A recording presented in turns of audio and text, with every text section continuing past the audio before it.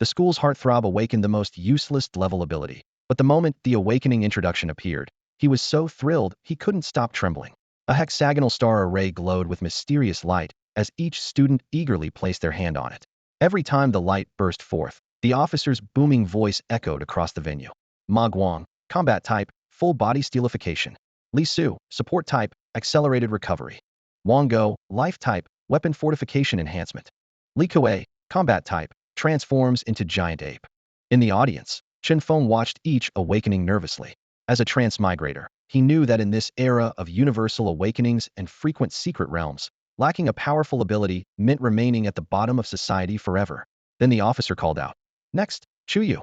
Suddenly, a golden pillar of light shot into the sky, with a fiery red phoenix spiraling within, flames swirling around it. Amazing. S-level combat type, divine phoenix. The officer's voice trembled with excitement. The entire school erupted in cheers for the emergence of an S-level ability user. However, when Chen Feng stepped onto the stage, a green light shot into the sky. The audience was in an uproar. This was barely better than a useless white-level ability, a D-level. Combat type, D-level, physical augmentation. The officer announced expressionlessly. The crowd instantly broke into whispers. He's doomed to be a rich woman's plaything. Even the principal and teachers considered advising Chu Yu to stay away from Chen Feng. Amidst the crowd's disappointment, the ability introduction appeared before Chen Feng. Physical augmentation LV1. Increases strength by 1 pound per minute, can increase level and daily strength quota by infusing energy, with no upper limit, no restrictions. This meant gaining 1,440 pounds of strength in a day, far surpassing the peak of heavyweight champion Tyson's 500 kilograms.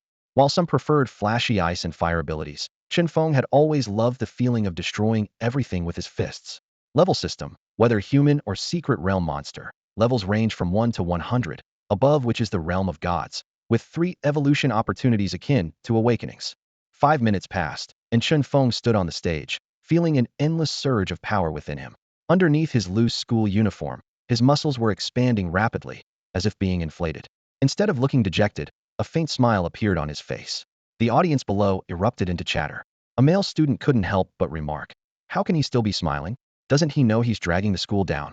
No sooner had he spoken than the surrounding girls retorted, "That's called facing life with a smile." "What do you know?" Other girls chimed in agreement. "Exactly, at least he has a good attitude, unlike you." Petty people gloating. "Ugh, I can't stand bullies like you." "No matter what, Chen Feng is still my idol. Who are you to judge?" The girls' admiration for Chen Feng left the boys dumbfounded and envious. Chen Feng stepped off the stage and returned to his seat in the classroom. His classmates, who used to be friendly, now kept their distance, instead flocking around the class president, who had awakened clevel or even blevel abilities, trying their best to flatter and get close to him. In their eyes, abilities represented future status, and it was never wrong to establish connections early. A few girls, however, approached Chen Feng, softly comforting him not to overthink. He thanked them for their concern and excused himself to the restroom. Once inside, Chen Feng eagerly lifted his shirt. To his amazement, his once ordinary physique was now well-defined, with a chiseled 8-pack on his abdomen. He tried jumping and running, discovering that not only his strength, but also his speed and agility had significantly improved. Suddenly, Chen Feng pondered a crucial question. Force acts reciprocally, so what about his defense? He didn't want to possess terrifying strength, yet injure himself from the recoil when he hit others. Looking around, Chen Feng picked up a red brick from the restroom corner and punched it without hesitation. Bang! The brick split in half, but his hand remained unscathed. He breathed a sigh of relief, realizing his defense had also been comprehensively enhanced. Chen Feng strode out of the restroom and found that the awakening ceremony on the field had concluded, and his classmates had returned to the classroom. He acted as if he had just finished using the restroom and nonchalantly returned to his seat. His classmates glanced at him with various expressions, most of them gleeful at his supposed misfortune. Only his desk mate, who usually got along well with him, quietly asked, "They all say you went to the restroom to cry. Are you okay?" Chen Feng chuckled. "Why would I cry? I'm fine." Seeing his calm demeanor, the desk mate gave him a thumbs up before turning back to their own concerns. At that moment, the homeroom teacher walked into the classroom with a smile and announced to everyone, "Class, I have good news for you. After much persuasion from the principal, Officer Chen from the Demon Suppression Army has agreed to take us into the secret realm to hunt monsters and level up in 10 days. With the Demon Suppression Army's protection, our safety will be much higher." As soon as the homeroom teacher finished speaking, the classroom erupted with excitement. This field practice was not only the students' only chance to receive official protection before entering the academy, but also a crucial reference for evaluations by the various academies. The homeroom teacher's gaze lingered on Chen Feng, with a hint of regret in her eyes. To her, this might be Chen Feng's last chance to turn things around. However, Chen Feng seemed indifferent, having his own plans in mind. With the awakening ceremony concluded, the afternoon classes were canceled. After the homeroom teacher announced the end of the school day, the students poured out of the school gates like a tide. Outside the school, anxious parents swarmed forward, eager to ask about their children's awakening results. Students who awakened with outstanding abilities were visibly delighted, while those with mediocre abilities were downcast. Chen Feng's parents, having ordinary abilities themselves, were too busy working to avoid losing wages and couldn't be there. This was the root of Chen Feng's concern about income. He longed to provide a more comfortable life for his hardworking parents. Initially planning to take the bus home, Chen Feng suddenly felt a surge of power within him. On a whim, he decided to run home instead. This sudden action drew curious glances from passers-by, and even Chuyu gave him a worried look. The 10-mile journey home was now a breeze for Chen Feng. He ran the entire distance in one go, only slightly out of breath, and quickly recovered. This exhilarating physical condition lifted his spirits, but it was quickly followed by a wave of intense hunger. The overwhelming hunger made Chen Feng dizzy, almost unable to stand. Realizing it might be a side effect of his rapid physical development, he rushed into the kitchen. Bread, cookies, vegetables, anything edible was devoured ravenously.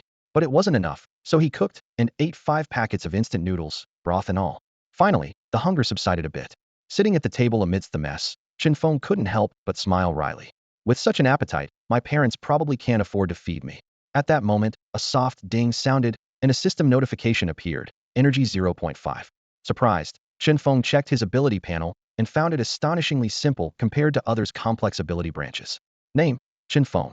Ability, Physical Enhancement LV 10.5100. Strength, 170 pounds. In just an hour and a half, Chen Feng's strength had skyrocketed from 80 pounds to 170 pounds. Moreover, his ability had levels, ranging from 1 to 100, with each level increasing the rate of strength gain per minute. Normally, people needed to enhance their abilities through 2 means: the cores of mystical creatures or expensive potions made from rare materials and creature cores.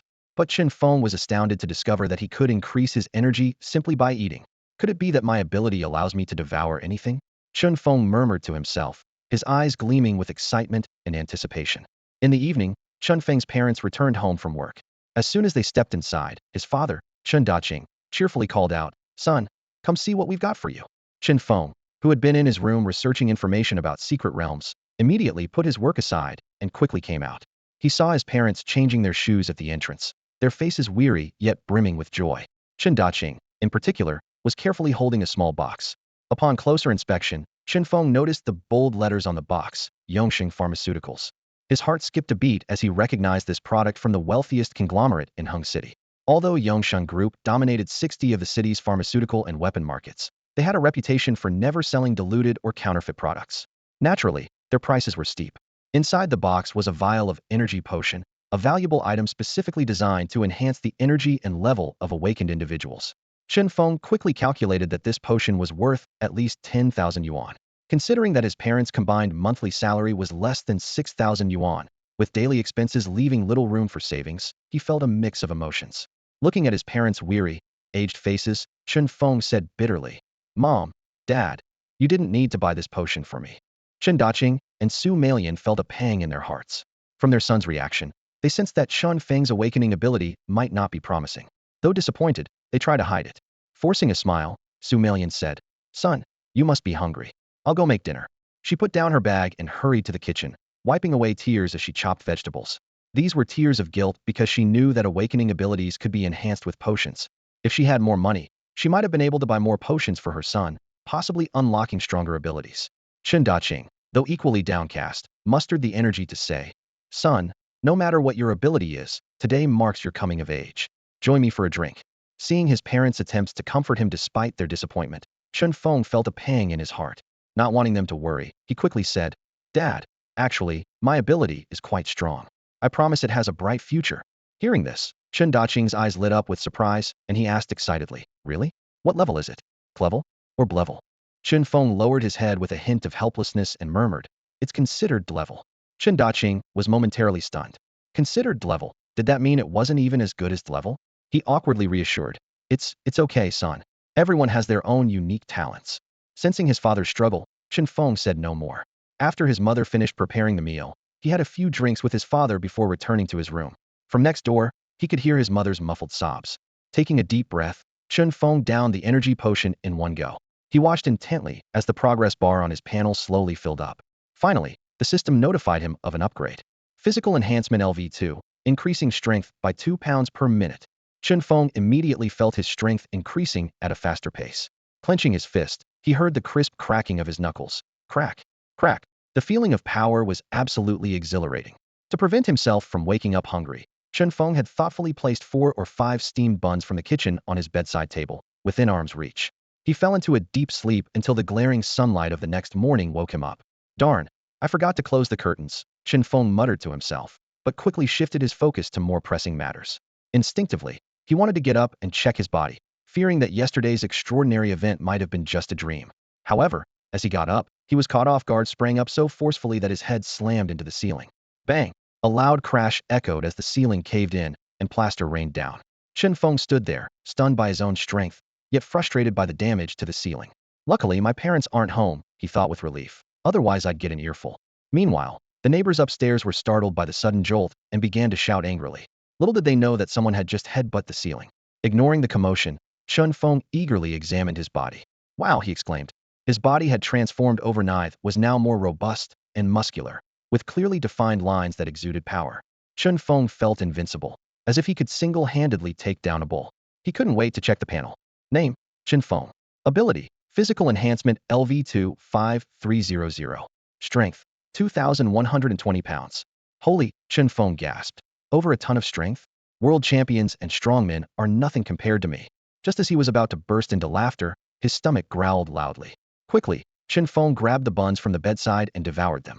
The cold buns tasted surprisingly delicious, and he finished them all in less than a minute.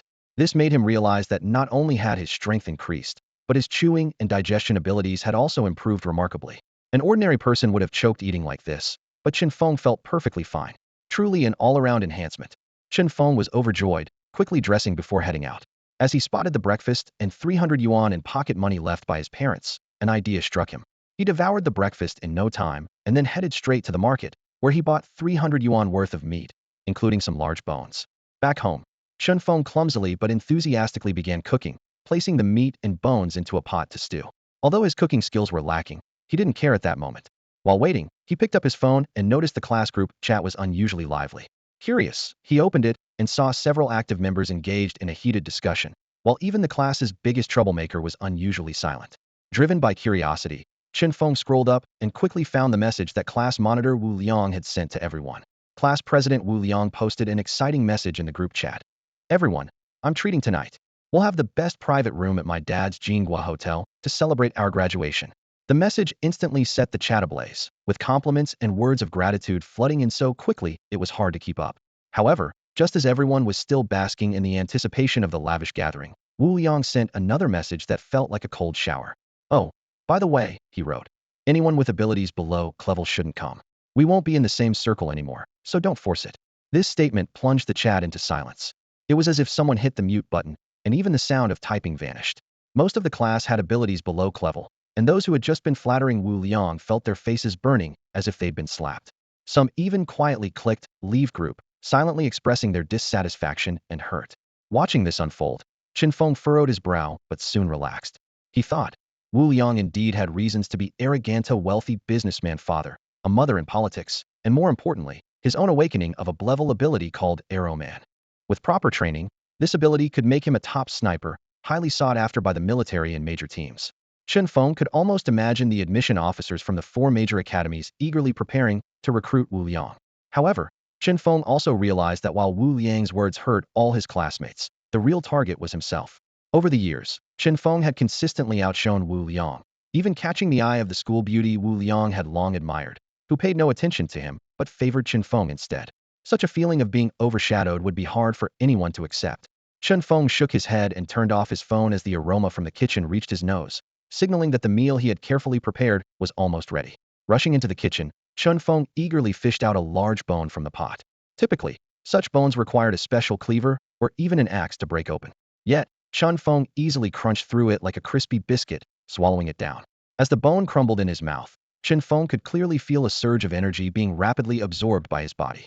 He was amazed at how powerful his digestion had become, feeling as though there was nothing he couldn't consume, except perhaps raw steel. He even had a hunch that one day, even steel would become a delicacy for him. After polishing off the remaining meat and bones, Chen Feng found himself only half full. The meat he'd bought for 300 yuan was just an appetizer given his current physical state. Chen Feng pondered that he needed higher energy food to satisfy his growing needs. Ordinary food was no longer sufficient. Only potions or monster cores could provide the energy he required. With determination in his eyes, Chen Feng resolved it was time to enter the next level. Last night, Chen Feng conducted a thorough investigation of the 3 secret realms in Hengqing: the Slime Plains, the Savage Jungle, and the City of Water. Although these realms were teeming with monsters, their difficulty level was not high. The City of Water posed a slight challenge due to its underwater location, while the squishy monsters of the Slime Plains made him worry about not being able to fully utilize his strength. Ultimately, Chen Feng chose the Savage Jungle as the trial ground for his first battle. Before dawn, Chen Feng quietly got up and left a note on the table, simply stating, "Out for some fun, don't worry." He tiptoed downstairs, bought some provisions and essential tools from a nearby convenience store, and then took a direct bus to the realm outside the city. A 5 yuan bus fare brought him to the entrance of the Savage Jungle realm. Despite having seen countless images of realm entrances in books and online, Chen Feng was still deeply awed when he saw the 10-meter-high gigantic vortex with his own eyes. The dark whirlpool rotated slowly, as if it were about to devour everything, making one feel insignificant and vulnerable. The camp of the Hengqing branch of the Demon Suppression Army was set up not far from the vortex. They used tall walls and dense electric grids to tightly surround the entrance, both to prevent monsters from escaping and harming people and to manage those entering and leaving the realm. Chen Feng registered at the entrance as required, so that if anything happened, at least his family would know where he had gone. As Chen Feng stood at the entrance, gazing up at the intimidating vortex, a bald man suddenly approached him. He sized up Chen Feng and flashed a seasoned smile. "First time here, brother?" Chen Feng nodded politely. "Yes." The bald man immediately became enthusiastic, putting his arm around Chen Feng's shoulders. "Join my team. I'll only charge you 1,000 yuan, and I guarantee your safety inside. How about it?" Chen Feng calmly shrugged off the man's arm. "No need." With that, he stepped into the vortex without hesitation, his figure disappearing instantly. The bald man's expression darkened, and he spat on the ground, cursing, "Idiot." Once inside the realm, Chen Feng was stunned by the sight before him. Countless towering trees reached skyward, with various thorns and bushes densely packed between them. The entire environment felt humid, deep, silent, and oppressive. As he looked around, he noticed people constantly coming and going, yet maintaining a wary distance from each other. Chen Feng recalled his teacher's warning. In the realms, the most dangerous threat isn't the monsters, but your fellow humans. You never know what kind of dirty soul lies beneath a seemingly upright exterior. While Chen Feng was observing his surroundings, the bald man caught up with him. Seeing Chen Feng still standing there, he sneered. "Scared now, aren't you? For just 3,000 yuan, I'll show you around and let you watch me hunt monsters. How about it?" Chen Feng shook his head again. "No need." The bald man's tone turned threatening. "Heh. Kid, you don't know the rules of the jungle, do you? This is a secret realm. Nobody would find the culprit if a few people, or even an entire army, were wiped out here. Many hunters kill both monsters and people. Newbies like you are exactly what those hunters love. If you run into them, you'll have nowhere to cry." Chen Feng was about to leave when a sudden idea struck him. He turned to face the bald man, a sharp glint in his eyes. "I heard everyone who comes here regularly has a map. Is that true?" Chen Feng asked deliberately, with a hint of naivety in his voice. The bald man squinted, sizing up this handsome, yet seemingly inexperienced young man. "What? You want to buy one?" Chen Feng nodded, patting the backpack slung over his shoulder. "If you have one, I'll buy it. Money's not an issue." The bald man smirked inwardly. This kid was probably a high school student who had just awakened his powers and couldn't wait to venture into the secret realm. Every year, there were always such naive rookies rushing to their doom. It seemed today was no exception. "Of course, I have a map," the bald man said with a grin. "But trading here is risky, you might get robbed. How about finding a safer spot?" Chen Feng smiled slightly and followed the bald man into the depths of the jungle. The onlookers shook their heads at the scene, knowing full well the bald man's reputation, but none of them intervened. They ventured about 500 meters into the dense forest. The surroundings were filled with thick trees, the occasional sound of birds and insects, and the distant, faint roars of monsters. Suddenly, the bald man spun around with a menacing grin, pulling out a black handgun from behind his back, playing with it smugly. "Kid, didn't your parents teach you not to talk to strangers?" Chen Feng nodded calmly. "They did." "Then why'd you dare follow me?" the bald man sneered. Chen Feng remained unfazed and replied, "But my teacher taught me something else." "Oh, what's that?" the bald man asked with interest. Chen Feng's eyes turned sharp. "If someone tries to rob you in the secret realm, you can kill them and claim a reward." Before the bald man could react, Chen Feng launched himself like a bullet, slamming into the man's chest. The impact was accompanied by the sickening crack of bones breaking, and the bald man was sent flying several meters, landing heavily on the ground. His eyes widened in disbelief, clearly not expecting to be taken down by a so-called rookie. He twitched a few times before succumbing to his injuries. Chen Feng stood there, breathing heavily and trembling slightly. It wasn't from exhaustion or fear, but the natural response to taking a life for the first time. He took a deep breath, forcing himself to calm down. Soon, the trembling ceased. He approached the bald man's body and began searching it. From the man's belongings, Chen Feng found a map, a handgun, 20 bullets, and 3 small blue pills. Seeing the pills, Chen Feng's pupils contracted, shock washing over him. These pills, are they for monsters? Soon, Chen Feng found a medication leaflet on the bald man's body. His eyes lit up as he realized these were hunger-suppressing pills, a special type of compressed nutrient. Carefully reading the instructions, he learned that these pills could keep a person from feeling hungry or thirsty for a day while also providing hydration. Although each pill cost 300 yuan, more than a regular day's meals, their convenience and time-saving benefits were clear. Chen Feng quickly weighed the pros and cons and decisively pocketed 3 pills, securing his gun as well. His fingers brushed against a cold bank card, and he initially thought of discarding it, but then recalled a classmate mentioning services on the black market that could crack bank card passwords. After a moment's hesitation, he decided to keep the card, thinking it might be useful in the future. After organizing his spoils, Chen Feng opened the map. Although it only covered an area of 100 square kilometers, it was sufficient for the current situation. His gaze fixed on the location of the green-furred wolf's lair, and he quickly recalled the value of this level 3 creature.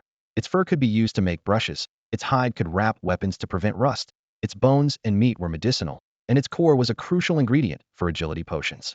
Even the cheapest agility potion, which temporarily enhanced speed, cost 3,000 yuan and was considered a lifesaver. Following the map's guidance, Chen Feng proceeded, staying fully alert to the surrounding environment. This secret realm, known as the savage jungle, was fraught with danger, where even the slightest misstep could be fatal. Sure enough, he hadn't gone far when a sudden whistling sound cut through the air. Chen Feng reacted swiftly, dodging left as a greenish snake streaked past his neck. Without hesitation, he struck it with a powerful blow, shattering the snake with over 2,000 pounds of force. Although the snake lacked a core, Chen Feng knew well that even the smallest wound in this realm could be deadly. He was grateful for having diligently learned various survival skills in his school's martial arts class. Scanning the area, he soon spotted an insect-repelling herb. He skillfully crushed the herb, mixed it with dry leaves, and lit it, creating a peculiar scent that drove away surrounding mosquitoes. With this layer of protection, Chen Feng continued on, eventually reaching the green-furred wolves' gathering place. It was a small valley, rich with wild fruits and abundant water sources. Cautiously hiding behind a large rock outside the valley, he carefully observed the situation inside. According to the bald man's records, there should be 12 green-furred wolves here. Holding his breath, Chen Feng stared unblinkingly into the valley, preparing to devise his next plan of action. Wolves are pack animals, and in any group of more than 5, there is always a leader. The Qingmao wolves are renowned for their unique, fierce pounce ability. Once they spot a target, they sprint with exponentially increasing strength. Chen Feng recalled his martial arts instructor's advice. Avoid direct confrontation with the Qingmao wolves, and if unavoidable, stay close to them to prevent them from building up momentum for a sprint. With this caution in mind, Chen Feng stealthily approached a Qingmao wolf, closing the distance to just 2 meters. Suddenly, the wolf's ear twitched, and it sharply turned toward Chen Feng's hiding spot. Their keen hearing and sense of smell had immediately detected the intruder. Howl! The Qingmao wolf let out a sharp warning cry and charged at Chen Feng. Instead of hiding, Chen Feng carefully observed the wolf's movements. As expected, its limbs grew more robust, its eyes turned blood-red with a thirst for blood, and its speed increased, confirming their trait of growing stronger as they sprint. The Qingmao wolf leaped, its jaws wide open, aiming for Chen Feng's throat, its foul breath filling the air. Without hesitation, Chen Feng delivered a deft right hook. Bang! The wolf's head caved in, and Chen Feng was momentarily stunned. Known for its toughness, the wolf's head was flattened by a single punch, showcasing his formidable strength. However, there was no time for celebration. The earlier howl had summoned the entire pack. The Qingmao wolves in the valley charged out, howling in anger, creating chaos. Yet, this only boosted Chen Feng's confidence, making him feel invincible against anything below level 5. 2 Qingmao wolves rushed at him, but with years of martial arts training and innate combat talent, Chen Feng executed a move called Double Dragon's Rising, simultaneously knocking down both wolves. This scene ignited a wild spirit within him, and with a loud laugh, he charged into the wolf pack. Without their sprinting advantage, the Qingmao wolves were no match for this martial arts master. Chen Feng moved through them effortlessly, each punch landing with lethal precision. In just 20 minutes, all 11 Qingmao wolves lay defeated, leaving only the pack leader barely clinging to life. The pack leader was clearly larger and smarter than the typical Qingmao wolf. Taking advantage of Chen Feng's distraction, it leaped to a higher position in the valley, putting a distance of 7 to 8 meters between them. It then let out a thunderous howl and dove down like a cannonball. For a moment, Chen Feng thought he saw the pack leader undergo some kind of transformation midair, joking to himself about its evolution. But in the next moment, a terrifying force hit him, as heavy as 1,000 pounds. Chen Feng marveled at the leader's power but was undeterred, sending it flying with a punch. Though severely injured, bleeding from its eyes and mouth, the pack leader refused to fall. It staggered, attempting to flee, but Chen Feng pursued it like an arrow, grabbing its throat. Wanting to preserve the corpse for a good price, Chen Feng chose this rather rough method. The pack leader clawed frantically at the ground, creating a large pit before finally succumbing. With the battle over, Chen Feng piled the 12 wolf carcasses together, forming a small mound. He carefully extracted the core from each wolf's heart, a small transparent sphere containing what looked like a miniature Qingmao wolf, as if it were their soul. Chen Feng absorbed these cores, each granting him 3 energy points, totaling 36 points. Though not much, he wasn't in a hurry, knowing more monsters awaited him in the future. Next, Chen Feng calculated his spoils. The Qingmao wolf pelts were worth about 50 yuan per kilogram, and the 12 pelts weighed roughly 50 kilograms, totaling 2,500 yuan. The wolf bones and meat were worth 30 yuan per kilogram, with each wolf weighing around 100 kilograms, totaling 1,200 kilograms and 36,000 yuan. Altogether, Chen Feng made 38,500 yuan, equivalent to 7 months of his parents' salaries. Chen Feng couldn't help but marvel. No wonder they say advanced awakeners make money fast. This was like legal robbery. His heart brimmed with anticipation for the future, knowing his life was about to change drastically. Chen Feng's fighting spirit was further invigorated. The mysterious secret realm sparked a strong desire for exploration within him, yet reason quickly took over. He surveyed his surroundings, his gaze landing on the heap of wolf carcasses, and frowned slightly. Though these spoils were valuable, they would undoubtedly become a burden in the upcoming exploration. Chen Feng swiftly made a decision. He chose a hidden spot, dug a deep pit, and carefully buried the wolf carcasses, marking the spot conspicuously. "I'll come back for them when I leave," he muttered to himself, brushing the dirt off his hands. With that task completed, Chen Feng unfolded the map again, studying it intently. One annotation caught his eye: the area where Iron-Hide boars roamed. He recalled information about these level 5 creatures. Their skin was tough as iron, impervious even to bullets. They excelled at high-speed charges, with impact force exceeding a ton. However, their worth was equally significant. The hide could fetch $100 per pound, and the meat was not only delicious but also invigorating, selling for nearly $200 a pound. Chen Feng felt a stirring in his heart and decided to follow the map's guidance. Soon, he found himself in a dense forest. However, upon entering, a sense of unease crept over him. He frowned, pondering. Iron-Hide boars, being so large and fond of charging, would never choose to roam in such a tightly spaced area of trees. It was practically suicidal. His teacher's warning echoed in his mind. Human exploration of the secret realms hasn't even reached 1%. If something feels off or uncertain, retreat immediately. Though not exactly timid, Chen Feng knew when to weigh his options wisely. He began to retreat slowly, preparing to leave this suspicious area. Just then, a faint fragrance wafted through the air, its enticing scent compelling him to take a deep breath. An inexplicable yearning arose within him, urging him to delve deeper. Yet, his rational mind immediately sounded the alarm. "Something's wrong," he shouted internally, hastening his retreat. Suddenly, a rustling sound erupted. Before Chen Feng could react, a vine had already coiled around his ankle. "I knew it," he cursed inwardly, exerting force as he stomped heavily on the ground, creating a large pit. The next moment, the vine exerted tremendous force, attempting to drag Chen Feng into the depths of the forest. He fought back with all his might, feeling at least 2,000 pounds of force contending against him. His mind raced through potential adversaries: man-eating trees, ghost vines, sentient trees unable to pinpoint the exact threat. He could only give his all in resistance. Fortunately, Chen Feng's strength was increasing by the minute, allowing him to barely hold on. The vine stretched taut, creaking under the strain. As they reached a stalemate, Chen Feng suddenly remembered his weapon. He quickly drew his pistol and fired a volley at the vine. Bang! Bang! Bang! The gunshots echoed through the forest. Thanks to his firearms training and enhanced body control from martial sciences, each of Chen Feng's shots hit their mark. The vine soon snapped under the barrage of bullets. Just as he was about to breathe a sigh of relief, he noticed 7 or 8 new vines rushing toward him.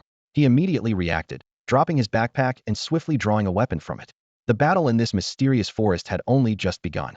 The mountain-splitting axe gleamed coldly in Chen Feng's hand. It was a weapon he had carefully selected from the armory. Although it lacked a monster core, its double-edged blade and the carved roaring tiger motif made it irresistible to him. The shopkeeper had strongly recommended swords and silver spears, claiming they were more stylish, but Chen Feng knew his own strength. Ordinary weapons would likely snap in his grip. As vines lashed out like long swords, Chen Feng deftly sidestepped, his axe slicing a silver arc through the air and severing the vine. Yet, before the thrill of victory could spread across his face, more vines came at him like a storm. Despite his swift defense, one vine struck his back harshly, the sting making him stumble forward. However, as the battle wore on, Chen Feng was pleasantly surprised to find the pain in his back diminishing rapidly, indicating a significant enhancement in his recovery ability. This realization boosted his confidence, allowing his attacks to become more vigorous and expansive. The vine seemed intent on wearing Chen Feng down, knowing that human stamina is typically limited. What they didn't realize was that time was on Chen Feng's side. As the fight continued, his combat skills improved while the vine's movements grew sluggish. After an intense, hour-long battle, the vines finally chose to retreat. Standing on the edge of the dense forest, Chen Feng wisely decided not to venture further, but to rest for a few hours before challenging again.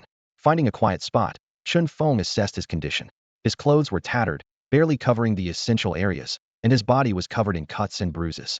Surprisingly, within just half an hour, most of the wounds had faded, and some had even disappeared entirely. However, seeing the axe in his hand filled with cracks, Chen Feng felt a pang of regret. He resolved to buy a better weapon upon returning, even though it would be costly.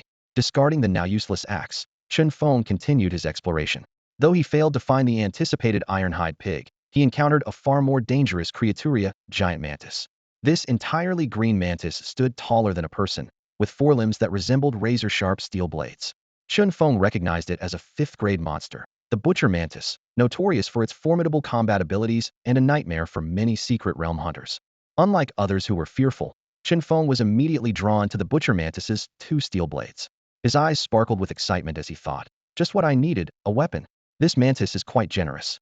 He rubbed his hands together in anticipation and even gave the mantis a playful greeting. The butcher mantis's sharp, compound eyes gleamed with bloodlust as it suddenly vibrated its wings, producing a piercing buzz, and charged at Chen Feng like a green lightning bolt. Chen Feng's expression changed abruptly as he inwardly exclaimed, "Oh crap, I forgot this thing can fly." With a swoosh, the mantis's twin blades slashed past Chen Feng, narrowly missing him. He felt a cold breeze sweep over him, breaking out into a cold sweat, and quickly retreated a few steps.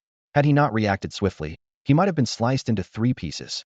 In the distance, the butcher mantis made a sharp turn among the trees, its wings vibrating rapidly as it dove toward Chen Feng again. Its speed was still lightning fast, with its blades glinting coldly in the sunlight.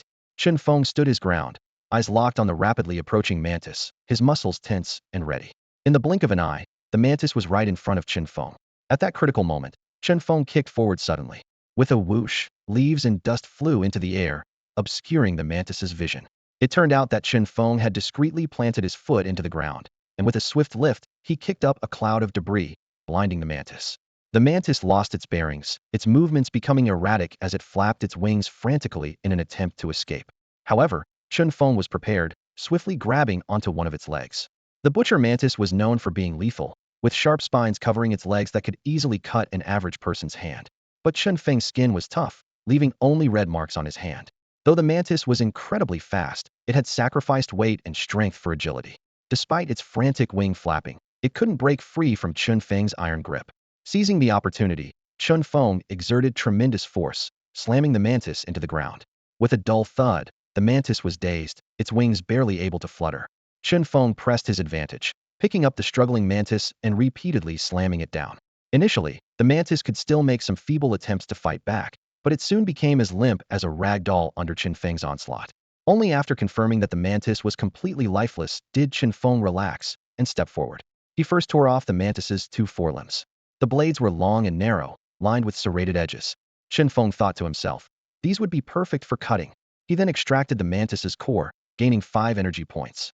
With his new weapons in hand, Chen Feng began searching the forest. Soon, he found his target, the iron-skinned pig. The beast was massive, standing over half a person's height, with a robust body. Its skin was an iron-gray hue, resembling a boulder at a distance. Its mere appearance was enough to intimidate many. The iron-skinned pig was snuffling at the ground, seemingly feeding.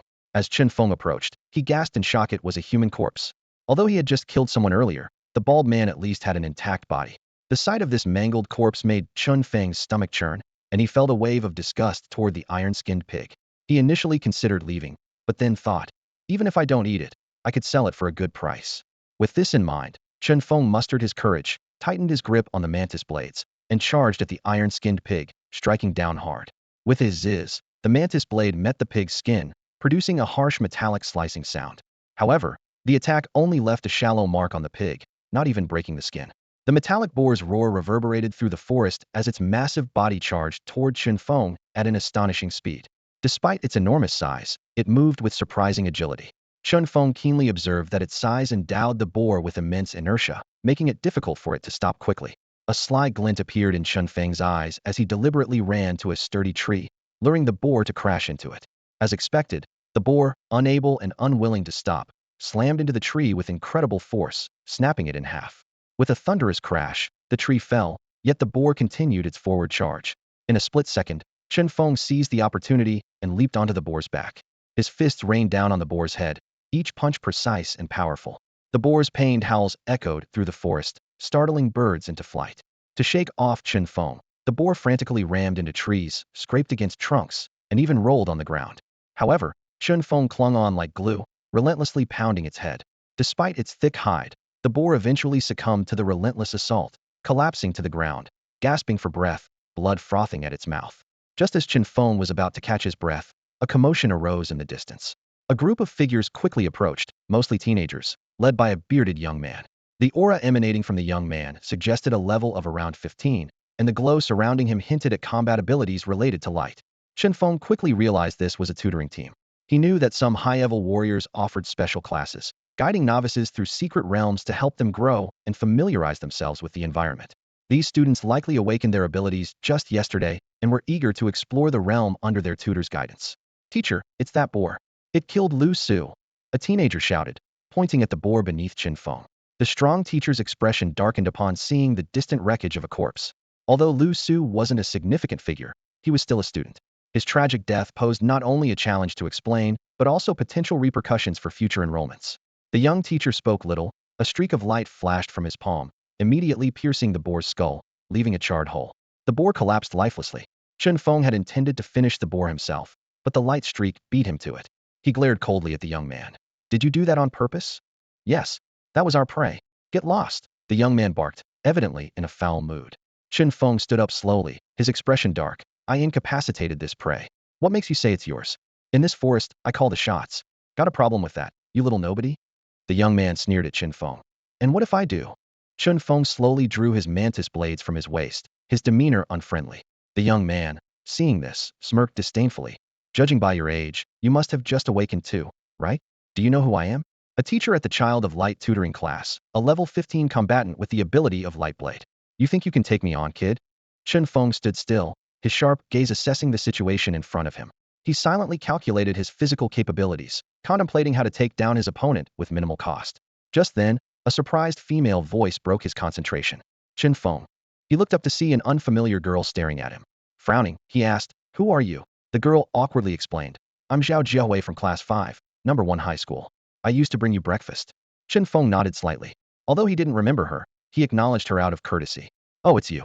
After all, too many girls had brought him breakfast for him to keep track. Zhao Jiahui beamed at the thought that Chen Feng seemed to remember her and quickly turned to the young man beside her, saying, Teacher, this is my classmate from Number 1 High School. Upon hearing this, the young man's expression turned serious. Number 1 High School in Hengqin was not to be trifled with, known for its protective teachers and producing many strong individuals. If he were to make a move against Chen Feng, he'd likely regret it in no time. The young man had to swallow his arrogance, forcing a smile. Sorry, classmate. I acted impulsively because my companion died.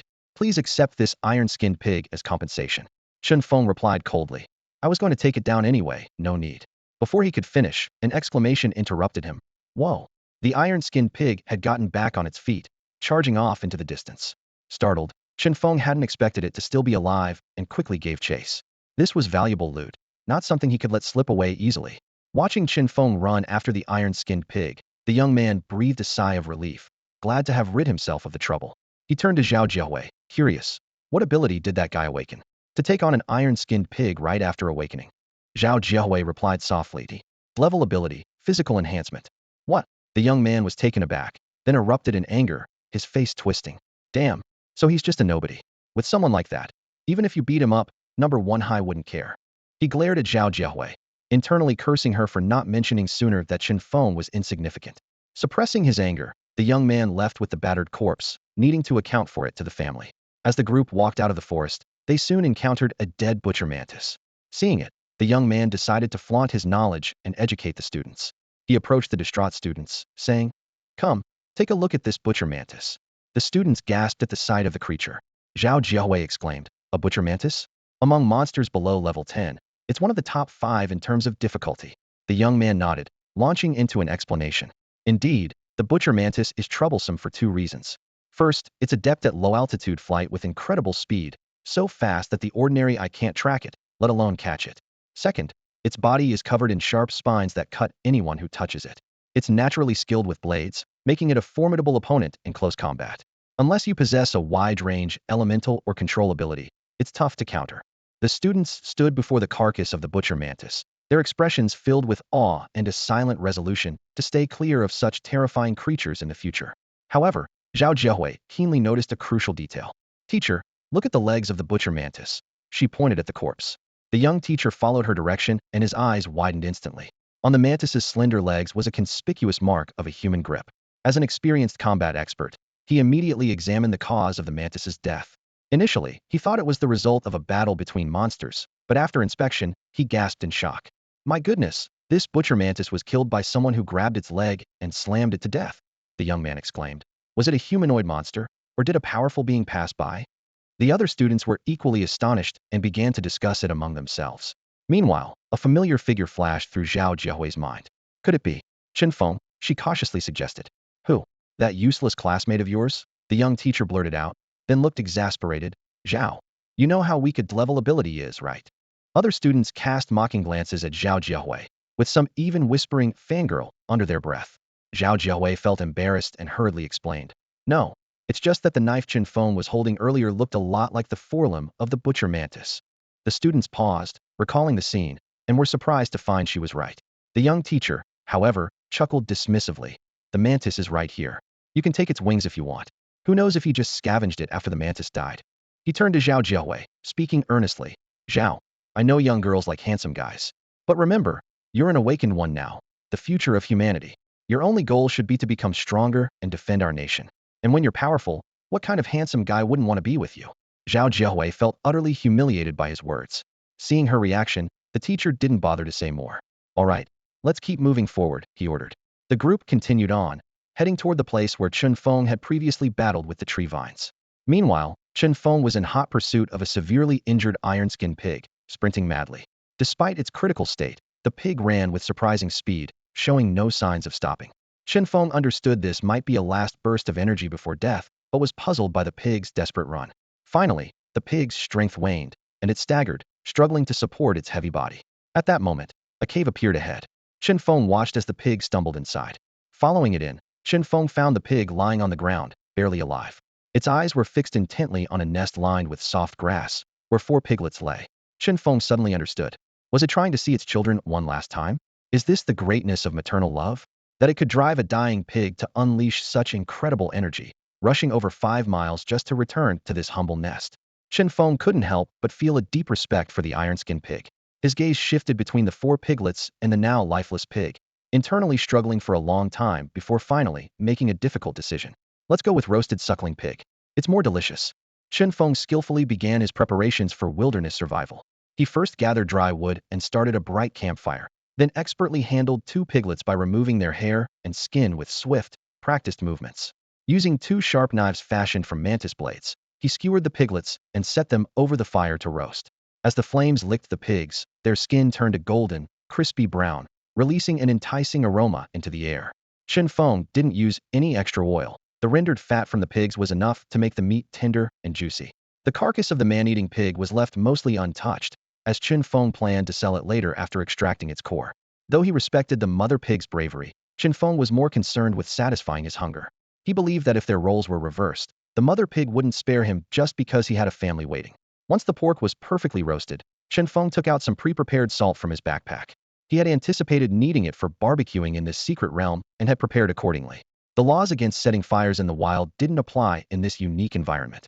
When the two piglets were fully cooked, Chen Feng eagerly took a bite. The flavor was irresistible.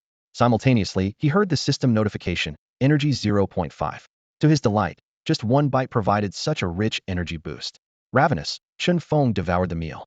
Compared to the hunger-suppressing pills he had previously taken, the taste and satisfaction of the roast were worlds apart.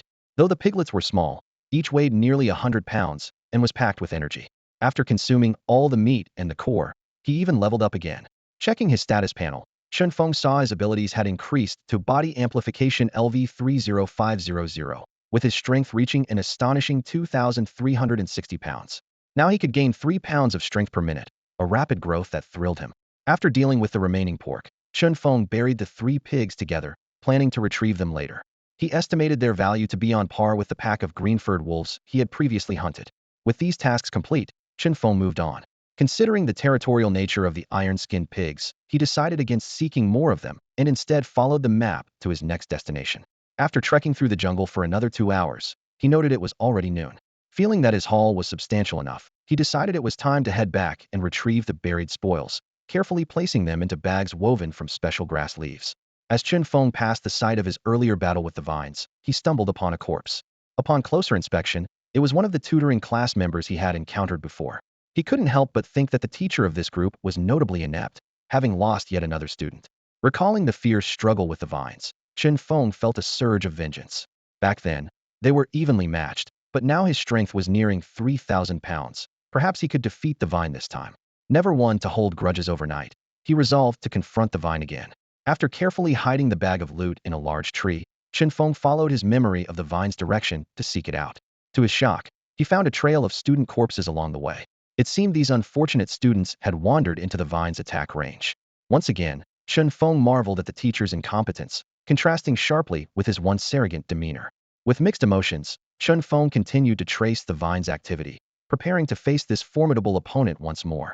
Chen Feng's gaze quickly locked onto his target, a massive tree so thick that it would take 3 people to encircle it. This tree was actually composed of countless vines tightly intertwined, with its surface covered in wart-like protrusions that were enough to send shivers down one's spine. Chen Feng instantly recognized the true nature of this monstrosity, a parasitic vine. This terrifying organism survives by parasitizing various animals, plants, and even humans, voraciously absorbing the host's strength until it completely controls them. However, a question arose in Chen Feng's mind. Why were the previous victims killed instead of being kept as hosts? As he pondered this, his attention was drawn to the scene at the top of the tree. 5 thick vines were suspending 5 people, 3 of whom were unconscious, while the other 2 young man and Zhao Jia were struggling desperately.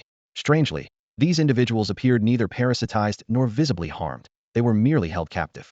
Chen Feng refrained from taking immediate action and continued to observe the bizarre scene. The 2 conscious individuals on the tree were equally puzzled. The young man struggled frantically while warily scanning his surroundings. Familiar with the parasitic vine's habits, he couldn't comprehend why it hadn't immediately parasitized them, but instead imprisoned them and executed others one by one.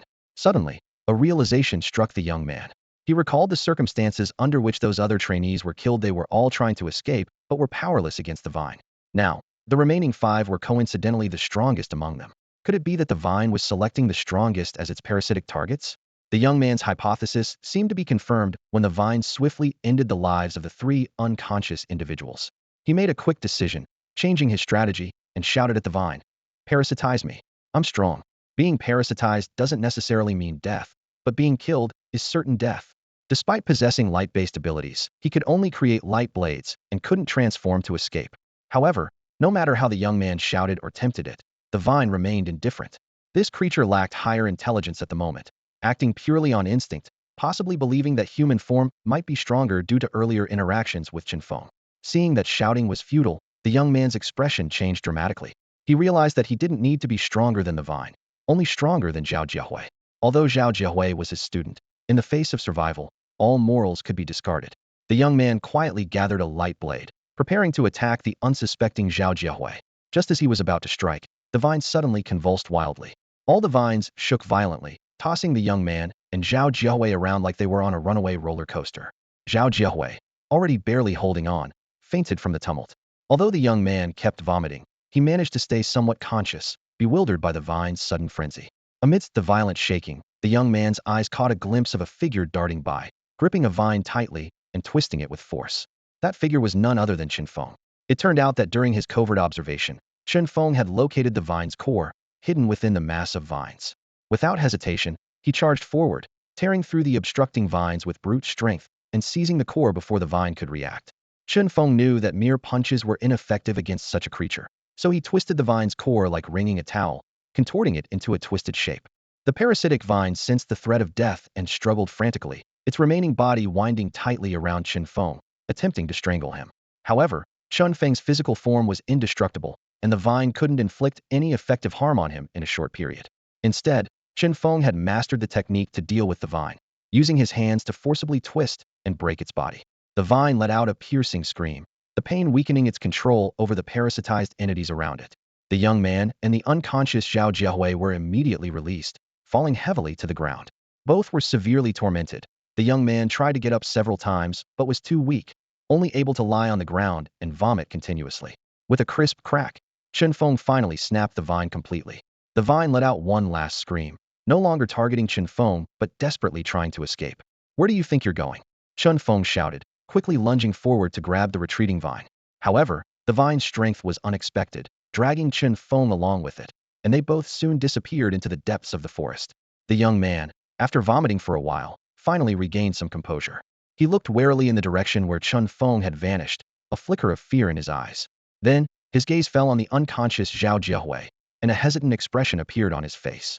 This time, only Zhao Jiahui was left among the students he brought. He had no way to explain it when he returned.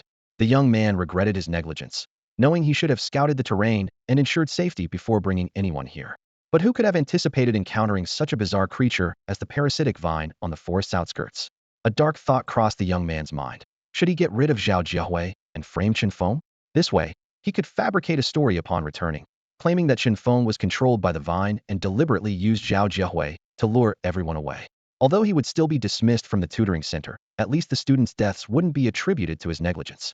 The parents' anger would then be directed at Chen Feng and Zhao Jiahui. With this in mind, the young man's eyes grew vicious. He slowly picked up a stone beside him, refraining from using his skills, fearing that someone might trace it back to him later. "Sorry, girl, but here's your final lesson in life. In the secret realm, don't even trust your teacher too much," the young man muttered to himself, raising the stone to strike Zhao Jiahui's head. Bang! A loud crash echoed as the stone shattered not on Zhao Jiahui's head, but from a sudden kick. The young man looked up in shock to find Chen Feng had returned, seemingly out of nowhere. You're not dead?" The young man stared in disbelief. "Even the vine couldn't take him down? How the hell is this great? I'm tougher than you think." Chen Feng sneered, kicking the young man. Despite his high-level strength, the young man reacted swiftly, summoning a light shield over his chest at the moment of impact. Although he managed to protect himself, he was still sent flying, crashing through two large trees before landing heavily on the ground, feeling as though all his bones were shattered. "Is this physical enhancement?" the young man shouted in despair. Seeing Chen Feng approaching step by step, he quickly pleaded for mercy. "Please, I know I was wrong. Spare me, and I'll take care of you in your old age." Desperate to survive, the young man abandoned all pride. Chen Feng calmly replied, "You might not know me well. Yes, sir. Let me live to understand you better, and I'll serve you well." The young man grinned obsequiously, eyes full of fear and flattery. Chen Feng looked at the young man coldly, with a hint of mockery in his voice. "You have no idea how much I need money. Someone like you. I'm sure your parents would be more than willing to pay for you." The young man's face changed drastically upon hearing this, and he frantically began to kowtow, his voice tinged with tears. "Dad, you can't do this to your own son." His cries flowed so naturally, it was as if he truly believed Chen Feng was his father. Chen Feng, growing impatient, stepped forward and kicked the young man unconscious. He glanced at the unconscious youth on the ground, internally assessing. Level 15, and this is all he can do? This guy definitely hasn't developed his abilities properly. With such a powerful light attribute, he should be much stronger. Considering how the young man couldn't even handle a few students, Chen Feng held his abilities in contempt. Hoisting the young man up, Chen Feng turned to Zhao Jiahui and woke her up. As Zhao Jiahui slowly opened her eyes, she was greeted by Chen Feng's handsome face. Momentarily confused, she murmured, "So it wasn't a dream, we really got married? Then, can we do it again?" Chen Feng looked at Zhao Jiahui in surprise, thinking how this usually quiet and seemingly innocent girl could be so bold in her dreams. He cleared his throat and reminded her, "Doing it again is not possible because you're already awake." Zhao Jiahui paused, then her eyes widened. Trembling, she reached out to touch Chen Feng's hand carefully and pinched her own cheek hard. Ouch, it hurts. She realized it wasn't a dream, and her face turned beet red with embarrassment, feeling like her head might explode. Ah, I can't live like this, she screamed, diving into the pile of dry leaves, as if trying to find a place to hide. Chen Feng didn't rush her, just stood by, giving Zhao Jiahui some time to calm down. 10 minutes passed, and Zhao Jiahui still didn't dare to lift her head, only stealing glances at Chen Feng now and then. Finally, Chen Feng couldn't wait any longer and said, "Get up, we need to go out and spread the news. Your classmates have all perished, their parents deserve an explanation." This statement was like a bucket of cold water over Zhao Jiahui's head, and she suddenly recalled everything that had happened. She looked around at the once lively classmates who were now cold corpses, and her eyes filled with tears. How could this happen? Everything was fine before, she muttered, struggling to accept the harsh reality. Though Chen Feng felt a pang of emotion, he urged her, "Let's go." Zhao Jiahui stood up dazedly, following Chen Feng. After walking a short distance, she suddenly stopped and said with a hint of reluctance, Can we take their bodies out?" "Of course, but I'm not helping," Chen Feng replied without turning back. Zhao Jiahui opened her mouth, her gaze shifting between her classmates' bodies and the retreating figure of Chen Feng. In the end, she chose to follow Chen Feng, but inwardly she made a note of the location, planning to inform her classmates' parents later. Chen Feng retrieved everything he had previously buried and led Zhao Jiahui out of the forest. They reached the parking area and found the driver of the rented bus still waiting. When the driver saw only Zhao Jiahui returning, with Chen Feng carrying the unconscious young man, he asked in surprise, "Where are the others?" This question acted like a trigger, unleashing Zhao Jiahui's pent-up grief. She could no longer hold back her emotions, and tears flowed as she cried out, "They're dead. All of them are dead." The driver was shocked, realizing the gravity of the situation. He didn't dare ask further, quickly starting the vehicle and speeding towards Hengqin. After Chen Feng informed the grieving parents of the truth about their children's tragedy, his anger blazed through the tutoring center like wildfire. Calmly, he marked the incident location on a map and left his bank account details for the parents to transfer money later. Once these tasks were completed, Chen Feng immediately grabbed his spoils, a bloodstained burlap sack, and headed straight to the Yongxin Group store. As soon as the door opened, a uniformed hostess approached him with a professional smile. "Sir, how may I assist you?" "I have something to sell," Chen Feng replied succinctly. The hostess nodded and gestured for him to follow her. "Please, come with me," she said, leading Chen Feng upstairs. As they ascended, an astonished voice suddenly called out, "Chen Feng?" Chen Feng turned to see a pair of long, elegant legs. As his gaze traveled upward, he noticed a shapely figure with a slender waist and a perfectly proportioned bust. Finally, he met a delicate, oval face with eyes filled with curiosity. Another familiar face, Chen Feng thought to himself. It was Lu Xianying, his martial arts teacher from class. He vaguely recalled her having some connection to the Yongxin Group. "Ms. Lu," Chen Feng greeted politely, with a smile on his face. Lu Xianying remembered Chen Feng well for his striking looks and exceptional talent in martial arts. Seeing him now with a blood-smeared burlap sack puzzled her. "What brings you here?" "Selling something." "Yes, I caught some game and came here to exchange it for some money," Chen Feng replied with a smile, deliberately avoiding details to prevent seeming boastful. After all, showing off in front of a top graduate from Suzaku Academy would be unseemly. However, Chen Feng's modesty led Lu Xianying to a misunderstanding. She knew Chen Feng was a level physical enhancer, a type of ability often mockingly dubbed brute strength. People with this ability typically ended up doing manual labor like construction or delivery. Lu Xianying couldn't help but sigh. She genuinely liked Chen Feng, not romantically, but for his eagerness to learn and his keen grasp of combat skills. Not to mention, he was quite handsome. It was just unfortunate that he had awakened such an ability. Out of sympathy, Lu Xianying instructed the hostess to take Chen Feng upstairs first. Then she turned to a nearby female staff member and quietly said, "Inform the appraisal department to give him a high price. Also, see if there's a suitable job for him here and bring him on board." "Understood." The staff member nodded and left to relay the message. Standing next to Lu Xianying was a stunning woman, her friend, who had come to catch up. This friend also had an impressive background and teasingly remarked, "A handsome, pure-hearted high school boy? Who knew our campus beauty Lu had such a preference?"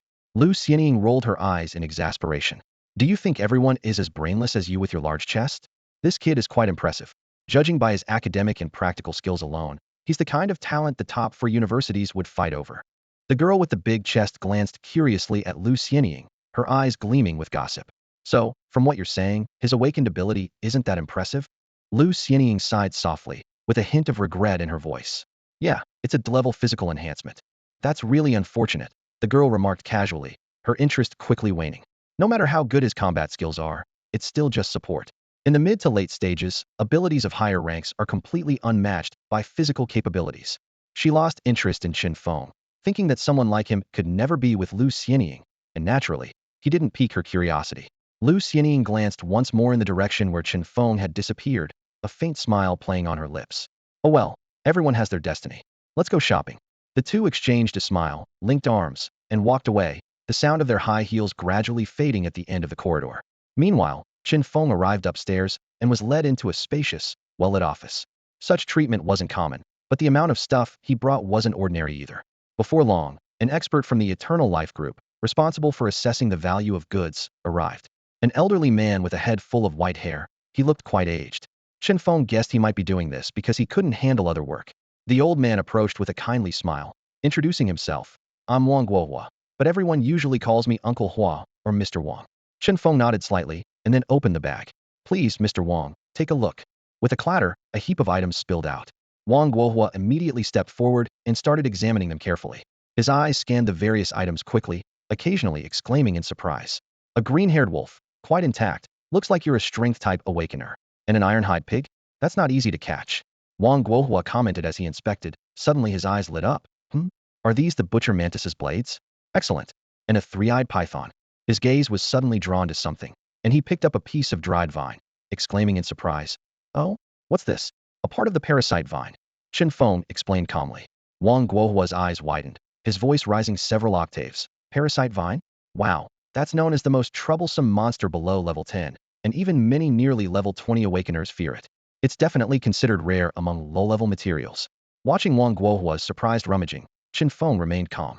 He already knew these items weren't cheap and was just eager for a precise valuation. Soon, Wang Guohua finished examining everything, recording the prices and weights in his notebook. Once confirmed, he pulled out a calculator to tally the total. Chen Feng listened as the mechanical voice reported numbers, his smile broadening. Finally, Wang Guohua settled on a figure. He pushed the calculator towards Chen Feng. Young man, the total is 123,899.7 yuan. This amount exceeded Chen Feng's expectations, as he had initially estimated around 70 to 80,000. However, the price of the parasite vine was beyond his imagination, charged by the gram and worth hundreds per gram. No problem, Chen Feng replied with a smile. Wang Guohua quickly signed an application form, writing down 15,000 on it. Chen Feng was taken aback. Mr. Wang, you wrote it wrong. It's over 12,000. No mistake, Wang Guohua smiled. Our lady said to calculate some extra for you. Consider the 3,000 a bonus. Chen Feng hesitated, thinking to himself. The lady of Eternal Life Group? Could it be Lu Xianying? She's the only person he knows here. He had assumed she was just a relative of the boss, but she turned out to be the heir? Nonetheless, Chen Feng firmly changed the amount back to 12,000. If he lacked ability, he would accept the charity for his parents' sake, as face means nothing compared to their well-being. But now that he had the ability, accepting extra money would belittle himself. Please thank Lu for me, but I really don't need the extra money, Chen Feng said with a smile. Wang Guohua looked at Chen Feng's determined expression, smiled, and said, all right, I'll pass on the message. I assume you don't need the job either? Chen Feng curiously asked Wang Guohua about the job he mentioned. Wang Guohua explained that the job mainly involved transporting goods. Although it was quite labor-intensive, it paid well, offering a monthly salary of 8 to 9,000 yuan, along with benefits such as social insurance and paid leave. However, Chen Feng politely declined the opportunity once again, saying, no, thank Lu Laoshi for me. His politeness and humility earned him an approving smile from Wang Guohua, who thought to himself that Chen Feng was a modest and steady young man. With money in hand, Chen Feng originally planned to go straight home. He had set aside 2 piglets of the iron-hide pig breed, intending to nourish his parents with them. But as he reached downstairs, the array of displayed goods caught his attention. A thought suddenly struck him, and he turned to the hostess nearby, asking, may I take a look at the weapon display cabinet? The hostess readily agreed and led Chen Feng to the display. As a large corporation, the variety of weapons here was indeed comprehensive, covering all 18 types of traditional weapons, and even including firearms. In this era, firearms were no longer restricted, yet people seemed to prefer cold weapons, especially swords and blades, with almost everyone owning one. Long spears had also become popular status symbols, selling very well. Chen Feng carefully surveyed the display cabinet, and, after a moment of hesitation, asked, for a strength-type warrior, what weapon would be best? The hostess enthusiastically recommended, for strength types, I would suggest a hammer. We have meteor hammers, 6-sided hammers, and bronze melons. If you like, this halberd would also be a good choice. However, none of these weapons appealed to Chen Feng. He recalled the wonderful feeling of using an axe earlier that day, a tool that allowed him to fully unleash his strength. Do you have any axes? He inquired. The hostess, slightly embarrassed, explained, axes are less commonly used, so we don't have any ready-made ones. But you can custom order one, and we can meet your requirements, even with special attributes. She explained that some life-type awakeners had forging abilities, allowing them to create weapons with unique attributes, such as increased strength, speed, or even abilities like burning, lightning, and poison. Chen Feng immediately expressed his interest in a custom order. I want it to be sturdy and sharp, the weight doesn't matter. The hostess then brought out a detailed customization form, listing available materials, forgers, and corresponding prices. However, when Chen Feng saw the prices, his expression froze. He quickly found an excuse to leave, saying, I just remembered I have something urgent to do. I'll order next time. With that, he turned and left, leaving the hostess puzzled. After leaving the Yongxin group, Chen Feng smiled wryly. A simple custom order costing no less than 100,000 was far beyond his budget. He comforted himself, thinking he would rely on his physical strength for now, as his body was strong enough. Chen Feng quickly returned home, processed the 2 piglets, and prepared to cook them for his parents when they returned. Then he went to his room to study the secret realms, knowing the more he understood, the better. However, Chen Feng didn't notice that after he entered his room, a completely black cat, without a single stray hair, quietly appeared in the living room. The mysterious cat's eyes glowed with a faint purple light, its gaze fixed on the kitchen. It seemed to mutter to itself, such fragrant meat. I've been lurking and hunching for so long and haven't tasted iron-hide pig meat yet. The black cat let out a grumble almost like a human's, gracefully strutting into the kitchen. It leapt lightly onto the counter and immediately began to feast on the pile of fresh meat. The delicious pork made the black cat extremely satisfied, its feline face even showing a bizarrely human-like expression of contentment. Time slipped by unnoticed, and before long, it had devoured half a pig. Just as the black cat was indulging itself, it suddenly sensed something and jerked its head up.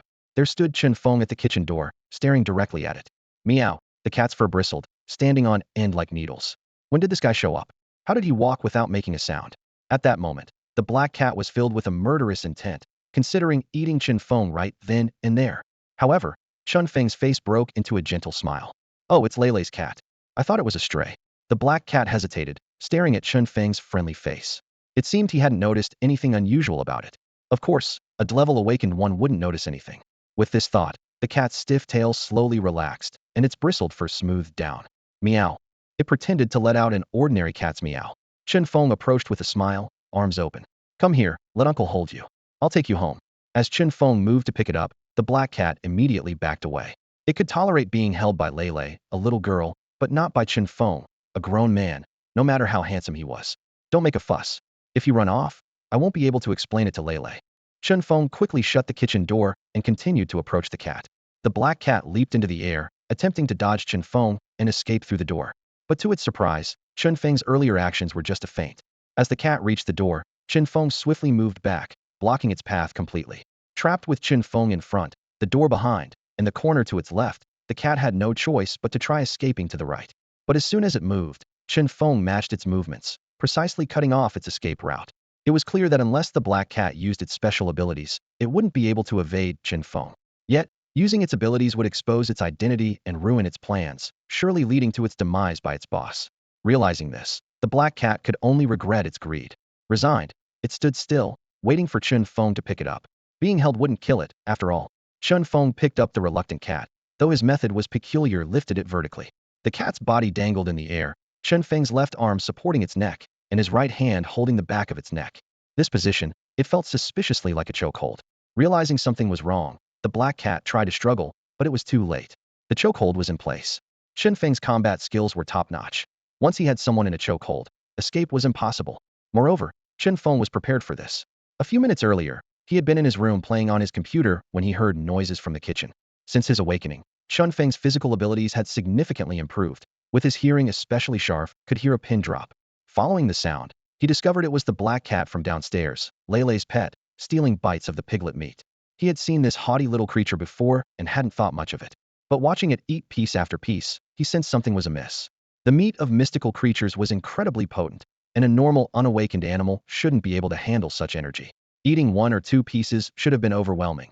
Yet this black cat was eating half a pig without any discomfort, definitely suspicious. Considering the frequent warnings from teachers about mystical creatures infiltrating human society with malicious intent, causing towns to fall, Chen Feng felt a strong sense of danger. He didn't have time to contact the demon suppression army and was worried the cat might harm his parents. So, he pretended to be unaware, quietly approached, and exploited the cat's underestimation to successfully apply the chokehold. With the chokehold's force of over 3,000 pounds, there was no escape. Prepare to meet your end. The black cat realized it had fallen into a trap, filled with both shock and anger, yet it couldn't make a sound. It knew the deadly nature of a chokehold, capable of taking a life in mere seconds. Suddenly, a dark aura emanated from its body, enveloping Chen Feng. Instantly, Chen Feng was overwhelmed by a strong wave of drowsiness, his eyelids growing heavy. This was the cat's hypnotic ability. Despite being on high alert, Chen Feng struggled to resist. As someone with physical abilities, he was particularly vulnerable to mental attacks. Determined to subdue the black cat, he gritted his teeth, mustering every ounce of strength to maintain his grip on the cat's body. Time ticked by slowly. 1 second, 3 seconds, 10 seconds, 20 seconds. Chen Feng's eyes were completely shut, and he even began to snore softly. Yet, even in this half-awake state, his arms continued to exert pressure. The black cat was utterly shocked. It couldn't believe that this seemingly weak human could resist its hypnosis for so long. Despite its powerful abilities, the cat's physical strength was limited. It was reaching its limits, breathing more labored, and seeing stars. At this moment, both man and cat were locked in a life-or-death struggle. Whoever gave in first would meet their end. A minute later, Chen Feng finally succumbed, collapsing heavily onto the kitchen floor, falling into a deep sleep. The black cat also fell onto his chest, motionless, having been choked unconscious. Thus, they lay on the cold floor, as time slowly passed. For the black cat, time passing was just a regular occurrence. But for Chen Feng, every minute strengthened him. Naturally, Chen Feng woke up before the cat. When Chen Feng opened his eyes, he felt dizzy. He shook his head and sleepily scanned the room. Suddenly, he noticed the unconscious black cat on the floor, its body twitching slightly, on the verge of waking. Chen Feng reacted immediately, lunging at the cat. He raised his fists and began pounding on the cat's head relentlessly. The first punch startled the cat awake. Given its abilities, it could have launched another attack in an instant.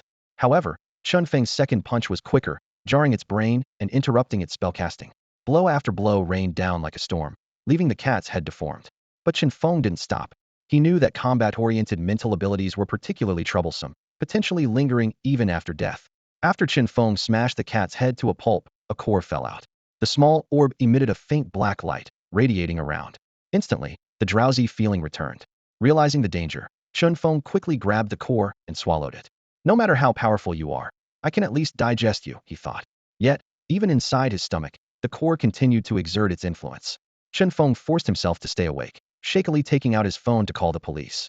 Building 15, Apartment 602, Lu Yuan Community, he managed to say before passing out again. On the other end of the line, the operator's inquiries went unanswered. Chen Feng slowly regained consciousness on the hospital bed, and the first thing he saw was the anxious faces of his parents. Seeing his son awake, Chen Daqing immediately leaned over, his voice filled with undisguised concern. Xiao Feng, are you okay? How did you faint from low blood sugar? This question left Chen Feng, who had just regained his senses, puzzled. Low blood sugar? He was confused because he had reported to the demon suppression army about encountering that strange black cat. They should have understood what happened immediately. As Chen Feng was pondering, a nurse with a striking figure entered the room. He recognized her right away as the girl who had a good relationship with Lu Xianying at the Yongxin group. The nurse, wearing a professional smile, said to Chen Feng's parents, "Could the family step outside for a moment? We need to examine the patient." Chen Daqing and his wife quickly left the room. Once the door was closed, the nurse approached the bed, pretending to examine Chen Feng. Meanwhile, she lowered her voice and spoke quickly. "What a coincidence to meet again. Listen carefully, we suspect a monster has infiltrated Hengqin with ill intentions, so your incident with the black cat is being disguised as a fainting from low blood sugar, while we investigate secretly." Chen Feng suddenly understood. So that's how it is. He didn't rush to ask questions, just quietly watched the nurse, waiting for her to continue. The nurse continued in a low voice. "Wondering what to do next? Just go about your normal life. There's no need to worry." Chen Feng nodded slightly, indicating he understood. However, he was considering whether it might be best to temporarily move away from the area. After the examination, the nurse resumed her normal volume, smiling as she said, "You're fine. You can be discharged." Chen Feng acknowledged, and then got up to follow his parents to complete the discharge procedures. On the way home, he mentioned the idea of moving to his parents and also revealed he had earned 120,000 yuan. To Chen Feng's surprise, his parents were impressed by his earning ability but didn't agree with moving. Especially his mother, Su Meilan, insisted on saving the money for his future marriage. With no other choice, Chen Feng returned home with his parents. Fortunately, the demon suppression army hadn't confiscated the canned pork. Su Malian was overjoyed and immediately began cooking. The aromatic and energy-rich pork not only delighted the couple, but also allowed them to upgrade their abilities on the spot. Although their abilities were life-related, reaching a high level would still make them valuable talents. This would enhance their social standing and income. However, no one would heavily invest in ordinary life-oriented awakeners. They had to rely on themselves. Life-oriented abilities were not combat-oriented, making it difficult to advance to high levels unless one had a wealthy background. This was why Chen Daqing and his wife, despite being over 40, hadn't reached level 20 yet. With Chen Feng's addition, their progress would likely speed up. In his excitement, Chen Daqing couldn't help but drink a few more glasses, even pulling Chen Feng to join him. Despite Su Malian's attempts to stop them, Chen Daqing eventually drank himself into a stupor. Chen Feng helped his father to bed and then returned to his room to rest, having drunk quite a bit himself. In his sleep, Chen Feng suddenly felt a sense of alertness. He jumped up, assuming a defensive stance, warily eyeing the direction from which the danger seemed to emanate.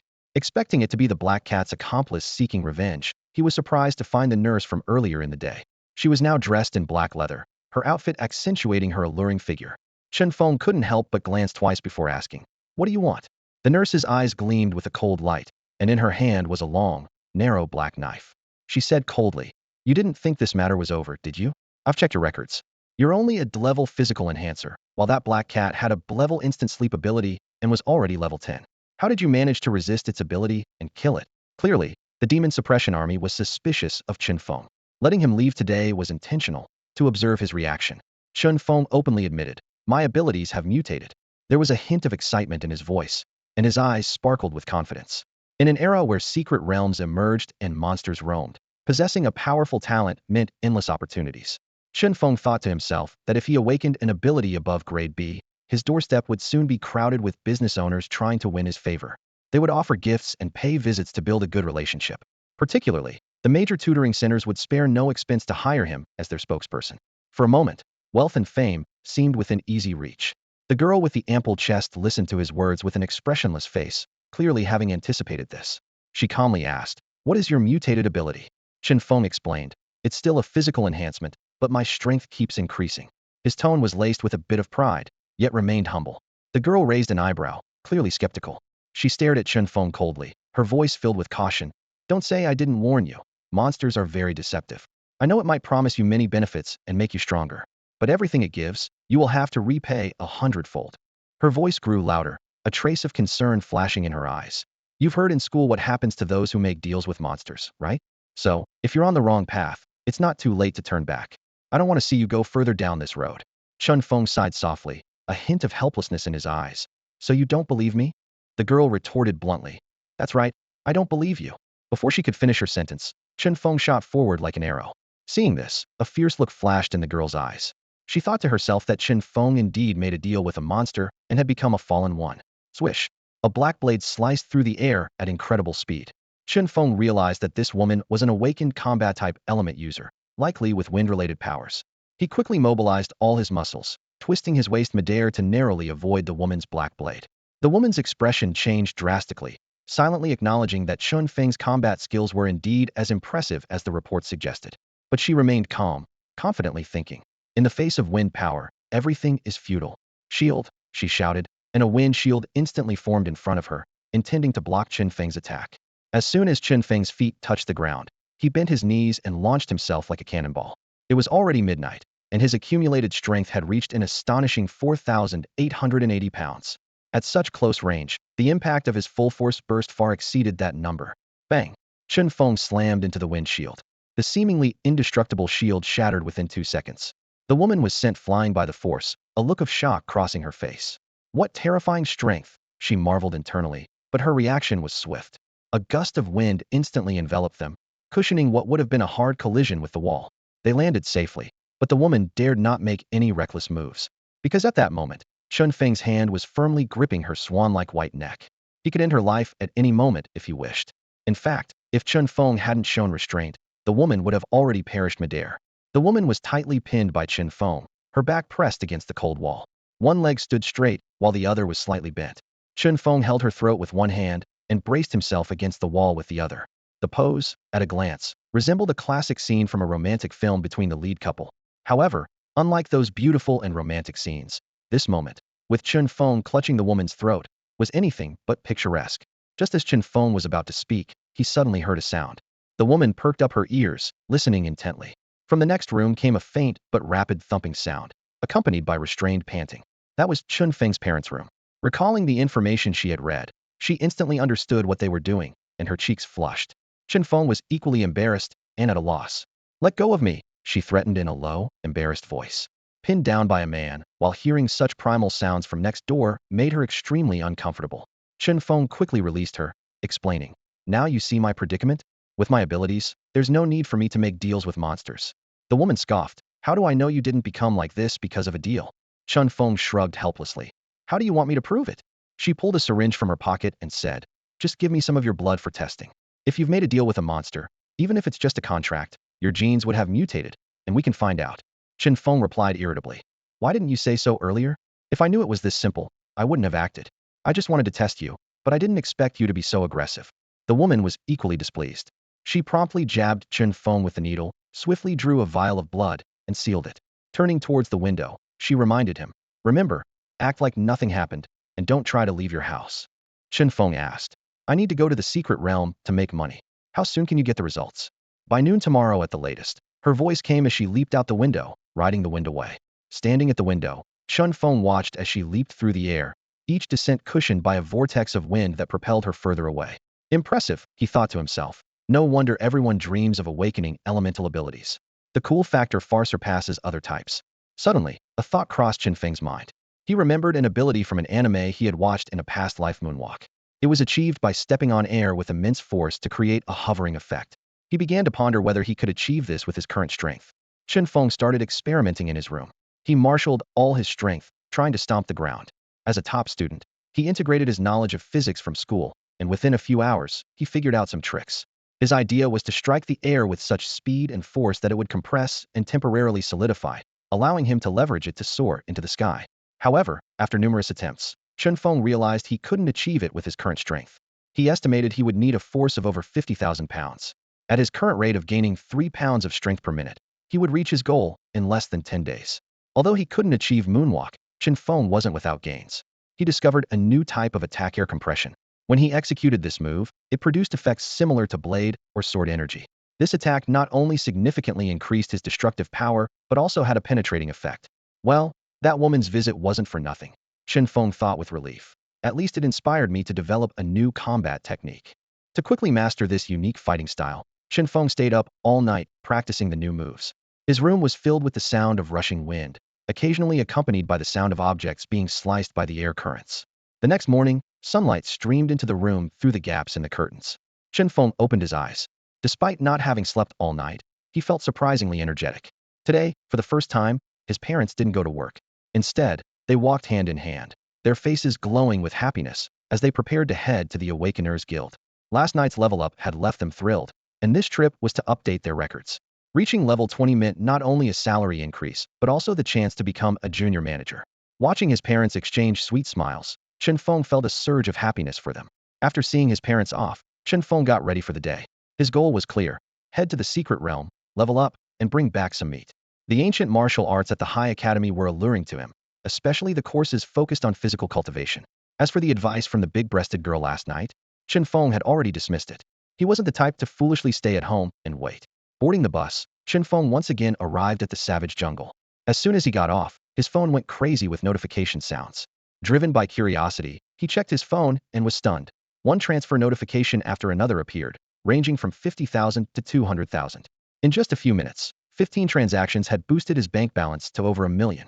While Chen Feng was still puzzling over this unexpected windfall, a call from Zhao Jiahui came through. "Hello, Chen Feng." Zhao Jiahui's voice came over the line. "The Light's Child Tutoring Center compensated us. Those uncles and aunts believe it's all thanks to you, so they gave you some money." Realizing what had happened, Chen Feng exchanged a few polite words with Zhao Jiahui before hanging up. He couldn't help but marvel at the financial power of the tutoring center. 15 clever students, compensating at the rate of millions per life, yet they could easily pay up. This piqued Chen Feng's interest in the center's profitability. Shaking his head, Chen Feng stepped into the secret realm. Just as he entered, he saw a group of hunters excitedly rushing in a certain direction. "Quick, a hidden area has opened. There must be a lot of treasures," one hunter shouted excitedly. "Keep your voice down, everyone heard you," another grumbled. "No need to whisper, that idiot just ran out shouting, Probably everyone knows by now. You think these people are here for a picnic? A third retorted sarcastically. While the group bickered, they quickened their pace. Chen Feng's interest was piqued as well. A hidden area. Such occurrences in the secret realm were rare, often containing precious materials, rare beasts, or even inheritances. No wonder they were so excited. It was like a walking treasure trove. Since the savage jungle opened, no one had ever heard of a hidden area appearing. Chen Feng couldn't believe his luck at being there for such an event. Without hesitation, he followed the crowd, eager not to miss this rare opportunity. Meanwhile, the big-breasted girl was on the phone with Lu Xianying. "Ing, are you sure you gave me all the information about Chen Feng from school?" she asked, a hint of dissatisfaction in her voice. "Why do I feel like you only told me his good points? Polite, studious, emotionally intelligent. Are those really qualities a high school student can have? Back in my school days, high schoolers seemed so dumb." On the other end, Lu Xianying laughed. "Now you see why all the girls at school like Chen Feng? He's not only good-looking, but he's also a genuinely nice person. Sometimes when I talk to him, I feel like he's older than me. By the way, what suddenly sparked your interest in him?" The big-breasted girl couldn't reveal the truth to her friend, so she scratched her head in frustration and replied evasively, "Oh, nothing. He just seems like an interesting person. I've got something to do, so I'll hang up now." With that, she quickly ended the call, her mind filled with curiosity and confusion about Chen Feng. After hanging up the phone, Da Xiongmei stared at the documents in front of her, her brow furrowed. Genetic testing and investigation files revealed nothing unusual about Chen Feng, suggesting he might have truly undergone a mutation in his abilities. Determined to verify his powers herself, she quickly gathered testing equipment and disguised herself as a delivery person, heading straight to Chen Feng's doorstep. She knocked, but there was no answer, and a sense of foreboding crept over her. Swiftly, she picked the lock and burst into the apartment. Everything was neat and orderly, with no sign of a hasty departure, which brought her a momentary sense of relief.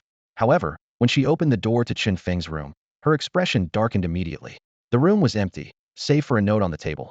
"I've gone to the savage jungle. We'll talk when I return." Furious, Da Xiongmei pulled out her phone and called, demanding, "Are you blind?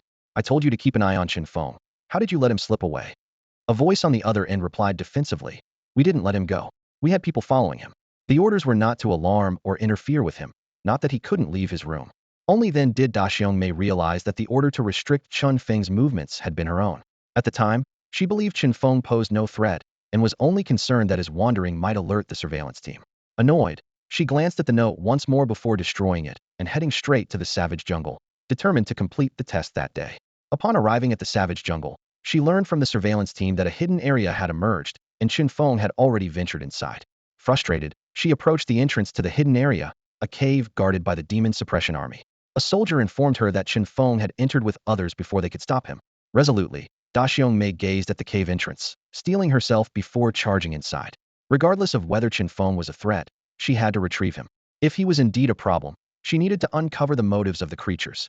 If not, his demonstrated abilities from the previous night made him a promising candidate for the demon suppression army. Inside the cave, it was spacious and well-lit, with numerous torch stands indicating it was man-made. Many explorers advanced cautiously, wary of triggering traps. Suddenly, Chen Feng's ears twitched as he sensed an unusual sound. "Everyone stop," he warned with a frown. Despite the number of people in the cave, they maintained silence. Chen Feng's warning was heard by all, and they turned to look at him. However, upon seeing he was just a young man, most dismissed his caution. They were seasoned explorers. If they hadn't noticed any danger, what could this kid possibly detect? The leader pressed on, anxious about both traps and being overtaken. Just as he was about to step into a shadowed area, a flash of cold light appeared. In the next instant, his head was severed, and blood gushed from his neck like a fountain.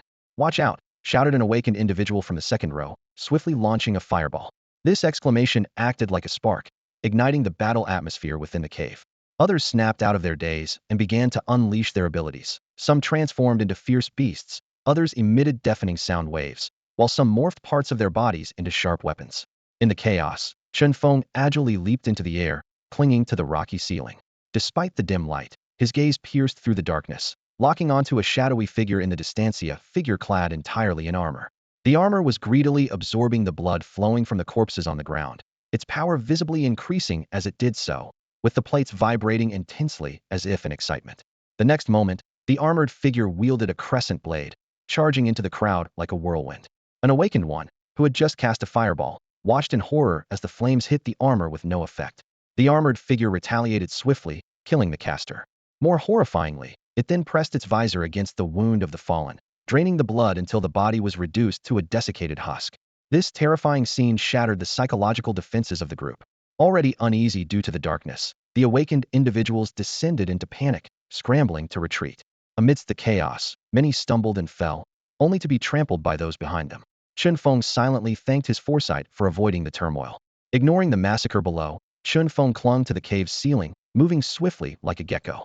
However, just as he was about to pass over the armored figure, it suddenly looked up, swinging its blade. Chen Feng reacted instantly, launching himself like an arrow. The crescent blade struck the rock, sending sparks flying. Upon landing, Chen Feng didn't pause, continuing his sprint. To his surprise, the armored figure pursued him relentlessly. Damn, why chase me and not them? He cursed inwardly, just as a faint sound caught his attention. Instinctively, he halted abruptly, narrowly avoiding a blade that sliced through the air, embedding itself in the ground. Startled, Chen Feng realized there was a second armored figure. Without waiting for another attack, he stomped on the blade's back, simultaneously punching the figure's chest. His powerful strike pierced the armor, only to find it empty inside. Damn, it's a puppet. Alarm bells rang in Chen Feng's mind. These tireless puppets were the hardest to defeat, requiring complete destruction to stop. As Chen Feng grappled with the puppet, several figures darted overhead. Some leaped like monkeys, others flew, and a few crawled along the walls like lizards. Clearly, Chen Feng wasn't the only one attempting to escape in the chaos. He stayed focused on his opponent, first crushing the blade's handle underfoot, then tearing the armored puppet apart with a powerful pull. Though the shredded puppet twitched on the ground, it was no longer a threat. Yet the danger wasn't over. A whistling sound came from behind as the first armored figure caught up, swinging its blade at Chen Feng's head. Meanwhile, the group of awakened individuals reached the scene. Instead of helping or hindering, they seized the opportunity to dash past as Chen Feng confronted the armored figure. In a split second, Chen Feng turned, catching the incoming crescent blade with his hands like a vice. Barehanded blade catch. Chen Feng's palms moved like lightning, clamping down on the blade of the armored man's crescent moon saber. With a fierce yank, the sword was in his hands. With a backhanded swing, he sliced the armored man in half, the two halves collapsing to the ground. Although the remains still twitched, they could no longer rise. In the distance, the sounds of battle and screams echoed, indicating that other awakened ones were engaged in combat with the armored men. Chen Feng did not rush to chase them. Instead, he carefully examined the remains of the armored man on the ground. His gaze fell on an unusual piece of armor, and he decisively tore it off, rendering the armored man lifeless. Energy 10, Chen Feng thought. This armored man was only level 10? The guardian of a hidden area shouldn't be this weak. Recalling the scene of the armored man absorbing blood, he realized. I see. They've been waiting here for so long that their power has waned, needing blood to restore their strength. Damn it, Chen Feng's expression changed. I can't let those fools keep giving these guys supplies. He quickly tore out another armored man's core and sprinted away. When he reached the battlefield, the sight made his heart clench. A dozen awakened ones were besieging an armored man, with 4 or 5 corpses strewn across the ground. Blood pooled like small streams, continuously flowing into the armored man's body. Its aura was rising visibly. Without hesitation, Chen Feng charged forward. Taking advantage of the armored man's distraction with other attackers, he grabbed it from behind and forcefully flipped it over. The armored man hit the ground heavily, its head smashed. Chen Feng quickly located the core armor piece and tore it off, extinguishing the armored man's life force. The surrounding awakened ones hadn't yet reacted when Chen Feng was already targeting the next armored man. He needed to defeat them all before they were fed enough. Like a whirlwind, Chen Feng moved through the battlefield, armored men falling one after another. Before he knew it, he had taken down 10 armored men. Behind him, more and more awakened ones began to follow. They watched Chen Feng's back with awe. Unknowingly, Chen Feng had become the core of this makeshift team. Finally, Chen Feng broke through and arrived at a massive bronze door. He didn't act rashly, but sat down to rest. The continuous high-intensity battles had left him exhausted, and his stomach began to growl. He took out his last hunger relief pill and swallowed it, but it wasn't nearly enough to satisfy his hunger. As Chen Feng rubbed his stomach in distress, a pale blue potion suddenly appeared in front of him. He looked up in surprise to see more potions and pills being offered to him. The awakened ones who had followed him were all smiling ingratiatingly. A middle-aged man cautiously asked, "You're a captain from the Demon Suppression Army, aren't you?" A sharp-looking, thin man immediately reprimanded. "What kind of question is that? Even though this young brother is young, judging by his strength, he's at least a major." Others chimed in, expressing their respect. Yes, yes, with such strength, at least a major. Truly a young hero. My name is Huang Hu. If you need anything, just tell me. I'm Lu Quan. I have potions here. Would you like to try one? I'm Wang Hui. You can call me Xiao Huizi. Can I give you a back massage? A woman who introduced herself as Xiang Xiang sweetly said, "Brother, I'm Xiang Xiang. Let me massage your legs." As she spoke, her hand moved towards Chen Feng's crotch. Chen Feng quickly slapped her hand away, overwhelmed by the sudden enthusiasm. Curious, he asked, why are you so sure I'm from the Demon Suppression Army? Who else would care about our lives if not the Demon Suppression Army? One survivor said gratefully, and the others echoed in agreement. Exactly. Look at those strong guys over there. They didn't offer to help us fight the armored man. When in trouble, find the Demon Suppression Army. That's a slogan we all remember. Huang Hu and the others continuously praised the Demon Suppression Army, while Chen Feng listened quietly, without arguing. He knew well that he had dealt with the armored man to avoid obstacles when leaving, but a few compliments never hurt. He graciously accepted the potions handed to him by a few people and drank them in one gulp, ignoring their slightly pained expressions. Suddenly, a system notification sounded in Chen Feng's ear. Physical enhancement increased to LV4, gaining 4 pounds of strength per minute. He quickly calculated, realizing that he would gain over 5,000 pounds of strength per day. One step closer to the dream of stepping on air, Chen Feng thought with delight, a satisfied smile appearing on his face. Thanks, Chen Feng said to the people nearby. They immediately became excited, looking around with pride as if to boast. Look, we got noticed by a big shot. Instantly, they no longer regretted the potions they had given. Chen Feng stood up and walked towards the bronze gate with large strides. 3 people stood before it. A slender woman hidden in the shadows. Though her chest was not large, her hips were well-shaped, and her concealment skills were strong. A young man emanating waves of energy, likely due to special equipment, the same one who had climbed over everyone like a gecko earlier. And the third, a combat-type transformation awakened, now transformed into a giant eagle, standing proudly. All 3 were level 20 and above, exceptionally skilled, and they unapologetically occupied all the space in front of the gate. Approaching, Chen Feng saw that the 3 remained still. Can you open it? He asked. The trio remained silent, the giant eagle even casting a disdainful glance back at Chen Feng. Unbothered, Chen Feng chuckled. Can't open it, yet you still want to hog the spot? Aren't you embarrassed with so many people watching? This remark immediately ignited the trio's anger. The giant eagle swiftly turned, eyes sharp as blades, glaring at Chen Feng. Don't think the Demon Suppression Army is so great. You could still die here unnoticed. Without another word, Chen Feng punched directly at the eagle's face. He had already seen that none of the 3 intended to give way, so he decided to take down one first. The giant eagle, surprised that Chen Feng dared to attack, let out a loud screech. The piercing sound was deafening. The sound waves swept through the entire cave, causing dust to fall. People in the distance covered their ears in pain. Transformation-type awakeners, upon reaching a certain level, awakened special abilities. The giant eagle's abilities were sound waves and tearing. The sound wave attack caused intense pain in Chen Feng's eardrums, but his exceptional physique allowed him to endure. I'll make you stop screeching.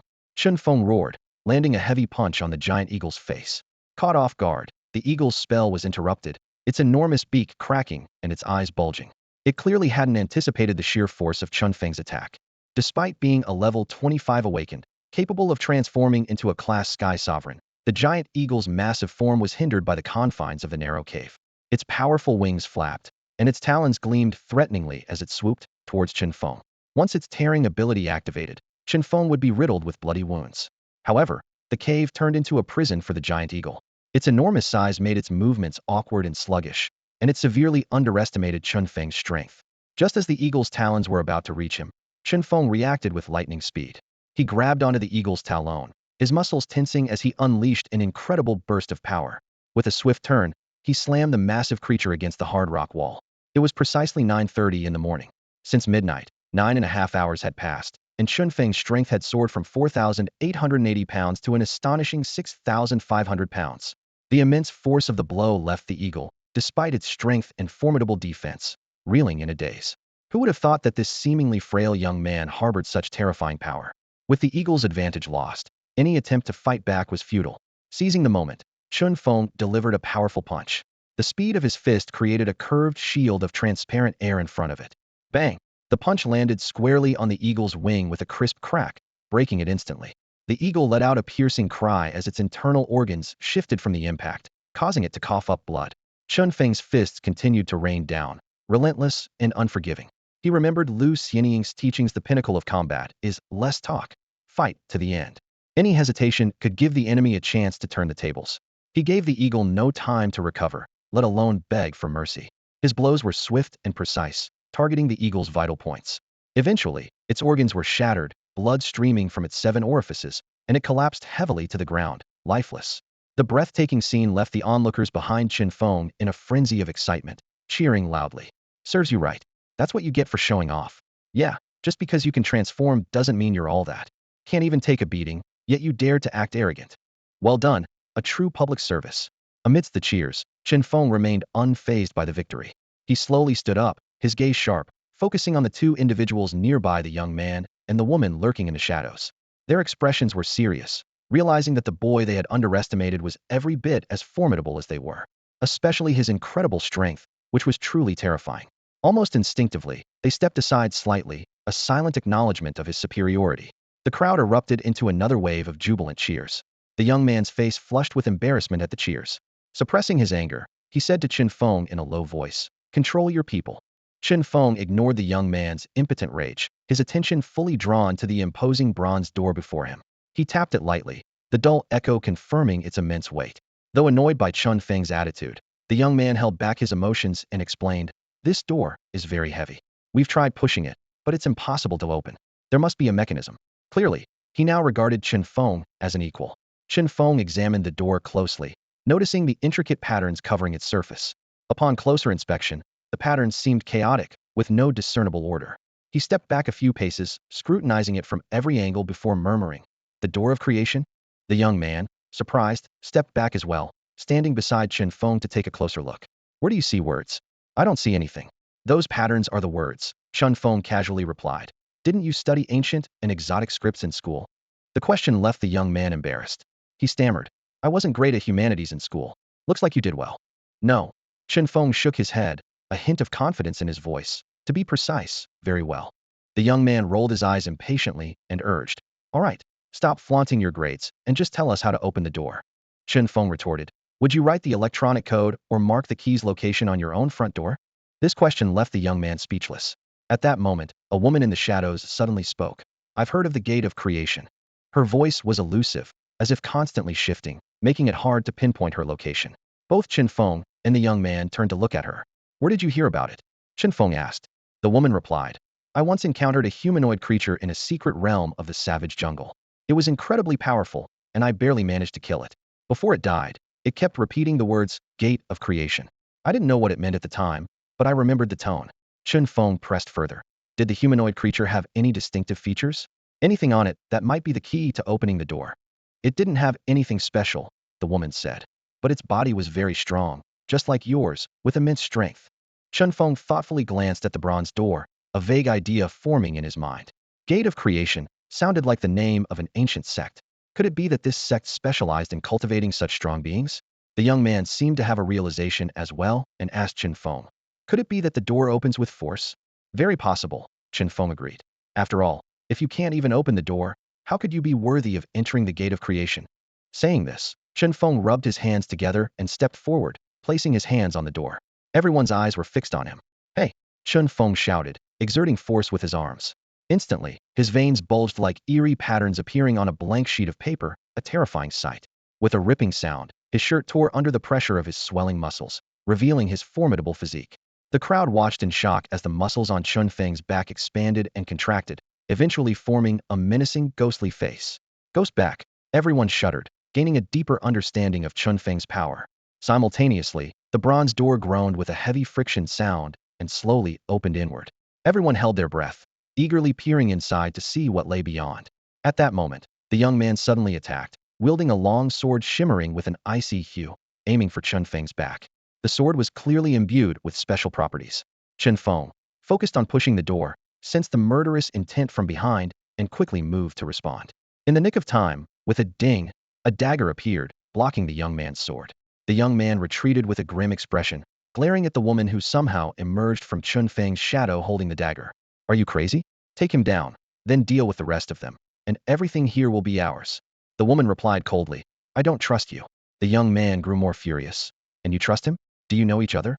The woman shook her head, a hint of wariness flashing in her eyes. Though she didn't know Chen Feng, she firmly said, "At least he's willing to save people and won't stab us in the back. I'd rather trust someone like him than collaborate with a deceitful person like you." The young man's expression changed dramatically upon hearing this. He never expected his sneak attack to not only fail, but also make him the target of everyone's anger. Huang Hu roared, "This bastard tried to harm us. Get him." In an instant, all the awakened ones launched their attacks, various abilities raining down on the young man like a storm. However, A pale blue shield suddenly appeared around him, blocking all the attacks. He quickly pulled out a small, glowing orb and vanished from sight. Though furious, the group could do nothing but curse as they watched the young man escape. Chen Feng had intended to deal with the guy after opening the door, but now he could only shake his head in resignation, mentally noting down the incident for future investigation. Chen Feng cautiously pushed the bronze door open just enough for one person to pass, wary of anything that might rush out. Through the gap, he saw a massive cave marked with signs of human habitation, but mostly filled with giant humanoid creatures. These monsters stood over 2 meters tall, covered in tattered clothing, with muscles bulging like balloons. They wandered aimlessly, as if patrolling. The sound of the door opening alerted the nearby creatures, and a few began approaching. Chen Feng turned to the woman and asked, "Are these the humanoid monsters you saw before?" The woman didn't answer immediately, instead taking a few cautious steps back. Chen Feng got the hint and retreated as well. Only then did the woman quickly glance inside and reply briefly, "Yes." Chen Feng cracked his knuckles, eager to test their strength. "Let's lure one out, and I'll see how strong they are." The woman silently stepped aside. Soon, a humanoid monster appeared at the doorway. Upon seeing Chen Feng and the others, it let out a deafening roar and charged. Each step it took made the ground tremble, scattering stones like a small earthquake. In front of this giant, even the 1.8-meter-tall Chen Feng seemed small. The monster raised its massive hand, aiming to crush him like a watermelon. Instead of retreating, Chen Feng advanced, meeting the attack with a punch. With a loud bang, the monster staggered back, its arm twisted and deformed. Clearly, its strength was no match for Chen Feng's. Witnessing this, the others couldn't help but feel a false sense of confidence.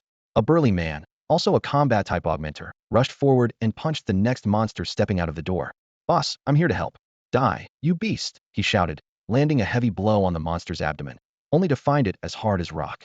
The next moment, the monster swatted him away, sending him crashing into the wall and then to the ground, unconscious. Seeing this, the other eager awakened ones fell silent, retreating in fear. Chen Feng quickly dispatched the 2 monsters in front of him and turned to the others, shouting, "Leave immediately." Then, he faced the woman hiding in the shadows and asked, "I'm going in. Can you handle it? I don't like someone walking behind me." "You go ahead." The woman's cold voice echoed in Chen Feng's ear. He nodded in agreement, carefully approaching the narrow door gap. As Chen Feng slipped through, the woman followed closely behind. The scene inside the cave was breathtaking. Clusters of monsters and rows of houses. Chen Feng quickly scanned the area, his eyes locking onto a distant room, and he dashed towards it without hesitation. The existence of these secret realms has been known for years, with humans delving deeply into their mysteries. Although their origins remain an enigma and exploration is somewhat limited, current data and findings reveal an astonishing truth. Many of these realms once nurtured highly developed civilizations, which for unknown reasons have become havens for monsters. The treasures left behind by these civilizations are of immeasurable value. Rumors abound online. The Americans discovering a spaceship in one realm, Indians finding the true Buddha, and some claiming to have glimpsed the Dragon Palace in an underwater realm. There are also legends in Xia, with claims of finding a plaque inscribed with Southern Heavenly Gate in a secret realm.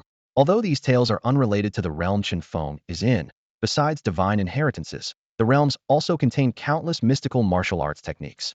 Chen Feng dreams of the Azure Dragon Academy, said to control several realms that produce martial arts techniques. He firmly believes this realm must hold martial arts secrets, possibly even related to physical cultivation. Chen Feng barged into a dilapidated room, where a simple nudge caused a collapse. The room contained only a basic communal bed and nothing else. However, the noise of the collapse attracted a horde of humanoid monsters, which charged at Chen Feng, howling. Surrounded, Chen Feng advanced instead of retreating. Like a human-shaped tyrannosaurus, he ferociously attacked the monsters, each punch powerful and forceful. Amidst the monster horde, Chen Feng was like an unstoppable tank, invincible. The woman hiding in the shadows watched this unfold, her expression serious, secretly relieved she hadn't helped the young man deal with Chen Feng earlier. Chen Feng continued searching room by room until he suddenly heard the woman's voice. "You're looking for martial arts, right? It's here." He quickly turned to see the woman standing in front of a distant room and immediately rushed over. The woman darted into the room, with Chen Feng following closely. The room was filled with books, most of which had decayed and turned to dust at the slightest touch. The woman was rapidly searching for useful information. Chen Feng surveyed the surroundings and suddenly shouted, "The books are useless. Look at the walls." The woman looked up and indeed found the walls covered with murals, depicting various martial arts techniques, undoubtedly a precious legacy from predecessors. The woman quickly recorded the mural contents as the monsters outside were frantically pounding, threatening to destroy the place at any moment. Chen Feng also examined the murals closely. Most techniques were of little use to him until he came across some lines. My entire life has been dedicated to developing the body to its utmost potential without relying on external forces, yet I have achieved nothing. Unexpectedly, at the brink of death, Chen Feng had a moment of clarity. His gaze fell on the densely written words and patterns on the wall, sparking a realization in his heart. These ancient martial arts techniques might just be the opportunity he had been searching for. Without hesitation, he pulled out his phone and quickly snapped a photo, preserving the valuable information permanently. The woman beside him had been trying to memorize the details, but upon seeing Chen Feng's actions, a hint of embarrassment flashed across her face. She hurriedly took out her pink phone and began taking pictures as well. Just as they finished recording the necessary martial techniques, the entire house collapsed with a crash. Go! Chen Feng commanded in a low voice, his eyes scanning the dense circle of at least hundreds of humanoid creatures surrounding them. He decisively grabbed the woman's arm, ready to make their escape. Startled by the sudden contact, the woman instinctively thrust a dagger towards Chen Feng's throat. Chen Feng reacted swiftly, propelling himself off the ground with powerful legs, launching them both into the air. Realizing he was saving her, the woman quickly withdrew the dagger. She wrapped her arms around his neck, her long legs clinging to his waist like a koala. With a thud, Chen Feng landed heavily, creating a large crater. Without pausing, he dashed towards the bronze door. Once outside, he immediately closed the heavy door with force. Throughout the process, the woman clung tightly to him, her arms around his shoulders, her legs firmly wrapped around his waist. Chen Feng turned his head to look at the woman on his back and noticed her eyes were tightly shut, her face slightly pale. "Are you okay?" he asked, puzzled. Hearing his voice, she slowly opened her eyes and cautiously surveyed their surroundings. Upon realizing they were safely inside a cave, a flush of red quickly crossed her face, and she hurriedly dismounted from Chen Feng. However, after standing on her own, she wobbled a bit, taking a moment to steady herself. Seeing Chen Feng's puzzled expression, she awkwardly turned her head away, murmuring, "I'm afraid of heights." Chen Feng was taken aback, surprised to find this seemingly cold and unyielding female assassin had such a side. Wisely, he chose not to comment further, just nodding silently. As they exchanged glances, footsteps echoed behind them. The woman instinctively hid in the shadows, ready for action. Chen Feng also prepared himself, assuming it was the humanoid creatures coming after them. However, approaching from the distance was a familiar face. "Big boobs girl," Chen Feng blurted out. His words caused the woman approaching to pause, glancing at her chest before retorting angrily, "Are you looking for death?" Realizing his slip, Chen Feng quickly apologized. Sorry, I just don't know your name." "Enough with the nonsense. If your test results have any issues, I'll tear you apart," she fumed, walking over and pulling out a stone engraved with a six-pointed star. It was the tool previously used to stimulate awakening and assess abilities. "Put your hand on it and test again," she ordered coldly. Chen Feng obediently placed his hand on the stone. With a hum, a purple light shot into the sky. Seeing this, the woman's expression softened slightly. It has indeed mutated, going from a level ability to a level. The woman in the shadows was intrigued, looking at Chen Feng. She had assumed he was at least in a level, but it turned out he was only level. Chen Feng smiled, thinking that as his strength continued to grow, so did his ability level. He immediately asked, "Does this mean I'm clear?" "Humph." The woman didn't answer directly. In truth, she had already confirmed Chen Feng was clear before the test. The investigation wasn't for nothing. But that big boobs girl comment still irked her. She thought to herself, "I'll just let him stay anxious."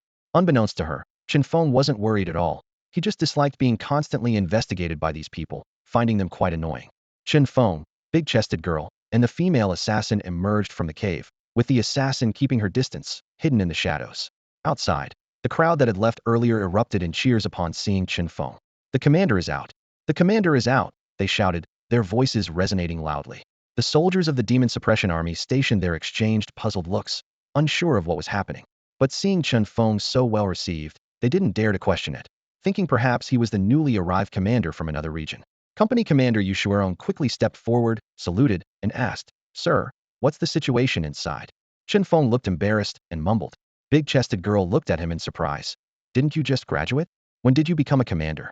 Chen Feng cleared his throat, turning to defend himself. "That's what they called me, not something I claimed myself. You should ask them." Seeing Chen Feng's expression, Commander Yu and big-chested girl frowned. Commander Yu's face turned cold. "You're not pretending to be a demon suppression army officer, are you?" Chen Feng spread his hands. "I'm not pretending. I never admitted it." Furious, Commander Yu grabbed Chen Feng by the collar, raising his fist. "Do you have a death wish?" At this critical moment, the crowd in the distance erupted in angry shouts. "Hey, what are you doing? Yeah, how can you treat your commander like that? Damn, are you bullying him because he's young? Trying to steal credit, aren't you?" The awakened ones were indignant, and ready to act. The soldiers of the demon suppression army tried to hold them back, but a large number of people who had gathered, hoping to enter the cave for treasure, seized the opportunity to incite the crowd. Under the pressure of the surging crowd, a gap was quickly breached in the army's defense line. A large group of people surged forward like a tide, surrounding Chen Feng and Commander Yu aggressively. Commander Yu's face was ashen, yet confused. How did this kid have so many supporters? Big-chested girl also looked curious and asked Chen Feng, "What did you do to them?" Chen Feng shrugged. "Nothing." Commander Yu said coldly. "Humph, must be some kind of ability." He was strongly opposed to anyone impersonating a demon suppression army officer. Big-chested girl nodded thoughtfully. She had stopped doubting Chen Feng, but the current situation was too unusual. Even if he did pretend to be a commander, why were these people so convinced, even willing to oppose the army? "You'd better explain yourself, or this could get really troublesome." Big-chested girl and Commander Yu stared at Chen Feng seriously. Chen Feng sighed. "You should ask them. What does this have to do with me?" Commander Yu glared at Chen Feng, then ordered his men. "Take them away, separate them for questioning, and confirm the situation. Anyone who resists, suppress them immediately." The demon suppression army doesn't just suppress demons. Following his orders, the soldiers who had been struggling to hold back the crowd transformed instantly. They became fierce, loudly driving people away. Anyone who dared to resist was immediately subdued, knocked to the ground with a flurry of punches and kicks. Soon, several people who wouldn't comply were beaten until they couldn't get up. The crowd that had been causing a commotion quickly dispersed like a retreating tide when they realized the demon suppression army meant business. Even those who had been supporting Chen Feng were taken aback and backed away, though they still firmly believed in his identity. Some even boldly shouted, "Go ahead, kill us. I don't believe you'd dare to kill a captain so easily." Lieutenant Yu was taken aback by the situation and immediately ordered that these people be taken into the forest for separate questioning. Within half an hour, the soldiers returned with their findings, reporting that everyone's account was astonishingly consistent. They all claimed they were saved by Chen Feng and had witnessed his formidable combat skills firsthand, which convinced them he was part of the demon suppression army. After testing with professional equipment and awakened individuals, there were no signs of control on these people. Although it was possible that the control methods were exceptionally sophisticated, who would use such advanced techniques on a group of low-level awakened individuals? This seemed to confirm that these people genuinely believed in Chen Feng's identity of their own accord. Lieutenant Yu's gaze softened as he looked at Chen Feng again. He assessed Chen Feng from head to toe, thinking, although he impersonated a captain, at least he didn't tarnish the reputation of the demon suppression army. The woman with the ample chest also confirmed, Chen Feng probably isn't lying. Otherwise, he wouldn't have risked his life to save these people. Seeing this, Chen Feng immediately wanted to leave, but Lieutenant Yu stopped him. "Wait, you still need to tell me what's inside." "Why should I?" Chen Feng retorted. Lieutenant Yu was momentarily taken aback and explained, "Don't you know that if you report the true situation inside the secret realm to the authorities, you'll receive a reward?" Chen Feng immediately smiled. "Great, where do I report it? If there's a reward, who wouldn't cooperate?" Lieutenant Yu, somewhat unaccustomed to Chen Feng's casual manner of speaking, shook his head and led him aside to start recording. The woman with the ample chest listened in, while the female assassin stayed hidden in the shadows not far away, only leaving quietly after confirming Chen Feng's safety. After Chen Feng described the cave's interior in detail, Lieutenant Yu was even more astonished. "You say those giants each had about 5,000 pounds of strength? How did you withstand their attacks?" Chen Feng replied nonchalantly. "Simple, just be stronger than them." Lieutenant Yu shook his head in disbelief. "I find that hard to believe. You're only level 4, yet you possess such terrifying strength? Many a level augmentation abilities can't achieve such power at this level. Even in the demon suppression army, augmentation abilities usually only increase physical strength by 100 pounds per level, which is already impressive. 1,000 pounds of force can crush many people, but you're just level 4, and your strength exceeds 5,000 pounds. The woman with the ample chest, recalling the events of the previous night, blushed slightly and turned her head, muttering softly, "I can vouch for that. He's indeed very strong." Lieutenant Yu looked at the pair in astonishment, momentarily unsure how to react. Captain Yu's eyes shone with admiration as he smiled at Chen Feng, saying, "Since Captain Su vouches for you, there's no problem. But young man, you might consider joining the demon suppression army. With your skills, you could at least start as a captain. Of course, no rush to decide. Talk it over with your parents and think it through." With that, Captain Yu took out a finely crafted box from behind him and gently placed it on the table. "Now, let's discuss your compensation." He opened the box and began to introduce its contents to Chen Feng. "First, there's this red certificate." Captain Yu carefully extracted a bright red booklet. "It's an honor certificate, giving you priority access when entering the secret realm. You can take a photo of it for future use. Just show the photo to the military personnel at the secret realm." Next, he produced 2 crystal clear small bottles. These 2 potions, one is an energy potion for leveling up, and the other is for healing injuries. Finally, Captain Yu handed Chen Feng a check. This is a bonus of 100,000 yuan, which you can cash at any bank. Chen Feng accepted the check, a hint of surprise flashing in his eyes. I just provided some information, and there's such a generous reward? Captain Yu explained with a smile. Because the information you provided was very detailed, the reward is higher. We hope to continue a friendly collaboration with you in the future. Chen Feng couldn't help but reflect internally, noting the stark contrast between the current Xia and his previous life. In his past, there was much emphasis on hard work and selfless contribution without expecting returns. However, the Xia of this world knew how to use financial incentives to win hearts. He nodded to himself, finding this approach quite effective. After gathering his things, Chen Feng turned to leave, with the woman following closely. After walking some distance, she couldn't help but ask out of curiosity, I don't quite understand. Isn't your family well off? Why do you seem indifferent to money? Chen Feng responded calmly. Who said I don't care about money? Otherwise, why would I take these rewards? The woman pondered aloud. Then why didn't you immediately accept the captain position offered by Captain Yu? A monthly salary of 100,000 is quite enticing. Chen Feng abruptly stopped, looking at her incredulously. What? 100,000? She quickly explained. Yes, 100,000. Did you think such a dangerous job like the Demon Suppression Army is sustained purely by the members' passion? Our salaries are very high. Besides that, we get discounts on various potions, and our families can enjoy these benefits too. Plus, we can exchange military merits for many things you can't even imagine, like the latest state-of-the-art technologies and newly developed martial arts. Suddenly, she lowered her voice and asked, By the way, have you heard of the South Heaven Gate project? Chen Feng's eyes focused sharply. Has Xia really discovered the South Heaven Gate? She smiled. Why do you think the South Heaven Gate project exists? The South Heaven Gate contains mysterious powers, and the nation has specifically created the project to strengthen human bodies. It said they've also developed a giant spirit god core, with each warrior capable of taking on thousands. Of course, the South Heaven Gate and many secret powers are accessible only to the giant spirit god core. To join the giant spirit god core, the best step is to become part of the Demon Suppression Army. The words South Heaven Gate Project, Body Strengthening, and Giant Spirit God Core struck Chen Feng like precise surgical tools, hitting his most sensitive spots. Although he was initially hesitant about joining the Demon Suppression Army, the scales in his mind began to tip. He had always disliked being constrained, and his abilities seemed ill-suited for restrictions. Yet, these enticing conditions made him reconsider his decision. Chen Feng stared at the woman with the large bust, his brow furrowed as he weighed the decision of joining the Demon Suppression Army. He took a deep breath and asked directly, If I join the Demon Suppression Army, can you really guarantee I'll enter the Giant Spirit God Core?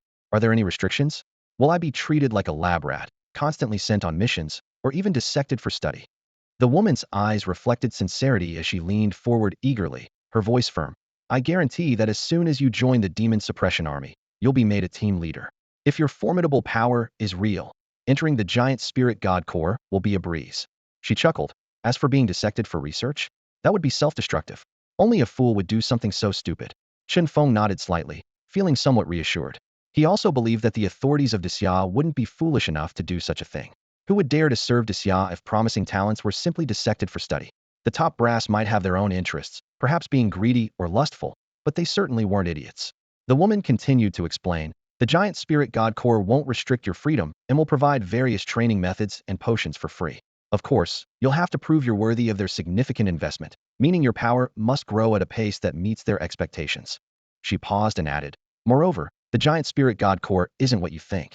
They have no fixed structure. They're scattered throughout the Demon Suppression Army and various hunter groups in society, living incognito with only a few knowing their true identities. This actually benefits each member's growth. Seeing Chen Feng's thoughtful expression, she went on, You don't need to worry about being restricted or overwhelmed with tasks. The Demon Suppression Army will indeed give you missions, but those are opportunities to earn military merits and gain benefits. You know, people in the Demon Suppression Army are eager for missions to earn those merits. Chen Feng nodded repeatedly, growing more interested in joining the Demon Suppression Army. The prospect of becoming a member of the Giant Spirit God Core and receiving free potions was tempting enough. He realized that as his strength increased, so did his appetite, while his progression slowed. He could foresee that it would be challenging to sustain such massive expenses on his own. Having state support would undoubtedly make it much easier. Taking a deep breath, Chen Feng made his decision. All right, as long as you're not lying to me, I'll join the Demon Suppression Army. The woman beamed with a radiant smile, patting Chen Feng on the shoulder. Don't worry, little brother. I care too much about you to deceive you. Besides, out of respect for Lu Xianying, I wouldn't treat you unfairly. Come on, Let's head to the Hengqin branch of the Demon Suppression Army. I'll take you to handle the onboarding procedures. Chen Feng was taken aback and asked in surprise, directly on board? No background check. The woman laughed and retorted, you're wearing light blue underwear today with a little elephant pattern, right? Hiss, Chen Feng drew a sharp breath and instinctively took a few steps back. How do you know that? With a composed demeanor, she replied, because of that black cat incident, we've thoroughly investigated your background over the past couple of days. We know when you were weaned, when you wet the bed, when you had your first crush, what you watched during your first private moment, and what clothes you prefer. Honestly, if your abilities hadn't mutated so suddenly, I'd have no doubts about you. Chen Feng's expression darkened. He knew that the Demon Suppression Army would investigate him, but he hadn't expected such detail. Resigned, he followed the woman out of the forest to the Hengqin branch to complete the onboarding procedures. The woman, known for her impressive presence, kept her promise and helped Chen Feng complete the enlistment procedures for the Demon Suppression Army. However, despite her recommendation, Chen Feng still needed to pass a small assessment, a necessary step to evaluate his potential for future advancement, which was a standard rule within the army, even for the offspring of high-ranking officials. Chen Feng understood that even if he failed the assessment, he could at least retain his position as captain. The assessment was straightforward. As a captain, his command and combat abilities against monsters needed to be tested. Chen Feng was guided into a room equipped with holographic projection technology. As the equipment activated, the small space transformed into a desolate, abandoned town. The woman succinctly instructed, you have 10 minutes to familiarize yourself with the intelligence. After that, the battle begins. Remember, our primary mission is to rescue as many hostages as possible while minimizing team casualties. With that, she turned and left, leaving Chen Feng alone in the testing room to devise his strategy. As she exited the testing room, she encountered an acquaintance, Chen Tang, the officer who had conducted the awakening test at Hengqin No. 1 High School. At this moment, Chen Tang was leading 3 spirited young men who were also there for the captain assessment. Curious, the woman asked, what's going on? Chen Tang replied with a smile. These young men think they have what it takes to be captains and are here to take the test. The young men, captivated by the woman's stunning beauty and alluring figure, straightened their posture, eager to impress her. She softly said, oh, someone is already in that testing room. There's another available. You can wait in line. Chen Tang glanced at the testing room with interest and asked, is he someone you brought in? The woman smiled and answered, just recruited him. He's quite capable. It's just a formality. Chen Tang nodded and told the young men behind him, Li Hu, you go to the second testing room. The tallest young man stepped forward and walked confidently towards the testing room. As he was about to enter, he turned and asked the woman, Miss, could you tell me your name? She frowned and asked, why do you want to know? Li Hu replied confidently, once I become a captain, I'd like to invite you for coffee. She coldly declined, not interested. Still self-assured, Li Hu said, you will be. Watch my performance. With that, he walked into the testing room with his head held high. The woman watched the door close and expressed her displeasure to Chen Tang. You always like recruiting these arrogant guys. Chen Tang explained with a chuckle. He's not arrogant, just confident. This kid is the son of Battalion Commander Li Meng from the Demon Suppression Army. He's been rigorously trained from a young age, with excellent combat skills and command experience. Plus, he has awakened a level combat weapon ability called Bomber. The woman furrowed her brows even more and said, no wonder, Li Meng is also quite arrogant. Chen Tang shrugged, saying nothing more. Meanwhile, the 2 young men behind him exchanged glances, thinking that if Li Hu didn't have a chance, they might. They were both contemplating how to get on the woman's good side, hoping to get her contact information. The group moved to the observation room, where they opened the large screen to monitor the real-time situations in the 2 testing rooms, observing the performances of Chen Feng and Li Hu. Meanwhile, Chen Feng had already pressed the start button before him. The holographic town came to life instantly. Various monsters appeared at random. Countless hostages cried out for help, some even waving desperately from rooftops, pleading for rescue. Chen Feng took a deep breath and began strategizing how to conduct the rescue operation in such a complex environment. Wails echoed from the ruins, and holographic projections magnified the tragic sight of women and children trapped beneath the rubble. Their agonizing groans reverberated in Chen Feng's ears, as if they were happening right before him. Yet, Chen Feng remained unfazed, well acquainted with all the intelligence for this mission. The town originally had a population of 100,000, with 30,000 having fled and the status of 70,000 unknown.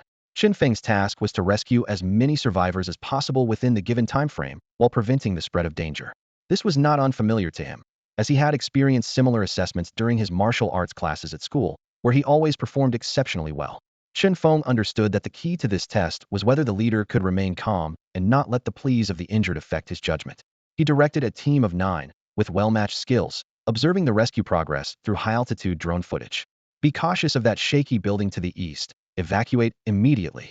Chen Feng ordered decisively. A mutated creature spotted southwest. Everyone take cover, he continued to command.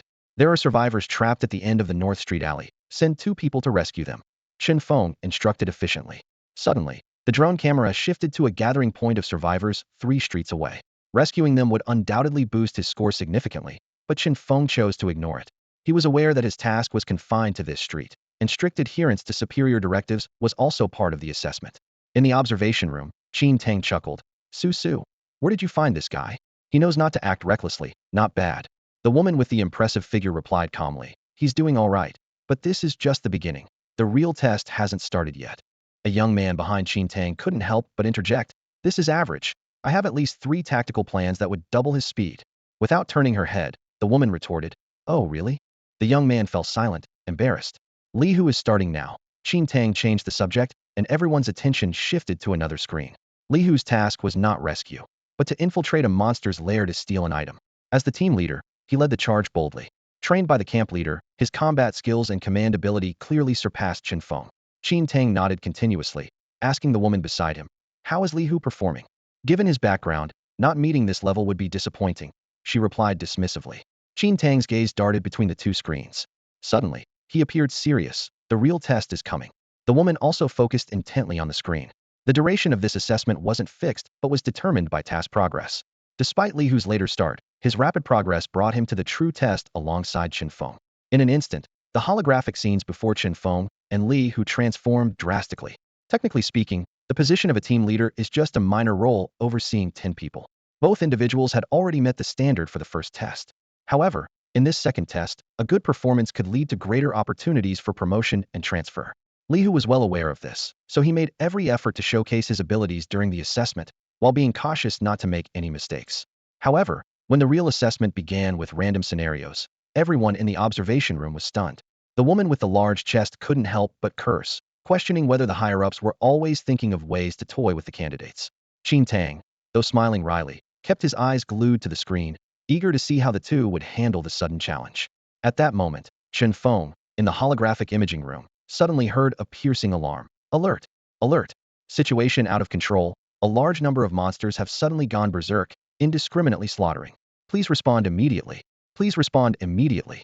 Hearing this vague command, Chen Feng silently complained to himself. As a team leader, what could he do other than order an evacuation? Without hesitation, he commanded, evacuate immediately. A virtual team member quickly asked, Captain, what about the people we're supposed to rescue? Chen Feng decisively responded, each person takes 1, abandon the rest, evacuate immediately. The team members were shocked. Captain, these refugees are pitiful. Follow orders, evacuate. Chen Feng sternly issued the command, while directing his team along a pre-planned route. Under his guidance, the team successfully escaped the town. In the next moment, a gray force completely destroyed the town, leaving a crater hundreds of meters deep. As the footage ended, the screen slowly dimmed. In the end, Chen Feng saved only 10 people. The assessment concluded. Meanwhile, Li Hu faced an equally challenging test. After successfully stealing a treasure, he encountered a foreign team attempting the same. Both sides engaged in a tug-of-war, and Li Hu had to continuously direct his team. Ultimately, during the intense struggle, they awakened a powerful monster and barely managed to escape with 3 people. Then, the virtual scenario ended. Chen Feng and Li Hu exited the test room almost simultaneously. Chen Tang sent a young man to invite them into the observation room. As soon as they entered, the woman with the large chest couldn't wait to question Chen Feng. Why were you so quick to evacuate? There might have been a rescue. You might have saved more people, or perhaps. Chen Feng calmly interrupted her. If a commander relies on perhaps, then they are unfit to be a competent leader. Of course, I'm not saying a commander shouldn't be strategic and consider all options. But when a crisis arises, if you can't make a swift decision, you shouldn't be a commander. Evacuating was the best choice at the time. Li Hu sneered from the side. But the demon suppression army is trained to protect civilians, and you fled in the face of danger. Chen Feng remained composed. The situation proved that if everyone had stayed, not even 10 people would have been saved. How do you know? What if there was a turning point? Li Hu argued passionately. You're too irresponsible. The demon suppression army's duty is to protect the people. Someone as cold-hearted as you shouldn't be a commander. The room fell into silence, the atmosphere growing tense. Chen Feng's decision sparked controversy among the group. In the eyes of others, when faced with a crisis, they should unite and resist together, rather than abandon the people and escape alone. Seeing the group's reaction, Chen Feng sighed deeply and slowly explained. If we're besieged and need the strong to sacrifice themselves to buy time for others, that's indeed a time when the demon suppression army should persist at all costs. But when the situation is so out of control that the commander must make their own decision, it means there's no hope for rescue. At that point, the only thing we can do is retreat. Otherwise, we'd waste our lives and the country's valuable resources. After hearing Chen Feng's explanation, big-chested girl's expression softened slightly. However, Li Hu couldn't help but angrily retort. What nonsense. Just a coward's excuse. If he can sacrifice ordinary people for his own safety, he'd sacrifice his own comrades too. Who would dare team up with someone like him? Qin Tang also recognized Chen Feng, as such a handsome man was rare. He recalled wanting to recruit Chen Feng earlier, but was now secretly relieved. Fortunately, this person didn't become part of his team. As everyone harbored their own thoughts, a young man suddenly exclaimed, "What the heck is this?" Others looked at him in confusion, only to find that the assessment results had been released. The results left everyone stunned. Chen Feng, 99.8 points. Li Hu, 60 points. This outcome was unbelievable to everyone present. Li Hu shouted in anger, "Impossible. There must be a system error. How could my score be so low?" Even big-chested girl incredulously remarked, "These scores seem off." I can't comment on Chen Feng's score, but Li Hu performed very well. Whether it was stealing the treasure, responding to the foreign team, or handling the accidental awakening of the monster, his actions were flawless. How could he only get a barely passing score? Although 60 points is a passing score, it's only enough to be a team leader, not suitable for a higher command position. This meant Li Hu failed the higher level assessment, a result no one could comprehend. Hearing big-chested girl's words, Chen Feng asked curiously, "Since you realized you couldn't fight the foreign team, why didn't you just wake the monster to lure it against them, and then immediately retreat?" Everyone turned to look at Chen Feng. Li Hu's face darkened as he retorted, "But my task was to steal the treasure." Chen Feng calmly asked, "Did you complete the task in the end?" Li Hu was suddenly at a loss. The others slowly widened their eyes, finally understanding Chen Feng's point. Encountering the foreign team and realizing they couldn't be defeated essentially meant the task was doomed to fail. At that moment, the best choice would have been to wake the monster immediately and retreat. This way, the monster would eliminate the foreign team. Although the treasure wouldn't be in their hands, it wouldn't be in foreign hands either, and the foreign team would be wiped out. More importantly, their side would retain its full strength. This strategy was undoubtedly better than Li Hu leading a desperate fight, ultimately leaving only 3 survivors barely hanging on. This was the correct choice Li Hu should have made during the mission. His low score was precisely because he lacked decisiveness and was overly fixated on completing the task. The large screen in the observation room quickly displayed the reasons for the scores. Li Feng's low score was just as Chen Feng expected. His hesitation at critical moments and his desire to complete the task led to a tragedy. In contrast, Chen Feng's high score was due to his decisive choices, successfully preserving the full strength of his team. The screen flashed with praise for Chen Feng, but Li Hu found it hard to accept. He shouted, "Retreat at the sight of danger? Run when there's trouble? What kind of demon suppression army is that? I may not be decisive, but I'm no coward." Chen Feng calmly replied, "That's why heroes like you charge into battle, and I should be the commander." This left Li Hu speechless, and others were complex expressions. Qin Tang hesitated for a while, then merely patted Chen Feng on the shoulder and led the next candidate to the test. His attitude towards Chen Feng had noticeably cooled. The woman with a generous bust said nothing more, silently taking Chen Feng, who had passed the assessment, to collect his captain's uniform and gear. After leaving the observation room, the woman walked ahead in silence. Just as Chen Feng was about to enter the equipment room, she seemed to come to a realization and suddenly spoke. "You're not really cowardly, are you?" Chen Feng stopped and asked with a smile, "Why do you say that all of a sudden?" She looked at him warmly and explained, "That black cat earlier, we detected its power was above yours. An ordinary person in that situation would first think to warn their family to stay away and then call the police. But you chose to take it down, worried that its rampage, triggered by your family's departure and the demon suppression army's intervention, would slaughter the locals, right?" Chen Feng answered seriously. "It was indeed the only optimal choice at the time." She smiled. "Exactly. That's why I said you're not cowardly. Your decision during the assessment was correct. It's just that those with their heads full of personal heroism don't understand you." Chen Feng shrugged. "Who cares if they understand?" With that, he turned and walked into the equipment room. Inside the equipment room, Chen Feng received the special uniform of the Demon Suppression Army. This uniform, made with the latest technology, could automatically adjust to the wearer's size, avoiding any embarrassing wardrobe malfunctions. He also received his captain's credentials and a sidearm, along with the right to choose a weapon from the Demon Suppression Army's arsenal. However, at this point, Chen Feng was no longer interested in weapons. Because the martial arts technique he acquired at the Temple of Creation is called the 10,000 Weapons Battle Technique. Chen Feng stood at the door of the Demon Suppression Army's equipment room, his heart brimming with excitement. This technique emphasizes refining one's body, training every part to be as formidable as a top-tier weapon. As a newly appointed captain, he had access to advanced equipment and professional training rooms, which made him eager to start training. After collecting all the equipment allotted to captains, Chen Feng stepped out of the equipment room and saw a woman with a prominent figure standing at the door, looking at her phone with a troubled expression. "What's wrong?" Chen Feng asked curiously. Startled, she quickly put away her phone. "Nothing, nothing." "Oh well, let's go. I plan to try out the equipment," Chen Feng said enthusiastically, imagining that the Demon Suppression Army's training equipment must be far superior to what he had used at school. However, as he took a couple of steps, the woman suddenly called out, "Chen Feng." "Yes." He turned back to look at her. She gazed at his handsome face, looking conflicted. There's something I need to tell you, but please don't get angry." Chen Feng frowned. "Go ahead."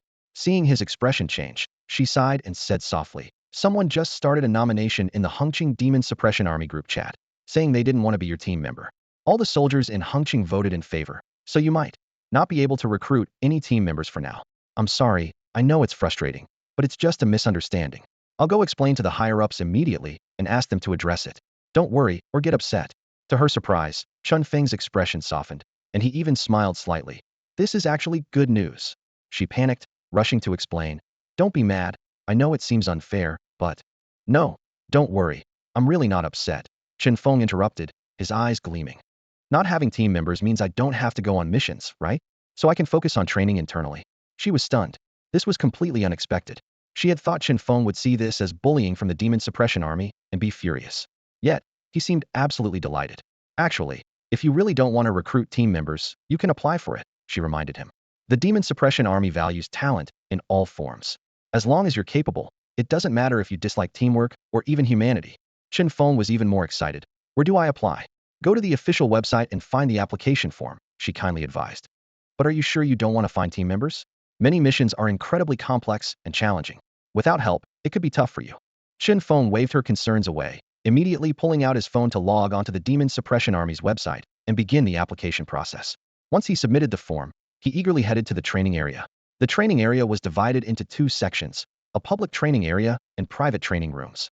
The public area was bustling with people, including Li Hu from the previous test. Seeing Chen Feng, Li Hu pointed him out to his companions. "See, that's the guy." The people training fervently turned to look at Chen Feng, their gazes filled with curiosity, annoyance, and even disdain.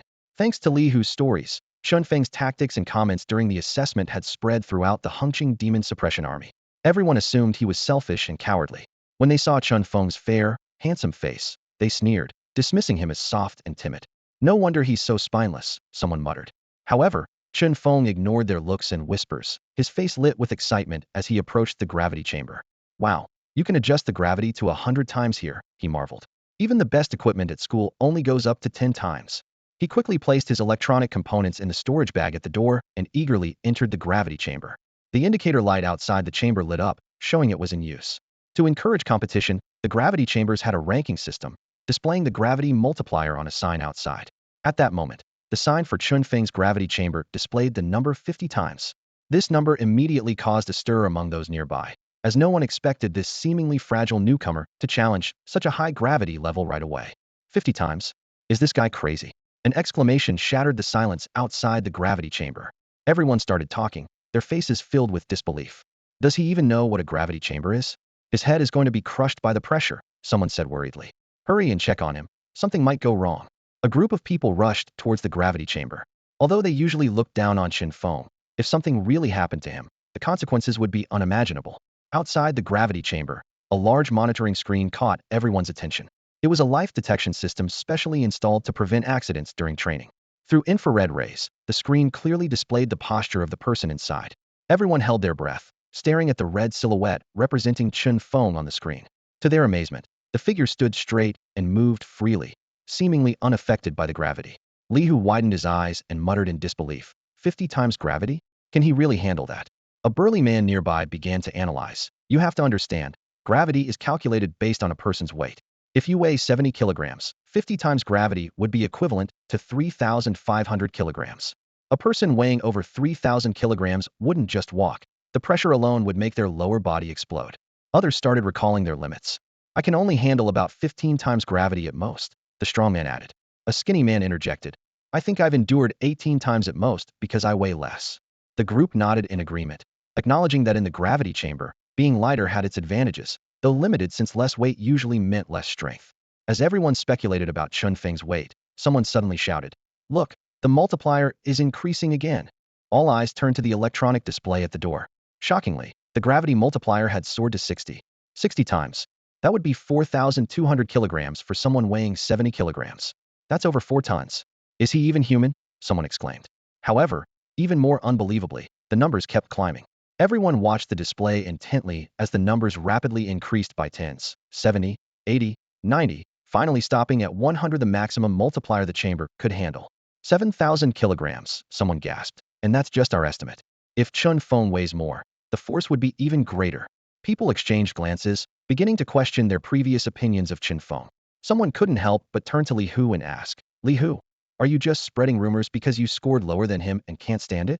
Li Hu's face flushed red with anger as he retorted, "That's nonsense. Captain Qin Tang was there, and so were Old Pan and Old Su. If I were lying, would they cover for me?" The group nodded slightly, acknowledging that Li Hu had a point. But Chen Feng's performance was far from what they had expected from someone they considered a wimp. At that moment, another exclamation broke the silence. "No way, this guy is unreal." Everyone's attention returned to the monitoring screen. Inside the gravity chamber, Chen Feng wasn't just standing still or moving slightly as they did when testing their limits. Instead, his actions left everyone utterly speechless. Chen Feng was actually training in the gravity chamber. This news spread like a bomb throughout the base, causing a huge stir. People gathered outside the gravity chamber, filled with disbelief, whispering their doubts and concerns. 100 times gravity? Is this guy trying to get himself killed? There must be a malfunction with the equipment. Quick, call the engineering department. The engineers rushed over upon hearing the news. After connecting to the computer and conducting a thorough inspection, everything appeared to be functioning normally. Scratching his head in confusion, one engineer asked, "Who could be so daring? Did someone really activate 100 times gravity in there?" The onlookers exchanged glances, but no one answered. Yet, they were reluctant to leave, standing at the door, eager to see for themselves if Chen Feng was safe. Inside the gravity chamber, Chen Feng indeed felt immense pressure. Weighing only 80 kilograms, his incredible strength hadn't altered his physique. Now, the pressure of over 8,000 kilograms from the 100 times gravity made him feel submerged underwater, his movements slightly sluggish but not impossible. In this extreme environment, Chen Feng began practicing the One Bing Ju from the creation sect. This martial art required transforming oneself into a weapon, such as a blade hand, sword finger, or axe leg. The immense pressure made muscle changes more pronounced, aiding in precise control of strength. Standing at the center of the gravity chamber, Chen Feng closed his eyes, focusing on the changes in every inch of muscle. Years of martial arts training combined with physical enhancement had given him an extraordinary level of bodily control. Focus, concentrate. Turn your finger into a sword, strike. With a low shout, Chen Feng's forefinger thrust out sharply. The air compressed into the shape of a short sword, fleeting but a significant achievement. Chen Feng was elated, surprised at how quickly he had grasped the basics. Although he was far from transforming every part of his body into a supreme weapon, this progress far exceeded his expectations. He quickly calmed himself and continued his training. With ample food supplies provided by the authorities, he no longer worried about overexertion. Over the next 8 or 9 days, he aimed to master this martial art before the entrance exams of the Advanced Academy. He knew well that the Advanced Academy held countless precious resources and opportunities that he could not afford to miss. Chen Feng had achieved a mastery over his muscles that allowed him to reach a state of understanding where one skill leads to mastery of many. After mastering the finger sword technique, he quickly grasped numerous skills from the myriad weapon battle tactics. As he began to transform himself into a humanoid weapon, Chen Feng realized that his training could no longer be confined to the gravity room. He needed to familiarize himself with this new combat style through actual combat. To the sparring room, Chen Feng thought to himself. Remembering the basic combat response robots at school, he hoped the sparring facilities at the Demon Suppression Army would be more advanced. After deactivating the gravity, he took a moment to adjust to his now lighter body and then stepped out of the room. As soon as he opened the door, all eyes in the hall turned to him.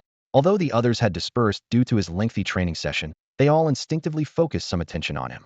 When Chen Feng appeared, their gazes were as sharp as swords, as if trying to see through his facade.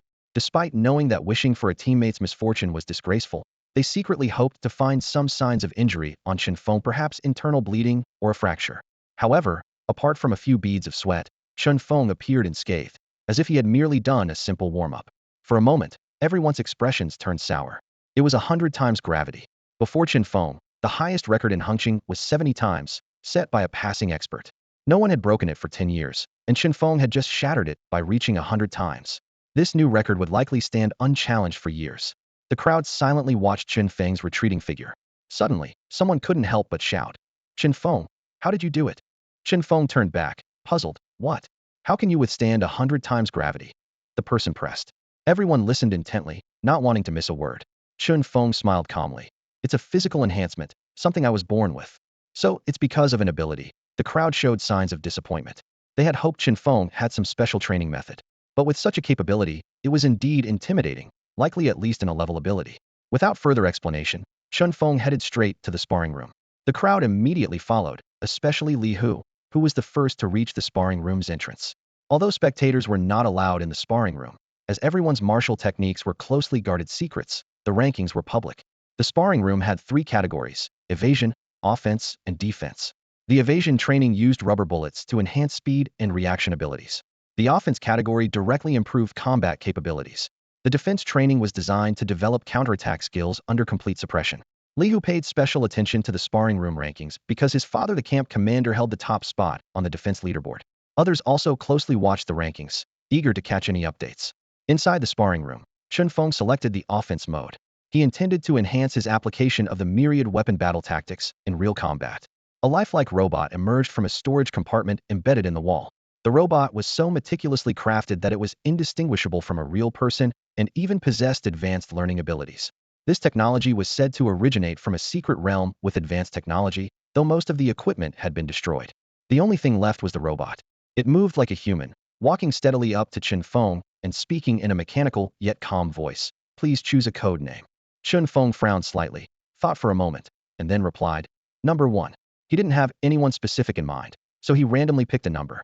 The robot quickly recorded it and continued to ask, "Setting successful. Please choose a weapon." "Sword." Chen Feng answered briefly. As soon as he spoke, number 1's arm extended at a speed visible to the naked eye, transforming into a sharp, long sword in an instant. "Please choose a martial skill," number 1 asked again. Chen Feng shook his head, a hint of excitement in his voice. "Anything. Just use something powerful." "All right, setting successful. Initiating combat." As soon as number 1's voice fell, its entire body burst forth with an astonishing speed, charging towards Chen Feng like a gust of wind. The sword in its hand turned into a flash of silver light, striking 13 times in the blink of an eye. "Fist shield," Chen Feng shouted, throwing a powerful punch with his right fist. Strangely, a transparent air shield formed out of nowhere in front of his fist. The shield seemed fragile, as if a breeze could blow it away, but when number 1's sword pierced into it, it was like it had sunk into a swamp, moving with great difficulty. Number 1 tried to forcibly withdraw the long sword, but the seemingly illusory shield jolted it hard, causing the entire robot to be pushed back several steps. Chen Feng's lips curled into a slight smile, thinking it was much easier than he had anticipated. Suddenly, a thought crossed Chen Feng's mind. He asked number 1, "What's the current swordsmanship level?" Number 1 immediately stopped its actions and replied mechanically, "Combat ability is at beginner level. Would you like to adjust it?" "Adjust to the highest," Chen Feng commanded without hesitation. Only then did he understand why number 1's performance had been so weak. Combat ability adjusted to master level. Number 1 reported, then launched another fierce attack. This time, number 1's speed was astonishing, at least 10 times faster than before. Its whirlwind sword created countless illusions in the air, making it hard to tell reality from fiction. Each sword stroke carried a sharp wind, and even from a distance, Chen Feng's clothes were slashed with several cuts by the sword energy. Wow, so this is master-level combat ability. Chen Feng thought to himself, realizing he was in trouble. "I can't handle this." Number 1. Adjust to proficient level. Number 1 quickly adjusted its combat ability. This time, while its strength was still formidable, it was within Chen Feng's ability to handle. Chen Feng brought his index and middle fingers together, forming a chi sword at his fingertips. He easily blocked the whirlwind sword strikes, a confident smile spreading across his face. Then, Chen Feng began his counterattack. He started using the sword techniques recorded in the manual of myriad weapons.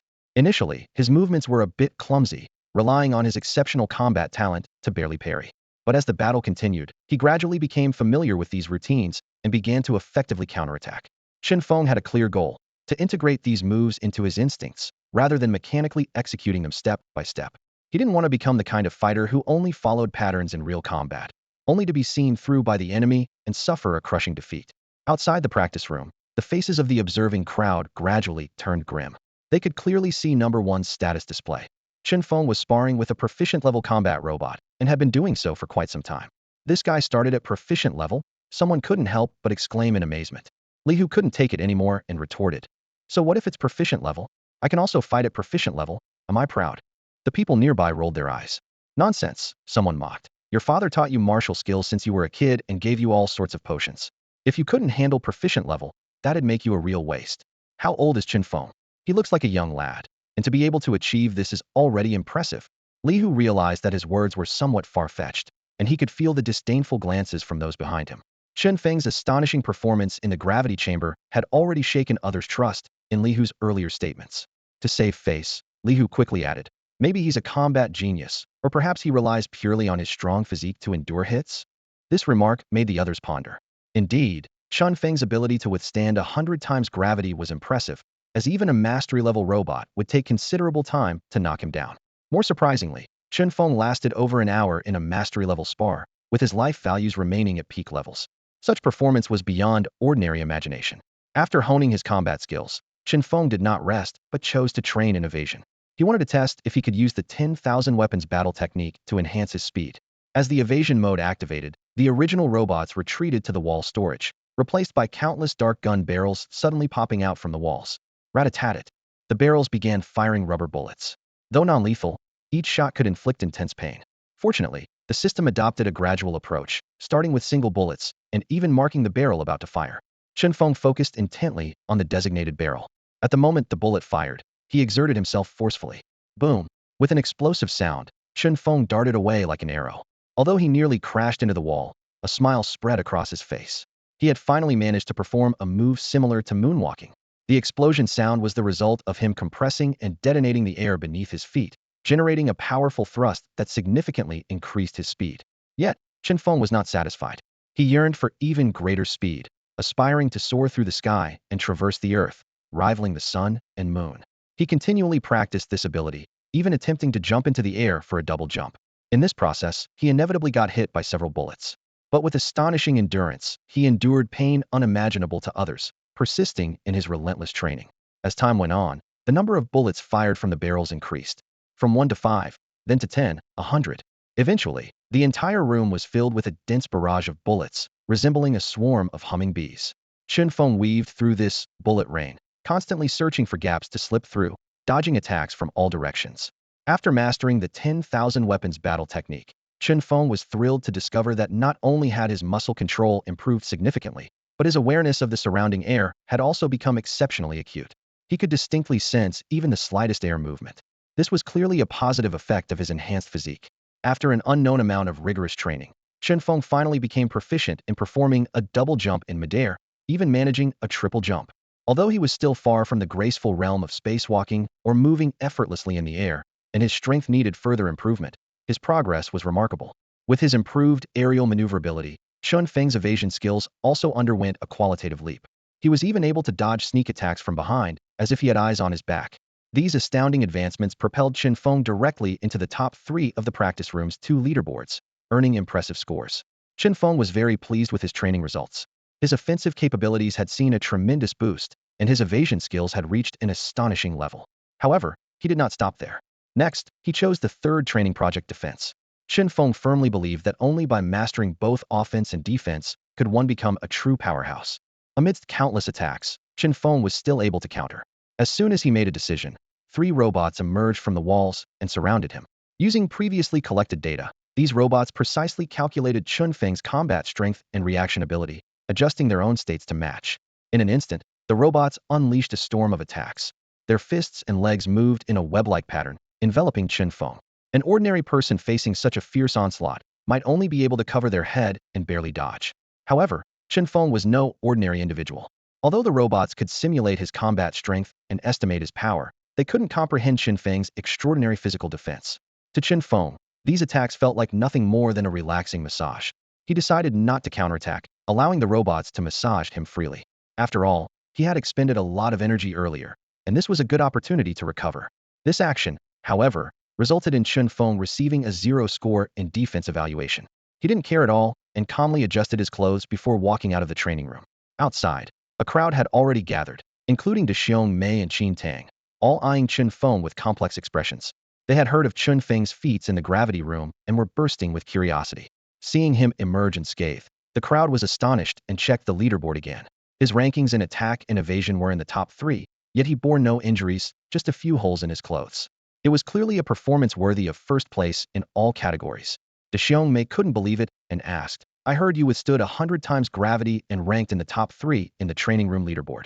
How did you do it? Chen Feng raised an eyebrow and replied, Is it that difficult? Mei smiled wryly. You're being excessive. Many of us can't even make it to the top 10. Chen Feng replied seriously. Why compare yourselves to me? Even if you wanna, now isn't the time. Since elementary school, I've been first in martial training, and I've been directly admitted to all exams. With my foundation, is it really that hard to make it to the top 3 here? This left everyone speechless. Indeed, being a martial arts prodigy from a young age, it seemed only natural for him to be stronger than them. Li Hu, unwilling to accept it, taunted, What's so great? Your defense score is 0. We all saw the system's evaluation. Chen Feng calmly responded, Oh, that's probably because I didn't fight back. The force felt quite comfortable to me. Li Hu scoffed, Huh, anyone can brag. I could go in there, lie down, and come out with 0 points, claiming I defeated them all who could prove otherwise. However, others disagreed with Li Hu. They noticed that Chen Feng wasn't one to boast, and they began to suspect that Li Hu's previous remarks about Chen Feng were fueled by jealousy. Chen Feng squinted at Li Hu. Are you targeting me? Li Hu responded bluntly. Yes, I am targeting you. I look down on you, so whata? Before Li Hu could finish, Chen Feng kicked him to the ground. The forceful kick was so powerful that everyone heard a clear sound of bones cracking. No one expected Chen Feng to suddenly make a move. Everyone present was taken aback, staring in shock at the scene. Li Hu had already fallen heavily to the ground, clutching his stomach as blood seeped through his fingers, staining his clothes. He wanted to curse out loud, but found that the intense pain in his abdomen made it impossible to utter a single word. His vision darkened, and his consciousness began to blur. Chen Feng, what are you doing? Exclaimed the woman with a shocked and bewildered tone. The demon suppression army can't just hurt people. Chen Feng looked at her coldly and retorted, I didn't do anything. Why did he target me? The woman was at a loss for words, momentarily speechless, and hurriedly notified the medical department to send healing potions. Her eyes showed a hint of concern, clearly not expecting the situation to spiral out of control. Qin Tang's face was stern, his voice low and serious. Chen Feng, you know that injuring someone like this is against the rules, don't you? Chen Feng calmly replied, his tone tinged with sarcasm, Now I know. So what? Are you going to dismiss me? The people around were astonished by Chen Feng's indifference towards Li Hu. Someone whispered, Is this the coward Li Hu said would just run away? Your coward dared to hit the commander's son. Qin Tang, feeling helpless, pinched the bridge of his nose, his tone revealing fatigue. I'll report this. Whether you're punished depends on higher-ups. Whatever. Chen Feng shrugged. Can I go eat now? He felt so drained that he could eat a whole cow. Qin Tang wanted to stop Chen Feng, but, meeting his cold gaze, ultimately stepped aside. Under everyone's watchful eyes, Chen Feng strode away, his posture tall and resolute. The medical team quickly arrived with the much-needed potion. The woman hurriedly fed it to Li Hu, her actions urgent, but her eyes showing a complex emotion. She was mainly worried that if something happened to Li Hu, it would affect Chen Feng, who was a rare talent she had brought in. After drinking the potion, Li Hu's injuries began to heal slowly, and his complexion improved slightly. When he regained some strength, his first words were filled with venom. I'm going to kill him. The woman looked at Li Hu's fierce expression, her face turning cold. She met his eyes, her voice firm and icy. Fine, but if anything happens to Chen Feng, I'll request a thorough investigation on you. Li Hu's face froze. He had thought she was concerned about him when she was urgently giving him the potion. Now, hearing her merciless threat, he was stunned. Whose side are you on? I'm not on anyone's side, she said coldly. But this started because of your provocation. If I report this, along with your test scores today, even if your father is the regiment commander, you won't get promoted. You, Li Hu, furious, aggravated his not fully healed injuries, coughing up more blood. The medic intervened. Captain Su, please stop. The woman looked at Li Hu indifferently, her tone carrying a warning. Think carefully about today's incident. Everyone knows who's at fault. If you want to risk your future and go against Chen Feng, I can tell you, I'll support him. With that, she turned and left, leaving Li Hu gritting his teeth. Watching her leave, Li Hu spat out more blood. He knew that even if he wanted revenge, it wouldn't be possible for at least 3 to 5 years. After all, promotion was the most important thing. A small impatience could undermine a big plan. Meanwhile, Chen Feng had already reached the canteen and was eating heartily. The Demon Suppression Army's canteen was indeed impressive, not only spacious but also offering a wide variety of high nutrition, high-energy delicacies to support their dangerous work. Chen Feng was devouring a large bowl of energy-rich meat from mystical creatures, a satisfied expression on his face. With each bite, he heard the sound of energy increasing in his ears, as if celebrating his recent feat. The energetic girl with the ample bosom hurriedly sat down across from Chen Feng. With a cheerful smile, she asked, "The food here is pretty good, right?" Chen Feng looked up at her, quietly pondering her purpose for coming. He took a moment to reply, "I thought you were here to persuade or question me." The girl waved her hand dismissively, looking relaxed. "I know you well enough to understand that once you've made a decision, you won't regret it. I wouldn't bother with pointless questions." She suddenly turned serious and said, "I'm here because I need to ask you something. Do your uncle and aunt have any distant relatives?" Chen Feng's interest was piqued, and he looked directly at her. "Have you figured out the black cat situation?" She shook her head slightly, her tone becoming more serious. "Not entirely, but we've conducted a secret investigation throughout Hung City and discovered several hidden creatures. We're not sure if they're connected or what their intentions are." She counted on her fingers. "We need to tackle this from 3 angles. First, discreetly track these hidden creatures to uncover their plans. Second, provide a plausible explanation for the black cat's death just in case it had a special mission, so as not to raise suspicions from its backers.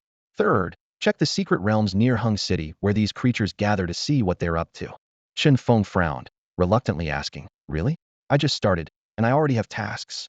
The girl shrugged, a hint of helplessness in her voice. "It's not that you have tasks because you just started. It's that this task specifically requires your involvement, and no one else can fulfill your role." After thinking for a moment, Chen Feng recalled, "All right, I heard my mom has a cousin in Jiang City, which is quite far from here." The girl nodded. "Okay, I'll arrange for someone to take your uncle and aunt to Jiang City tomorrow, to give them a little vacation. In the meantime, you should carry on as usual and keep an eye on any changes around you." Chen Feng acknowledged, glancing down at his uniform with some reluctance. "Do I have to give this up?" "Yes," she confirmed. Resignedly, Chen Feng returned the newly acquired items. He then asked, "What about the giant spirit god legion?" A hint of approval flashed in her eyes. "If you perform exceptionally well in this task, someone will approach you for the giant spirit god legion. It's a significant matter, and they need to see your capabilities first. But don't worry, your performance has already exceeded my expectations and surely caught the attention of the legion's leadership." Chen Feng didn't press further, focusing instead on finishing his meal. Afterward, he glanced at his status panel. Name, Chen Feng. Ability, Physical Enhancement LV 45001000. Strength, 9,300 pounds. Almost reaching the 10,000 pound mark, Chen Feng smiled as he left the Monster Suppression Army's branch office. Outside, he walked around the nearby streets, buying some local specialties. Since his parents were leaving, he had to do it properly. Visiting relatives always required bringing gifts. Riding the crowded bus home, he looked at the weary passengers and thought he might need to buy a car soon. Just then, his phone buzzed with messages from the class group chat. "Everyone, comrades, I've reached level 5 today, and my dad rewarded me with a Lamborghini. Which lovely classmate wants to go for a ride with me? Tonight at Night Emperor Bar, all expenses on me." The class monitor proudly announced in the group. Despite previous disdain, many couldn't resist trying to curry favor with the class monitor. The chat was instantly filled with envious comments. "Wow, the class monitor is already level 5. He'll surely ace the exams. Top of Hung City, maybe even the province. Being rich is great. Monitor, take me with you. I haven't even leveled up halfway, haven't even entered a secret realm yet. The gap between people is real." A female classmate chimed in. "Class monitor, I'd love to hang out with you tonight. Are you picking me up, or should I meet you at the bar?" She included a photo of herself in a short skirt and black stockings, coyly covering her chest but exuding a touch of allure. Chen Feng put away his phone, a complex look flashing in his eyes. He once dreamed of excelling in assessments and entering a top-tier college. But now, he had embarked on a completely different path, joining the giant spirit army, receiving vast resources for training and rapidly enhancing his skills. The bus came to a slow stop, and Chen Feng stepped off. Suddenly, a feeling of being watched surged through him like an electric current. He halted abruptly. Instinctively, Chen Feng glanced around but found nothing unusual. Strangely, when he checked again, the sensation of being followed had vanished into thin air. An illusion? Impossible, Chen Feng pondered. Since he began practicing the 10,000 weapons battle technique, his perception had improved significantly. He was certain someone had been tailing him. Was it someone from the subdivision of the Demon Suppression Army, sent to assist him? If so, why the secrecy? Suppressing his doubts, Chen Feng continued on as if nothing had happened. He carried the carefully selected gifts and opened the door to his home. It was already nightfall, and his parents were back. Su Melian was having dinner at the table and, seeing her son return, quickly asked with concern, "Son, have you eaten?" Chen Feng frowned slightly. "Why are you eating so late? Didn't you say you took the day off? Why did you end up working overtime?" Su Melian looked embarrassed and was momentarily speechless. Chen Daqing explained with a wry smile. "The supervisor called us, saying we'd be fired if we didn't work overtime. Besides, the overtime pay is high." Dad, Mom, haven't I told you I can support you? Chen Feng interrupted, then took out his phone and transferred 500,000 to Chen Daqing. Oh, by the way, I made over 1 million today. Chen Daqing was stunned. Son, where did you get so much money? Don't do anything illegal. The Demon Suppression Army has strict regulations. Don't worry, it's a gratitude fee from someone else. Chen Feng briefly recounted his experience taking tutoring students on a trip. Chen Daqing was relieved, but Su Melian showed sympathy. Just awakened and already met with misfortune, how heartbroken those children's families must be. Son, don't go to the secret realm these days, it's too dangerous. Yeah, how about this? I'll find you a job. Chen Daqing agreed. Chen Feng smiled. Do you even have time for that? Weren't you planning to visit my aunt? Chen Daqing looked at Su Melian in shock, and she was equally puzzled. I didn't say that. What? Aunt called me today, saying you both were going. I even bought a lot of local specialties. Chen Feng feigned surprise. It seems Aunt wants you to visit, but is too shy to ask directly. I suggest you go. She sounded off on the phone. Maybe something's up. Hearing this, Su Melian immediately became anxious. Having lost her parents, aside from Chen Daqing and their son, her cousin was her only remaining family. Worried something might have happened to her cousin, she quickly got up to make a call and confirm. Chen Feng secretly breathed a sigh of relief, trusting that the Demon Suppression Army had taken care of everything, so he didn't interfere. Sure enough, not long after, Su Melian came out of the room with tears in her eyes. Daqing, my cousin is sick and not feeling well. Let's go see her. Su Melian said softly. Chen Daqing initially thought about what would happen to their son if they both left. But seeing his wife's pitiful expression, he agreed immediately. All right. Worried, they began packing their bags to leave that very night. Chen Feng breathed a sigh of relief as he watched his parents board the special vehicle of the Demon Suppression Army, disguised as a transport company car. He had spent quite some effort convincing them to accept this arrangement, given that mysterious creatures often appeared in the wild, making transport companies an essential choice for long-distance travel. Upon returning home, Chen Feng barely had a chance to sit down before feeling something strange. His entire body was unbearably hot, with every muscle tingling as if tiny figures were dancing inside him. Instinctively, he checked his status panel and noticed his strength had reached 10,000 pounds, with the words, "in transformation," catching his attention. Overwhelmed by the heat, Chen Feng hurried to his room and took off his clothes. In the mirror, he saw his body flushed red, like a boiled shrimp. His veins were bulging, and his muscles were engorged and hardened, even accompanied by a bubbling sound as if water was boiling inside him. This state lasted for a full hour. Once everything calmed down, Chen Feng wiped the sweat from his forehead, only to unexpectedly peel off a layer of skin. Shocked, he leaned closer to the mirror to find his skin wrinkled and ready to shed at the slightest touch. However, what peeled away was not flesh, but a revealing layer of smooth, delicate new skin, like a freshly peeled egg. Carefully, Chen Feng removed the outer layer to reveal rejuvenated skin, not sickly pale, but a healthy, rosy fairness, best described with the word radiant. Though his appearance had become more striking, Chen Feng was more concerned about the changes in his body. The in-transformation status on his panel had disappeared, replaced by an unprecedented sense of sharpness. He could feel the air moving around him and even distinguish the faint footsteps of a child learning to walk upstairs. Calming himself, Chen Feng was amazed to discover he could sense his neighbors' movements, distant children's cries, and even the subtle vibrations of mosquito wings beating the air. This extraordinary sensory ability gave him a whole new understanding of his surroundings. Chen Feng awoke suddenly, his senses sharper than ever before. He quickly got up, brought his fingers together, and instantly formed a finger sword twice as long as before, resembling a real sharp sword. He swiftly tested his palm blade and leg axe, discovering they had also significantly strengthened. Looking down at his jade-like hands, Chen Feng couldn't hide his excitement. The sensation of this sudden surge in power filled him with exhilaration, but it was quickly followed by an intense hunger. Fortunately, he had some spare food at home. Although he had planned to keep it for the next day, he couldn't worry about that now. Chen Feng hurried into the kitchen, threw the monster meat he had bought that day into a pot, and began to cook it haphazardly. After a hearty meal, he returned to bed, fully satisfied, and fell into a deep sleep. At 7 a.m. the next morning, Chen Feng woke up on time. He habitually checked his status panel. Name, Chen Feng. Ability, Physical Augmentation, LV4-5-301000. Strength, 11,920 gene. Seeing this gratifying progress, Chen Feng couldn't help but feel pleased. He grabbed a piece of monster leg meat from beside the bed and began to eat it heartily. After breakfast, Chen Feng headed downstairs, preparing to go to the secret realm. The higher-ups in the Demon Suppression Army had instructed him to maintain a normal lifestyle, and he naturally complied. However, just as he stepped out the door, he sensed someone following him again. This time, instead of looking around like before, he stood still, closed his eyes, spread his arms, and and pretended to stretch and breathe in the fresh air, while actually using his powerful senses to scan his surroundings. In an instant, all the passers-by disappeared from Chen Feng's perception, replaced by human-shaped outlines formed by the air. These outlines were transparent, yet full of energy, constantly moving and assuming various postures, some walking, some chasing after a bus, and some tying their shoelaces. Amidst this chaotic street scene, a suspicious outline behind a large tree to Chen Feng's left caught his attention. The figure occasionally peeked out, behaving very suspiciously. Although this method of sensing was somewhat superficial, confirming the person's identity was simple: just go over and take a look. While stretching, Chen Feng suddenly exerted force, and with a loud bang, he shot out like a cannonball.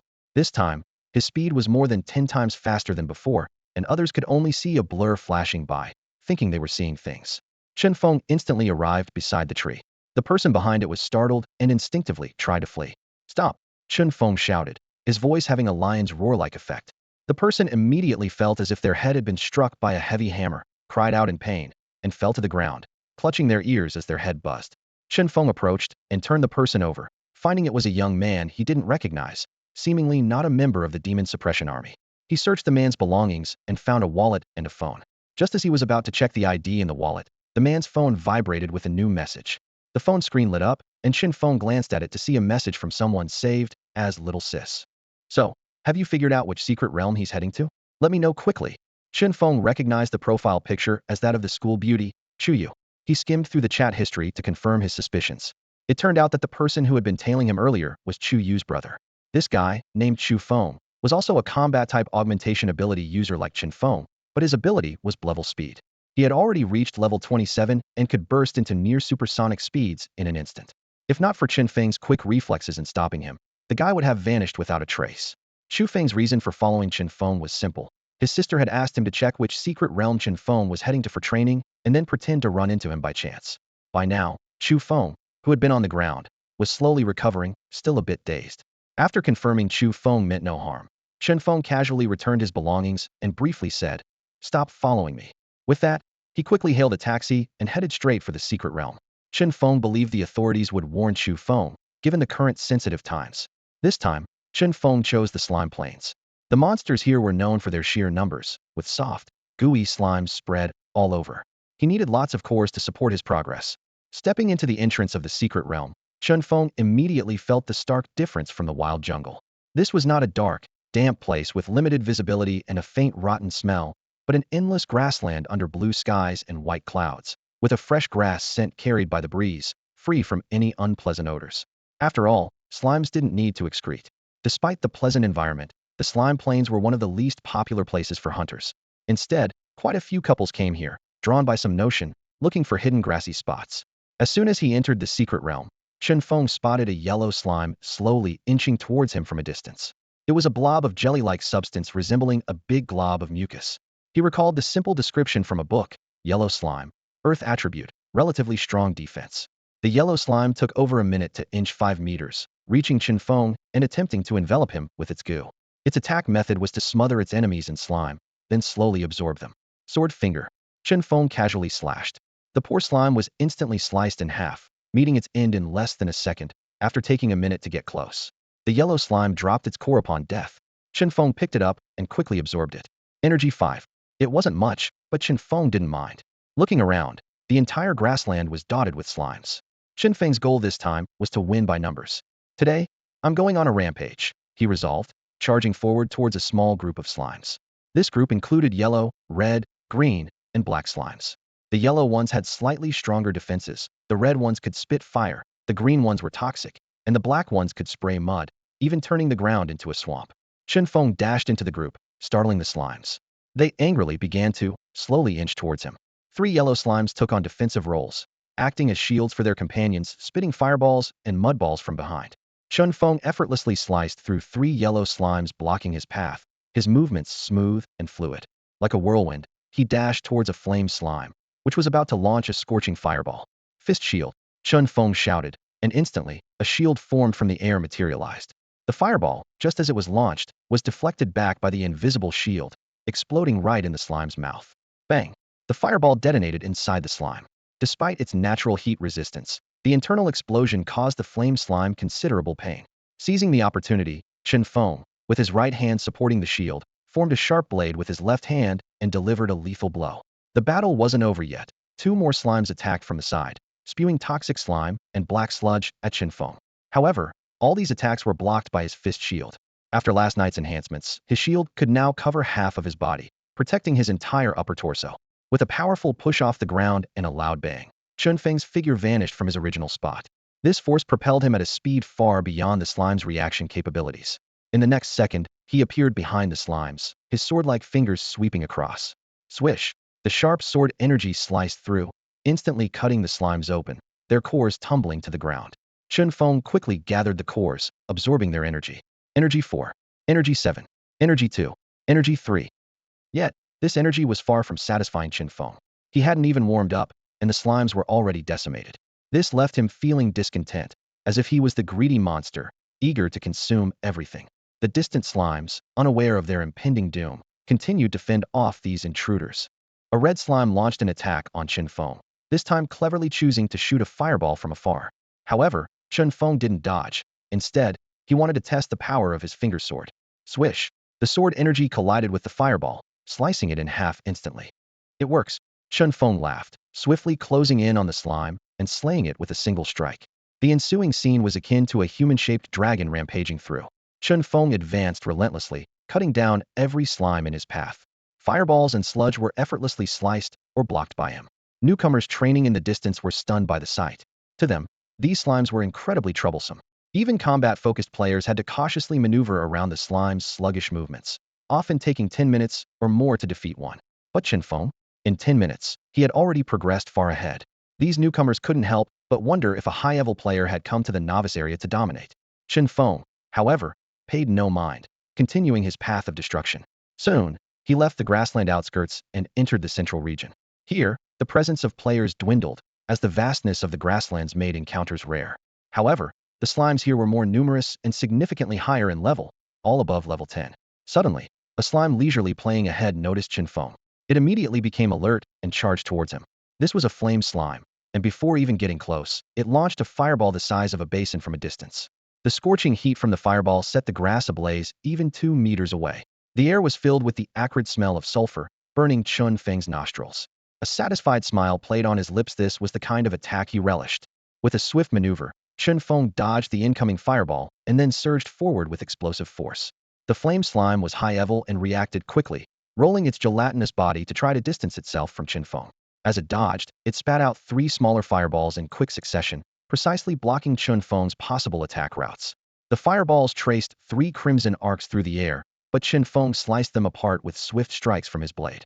Flames scattered as he closed in on the writhing mass of the flame slime, effortlessly cleaving it in two with a single slash. Just as Chen Feng prepared to retrieve the core, he felt an unusual sensation underfoot. Looking down, he saw that the solid grassland had somehow turned into a sticky mire, and his feet had sunk a few inches in. More dangerously, 2 mud arrows broke through the air from a distance, aimed precisely at his throat and back. Well, an ambush. Chen Feng thought to himself. For anyone else, being stuck in the mire and facing such a sudden attack would be a dire situation. But Chen Feng was different. His leg muscles surged with power, and an air pocket formed beneath his feet, exploding instantly. The blast not only blew the mire apart, but also propelled him into the air. While airborne, Chen Feng executed a double jump technique, propelling himself even higher. The black slime hadn't anticipated this move. It launched a second wave of muddy attacks as soon as Chen Feng leaped, but they missed. Chen Feng executed several aerial jumps, gracefully dodging the slime's assaults with precision. With one final maneuver, he silently appeared behind the black slime. Swoosh! His finger sword sliced through the black slime's viscous body like lightning. Chen Feng swiftly seized the exposed core, absorbing its energy. Energy 20. The information flashed in his mind, and Chen Feng nodded to himself. As expected, this slime was already at level 20. No wonder it was so challenging. He quickly checked his status panel. Physical enhancement LV4680-1000. Keep going. Chen Feng muttered to himself. With his parents away and having found a hunting ground, he was unburdened, focused solely on growing stronger. However, hunting slimes one by one was too tedious. Since these creatures instinctively attacked intruders, Chen Feng had an idea. He decided to use the soundwave technique he had practiced that morning. Taking a deep breath, he filled his chest and let out a thunderous shout. Hey, there's a handsome guy here. Come and get me. The sound echoed like rolling thunder across the vast grassland, making the surrounding grass blades tremble. As the sound waves spread, Chen Feng stood patiently waiting. Within just a few minutes, various colored slimes appeared on the horizon, rolling and bouncing their way toward him. They varied in size and level, a colorful tide of slimes surging forward. The noise also caught the attention of several hunters. They whispered among themselves, puzzled. Who's the idiot yelling out here? Don't they know this will attract a swarm of slimes? Chen Feng ignored these comments, his eyes gleaming with excitement as he watched the approaching slime horde. He even moved forward to meet them. The massive group of slimes, numbering at least 100, possessed a wide range of abilities. Even before they got close, a barrage of attacks, fireballs, ice arrows, water arrows, mud arrows filled the sky, forming a deadly curtain of death. Anyone else would have been terrified and sought cover, but Chen Feng didn't flinch. His training in agility was for moments like this, and his senses and reflexes had sharpened since his transformation. With a powerful push off the ground, Chen Feng charged straight into the oncoming attacks. His body moved like a willow in the wind, weaving through the deadly barrage with uncanny precision, the attacks always narrowly missing him. Once through the attack zone, it was time for slaughter. Chen Feng's hands became sharp blades, his legs powerful axes, and he plunged into the center of the slime horde like an unstoppable spear. Everywhere he went, slimes were sliced apart and scattered. Against the overwhelming force of his blows, these soft creatures stood no chance. Among the horde of hundreds of slimes, Chen Feng moved like an efficient meat grinder, with slime splattering wherever he went. His movements were as fast as lightning and incredibly precise, blocking or slicing through every attacking slime. As the battle progressed, more and more round cores began to pile up on the ground. 1, 2, 5, 20. Chen Feng barely had time to absorb these energy cores, fully immersed in this frenzy of slaughter. His state perfectly embodied the human weapon realm described in the 10,000 weapons battle mantra. Just as Chen Feng was in the heat of battle, a colossal slime, as large as a small mountain and taller than a person, suddenly appeared in the distance. This behemoth opened its massive maw, launching a half-meter diameter fireball that roared through the air like a scorching meteor. Even before it got close, Chen Feng felt the intense heat wave, making his mouth dry. Instead of retreating from this formidable attack, Chen Feng charged forward. When he was less than half a meter from the fireball, he leaped up, kicked off midair, and performed an elegant double jump, landing right in front of the enormous slime. The giant slime, evidently experienced, immediately spat out a barrage of smaller fireballs aimed directly at Chen Feng's face. However, Chen Feng was ready, swiftly raising his hand to defend while delivering a powerful kick to the slime's body. With a squelch, the slime's viscous body absorbed Chen Feng's foot, attempting to immobilize him while it gathered another fireball in its mouth, targeting Chen Feng's vital points.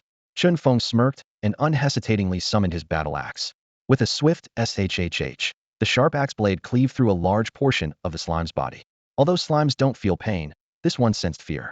Realizing Chen Feng's extraordinary prowess, the giant slime immediately launched a fireball and rolled away at an astonishing speed. Watching this massive yet agile monster, Chen Feng dodged the fireball and gave chase. However, the giant slime seemed to have lost its will to fight, rolling away quickly every time Chen Feng closed in, always evading his sword by a hair's breadth. After several failed attempts, Chen Feng was infuriated. "Damn it, skyrocket," he roared, bending his knees and leaping high into the sky.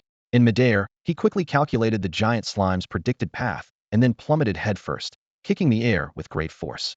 This wasn't just a double jump, but an incredible triple jump. Chen Feng descended like a cannonball, arms outstretched, performing a sword thrust. His body spun rapidly, resembling a giant drill, and he bore into the slime's body. The incessant sound of slicing filled the air as Chen Feng drilled a large hole into the giant slime's head and burrowed inside. "Run! I dare you to run!" Chen Feng shouted as he wildly slashed within the slime's gelatinous body, relentlessly cutting it apart. Though he couldn't breathe inside the slime, it posed no problem for him. His formidable lung capacity allowed him to hold his breath underwater for up to 2 hours, more than enough to kill a whale. Finally, Chen Feng completely dismembered the giant slime. As it disintegrated, an energy core fell out. Though the core was only the size of a small ball, it contained energy far surpassing that of an ordinary slime. Chen Feng picked it up and quickly absorbed it. "Energy 25, he thought with delight, his gaze shifting to the still rampaging slime horde in the distance. The battle was far from over, and more prey awaited his conquest. Chen Feng strode forward confidently, absorbing one energy core after another scattered on the ground. With each absorption, the system notification chimed repeatedly. Energy 10, Energy 13, Energy 15, Energy 9. This series of notifications was like a beautiful symphony, accompanying the rapid rise of Chen Feng's energy level.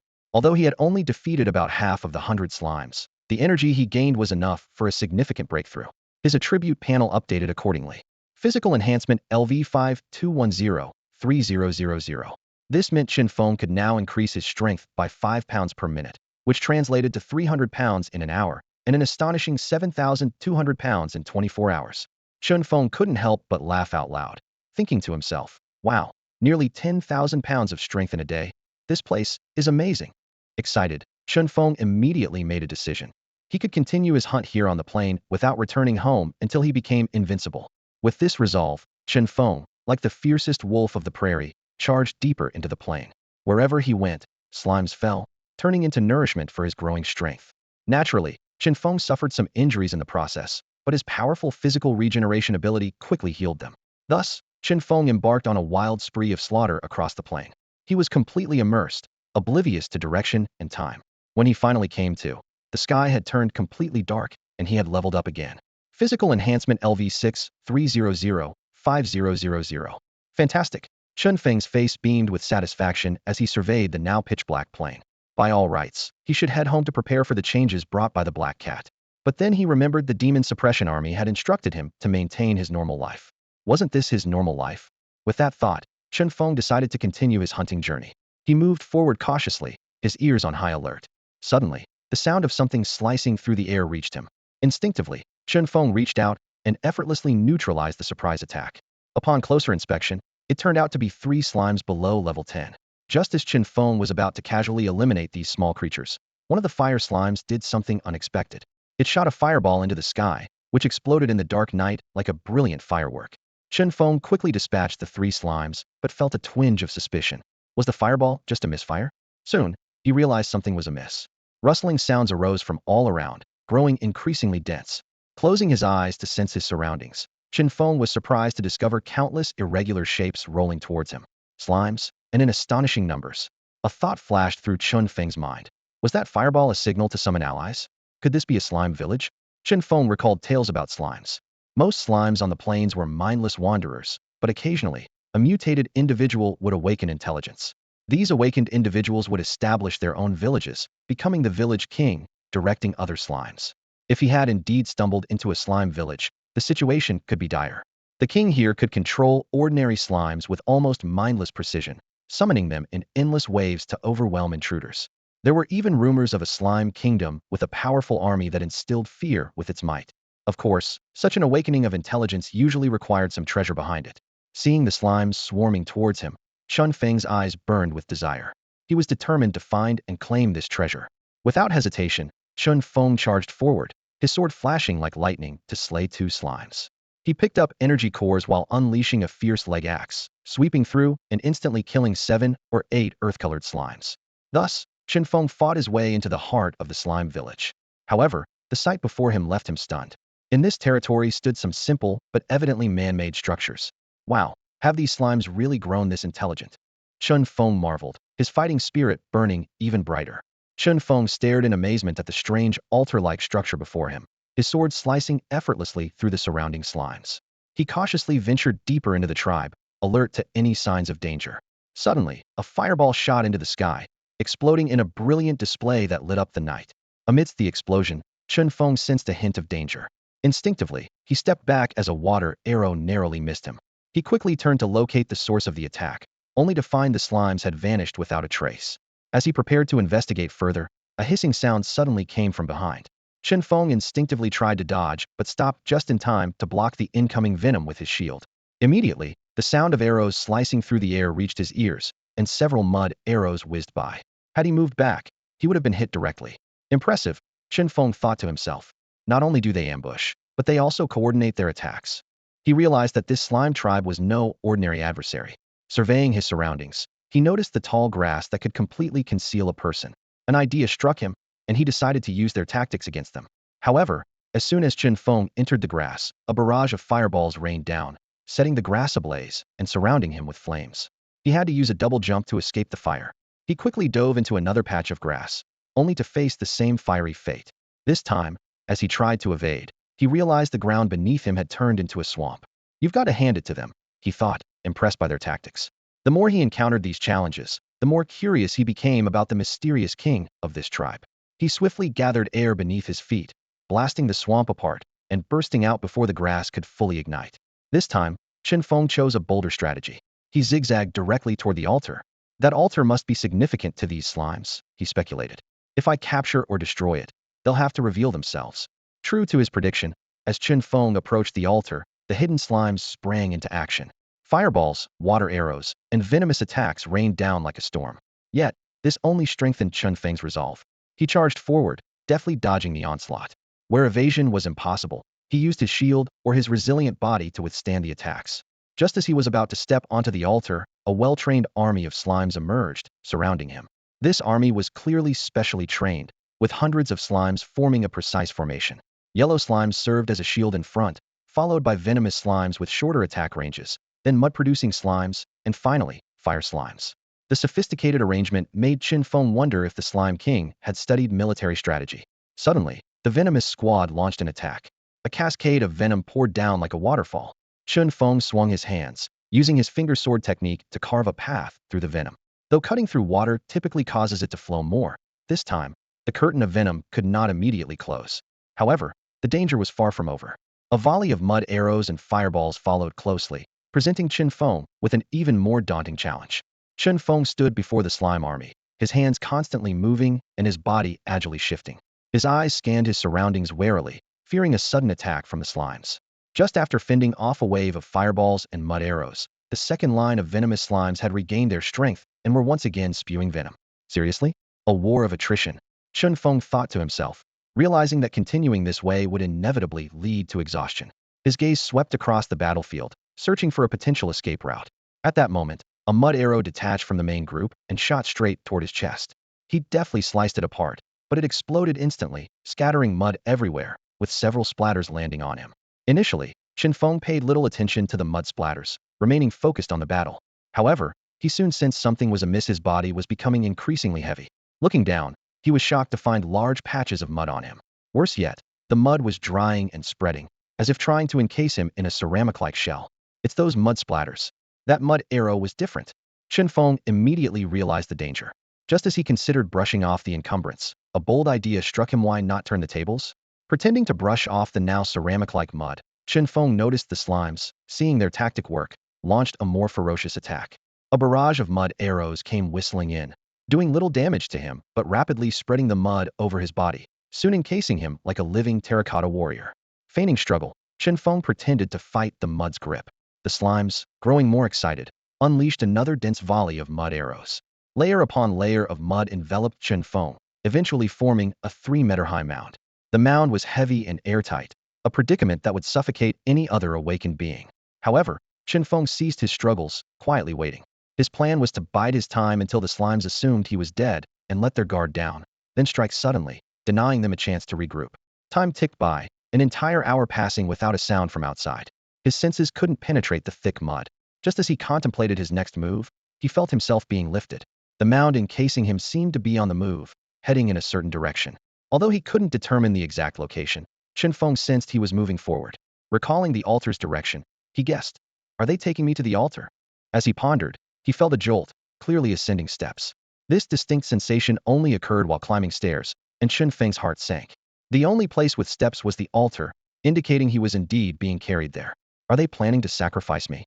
The thought flashed through his mind, and he dared not wait any longer. Unaware of the altar's purpose, he couldn't risk finding out. Chen Feng's muscles suddenly bulged, unleashing a terrifying force. Crack, crack. The massive, thick mound began to fracture, lines of cracks appearing on its surface.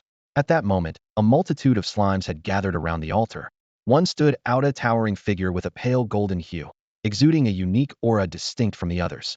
As it saw the mound begin to crack, it writhed frantically, seemingly issuing some kind of alarm. The slimes on the altar panicked, attempting to set down the mound and flee. However, it was too late. The altar suddenly lit up. The altar was activated. Boom. Chen Feng burst forth from the mound of earth like a stone monkey emerging into the world. Debris rained down on the altar, and amidst the swirling dust, he was startled to find that the altar had already been activated. Wow, are you guys really the villains? You're so quick and efficient, Chen Feng thought, then let out an angry roar and punched the ground. With a terrifying force of over 10,000 pounds, his punch landed on the altar, causing cracks to spider out from the point of impact. In less than 2 seconds, the entire altar collapsed with a crash. A pained howl echoed from below, as if something had been disturbed. Before Chen Feng could think further, Countless attacks came at him again. His eyes, sharp as lightning, scanned the surroundings and saw the slime army regrouping. His gaze locked onto the pale golden slime, undoubtedly the king of the tribe. Without hesitation, Chen Feng charged at the slime king. It showed no fear, and the faint golden light emanating from its body instantly formed a shield. Bang! Chen Feng's fist smashed into the shield, sending golden light scattering, and the shield shattered on impact. The slime king shuddered, clearly underestimating Chen Feng's power. The golden slime immediately began to roll away, simultaneously launching golden sword attacks at Chen Feng. The surrounding slime army frantically supported their king. But Chen Feng wasn't about to let this opportunity slip by. He unleashed his full strength, quickly catching up to the slime king, and brought his sword down heavily. Flash! The slime king's body was cleaved open, and golden blood flowed out. Injured, it became more frantic, fleeing towards the army while commanding its subordinates to sacrifice themselves, and desperately trying to heal its wounds, cherishing every drop of golden blood. Chen Feng looked around, and saw that the slime army had regrouped, ready to attack again. Without hesitation, he kicked off the ground, launching himself like a human missile into the enemy ranks. Slimes either perished or were sent flying, and the army's formation was torn open. Chen Feng charged back in, targeting the Slime King once more. Witnessing Chen Feng moving freely through the army, the Slime King was terrified and rolled away as fast as it could. Chen Feng gave chase, following for miles until he finally caught up. However, this pursuit led them into the camp of a hunter squad. 2 sentries in the 10-man team saw the approaching golden slime and the pursuing Chen Feng from afar. "Stop! Don't move!" One of the sentries shouted, a warning to Chen Feng and an alert to their teammates. Instantly, all the team members sprang awake, grabbing their weapons and standing ready, eyes fixed warily on the unexpected intruder. A man wielding a Gatling gun aimed it at Chen Feng. "I'm Lu Hao from the Skyfire squad. Stop!" A member of the hunter squad stepped forward, his voice thundering through the night. Lu Hao's name carried weight in this area, and his introduction was meant to intimidate Chen Feng. But Chen Feng wouldn't be deterred.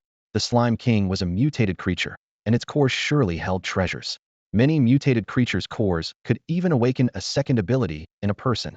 "I have no intention of targeting you," Chen Feng said, his eyes intense and his voice firm. "This slime is my prey. I'll leave once I catch it."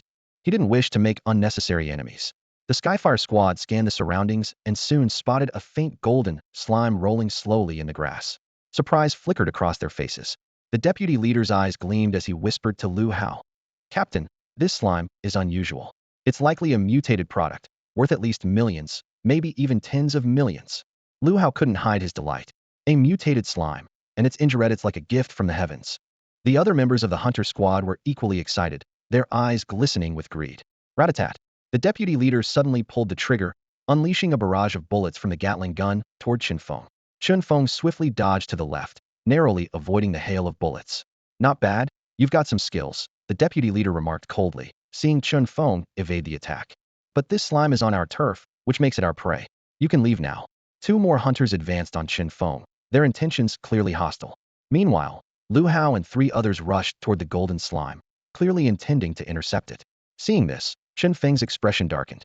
"You're asking for it." Whoosh. Instead of retreating, he resolutely charged toward the golden slime. "Damn it! You just don't know when to quit," the deputy leader cursed, firing another round of bullets wildly at Chen Feng. Chen Feng noticed that the Gatling gun had no external magazine or ammo belt, an ability for infinite bullets from the manufacturing class, or some other special skill. He didn't dwell on it, focusing instead on dodging the bullets with agile movements.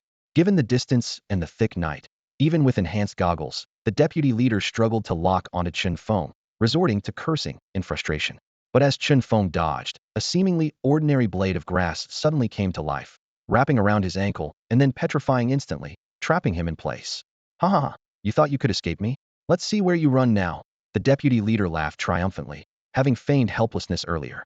His teammates, one a nature-type combat awakener and the other with petrification ability, had been lying in wait, striking at the crucial moment to trap Chen Feng.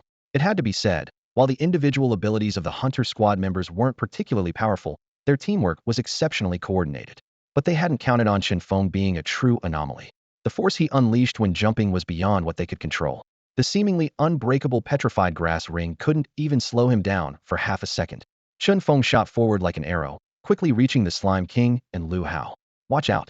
He has an amplification ability," the deputy leader shouted in terror. Lu Hao was also startled, spewing flames from his mouth. The Skyfire squad was named after his ability. The flames were extremely hot, forming a wall of fire that spread toward Chen Feng like a fiery cloud. Although only a crank ability, Due to Lu Hao's high level and effective development, it now appeared as if the sky was ablaze with terrifying power. From the day Lu Hao became a hunter, he understood one iron rule. In this dog-eat-dog world, only by being extremely cautious could he ensure his survival. He always adhered to the principle of a lion uses its full strength even when hunting a rabbit, never underestimating any opponent. Now, facing Chen Feng, who appeared young and of low rank, Lu Hao instinctively felt a chill in his heart. Without hesitation, he activated his most powerful skill, Heavenly Fire Blaze. Raging flames surged like a tide, ready to engulf Chen Feng in an instant. However, the young man stood motionless, his right fist clenched tightly, instantly forming an indestructible shield.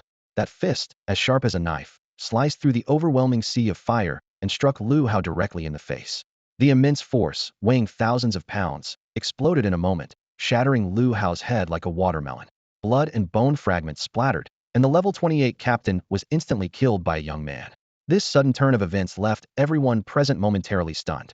Members of the Heavenly Fire Squad, usually the most vigilant, knew well that distraction in battle was a fatal error. Yet, the unbelievable scene before them defied all their understanding. However, opportunities on the battlefield are fleeting and often decide life or death. While everyone was still in shock, Chen Feng dashed like lightning towards the Slime King, which was being blocked by several people. He stepped on the massive gelatinous creature and mercilessly sliced it open with his sword. Golden blood gushed out like a stream. Chen Feng, quick as lightning, pressed one hand on the struggling Slime King while using the other to collect the blood in a bottle. He had noticed earlier how precious this blood was to the Slime King. It must be a rare treasure.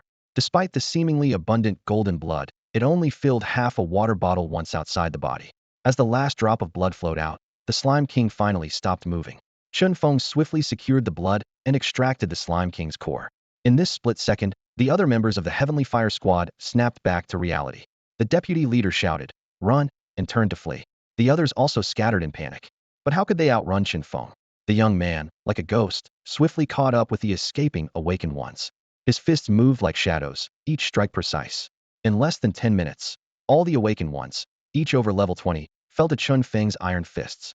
Gazing at the bodies on the ground, their eyes wide open in disbelief, Chen Feng let out a cold laugh and began his harvest. His spoils were astonishingly abundant. A Gatling gun without bullets, 5 pieces of equipment around level 10, 2 pieces of level 18 equipment, 20 tubes of sustenance potion, 5 tubes of energy potion, 182 slime cores, 8 bank cards, 2 car keys, and a considerable amount of cash. Looking at the wealth of loot, Chen Feng couldn't help but remark, robbery really does pay off. Shaking his head, he packed everything into his backpack and turned toward the altar. He had killed quite a few monsters there earlier, and their cores were still waiting to be collected. Returning to the vicinity of the altar, Chen Feng began gathering the scattered cores. These cores emitted a faint glow, visible even in daylight, let alone at night. However, as he focused on collecting the cores, he suddenly noticed an unusually bright light source not far away. Looking up, Chen Feng saw an area about 10 square meters in size shrouded in an eerie red glow. This red light was faint and flickering, like a wavering candle flame, giving off an ominous feeling. At the center of the glow, the outlines of some broken stones were vaguely visible. Chen Feng suddenly remembered that this was precisely where the altar had been located earlier. Instantly, a chill ran from his feet to the top of his head, and his heartbeat involuntarily quickened. The altar was destroyed, yet the eerie red glow persisted, putting Chen Feng on high alert. He cautiously stepped back a few paces and picked up a dead slime, tossing it into the mysterious red light. In the blink of an eye, the slime's body shrank rapidly and vanished, as if consumed entirely by the red glow. Chen Feng frowned. A chilling thought crossing his mind: was this red light demanding sacrifices? This idea made him even more wary, and he took a few more steps back, pondering whether to continue feeding this mysterious entity to see if something might emerge from beneath the altar. As Chen Feng hesitated, the altar's light began to flicker more violently than before. However, its brightness was gradually diminishing, seemingly fading away. Seeing this, Chen Feng felt slightly relieved. He focused on collecting the scattered cores on the ground, occasionally glancing at the eerie altar to ensure its glow was indeed waning. While Chen Feng was immersed in the joy of gathering cores, a faint, childlike voice suddenly whispered in his ear, "Help me." The unexpected voice sent a shiver down his spine. He looked around warily, but saw only darkness. A gentle breeze rustled the grass, as if something was hidden within. Under the red glow of the altar, the entire scene appeared particularly eerie and terrifying. Chen Feng suppressed his fear and listened carefully, but the voice had vanished. Just as he thought he might have imagined it, and prepared to continue collecting cores, the voice came again. "Help me." This time, The voice carried a hint of pleading and a slight tremble. Chen Feng finally realized the source of the sound and quickly turned to the altar, asking with uncertainty, "Is it you speaking to me?" The altar's red glow flickered intensely, seemingly responding to Chen Feng's question. "Who are you?" Chen Feng asked again, testing the waters. However, the red light did not respond further and continued to fade, nearly disappearing. Seeing this, Chen Feng thought for a moment, picked up another slime's corpse, and tossed it over. The red light, like a hungry child rushing into its mother's arms, eagerly absorbed the energy. In an instant, the slime's body vanished, and the red glow brightened slightly. Encouraged, Chen Feng threw 3 more slime corpses. The red light flickered again, devouring them, and this time, the weak childlike voice returned. "Thank you, but it's still not enough. Can you give me more energy?" The voice was clear and melodious, with an undertone of pleading that was hard to refuse. Chen Feng nodded. "Of course. Thank you. When I get out, I'll repay you properly." The voice sounded happy, even sweeter. Chen Feng, however, wasn't swayed by the sweet voice. He directly asked, "Sure, but how do you plan to repay me?" This straightforward question seemed to catch the voice off guard. There was a brief pause, as if it hadn't expected such directness from Chen Feng. The voice knew of the greed and hypocrisy of humans, who desired benefits but wouldn't say so outright, instead beating around the bush to make others offer treasures voluntarily, pretending to decline before accepting them with ease. Especially when dealing with girls, they were at their most hypocritical. But this human didn't follow the usual script. Seeing the voice's delay in answering, Chen Feng said calmly, "Well, how do you plan to repay me? Or are you planning to get something for nothing?"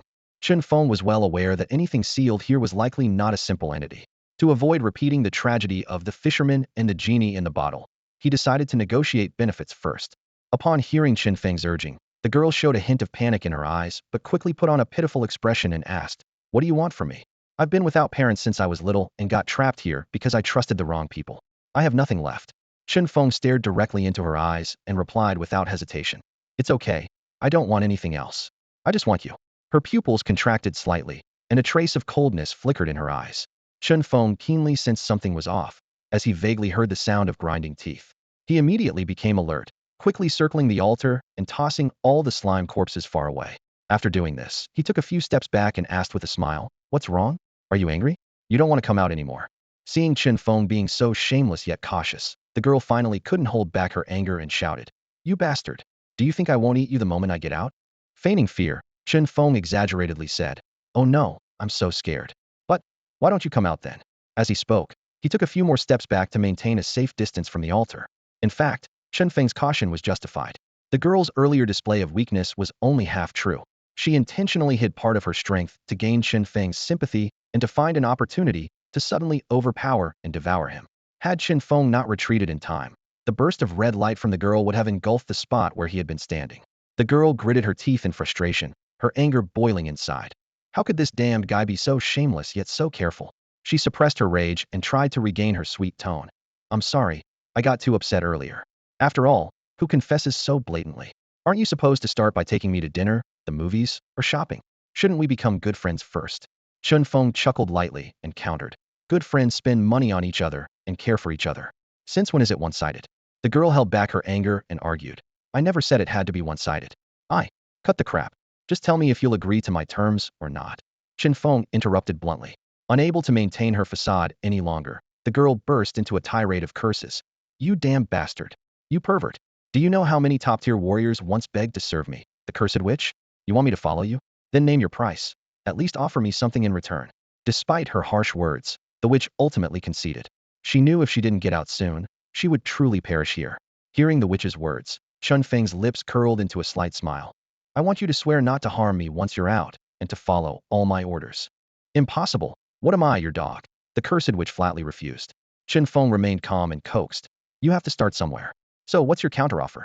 The cursed witch thought for a moment and proposed, "I can promise not to harm you, but I won't follow your orders.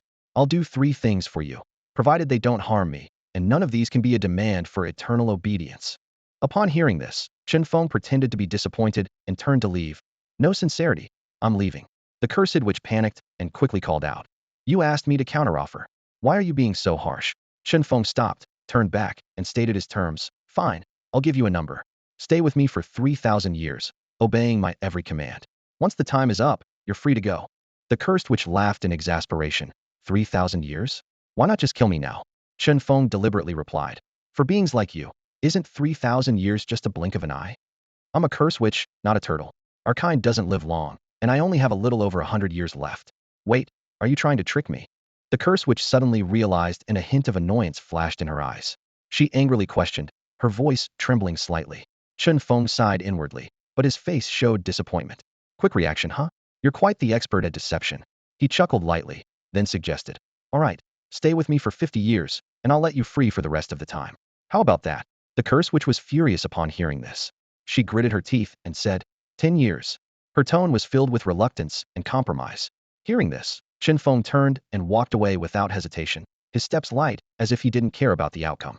The curse witch, unwilling to give up, raised her voice with a hint of provocation. You don't know how powerful I am, do you? I possess the power of curses, I can. Before she could finish, she was surprised to see Chen Feng speeding away. Why are you running away?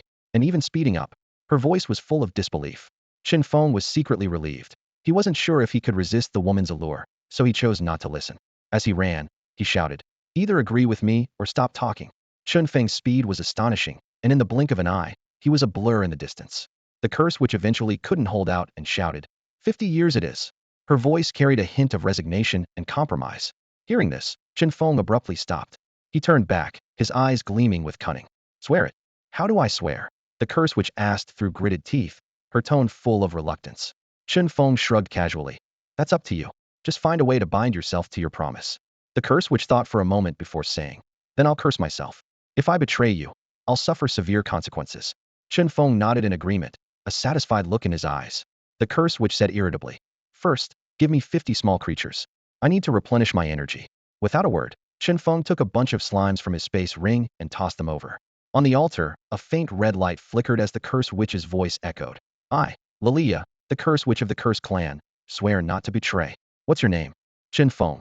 Swear not to betray Chen Feng for 50 years, or face immediate death. As soon as the curse witch finished speaking, a red light shot up from the ground. Instinctively, Chen Feng wanted to dodge, but it was too fast to react. The red light entered his body, causing him to feel a strange connection. This is a contract. The curse witch wasn't lying. Chen Feng thought to himself. The curse witch weakly asked, are you reassured now? Her voice was already fading.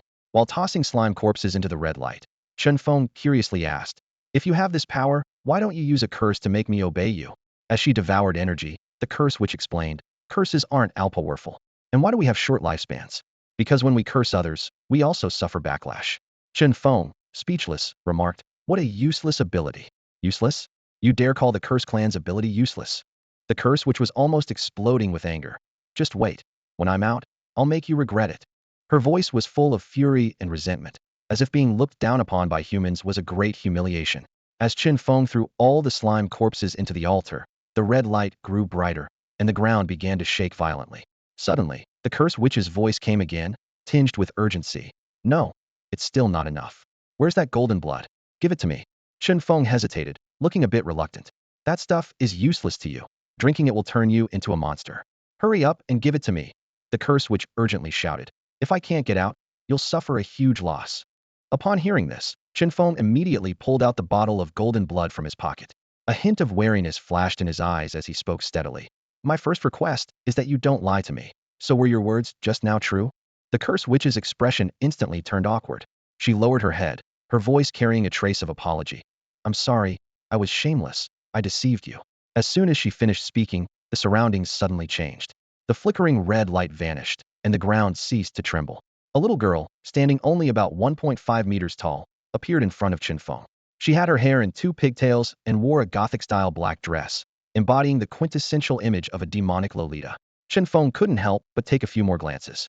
The little girl was indeed beautiful, with fair and delicate skin, much like a finely crafted porcelain doll. Particularly striking was the thin, long tail extending from her backside, ending in a small black triangle. The girl gently lifted the sides of her dress and gave a slight bow to Chen Feng, performing a perfect Western-style curtsy. With a sweet voice, she said, Lilia, at your service, master. Chen Feng, observing the well-behaved Lilia before him, remained on guard. He was well aware that she was merely putting on an act to beguile him. With a stern expression, he said, you don't need to pretend. I won't send you on any suicidal missions. But you must tell me your abilities and level, your background, and what's happening in this world. The curse witch Lilia looked at Chen Feng in surprise. She hadn't expected him to have no lustful thoughts toward her. The Curse clan, due to severe curse backlash, had men who were handsome and women who were stunningly beautiful, often captivating other beings at first sight, leading them to want to possess them. However, as Lilia took a closer look at Chen Feng's face, her eyes widened. So handsome, she exclaimed inwardly. No wonder he's not interested in me. Perhaps he's developed resistance from looking in the mirror every day. Though slightly disappointed that her charm hadn't affected Chen Feng, Lilia chose to temporarily submit. She replied, Master, my abilities are curses, various active or passive curse abilities, and I'm already level 80, quite strong in battle. As for how this place appeared, I don't know either. I'm not a native of this secret realm. I'm just a wanderer in the secret realms. Chen Feng's eyes flickered as he asked, Wanderer in the secret realms? What does that mean? He had never learned about this in books. Lilia asked curiously, Haven't you attended the human race's advanced academy? I recall meeting a human who said they teach that there. Well, I just graduated high school, so just explain it directly, Chen Feng said calmly. Lilia explained, It's not much, really. Wanderers in the secret realms are a group of orphans who don't know where their home is, how they appeared, or why they exist, drifting through various secret realms, searching for the way home or the meaning of life. At this point, Lilia's tone suddenly became somewhat melancholic. Chen Feng silently noted this piece of information, unmoved by Lilia's melancholy. He scrutinized the curse witch skeptically. You don't look like you're level 80. Lilia was immediately irritated, instinctively retorting, You try being sealed for 200 years, you'd probably be even weaker than me. Her naturally feisty personality was instantly revealed, and her brief facade of obedience crumbled in an instant. Seeing that she was always being reverted to her true form, the curse witch decided to give up her disguise. She stood with her hands on her hips, exuding an air of justified confidence. Since I'm yours now, you're responsible for my food and shelter, she said with a hint of smugness in her voice. Oh, and you'll have to provide all the energy I need to regain my power. Chen Feng rubbed his temples at her words. As someone who understood what a big eater she was, he knew how astonishing the amount of energy she required to recover her strength was. After a moment of contemplation, he asked, So, how much power do you have now? About level 10. The curse witch replied, suddenly leaping into the air and hovering effortlessly. She crossed her legs, looking completely at ease. Watching this, Chen Feng sighed. I thought I was getting a bodyguard, but it turns out I got a pig. The curse witch was immediately displeased, glaring at him with indignation. Who are you looking down on? Once I'm invincible, you won't even have the chance to lick my toes. Chen Feng instinctively glanced at her feet, noticing for the first time that she was barefoot. Her feet were as white and delicate as jade, gently swaying in the air, exuding an enticing aura. Chen Feng felt a stir within him, but quickly reined in his thoughts. Seeing this, a flicker of disappointment crossed the witch's eyes. Her clan's curse was terrifying. Anyone who harbored lustful thoughts towards her would be consumed by desire, endlessly entangled with the witch. Over the years, her clan had developed a way to control those lost in desire. If Chen Feng succumbed to her charms, she could easily turn the tables on him. Suppressing his wayward thoughts, Chen Feng began to consider how to train this unique bodyguard. Suddenly, an idea struck him. I have some energy potions here. See how much you can recover by drinking them. He produced some energy potions he had previously acquired. Though they were useful to him, he decided to spare them for the sake of experimentation. The witch's eyes lit up upon seeing the potions. You humans are amazing, making everything into potions. All the races love them. She snatched the potions and gulped them down without hesitation. These potions contained potent energy, and ordinary awakened ones wouldn't dare consume so many at once. If they couldn't digest it, it would be a minor issue, but energy out of control could be harmful. However, after downing the potions, the curse witch looked utterly content, even wanting more. The potions are too low level. Can you get me some higher grade ones? She licked her lips, then her eyes brightened. I smell cores on you. Don't be stingy, give me some. She knelt in midair, legs spread in a V, opening her rosy lips expectantly. After a moment of thought, Chen Feng decided to give her all the cores he had collected and seized. Over 300 cores, ranging from level 1 to level 20. Even if he used them all, they wouldn't be enough for him to level up, but for the witch, they were meant to restore herself, so the effect would be more pronounced. Sure enough, the witch's face lit up with satisfaction. I can now unleash level 15 power, she said with a teasing glint in her eyes. But it's still not enough. How about we work hard tonight and push it to level 50? Chen Feng had no objections. After all, his strength was constantly growing without needing extra energy, gaining over 10,000 pounds every day. The cursed witch wasn't someone to be underestimated. She greatly needed this power. Chen Feng was also curious about how powerful a level 50 cursed witch could be. Do you know this place well? Where should we go to level up first? Chen Feng asked, his eyes shining with curiosity. The cursed witch gently shook her head, her long hair floating in the air. Not at all, but going deeper should be fine. There are bound to be plenty of slimes in there. Chen Feng felt a twinge of anxiety. With his current strength, venturing alone into the depths of the plains would be a death wish. The goblin tribes were numerous, and their kings countless. Getting surrounded would leave no chance of escape. But with the cursed witch by his side, the situation was entirely different. So, Chen Feng, accompanied by the floating cursed witch, strode confidently towards the heart of the plains. Along the way, he couldn't help but ask, "Why are you floating in the air? Doesn't it consume energy?" The cursed witch's voice floated down lightly. "Our cursed race isn't truly flesh and blood beings, so floating doesn't exhaust us." Chen Feng suddenly understood, and then bombarded her with a series of questions. He asked about the cursed race, other races, and who had imprisoned the witch here. After a lengthy conversation, Chen Feng, who prided himself on being a well-informed student, realized he had been living under a rock. There were so many things in this world he didn't know. Most of this knowledge was covered in advanced academies, but some secrets were known only to the cursed race. Saving this, which had indeed broadened Chen Feng's horizons. An hour later, they reached the depths of the plains. The number of slimes here was indeed staggering, mostly moving in groups. In the distance, more traces of slime tribes could be seen. Finally, some energy. "Hurry and make your move," the cursed witch urged impatiently. "Show me what you can do," Chen Feng said. On the way, he had already inquired about the witch's abilities. She could not only actively use curse attacks on large groups of enemies, but also passively emit a curse effect, influencing everything around her. Seeing Chen Feng's skepticism about her value, the cursed witch immediately flew higher and snapped her fingers. A ball of light appeared out of nowhere, instantly attracting dozens of slimes to swarm towards her. These slimes were clearly of a higher level, hurling massive fireballs and ice arrows at the airborne cursed witch. The cursed witch quickly spoke. "I curse you, weaken." As soon as she finished, the momentum of those dozens of slimes diminished by about a third. This was with her current low level. If she were at level 50, she could probably curse an entire area to death with ease. "I have to admit, this ability is impressive." Chen Feng marveled to himself. "Hurry up and kill them. My energy is limited. I can't hold this for long," the cursed witch urged urgently. Chen Feng immediately charged forward, his right hand forming a sword gesture, and his left hand a palm blade, slashing through the chaos. Despite being affected by the curse, the slimes still fought back. Unable to reach the cursed witch, they all turned their attention to Chen Feng. The leading slime suddenly slammed the ground. As Chen Feng dashed forward, he felt the ground beneath him soften. "Quagmire," he thought in shock, realizing this ability was likely over level 20. The quagmire exerted a strong pull, trying to drag him underground. Just then, over 20 fireballs came crashing down, their intense heat instantly drying the quagmire. Chen Feng found himself trapped in a hardened mud pit, his hair catching fire from the inferno. Chen Feng suddenly pushed off with his feet, compressing the air beneath him before exploding upwards like a cannonball. In his hand, he tightly gripped a dried clod of mud he had grabbed from the swamp, which transformed into deadly weapons in his grasp. From his elevated position, Chen Feng hurled the mud chunks like bullets. These hardened clods pierced through the bodies of a dozen slimes, leaving ghastly wounds in their wake. He then descended like a meteor, the impact sending shockwaves that flung the surrounding slimes away. Taking advantage of the enemy's surprise, Chen Feng charged into the fray like a fierce predator, his blade rising and falling with precision. Each strike was deadly accurate, ensuring that none of the fallen slimes could rise again.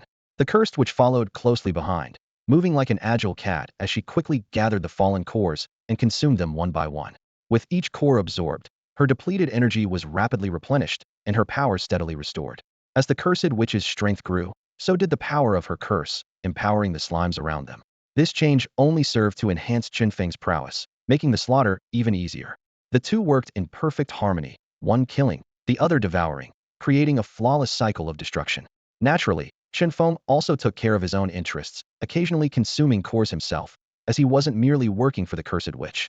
Together, they cut a path of devastation, leaving no life in their wake, like two relentless killing machines. Eventually, they encountered a new slime king. The cursed witch was nearly jumping with excitement. "Quick! Capture it! The golden blood is mine. The core is yours." Her voice was filled with anticipation and desire. Without hesitation, Chen Feng charged forward. However, this slime king was different from those they had faced before. Its entire body was an eerie green, exuding a thick, poisonous gas. Even with Chen Feng's formidable defenses, he felt himself growing weaker within 5 meters of it. A prolonged battle would likely lead to his demise from the poison.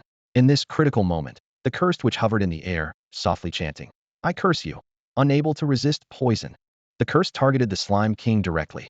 Chen Feng wondered about the curse's effect, only to be astonished as the Slime King began to weaken rapidly, at a rate 10 times faster than his own.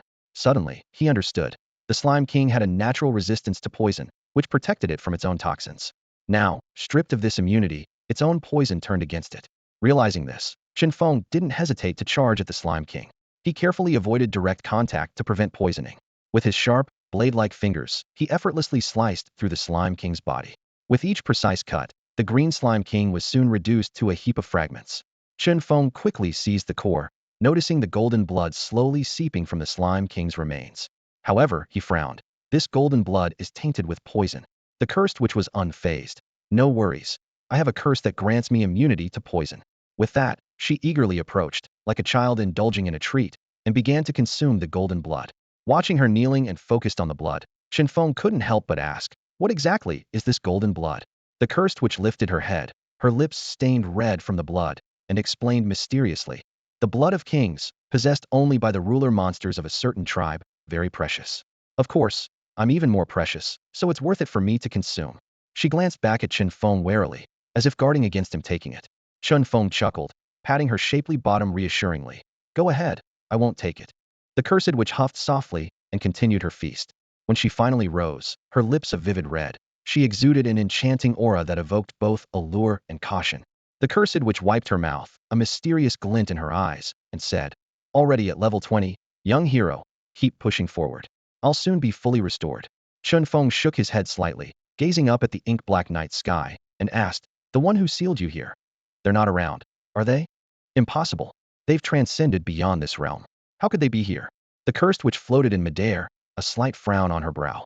Then again, even transcendence might not save one from such power.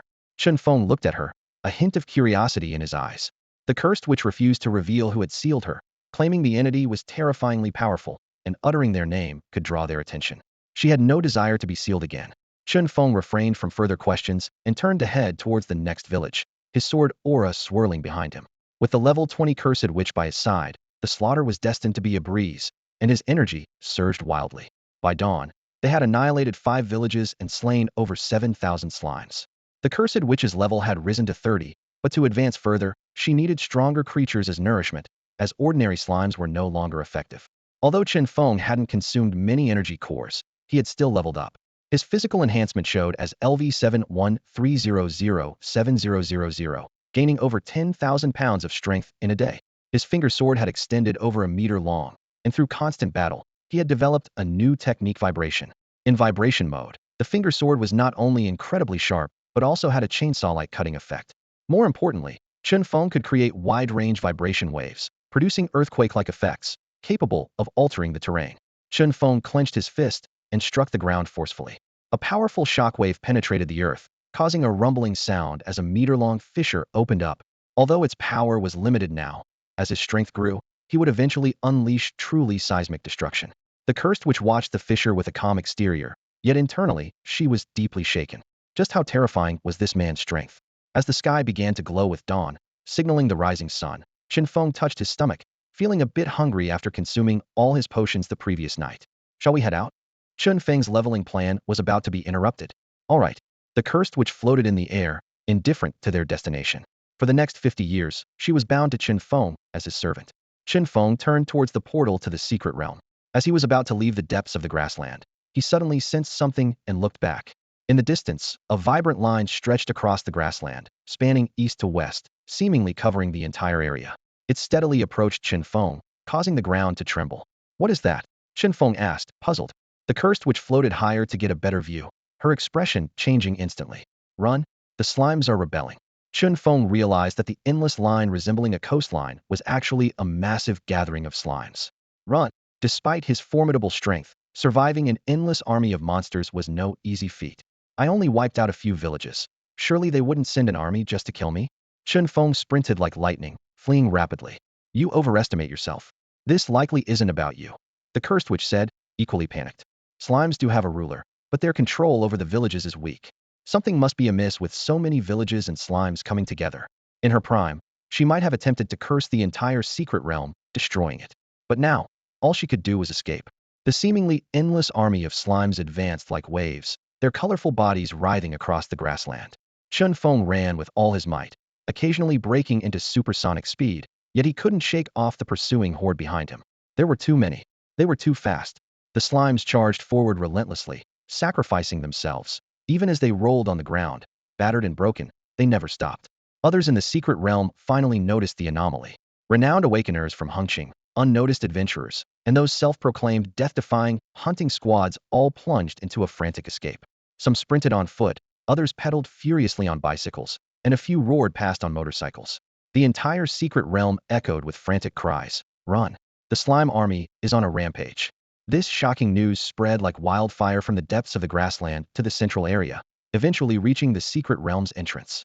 The vast, colorful slime army, stretching like a coastline, caught everyone's attention. The demon suppression army, which had been monitoring the secret realm, also detected the anomaly and immediately sounded the alarm.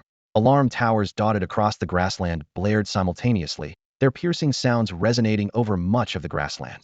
The external demon suppression army swiftly went on high alert, urgently notifying Hengqing. Soon, the entire city was filled with the shrill sound of alarms. The city's leadership quickly sprang into action, with the city lord and the division commander of the local demon suppression army personally heading to the outskirts of the slime plane's secret realm to oversee operations. The entire Hengqing demon suppression army was mobilized, including those on leave, those without crucial tasks, and even lightly injured members from hospitals were urgently summoned to the secret realm's outpost. The city lord, with a grim expression, demanded, "Slimes have always been gentle, not prone to expansion or aggression. Why have they suddenly gone berserk?" The station camp commander replied bitterly, "We don't know. This rampage happened too suddenly. We didn't have time to observe anything." "What do you mean you don't know? What are you here for?" the city lord furiously rebuked. The division commander, unable to listen any longer, coldly interrupted, "Enough. Now is not the time to assign blame. The critical question is how severe is the rampage, and how far have they advanced?" The camp commander replied solemnly, "They're moving fast. They're estimated to break through in less than 3 hours." "So fast?" the city lord exclaimed. The division commander clenched his fists tightly and pressed on. "That time is nowhere near enough for reinforcements to arrive. Based on your estimate, how long can we hold out with full defense?" 10. 10 minutes? The camp commander hesitantly responded. Both the city lord and the division commander were shocked. Seeing their disbelief, the camp commander immediately projected the real-time footage captured by the instruments within the secret realm. The screen showed an endless sea of slimes advancing, a scene that was truly terrifying. Initially dissatisfied with the camp commander's estimate, the two suddenly felt a chill in their hearts. The camp commander's prediction was optimistic, to say the least. If so many slimes really broke through, lasting even 1 minute would be a miracle. The division commander stared at the screen for a long time, his eyes suddenly reddening. He trembled as he ordered, "Notify everyone. The time has come for the nation and the people to test us. Hold the line with all your might." He then turned to the city lord, speaking with a heavy tone, "Old Qi, notify all the citizens of Hengqing to flee with everything they have. This is not a relocation. Run for your lives. Everyone, use your skills. If you make it out alive, count yourself lucky." The mayor felt his heart and blood freeze, his body cold, and his legs trembling uncontrollably. His voice was almost choked with emotion. "Is there really no way out? Not even a slim chance?" The commander opened his mouth, intending to offer some encouragement, but all he could manage was a heavy sigh. "Old Qi, take the people and flee. Shut the hell up. You expect me to escape while you fight to the death? Are civil servants not human too?" The mayor turned abruptly, shouting angrily at the commander, his face flushed with rage. "I will notify the citizens to evacuate, then come back to help you resist." With that, he turned to leave. At that moment, the camp leader's eyes suddenly focused, and he exclaimed in surprise, "Huh? What's that?" The two men beside him frowned and looked in the direction the camp leader indicated. On the projected screen, above the endless army of slimes, a small black dot hovered. Initially, the three thought it was a hunter fleeing for their life, but they realized the black dot was heading deeper into the slime army. Is it the commander of the slime army? Would killing it make a difference? The mayor's eyes lit up with urgency as he asked. The commander immediately ordered, "Zoom in." The image zoomed in, and the black dot gradually became clearer. The three men finally saw that it was actually two people. "Is that him?" A hint of surprise flashed across the commander's face. "Who?" The mayor turned his head in confusion. "His name is Chen Feng. During the Monster Suppression Army Captain Assessment, he scored the highest in the past 20 years, nearly a perfect score," the commander explained. "But because of that, the upper ranks of the Monster Suppression Army deemed him a cold and ruthless person, and many were reluctant to let him be heavily utilized." The commander frowned. "What's that kid doing in the slime plains? No, where is he going? Why is he flying deeper into the slime plains?" 10 minutes earlier, within the secret realm, Chen Feng was desperately fleeing, trying to escape danger. Although he was fast, the distance to the secret realm's gate was too far, and he couldn't outrun the relentless slime army. He knew he wouldn't make it out alive. "Let's give it a shot." Chen Feng decided determinedly, grabbing the smooth, soft foot of the curse witch behind him. He shouted, "Fly me out of here." The curse witch was so angry her face turned red. She cursed, "Are you even human? My floating ability can't carry anyone. Cut the crap. If you don't fly, we both die." Chen Feng's voice was cold and commanding, leaving no room for refusal. "What did I do in a past life to deserve meeting a shameless guy like you? Don't you dare look up my skirt." The curse witch cursed, but she still grabbed Chen Feng and slowly lifted off the ground. "Who cares about your panties with little wings on them? Just fly," Chen Feng urged impatiently. "Shameless scoundrel." The curse witch continued to curse, yet she still carried Chen Feng into the air, hovering and looking down below. She warned coldly, "You realize I can't hold this for long, right? We'll still die if we fall." Chen Feng's eyes were as sharp as a hawk's, scanning the approaching slime army in the distance. He said solemnly, "Hiding and running are useless now. No one can escape. We have to kill as many slime kings as possible to cause internal chaos." The curse witch gave Chen Feng a surprised look. She had thought Chen Feng was a cowardly scoundrel, asking her to fly out of fear of death. Now she understood that he intended to use the aerial view to locate the slime kings. "You're planning to kill the kings in this endless army of slimes? Are you insane?" The curse witch seriously suspected Chen Feng was lying to deceive her. At that moment, Chen Feng let out a cold laugh. "Found it." Then, he released the curse witch's feet and kicked off into the air. Boom. With a muffled sonic boom, Chen Feng shot out like a cannonball, plunging straight into the slime army. The slime army was countless, densely packed, advancing like an unending tide. They almost instantly engulfed Chen Feng, his figure disappearing from sight. Hovering high above, the curse witch couldn't see Chen Feng anymore, wondering to herself, "Is he dead?" At this thought, a slightly gleeful smile appeared on her lips. But then, a disturbance and chaos emerged within the endless slime army. As the curse witch focused her gaze, she saw Chen Feng lifting a massive black slime, taller than a person, over his head. With a furious roar, Chen Feng tore the slime king apart. Amidst the endless army, this slime king was just a drop in the ocean. Killing it seemed to make little difference. However, Chen Feng had already discovered that although slimes were mindless creatures, they relied entirely on the command of their king to move in groups. With the king slain, the slimes in its tribe immediately lost control, chaotically charging around and causing a small-scale disruption within the army. Although this minor chaos was swiftly crushed by the overwhelming forces coming from behind, the scene sparked an idea in Chen Feng. His eyes lit up as he leaped into the air, grabbing the slender foot of the cursed witch mid-flight, urgently shouting, "Find the kings." The cursed witch glanced at Chen Feng in surprise, a hint of admiration in her eye. She had come up with such a solution in a critical moment. Without hesitation, she sped through the skies above the slime army with Chen Feng, searching for the conspicuous figures of the kings. Although the slimes were densely packed, the kings were larger and more brightly colored, making them stand out. In just 10 minutes, Chen Feng dove down repeatedly, precisely slaying over 30 slime kings. After each kill, he quickly returned to the witch's side to continue the hunt. Before the previous wave of chaos subsided, a new wave emerged. The disorderly areas within the army gradually expanded and merged, giving Chen Feng hope of turning the tide of the battle. In the distant base, the city lord and the commander were monitoring the battlefield situation through screens. Witnessing this, the city lord clapped excitedly. "Excellent. Excellent. I never expected such a way to break through. I thought you were unmatched, commander, but it seems there's someone even more formidable."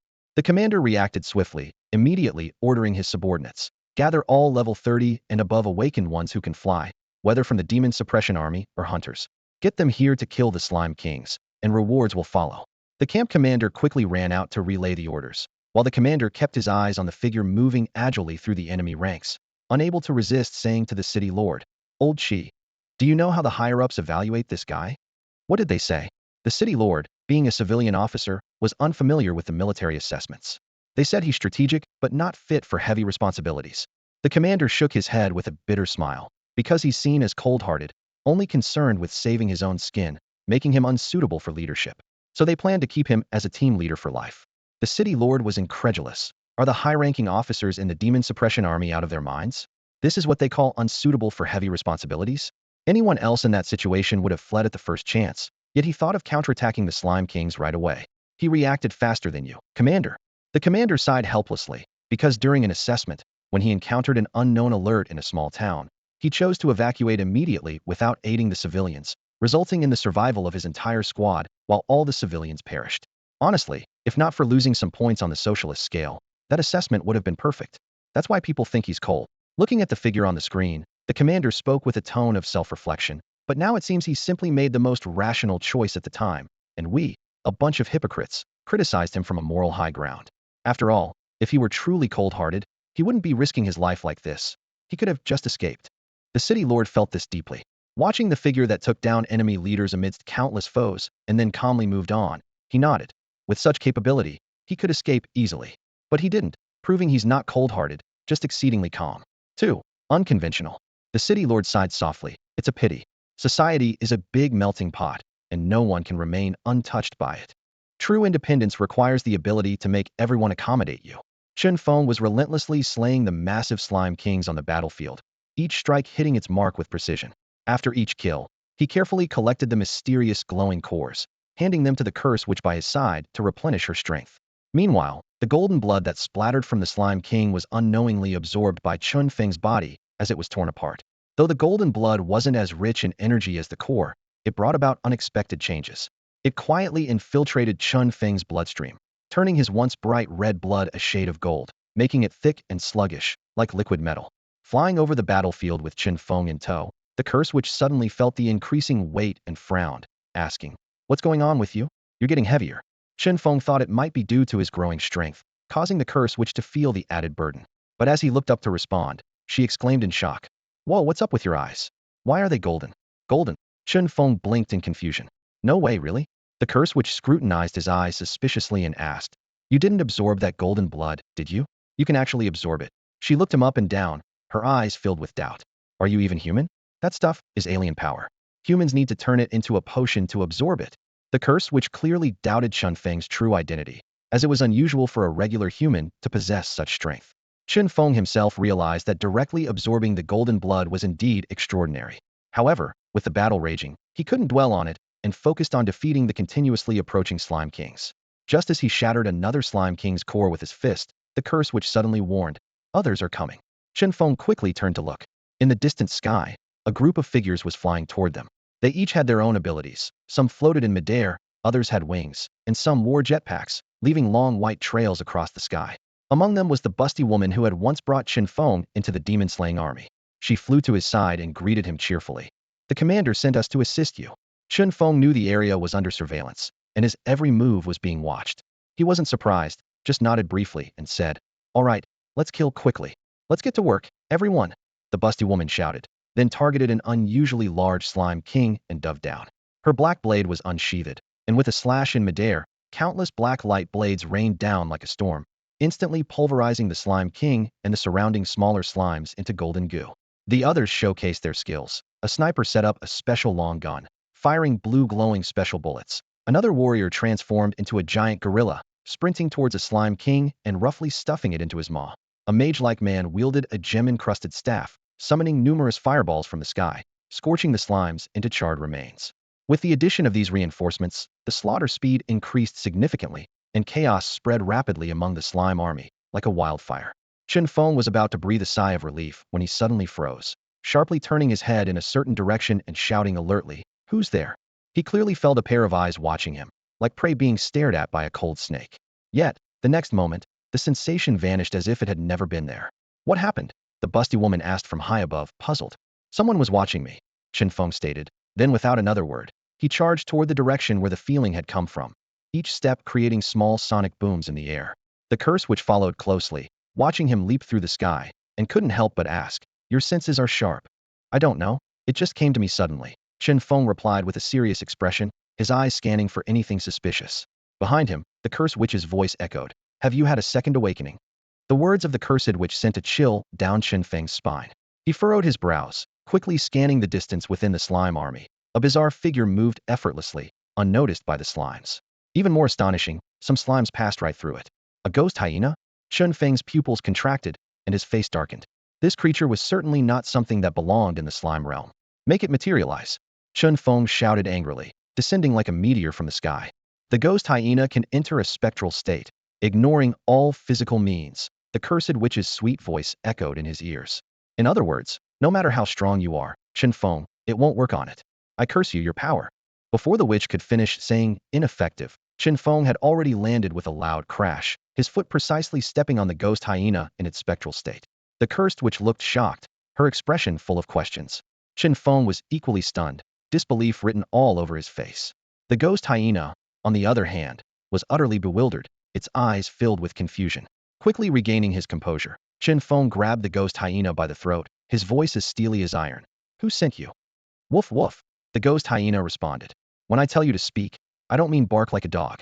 Chen Feng was furious, raising his hand and delivering 2 loud slaps to the ghost hyena.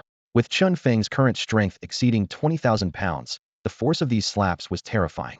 The ghost hyena coughed up blood on the spot, weakly whimpering again. Woof woof. Still barking like a damn dog. Chen Feng was completely enraged, grabbing the ghost hyena and unleashing a flurry of relentless punches. After several hits, the ghost hyena's bones were shattered entirely. Will you still bark like a dog? Chen Feng snarled, his face twisted with anger. At this moment, the cursed witch floated gently to Chen Feng's side, cautiously poking his shoulder with a slender finger, her voice soft. Just saying, is there a chance it's actually a dog? Huh? Dogs can't talk. Chen Feng retorted, puzzled. Maybe listen to whether what you're saying counts as human speech first. The cursed witch shook her head, exasperated. But the textbook says ghost hyenas can speak human language, Chen Feng argued earnestly. The cursed witch sighed softly. You did well in your studies, but not perfectly. It's a puppy, it hasn't reached the age to develop speech capabilities. Do you know how much harm 2 big slaps can do to a child like that? Chen Feng suddenly understood.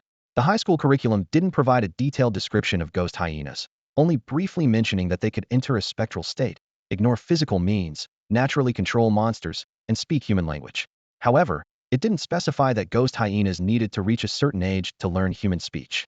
Since the ghost realm wasn't a local one, high school textbooks wouldn't cover it extensively. Such in-depth knowledge would be systematically taught in higher education. Looking at the ghost hyena he had beaten nearly to death, Chen Feng spoke with some hesitation. You should understand human speech, right? The ghost hyena only hung its head lifelessly, its vacant gaze fixed on the ground, looking utterly defeated. It doesn't want to talk, it wants to die. Seeing this, Chen Feng decided to grant its final wish, casually ending its life with a squeeze, then extracting its core and swallowing it whole. Seizing the opportunity, he quickly checked his level. Name, Chen Feng.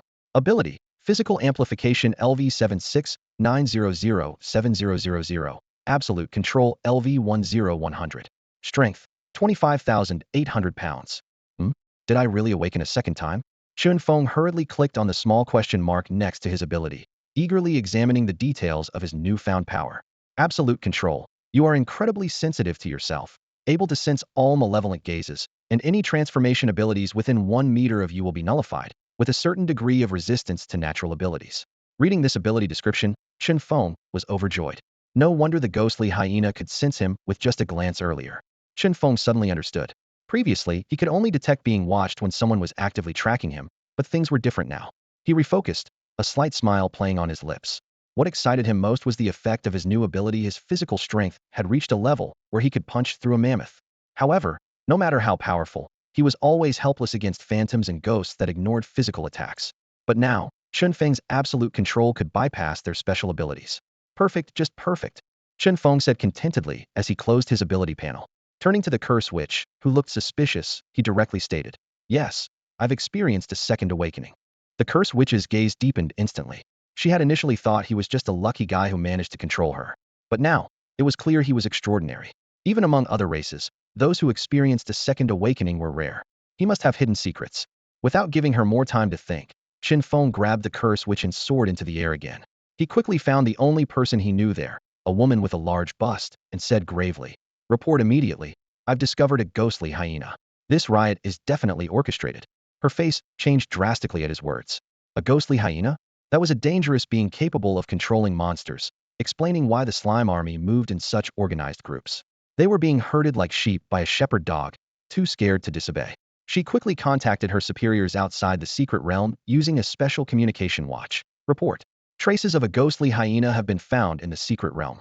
We suspect this riot is being manipulated. The message quickly reached the camp and the ears of the commander. Without hesitation, he took the communication watch and connected with the woman, decisively ordering, Investigate the situation immediately. Yes, she replied, activating her butterfly wing-like flying equipment and heading deeper into the secret realm. Should we go? The curse witch asked, tilting her head. Chen Feng considered for a moment and replied solemnly, We'll stay here and keep fighting. One person is enough to investigate. It's more troublesome here. The number of slime kings was large, and there were few awakened ones who could fly. Staying to fight was more valuable than exploring deeper. Although any major discovery in the depths would bring great military merit, He knew now wasn't the time to seek glory. Chen Feng remained in place, continuing to slaughter the slime kings. The commander, observing the scene in real time through the monitoring system, had a complex look in his eyes. The city lord beside him remarked, "I thought he'd go to the depths to grab military glory. I didn't expect him to resist the temptation and continue doing what he should. This kid is really something, so calm." He paused, then turned to the commander. "Hey, old Lu, if you don't want him, give him to me. I appreciate him a lot. I'll recommend him to the Advanced Academy. What do you say?" The commander glanced at the city lord, his tone firm. "Those guys might be fools, but I'm not. This talent must stay with the Demon Suppression Army." The city lord chuckled. "You can't convince those outdated old guys." "You're wrong," the commander retorted.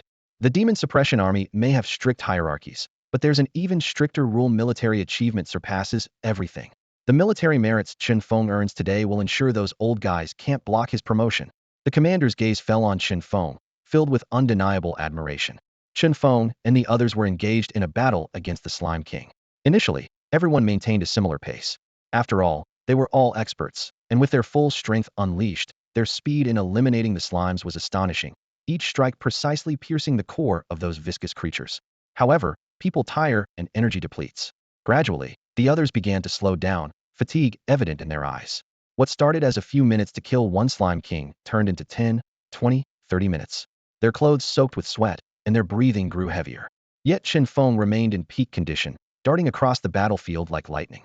He seemed like a tireless killing machine, his hands glinting coldly as each strike claimed the life of a slime. His weapon was coated in translucent slime, but it didn't hinder his attack rhythm in the slightest. After 2 hours of relentless combat, Chen Feng carved a chaotic path several kilometers long through the slime army. During this time, his ghost-like figure appeared all over the battlefield, slaying at least 10 ghost hyenas, which were fiercer than ordinary slimes. This chaos disrupted the formation of the slime army. Although they continued to advance, the confusion significantly slowed their escape from the secret realm. They could be held off for at least 10 hours. As long as the source of the slime army's rampage could be found during this time, the situation could be salvaged. Even if the source wasn't found, it would be enough time for more reinforcements to arrive. However, over 100,000 slimes had already surged out of the secret realm's boundary before the chaos barrier was established, moving like a living ocean spreading outward. Although their numbers were still vast, the situation was no longer irretrievable. The demon suppression forces resisted with all their might, forming a solid defensive line with shields and weapons. Aerial support from nearby cities arrived promptly, with fighter jets swooping low to launch fierce attacks on the slime army. The roar of machine guns echoed in the sky, and explosions in the slime horde sent waves of slime flying. Even the higher-ups had activated the long-range missile support system. Clear instructions came through the communicators. If the demon suppression forces could not hold, a barrage of missiles would be unleashed. However, the cost would be high, as the frontline forces would likely be destroyed as well. Thus, no one wanted to give such an order unless absolutely necessary. While the battle raged outside, Chen Feng stood on the edge of the battlefield, his sharp gaze piercing through the chaos as he searched for Du Xiongmei. He scoured every corner, but could not find his target. A young man with a jetpack approached, his gear marked with battle scars. He curiously eyed Chen Feng and asked, "Hey, what's your name?" "Chen Feng," he replied without turning, his voice as calm as if discussing the weather. "I'm Lu Chong, from the 7th Battalion of the Demon Suppression Forces," the young man said admiringly. "Which battalion are you in? I haven't heard of such a formidable warrior from Hengqin before." Chen Feng replied succinctly, "I just joined, haven't been assigned to a battalion yet." Lu Chong's eyes lit up as if discovering a treasure. "So you're still unassigned? Why not join our 7th Battalion? We have a great atmosphere, and our leader often takes us out for fun." A stocky middle-aged man drifted over, his uniform indicating he was from another unit. He sneered at Lu Chong. "The 7th Battalion is full of hooligans, their reputation is shot. Don't join them, come to our 3rd Battalion instead. The 5th Battalion isn't bad either, consider it, and our 9th Battalion would be thrilled to have you." Seeing the situation temporarily under control, many gathered around to recruit Chen Feng. After all, he was responsible for 70% of the Chaos Barrier's creation. Who wouldn't want such a formidable warrior on their team? Chen Feng, however, ignored their enthusiastic invitations, focusing intently on the depths of the secret realm, his brow furrowed. "Something's not right," he murmured. "What's wrong?" Lu Chong tensed, following Chen Feng's gaze with caution. "What did you see?" The others also turned serious, watching Chen Feng intently, waiting for his explanation. "I haven't seen anything specific, but there must be a mastermind behind this slime rampage," Chen Feng speculated, his voice thoughtful. "We've created such a large barrier, yet there's been no interference from them. Either they don't care, or they're planning something bigger." Others agreed that it made sense. They were just too overwhelmed to realize it earlier. Lu Chong, with admiration on his face, softly remarked, "Brother, you are truly calm. Most people wouldn't be able to think so clearly in this situation." Chen Feng ignored the compliment. His attention fully drawn to the rapidly approaching figure in the distance. Big Breast Sister was flying back. He signaled the curse witch to accompany him to meet her, and then leapt into the air. Once everyone regrouped with Big Breast Sister, Chen Feng immediately noticed her unusually grim expression. She spoke urgently. "The crisis is resolved, but I saw those guys running away. Someone's really stirring up trouble behind the scenes?" Chen Feng frowned slightly. "Are they strong?" Big Breast Sister didn't elaborate. She simply uttered a name in a low voice: Cerberus. The mention of Cerberus was like a bombshell, freezing the expressions of everyone present. Cerberus, after all, was a creature from the beautiful countryside, originating from a secret realm of the demon world, known as Satan's watchdog. So, does this mean the beautiful country is involved? Lu Chong furrowed his brow, looking puzzled. But why would they bother with a small place like Hengqing? It wasn't just him. Everyone was struggling to comprehend the logic behind this. Hengqing wasn't noteworthy internationally, or even within Daxia. So why would the beautiful country send Cerberus to cause trouble here? As everyone pondered deeply, the curse witch suddenly spoke up in a light-hearted tone. "Nope, Cerberus isn't here." Everyone turned their heads, focusing their gaze on her. "But I clearly saw." Big Breast Sister's voice carried hesitation. The curse witch shrugged. "I don't know about that, but there's no trace of it here." Besides, her voice turned serious. "Do you know what a demon world watchdog is? Wherever it goes, the atmosphere is tainted with demon world energy, and any living being that comes into contact with it turns into a monster. These slimes haven't mutated." Her understanding of Cerberus seemed particularly deep. Chen Feng trusted the curse witch's judgment and immediately analyzed. "It might have been an illusion. Someone tried to confuse you and shift the blame." "Should we still go deeper?" Big Breast Sister asked, her hand resting on her weapon, ready to act at any moment.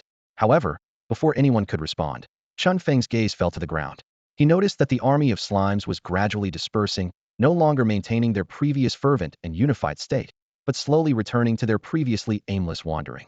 "No need," Chen Feng said calmly, his eyes still fixed below. "It seems our actions have alarmed them. The masterminds have already left." Everyone else also noticed the slimes beginning to scatter and couldn't help but breathe a sigh of relief, their tense nerves slightly relaxing. Big Breast Sister frowned. Why did they disperse like this? It was a disaster capable of destroying Hengqing, yet it ended so anticlimactically. "Perhaps they achieved some purpose," Chen Feng said gravely, a contemplative look in his eyes. Big Breast Sister nodded in agreement. This upheaval might have been just to draw attention away, allowing them to do something else. But what exactly that was, no one knew. Seeing that the crisis had been averted, Chen Feng and the others slowly descended to the ground, though they didn't leave the secret realm immediately. For one, leaving could mean not returning, as the slimes were being bombed from above, and leaving rashly could result in being caught in the crossfire. For another, leaving now would waste a golden opportunity. The endless army of slimes had trampled each other to death, leaving the ground covered with a dense array of monster cores, glinting enticingly. Scooping up a handful would yield a bounty. Who would be foolish enough to leave now? Everyone quickly picked up the monster cores from the ground, resembling treasure hunters scrambling for gold. Due to the large number, they tacitly spread out in different directions to avoid duplicating efforts. The cursed witch deftly collected the cores with a cheerful demeanor while turning to Chen Feng with a smile, saying, "We've hit the jackpot this time. I can at least return to level 70. Cut the chatter. That's not going to happen. The demon suppression army will intervene soon, and we don't have much time to gather," Chen Feng urged with a serious tone, his brows furrowed. The cursed witch's expression instantly turned serious, and she didn't dare delay any longer. Her figure became a blur as she swiftly moved across the battlefield, picking up cores. As reaching higher levels required more cores, she abandoned her previous leisurely pace and frantically grabbed and absorbed the cores. While Chen Feng was rapidly advancing, she was also desperately enhancing her own strength. The other companions, although also from the demon suppression army, knew well that once the main force arrived, they would lose the chance to freely collect cores. This drove them to collect the spoils as frantically as starving wolves, their eyes filled with greed and urgency. A few hours later, the situation changed dramatically. All the slimes that had emerged from the secret realm were eradicated, leaving none alive. A large number of demon suppression army soldiers marched into the slime plains, taking full control of the situation. Naturally, the scattered monster cores were also to be confiscated and handed over to the military. Chen Feng paid no mind to this, pretending to pick up cores with the others. But unlike the others, who cautiously hid one core for every 3 or 10 they collected, he absorbed them directly, discreetly, and swiftly. By the time the area was completely cleared, Chen Feng's 2 abilities had shown significant growth. Physical enhancement LV20123100000. Absolute control LV100200000. An increase of 20 pounds of strength per minute adds up to 28,800 pounds in a day. This number seemed astonishing, but Chen Feng calculated that even reaching level 100 would only increase his strength by 140,000 pounds a day. It didn't seem as much as imagined. However, Chen Feng knew that after reaching level 30, an awakener's abilities would undergo a qualitative transformation. He wondered what kind of transformation he would experience after reaching level 30. Would his strength increase double every minute? It couldn't be that simple. There must be other benefits. Otherwise, level 30 wouldn't be such a significant milestone for awakeners. Once reaching level 30 or above, awakeners would be fiercely sought after by major forces. Yet, this was not openly discussed online or in schools below the higher education level. Chen Feng needed to attend an advanced academy to learn more. As for absolute control, its effects after reaching level 10 were not simple either. Within 10 meters, all illusionary abilities would be ineffective against him, and even natural abilities like wind, frost, rain, and snow would be significantly weakened. Upon reaching level 20, Chen Feng discovered he had gained new abilities. Air Bullet. This ability was somewhat akin to the legendary One Finger Zen or flicking divine power. With a flick of his finger, he could unleash a force comparable to a bullet. Air Whip, as the name suggests, allowed him to condense air into a long whip to lash at enemies. What Chen Feng valued most was that he had finally developed a long-range attack capability. For someone like him, whose abilities focused on enhancement and physical strength, the biggest challenge was the weakness in long-range attacks. Now, even from 100 meters away, he could flick his finger and accurately take down an enemy. This was precisely the core effect of the 10,000 weapons battle technique, teaching one how to perfectly control their body. As long as one could master their body perfectly, what ability couldn't they use? Chen Feng clenched his fists, feeling the powerful energy surging within him, his eyes shining with confidence, immensely satisfied with himself. Currently, his strength has reached 35,000 Jin. Chen Feng was meticulously checking the changes in his state when a soldier in uniform marched up to him, snapped to attention, and saluted with a loud voice. "Captain Chen, the commander requests your presence." Chen Feng looked up and saw a female team member, whom he privately referred to as Big Chest Girl, also receiving the notification and walking towards him. They exchanged a glance and, with mutual understanding, turned to leave the secret realm together. "I really don't want to leave so soon," Big Chest Girl sighed softly, her eyes showing clear reluctance. The opportunities within the secret realm were hard to part with, but the commander's summons couldn't be ignored. They passed through the entrance of the secret realm and arrived at the temporary base outside the Slime Plains secret realm. In front of the tents, the commander and the city lord stood side by side, seemingly waiting for some time. Upon seeing Chen Feng, the commander's face broke into a satisfied smile. "Ah, Chen, we owe this success to you." His tone was full of praise. The city lord stood next to him, nodding repeatedly in agreement. "Indeed, you can ask for anything from your commander this time. If he doesn't agree, I will." The commander's face darkened as he glared at the city lord, but when he turned to Chen Feng, his expression softened. "Though he's annoying, he's not wrong. I can fulfill any request you have." Chen Feng's eyes lit up and he spoke without hesitation. "I want to join the giant spirit god legion." Hearing this, the commander gave a slight smile, as if he had anticipated the request. "I thought you might ask for this. I will apply for you, so think of something else." Standing nearby, Big Chest Girl's eyes flashed with a hint of envy. She knew that the turnaround in their situation was entirely due to Chen Feng. Had it not been for his quick thinking and solution, Hengqin might have been reduced to ruins. Such a contribution deserved any reward. Looking into the commander's kind eyes, Chen Feng pondered for a moment before saying, "I want to enter the top military academy." He urgently needed the knowledge taught at a higher institution, especially the classified information that was crucial for his growth. The commander seemed to have been waiting for this request and immediately responded. "Great. How about I recommend you to the Imperial Capital Military Academy?" In terms of reputation, the Imperial Capital Military Academy was not as well known as the top 4 academies: Azure Dragon, White Tiger, Vermilion Bird, and Black Tortoise. However, as a military academy, it never bothered to advertise itself. In terms of actual strength, it undoubtedly ranked first. To put it bluntly, it was the Great Xia's testing ground where all cutting-edge technologies were trialed. Only verified and feasible technologies were rolled out nationwide. In essence, other academies were left with the Imperial Academy's leftovers. However, getting into the Imperial Academy was no easy feat. Applicants required a 3-generation background check and had to pass rigorous ability, character, and personality tests. Failing any part meant rejection. Most importantly, the Imperial Military Academy did not admit general applicants. It only accepted recommended students, those recommended by the Academy's faculty or high-ranking officials of Great Xia. If a recommended student caused issues, the recommender lost their recommendation privilege for the next year. As a result, students at the Imperial Academy were few. Chen Feng looked at the commander, a bit skeptical. You're not joking, right? Of course not.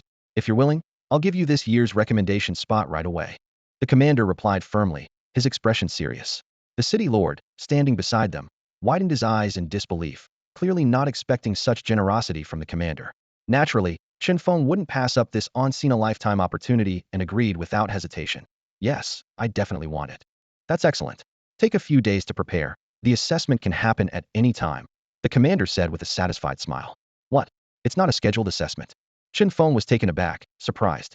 Of course not. The assessment is quite unexpected, so be cautious. You never know, someone on the street might be your examiner, the commander advised meaningfully. I didn't expect the Imperial Capital Military Academy's assessment to be so peculiar. But it's understandable. Everyone who graduates from there is a top talent, and considering the national secrets involved, the evaluation is naturally stringent. Chen Feng rubbed his stomach, which was growling with hunger, and asked wearily, Is that it? Can I go back now? I'm so hungry I feel like my stomach is touching my back. The battle had drained him of energy, and the hunger hit him like a tidal wave.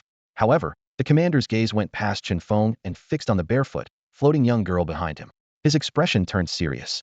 If I'm not mistaken, is she from a different race?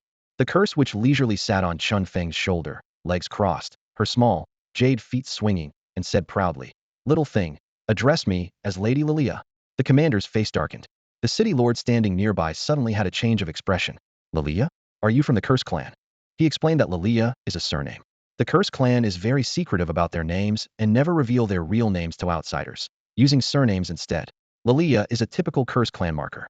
Upon hearing this, the commander's nerves tightened instantly as he quickly stepped back, keeping his eyes locked on the Curse witch.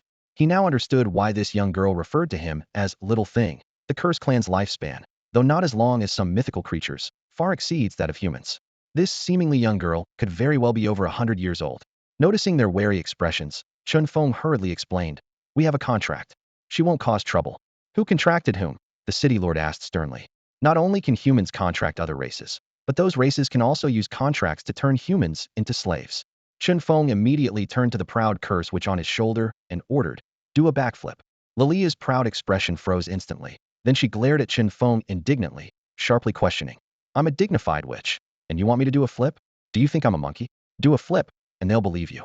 Otherwise, they'll take you out, Chen Feng calmly explained. Lilia turned her head defiantly, wearing an expression of resolute refusal. Seeing this, Chen Feng could only grab Lilia's delicate jade foot, casually playing with it. If I were her slave, I wouldn't dare to toy with her like this. Lilia trembled with rage, dark curse chains appearing around her, swirling continuously. She wished she could curse Chen Feng to death on the spot, but was unable to do so. The city lord and the commander, witnessing this scene, finally breathed a sigh of relief. As long as you can control her, the commander said, deciding not to intervene further. Humans contracting other races is permitted, provided it doesn't harm humans or pose a risk. Seeing that they'd let go of their concerns, Chen Feng quickly took his leave from the military camp and headed straight for Hung City. Upon arrival, he found a hotel and eagerly told the waiter, I want monster meat, any kind, as long as it's energy-rich and served quickly. The waiter hesitated, seeing the hungry, wild look in Chen Feng's eyes. Sir, you. Chen Feng realized how disheveled he must look, quickly explaining, I have money. I can pay first. The waiter cautiously took Chen Feng's card, and after confirming it, arranged for his order. Chen Feng's appearance was indeed concerning, unable to wear his demon-suppressing army uniform. His clothes were tattered from battle, and his eyes glowed with hunger, making anyone suspect he might be a beggar trying to dine and dash. If it weren't for the elegant and noble-looking girl in a black dress behind him, Chen Feng probably wouldn't have even made it through the restaurant's door. Chen Feng found a seat and sat down, his eyes constantly scanning the surroundings as he eagerly awaited the upcoming meal. Before long, a waiter arrived with a steaming plate of meat, the aroma wafting through the air. Chen Feng couldn't bother maintaining his image and immediately grabbed his chopsticks, shoveling large mouthfuls into his mouth, indifferent to the juices dripping down his chin. Bring me 10 more servings of this. Chen Feng mumbled through a mouthful of food. The waiter widened his eyes, a hint of shock flashing across his face. Sir, this is three-eyed black donkey meat, very rich in energy, and that's already a pound. A pound? Chen Feng swallowed his food, looking up in surprise. Yes, the waiter replied with a professional smile. Chen Feng glanced down at the half-empty plate and decisively changed his order. Then bring me 20 more servings. The waiter paused for a moment, glanced at the half-eaten plate of donkey meat, and without further comment, turned quickly to urge the kitchen to hurry.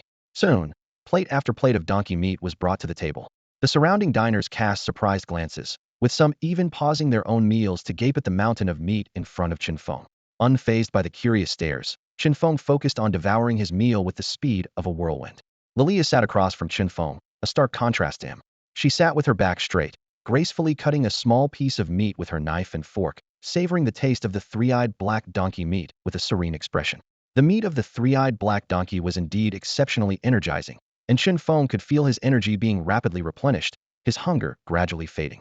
Just as he began on his 21st plate, a figure silently appeared beside him. "I have money. Isn't my card with you? Just charge it," Chen Feng said without looking up, assuming it was a waiter urging him to pay. The person smiled slightly. "Eat as much as you like. All this is on my tab." Chen Feng's actions paused as he slowly looked up at the speaker. It was a middle-aged man in a suit, with a neatly trimmed mustache and the demeanor of a successful person. Particularly noticeable was the blue-faced watch on his wrist, a space watch capable of storing items, a priceless marvel. Chen Feng's eyes flickered as he thought for a moment, then raised his voice to the waiter. "Then pack 100 pounds of three-eyed black donkey meat." The middle-aged man's expression froze. He had envisioned countless scenarios of approaching Chen Feng and imagined various possible responses, but he hadn't anticipated such a take as much as you can situation. Sitting across, Lilia's face darkened at Chen Feng's behavior. She tapped the table with her slender finger, her tone slightly reproachful. "Be elegant. I think the most elegant thing a man can do is pay the bill." She tilted her chin, winking at the middle-aged man. "Don't you agree?" Chen Feng smiled at the middle-aged man, revealing a mouthful of greasy teeth, then continued devouring his meal, unconcerned with his appearance. The middle-aged man's eyes flashed with a hint of irritation, feeling played, but he forced down his anger, managing a strained smile. "Young man, can we talk?" Chen Feng didn't respond, focusing instead on finishing the last piece of meat on his plate. He then reached over and grabbed the carefully cut piece of donkey meat from Lilia's plate, stuffing it into his mouth. "You're too slow at eating, no wonder you're hungry. Let's go," Chen Feng casually remarked, grabbing the heavy package of three-eyed black donkey meat from the waiter and striding towards the door. Lilia, her face flushed with anger, quickly followed. She habitually went barefoot, and with a nimble leap, she perched on Chen Feng's shoulder. This position gave her a sense of riding Chen Feng, easing much of her anger. The middle-aged man stood frozen, not expecting Chen Feng to leave so abruptly. He calculated that the tableful of three-eyed black donkey meat was over $1 million in value, and with the additional 100 pounds packed, the total amounted to $5 million. Spending such a large sum for just a brief exchange left him feeling far more than a fool. He imagined if he looked in a mirror now, the word fool would be emblazoned on his forehead. "You better stop right there." The middle-aged man finally snapped, slamming the table in frustration, causing the utensils to clatter as he shouted angrily at Chen Feng's retreating figure. Chen Feng continued walking steadily towards the restaurant's entrance. The middle-aged man's face darkened as he saw Chen Feng ignoring his call, and he quickly rushed out of the restaurant with a grim expression. On the roadside, he blocked Chen Feng's path. "Kid, you ate my food and just left like that. Do you think that's appropriate?" The middle-aged man spoke harshly, his eyes fixed intently on Chen Feng. "Did I ask you to treat me?" Chen Feng retorted, his gaze calm, yet sharp. The middle-aged man was left speechless. His lips moved, but no words came out. Lilia sat on Chen Feng's shoulder, a mocking smile playing on her lips as she looked down at the speechless man.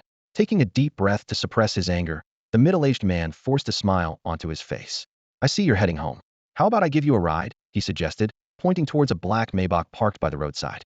The car stood out in the modern era, where most manufacturers had shifted to producing vehicles with advanced technology. This black Maybach had clearly been specially reinforced, with its cold, hard lines and thick window glass, making it feel like stepping into a tank. "What? Scared to get in?" the middle-aged man asked with a smile, his eyes glinting with the anticipation of capturing his prey. Chen Feng shrugged.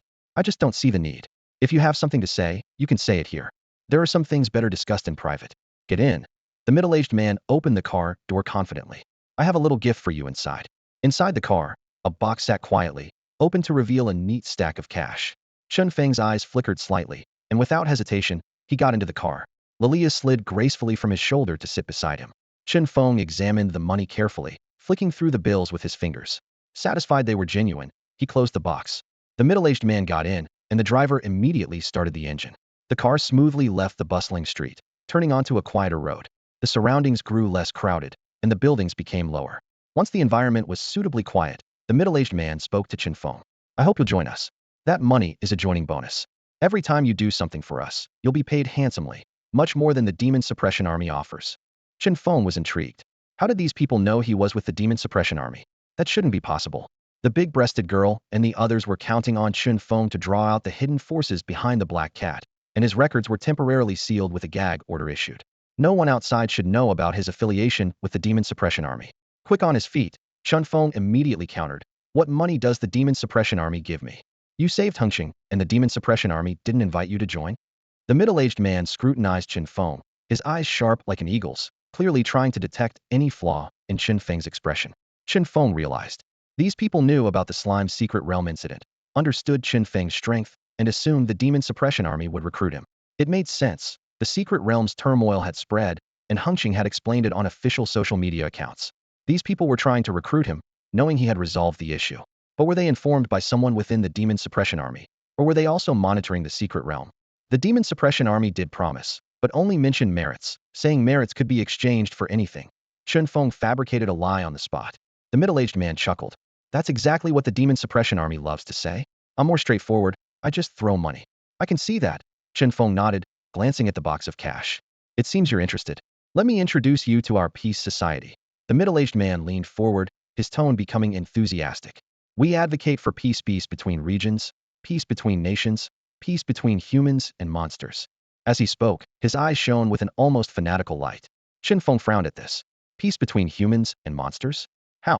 That's classified information of the Peace Society. I can't divulge it. The middle-aged man's expression suddenly turned serious and mysterious. However, as long as you're willing to work for us, we can offer you endless wealth.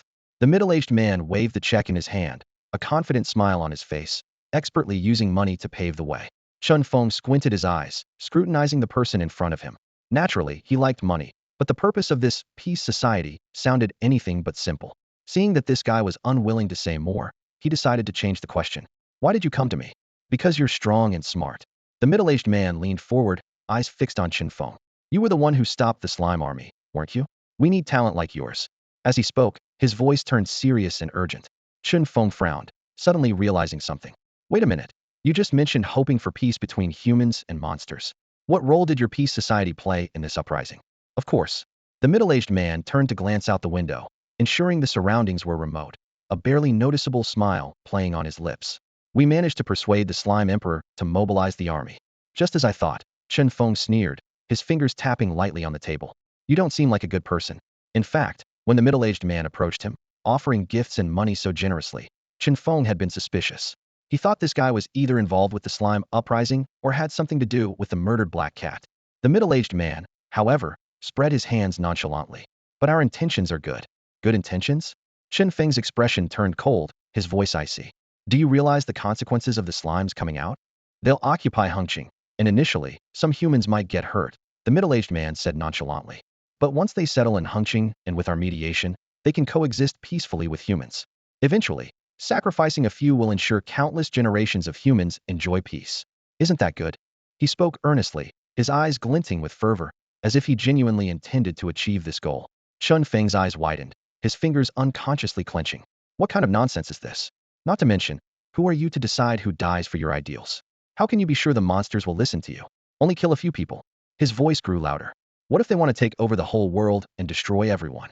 The middle-aged man smiled slightly, crossing his hands over his chest. We have someone who can ensure that won't happen. Who? What guarantee?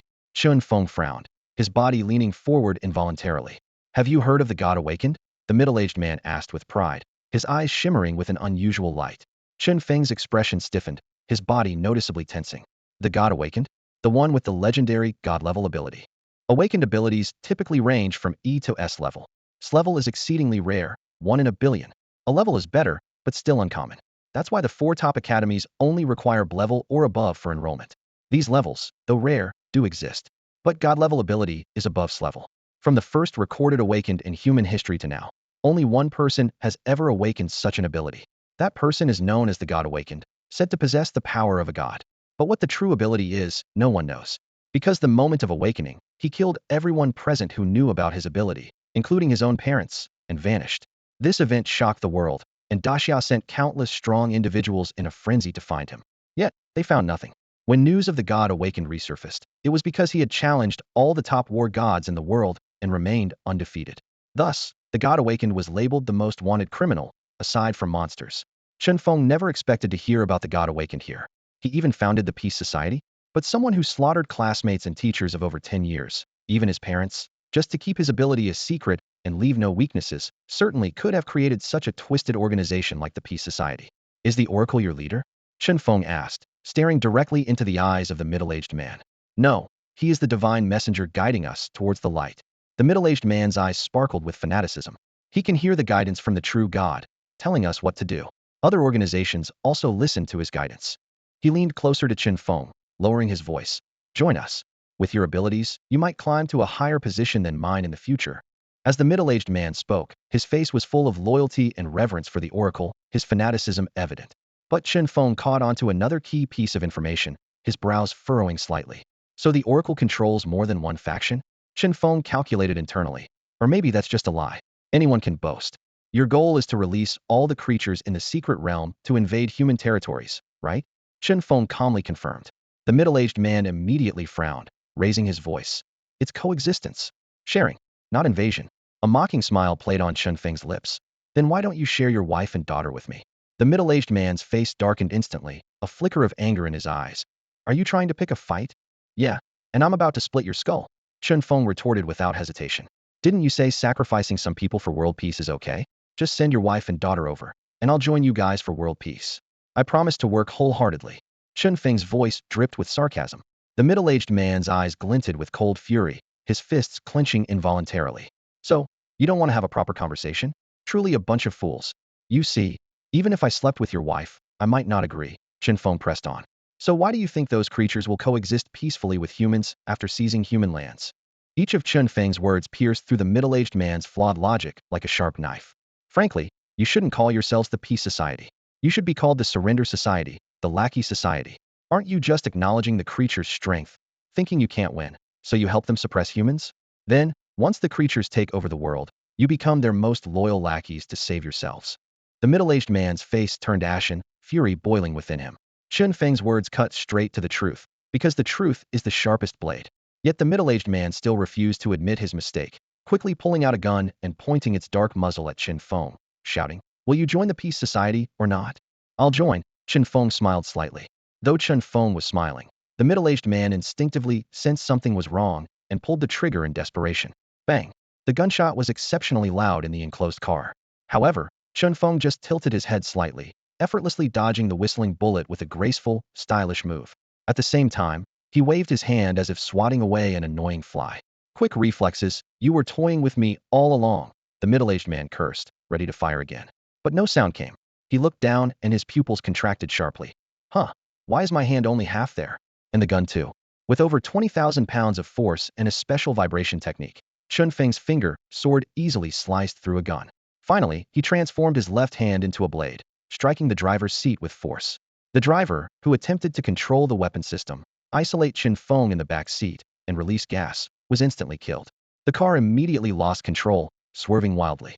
Alert! Alert! Vehicle out of control, AI intervening. The car's alarm blared, the steering wheel began auto-correcting, and the gyroscope worked to maintain balance. The nearly overturned car swiftly stabilized. Meanwhile, intense pain surged through the middle-aged man, causing him to scream in madness. The immense pain swept through the middle-aged man's body, rendering him unable to perform even basic actions. Chen Feng leaned down, lightly patting the man's cheek, his eyes scrutinizing. Surrender? I surrender, I surrender. The middle-aged man's face twisted, his voice trembling with agony. Chen Feng's lips curled into a mocking smile. Now you see the difference between us? If I were you, I wouldn't surrender, because surrendering is useless. The pain pushed the middle-aged man to the brink of collapse, and he shouted desperately. I know a lot of things. I can help you with many tasks. Chen Feng sneered, unimpressed. I don't believe you. A fool like you can't possibly know many secrets. You might just be a puppet. He turned to the woman beside him. Which, you're well-versed in soul studies, aren't you? Lilia was leisurely savoring the wine stored in the car, her demeanor elegant and composed. She replied calmly. Yes, why? Is there anything wrong with his soul? Chen Feng went straight to the point. Lilia's eyes narrowed. Yes, there's a mark, seems like a mental resonance. Simply put, it's a switch. Once triggered, someone can remotely manipulate this mark to check on this person's condition and what they see and hear.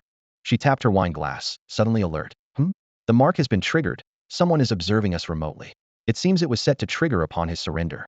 As a member of the Curse clan, she naturally had an extraordinary understanding of souls. Curses typically target the soul, which is her area of expertise. Chen Feng turned his gaze to the middle-aged man, his tone calm, yet questioning. An initiate? You're not qualified to contact the divine envoy. Suddenly, a strange voice echoed inside the carriage, eerily emanating from the middle-aged man's body, though no one had spoken. Snap! Lilia suddenly snapped her fingers. The middle-aged man's expression instantly froze, as if some action had been forcibly interrupted. Don't blow his head off in the carriage. It'll be disgusting, Lilia frowned. Apparently, someone had attempted to remotely detonate the middle-aged man's head, but she had timely intervened. The controller spoke coldly. Chen Feng, I've taken note of you.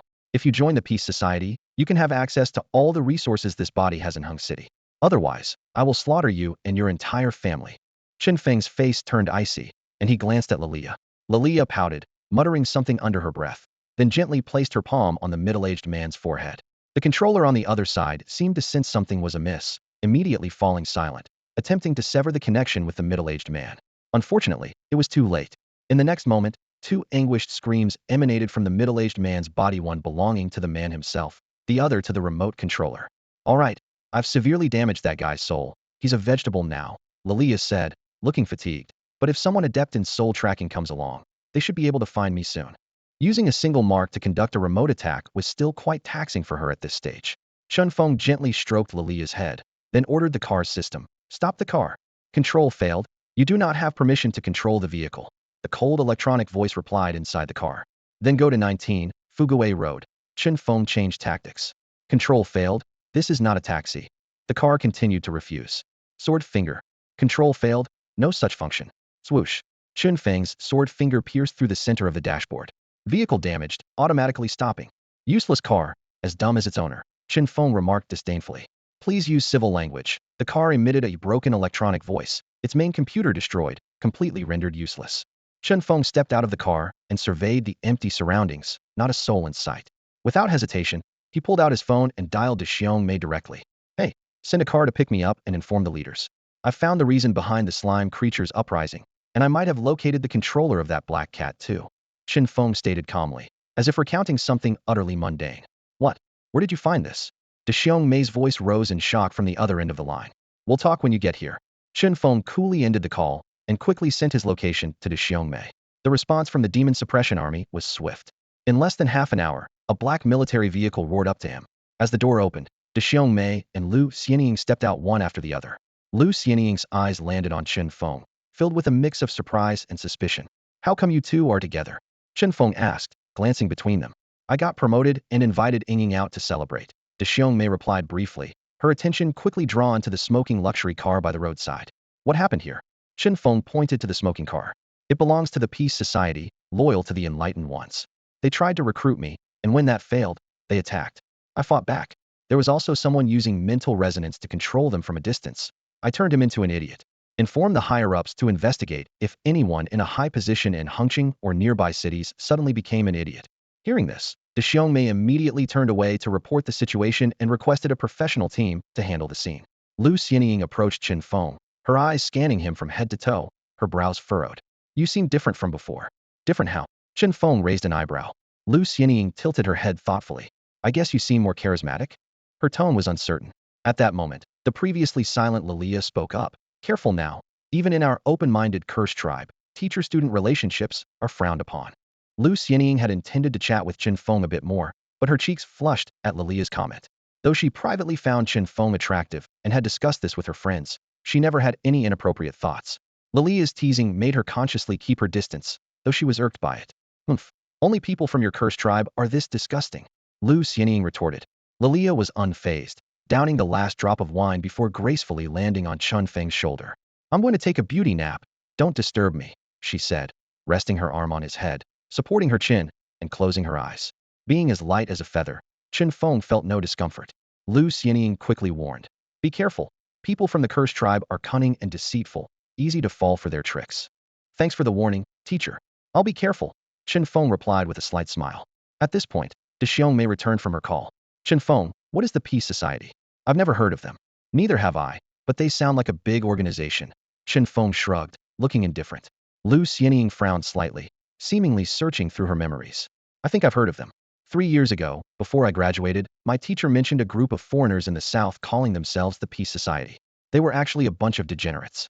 They claimed to promote peace, but in reality, they harmed compatriots, committing all sorts of atrocities. They were quickly wiped out, but it cost the locals dearly. Now it seems they've either resurfaced or never were completely eradicated and have fled north. Chen Feng listened, not immediately responding, but narrowing his eyes in contemplation. It's also possible they went underground after that incident and are now planning to resurface. Think about it. Those love to take responsibility after doing something bad. If the Slime Plains uprising isn't resolved, Hung City will suffer greatly. Then, the Peace Society will jump in to claim responsibility, and they'll become famous overnight. Upon hearing this, Big Chest Girl and Lu Xianying's expressions changed, a hint of surprise flashing in their eyes. Good point, Big Chest Girl murmured, tapping her knee unconsciously. What's more terrifying is that if their plan to become famous fails, they won't give up easily. There's likely another plan in the works. Lu Xianying frowned and added, at least, no one knows why that black cat was lurking in the city. And the sudden withdrawal of the uprising makes you suspect that the Peace Society has other motives. Soon, the Demon Suppression Army sent 2 soldiers in standard armor to take over the middle-aged man's body and the damaged vehicle. They asked Chen Feng a few simple questions and then let him go. Big Chest Girl intended to escort Chen Feng home, but was called back by an officer to attend an emergency meeting to address the incident. She looked at Chen Feng helplessly and left Lu Xianying in charge of taking him home. On the way back, Lu Xianying drove while occasionally glancing at the calm Chen Feng through the rearview mirror. Suddenly, she asked, I heard you're planning to enter the Imperial Military Academy? Currently undergoing assessment. Yes, Chen Feng nodded briefly. Lu Xianying's eyes flickered, and her voice softened. Have you considered Juke Academy? At least there, you're sure to get in. But if you're rejected by the Imperial Academy, getting into one of the top 4 academies won't be easy. They don't like to admit they're inferior to the Imperial Academy and don't want to take those rejected by them. Her tone was sincerely concerned. Chen Feng shook his head slightly, his gaze firm. I want to join the Giant Spirit God Legion. Lu Xianying opened her mouth, but only sighed in the end, saying nothing more. She knew that if he got into the Imperial Military Academy, joining the Giant Spirit God Legion would be almost certain. But if Chen Feng suddenly rejected the Imperial Academy's assessment and went to one of the 4 academies, the Giant Spirit God Legion would likely become suspicious, and the assessment would be 10 times stricter. It would be a lose-lose situation, not worth the risk. The vehicle soon stopped in front of Chen Feng's apartment building. Lu Xianying watched through the car window as Chen Feng walked towards his home with the cursed witch Lilia. Suddenly, she leaned out of the window and shouted, Hey, don't worry. If you don't get into the academy, I'll ask my teacher to get you into Juke Academy. All right, thank you. Chen Feng turned around, flashing a charming smile in the sunlight. Lu Xianying's heart skipped a beat as she quickly rolled up the window, her cheeks slightly flushed. She muttered to herself, that kid is getting more handsome. Even this old lady can't handle it. No wonder the school belle is always thinking about him. Chen Feng went upstairs, intending to enter his apartment, but found a familiar figure at his door. Chuyu, the school belle. She looked like a stray cat with no home, sitting pitifully at his doorstep, arms wrapped around her knees, head bowed, half asleep. Chen Feng sighed and gently patted Chuyu's head, speaking softly, Wake up, go home and sleep. Chuyu jolted awake, looking around warily. Her eyes first landed on the witch Lilia beside Chen Feng, then on Chen Feng himself, and she relaxed. She quickly stood up and began to explain in a flurry. I came to apologize. It was wrong of me to have my brother follow you this morning. I just wanted to join you in the same secret realm and help you a bit, but I was afraid you'd refuse. I don't look down on you. I was just worried about you, and I. Listening to her hurried explanation, Chen Feng smiled and raised his hand to interrupt. I understand. I'm not upset. But your brother probably told you I don't need anyone to lead me, right? Chuyu suddenly seemed to remember something, her eyes widening as she stared at Chen Feng, asking, Why are you so strong? Did you have a mutation, level up? After Chen Feng briefly explained the situation, Chuyu's face lit up with excitement. Her eyes sparkled, and her lips curled into a genuine smile. Seeing her like this, Chen Feng couldn't help but pinch her cheek playfully and said, You're smiling like a flower. Go home and rest. I need some rest too. With that, he pulled out his keys and inserted them into the lock. Meanwhile, the cursed witch was still peacefully asleep on his shoulder, breathing steadily. Chuyu stood there, her gaze first fixed on Chen Feng's retreating figure and then shifting to the witch, who seemed so comfortable with him. Despite the witch's non-human appearance, suggesting she might be some otherworldly being, the intimate scene stirred a sense of insecurity within Chuyu. She bit her lip, caught in a web of conflicting emotions. Just as Chen Feng was about to enter his apartment and close the door, Chuyu mustered up her courage and blurted out, Chen Feng, you might not need anyone, but I do. I heard there's a Dragon King's relic in the Water City secret realm. Can I hire you to take me there? I'm busy. Chen Feng replied without turning back. I promise I won't be a burden, and I'll pay you 1 million a day. Chuyu quickly added, and all the gains from the secret realm are yours. I'm yours to command. Her eyes were filled with a pleading earnestness as she gazed at his back. Since graduating, she felt the gap between her and Chen Feng growing wider. If she missed this chance, once they were in higher education, they might lose touch forever. The subtle hints of affection between them would vanish completely. Chen Feng turned around, eyeing Chu Yu with a teasing smile. "A million a day? Are you hiring me or trying to keep me?" "Either," Chu Yu replied hastily. "I'll do whatever you say, as long as you're happy." Her tone was sincere and urgent. Seeing her so earnest, Chen Feng was moved. Who could say no to a wealthy and beautiful girl confessing so sincerely? Chen Feng certainly couldn't. He nodded slightly and said, "Allow me a day to rest. Tomorrow, I'll take you to explore the Dragon King." "Great, I'll go get ready," Chu Yu said, overjoyed, and hurried off. But as soon as she stepped out of the building, her pace slowed, and she was filled with uncertainty. Where should she start preparing? What's the most important thing for the water city? Diving gear? Oxygen tanks? A submarine? After a moment's thought, she decided to start with the most crucial item: stylish bikini. The next morning, Chen Feng woke up on the sofa. With his incredibly robust physique, he never had the habit of sleeping in. He would automatically wake up at the right time. With nothing else to do, Chen Feng checked his attribute panel. Name: Chen Feng. Ability: Physical Augmentation LV 21-2-3-1000000. Absolute Control LV 1002-0000. Strength: 54,200 pounds. Seeing this strength value, Chen Feng's lips curled into a satisfied smile. With his current power, he could confront entities even at level 40 or 50 hidden. And with the help of the Curse Witch, victory was assured.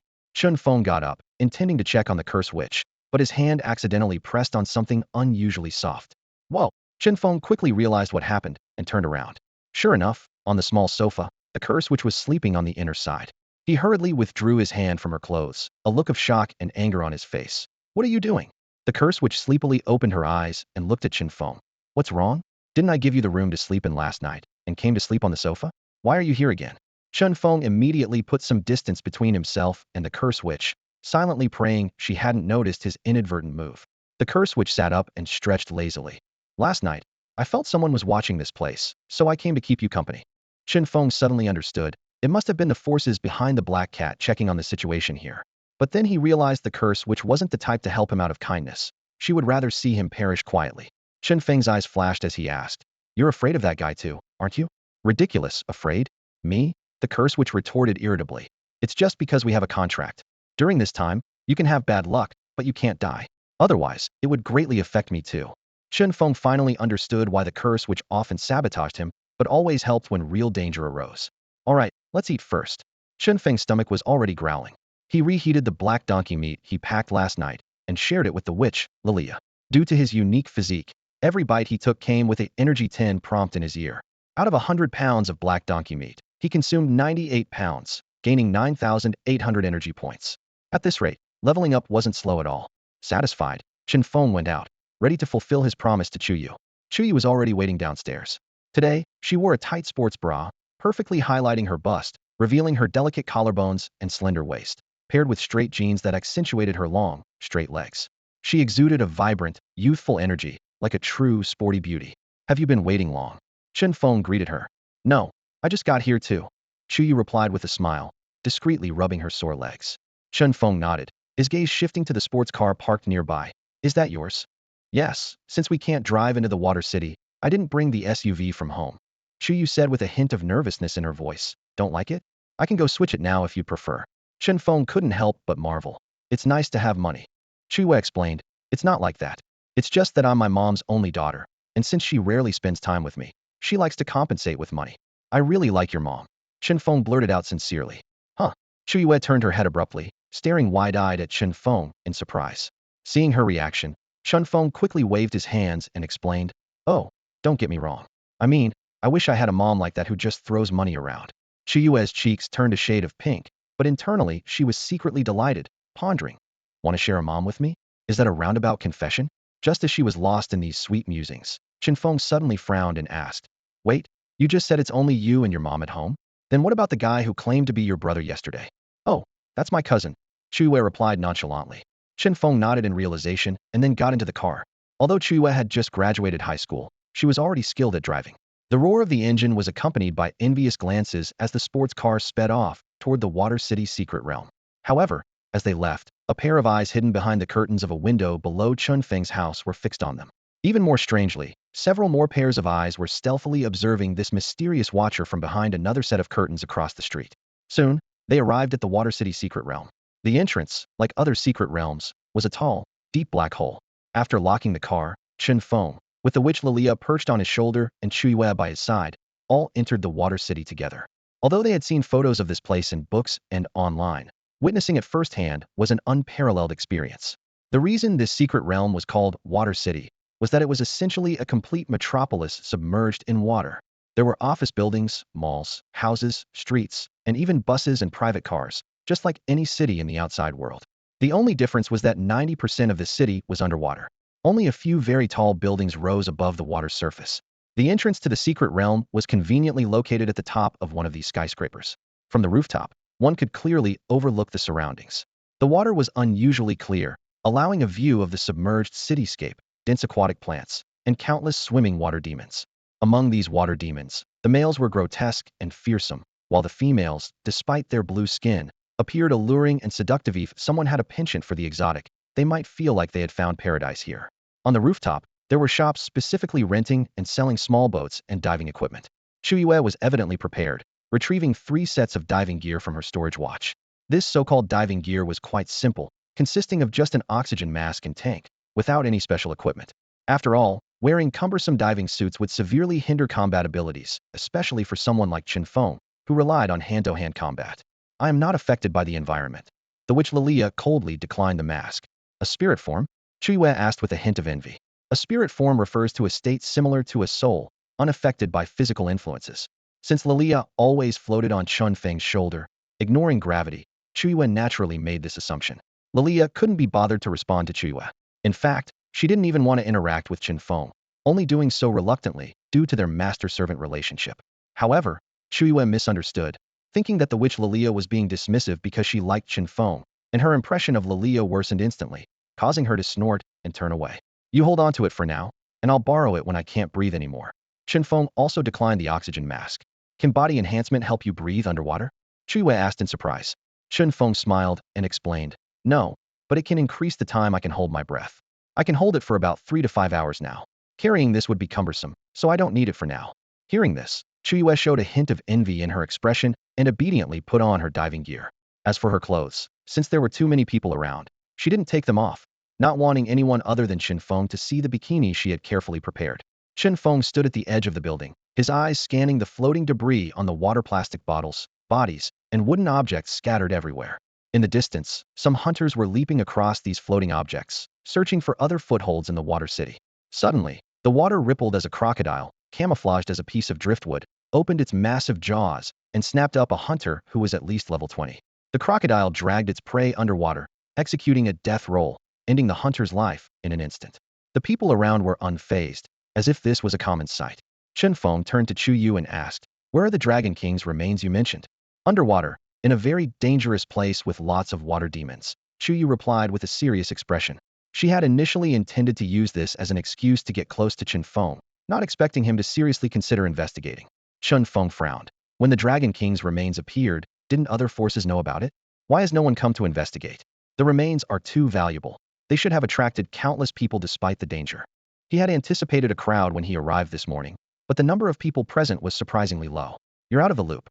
The Dragon King's remains were discovered half a month ago, Yue explained. Back then, many came, and many experts died. Since no one could obtain them, fewer people are here now. But you can see that the hunters in Water City are generally of a higher level. Chen Feng recalled that half a month ago, he was busy with school and researching his awakening, so he hadn't noticed the events in the secret realm. All right, then take me to have a look, Chen Feng urged. Let's go, into the water, Yue said, pulling out a crossbow. In the water, such cold weapons were more effective than firearms. Chen Feng looked at her, slightly exasperated. You're Enhanced Awakener, why use a crossbow? Besides, do you think the Guardian following us is just for show? Hearing this, Yue appeared slightly guilty.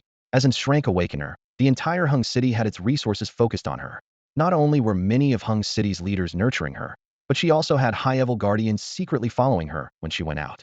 With Chen Feng's keen sensing abilities, he had long since noticed the tale, but considering Yu's special status, he didn't mind, was just doing his job. Taking Chen Feng's advice, Yu put away the crossbow, preparing to hone her own abilities. Splash, 3 of them jumped into the water, yet there was only one splash. An old awakener, disguised as a regular hunter, stood on the rooftop, witnessing this, his pupils contracting sharply. The witch's silent entry into the water was understandable, but Chen Feng could do it too? This guy's control over his body is impressive. Is he really drank? The old awakener pondered for a moment, then sent a message to the Hung City authorities, requesting another investigation into Chen Feng. To protect Chu Yu, Hung City had investigated Chen Feng countless times, even advising Chu Yu to give up on the relationship, telling her that Chen Feng was from a different world. But Chu Yu refused to let go. Fortunately, Chen Feng had never bothered Chu Yu, which had earned him some praise from Hung City's leaders for knowing his place. Until yesterday, when Chen Feng agreed to explore the secret realm with Chu Yu. Some in Hung City were displeased by this. The old awakener had come with the intention of warning Chen Feng to stay away from Chu Yu. However, Chen Feng's earlier display of skill made him wary, prompting him to investigate further. The seasoned awakener put away his communication device and followed the three into the water, unaware of the device's urgent warning. Watch out, old dude. Chen Feng's information is classified and inaccessible. A voice urgently warned through the communication device. Underwater, Chen Feng held his breath and dived deeper. Witch Lilia clung to the corner of his clothes, while Chu Yu firmly grasped his other hand, and the trio moved forward in single file. Suddenly, Chen Feng sensed a disturbance in the water and quickly ducked, narrowly avoiding an invisible water arrow that shot past his head. In the shadows of a submerged building, a blue-green water demon, wielding a trident, glared with savage intent. The creature's skin was a hideous hue of blue and green, with hair resembling water weeds floating menacingly around its head. Surprised that Chen Feng had dodged its sneak attack, the demon raised its weapon again, launching 3 sharp water arrows towards the trio. A flash of excitement crossed Chen Feng's eyes as he prepared to test his combat abilities underwater. He released the 2 women and pushed off with his legs whoosh. His body shot forward like a torpedo, moving so fast it nearly overwhelmed him. Chen Feng realized he had underestimated his underwater combat capabilities. When he tried to paddle with his muscles, he found it even easier than moving through the air. Especially when he mimicked the swimming motions of a fish, his body merged seamlessly with the water currents, gaining added momentum. The water demon hadn't anticipated Chen Feng's speed, and, in a mix of shock and rage, tried to block him with waves of water. But Chen Feng merely flicked his finger, sending a water bullet exploding like a bullet, piercing the demon's forehead with precision. Blue-green blood gushed from the wound as the demon's eyes turned vacant. It was dead. Reassured of his unchanged combat prowess underwater, Chen Feng swam over swiftly to extract and absorb the demon's core. Chu Yu had mentioned earlier that all gains from this venture would be his. Energy 15. Chen Feng felt the surge of strength. With a graceful underwater maneuver, he quickly returned to the 2 women. Chu Yu looked at him in amazement, wanting to speak but only managing to release bubbly sounds.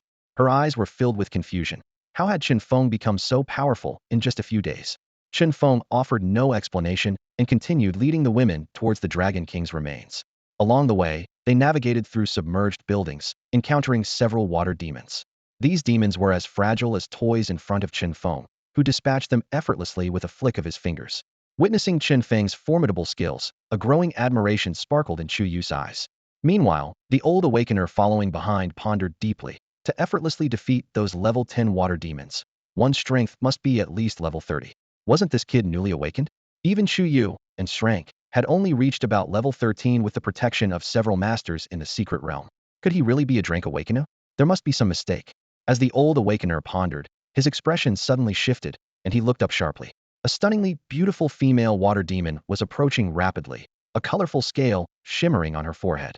The old awakener immediately recognized her and rushed to Chu Yu's side, urgently warning through the communicator. The water demon queen is here, and her abilities are extraordinary. Chu Yu was startled, quickly turning to alert Chen Feng. Suddenly, the surrounding water seemed to freeze, trapping everyone as if encased in tons of cement, making movement impossible. It's water pressure. Adjusting the water density to change the pressure, creating a swamp-like effect. This is a power that only the Water Demon King can control. The Water Demon King waved a hand to manipulate the water flow, instantly adjusting the density of the surrounding water, making it as viscous as a swamp. This pressure change is one of the most feared abilities by all visitors to the Water City. The experienced Awakener reacted quickly, forming a hexagonal shield at his fingertips to protect Chu Yu. A support-type Guardian Awakener, Chen Feng glanced at the energy-glowing shield, knowing its function extended beyond mere defense, but he didn't focus much on it. The witch Lilia floated gracefully in the water, unaffected by the changing water pressure. Her state was quite unique, sometimes as solid and warm as a real person, other times as ethereal and elusive as a spirit. The Water Demon King was shocked to see that only Chen Feng was affected by her water pressure among the 4. However, This obstacle was like a gentle breeze to Chen Feng. He kicked his legs forcefully, his figure shooting towards the Water Demon King like an arrow.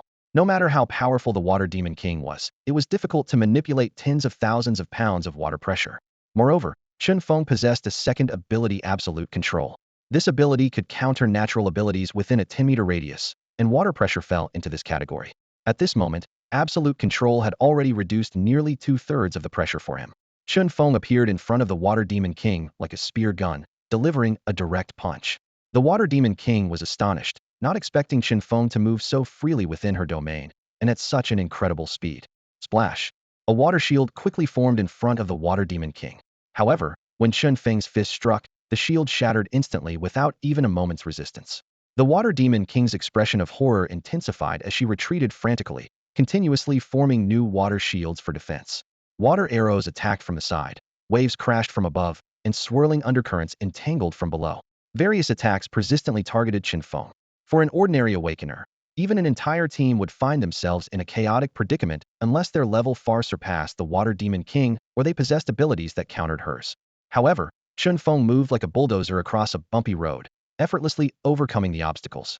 In less than a minute of fierce battle, Chen Feng had already closed in on the Water Demon King. Seeing his approaching hand, she knew there was no escape, and suddenly sang a beautiful song. Upon hearing the song, Chen Feng's movements froze, and an evil thought surged in his mind. He focused on the alluring green-skinned Water Demon King before him, with only one thought remaining: to take her. Simultaneously, a special reaction arose within him, much more intense than before. Fortunately, Chen Feng was handsome and had encountered many temptations in the past, even facing attempts by seductive female teachers. These experiences had built a certain immunity to seduction. Chen Feng suppressed the evil thoughts, gripping the Water Demon King's throat and crushing it. The song abruptly stopped. The evil thoughts in Chen Feng's mind dissipated, and he gradually regained his composure. At that moment, a cacophony of loud cries erupted from the distant water. Unlike the Water Demon King's previous melodious song, the surrounding cries were harsh and grating, like ducks with damaged vocal cords, as if someone was scraping the bottom of a pot with a sharp tool. A chill ran down Chen Feng's spine as he suddenly realized what was happening, his eyes widening in alarm. The song they heard wasn't just any call, it was the mating signal of a water demon. That's not good.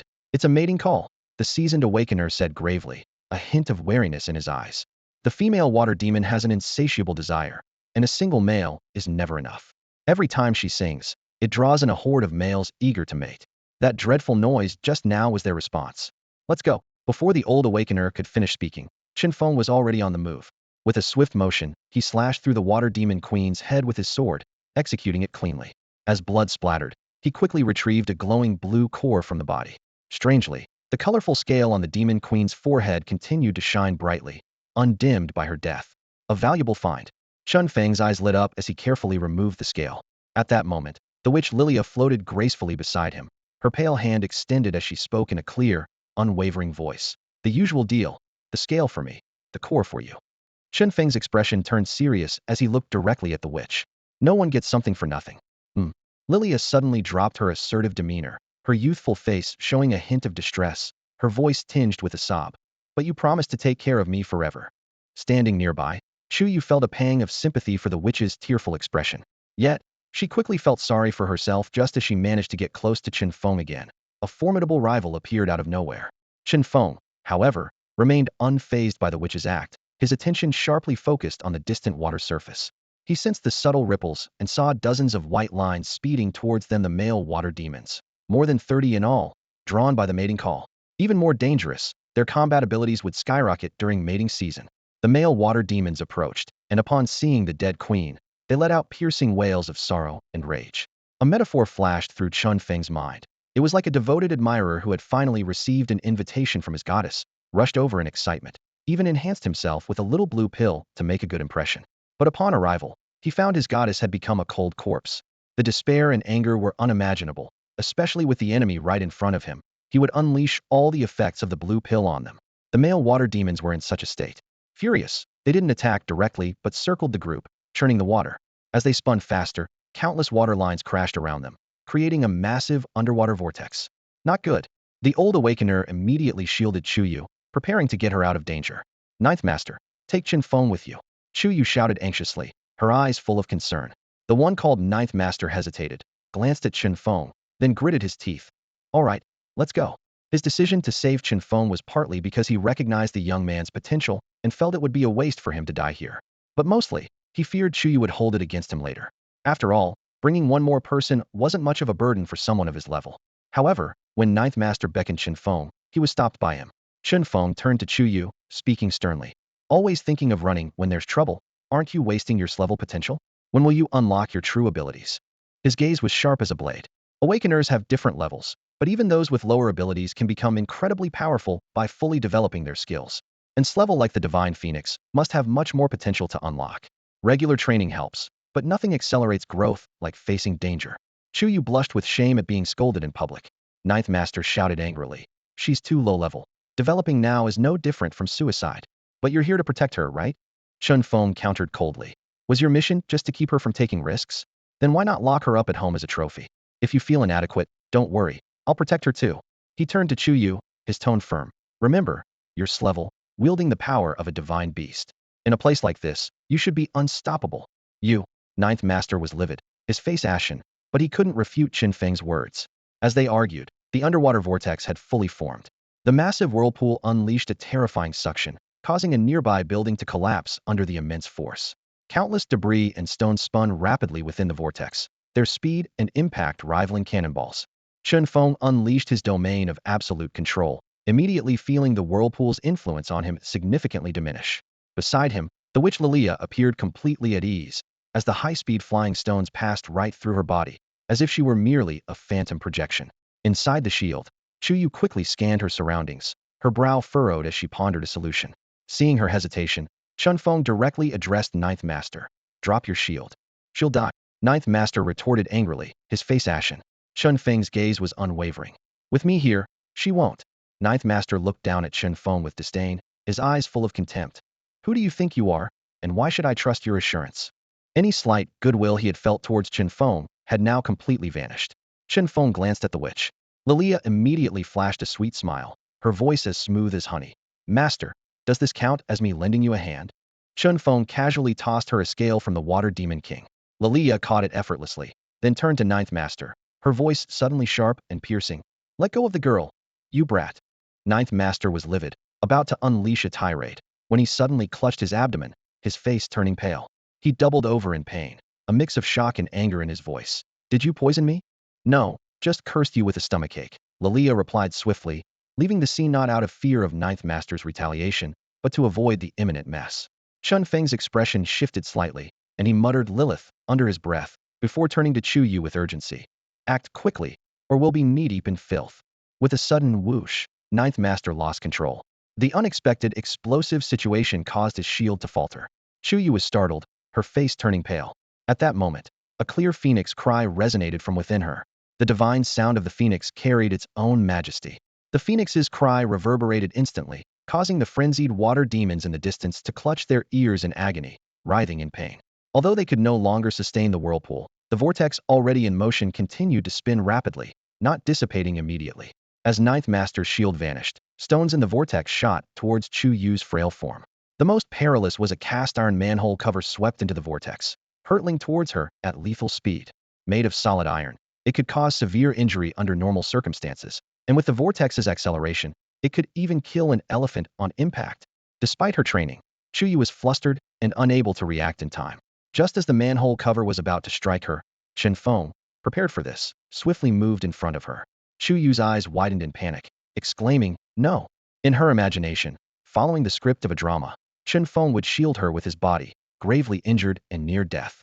However, Chen Feng merely raised a fist shield, shattering the stones with ease, and even the sturdy manhole cover was sliced apart, leaving them unharmed. He had the presence of mind to turn back, asking with curiosity, "What's wrong?" "Nothing." Chuyu discreetly wiped away a tear from the corner of her eye, pretending nothing had happened. She couldn't possibly tell Chen Feng that she had been contemplating whether to choose a sliding or flip-top coffin. In the face of danger, human potential can indeed be unleashed. Seeing the stones exploding around them and the yellow sewage closing in, Chuyu suddenly expelled a scorching ring of fire from her mouth. The terrifying fire ring expanded swiftly, enveloping the entire vortex in an instant. The swirling water was instantly vaporized, spiraling up into the sky. The entire water area was cleared in an instant. As if a scoop of water had been abruptly removed from the ocean, The surrounding water rushed in to fill the void. Just as the waves crashed in, Chuyu suddenly unfurled a pair of fiery wings behind her. With a gentle flap of her wings, she swiftly carried Chen Feng out of the danger zone, leaving Jiuyi alone to be completely engulfed by the yellow waves.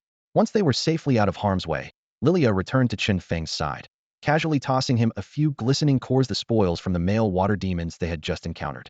I only want the scales, you can have these, Lilia said nonchalantly. Chen Feng absorbed the cores without hesitation. Meanwhile, Chuyu was beaming with joy, her eyes sparkling with excitement.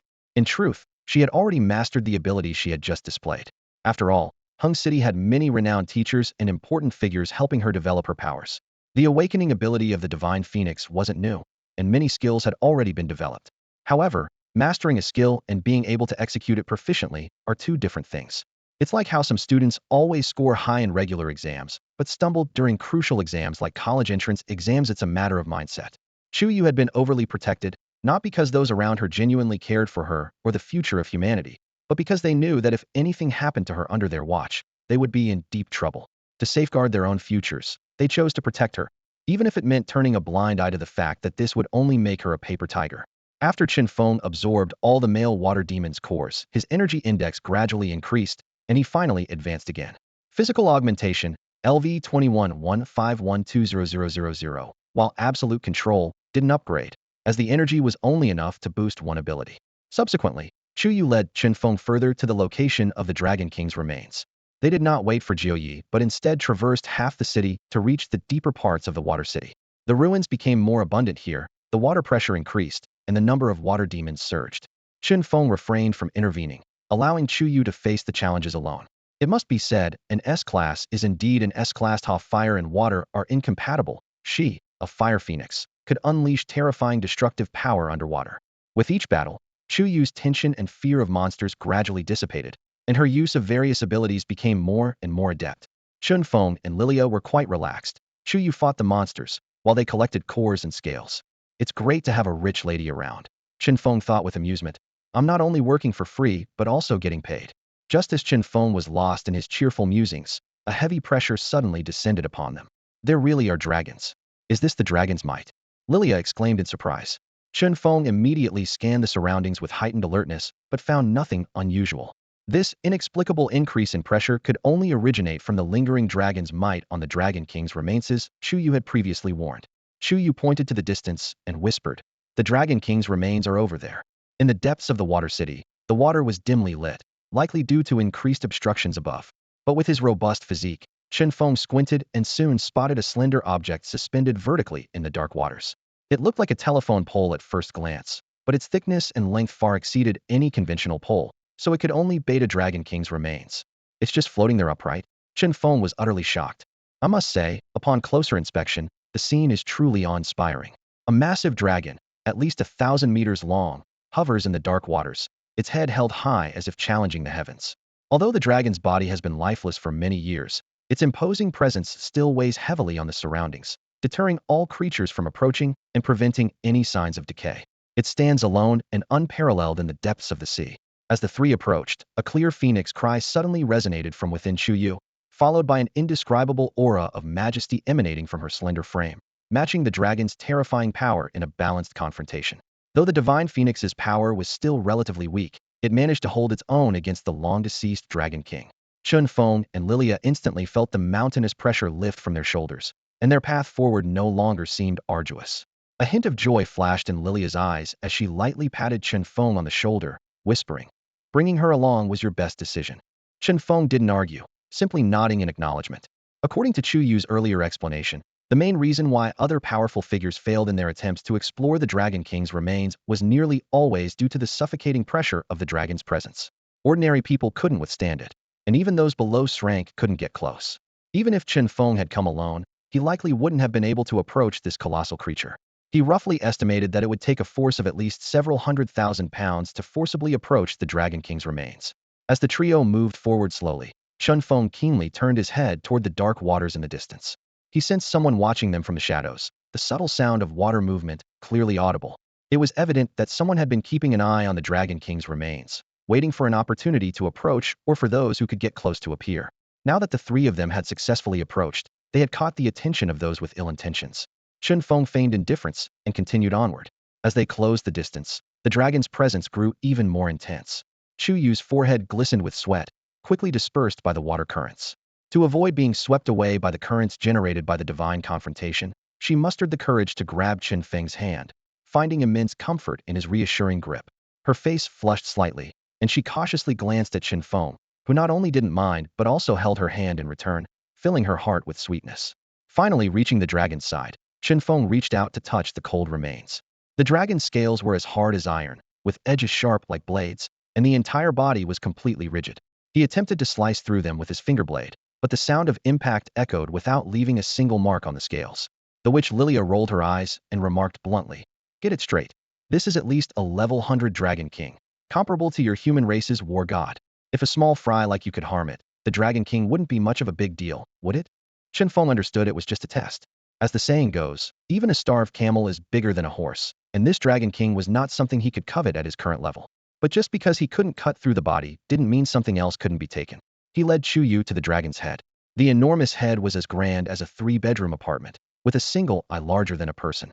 Chen Feng stared at the dragon's glaring eye and clicked his tongue. "You died with your eyes open, huh? Let me help you with that." Without hesitation, he aimed his finger blade at the dragon's eye, attempting to pry out the dragon's eyeball.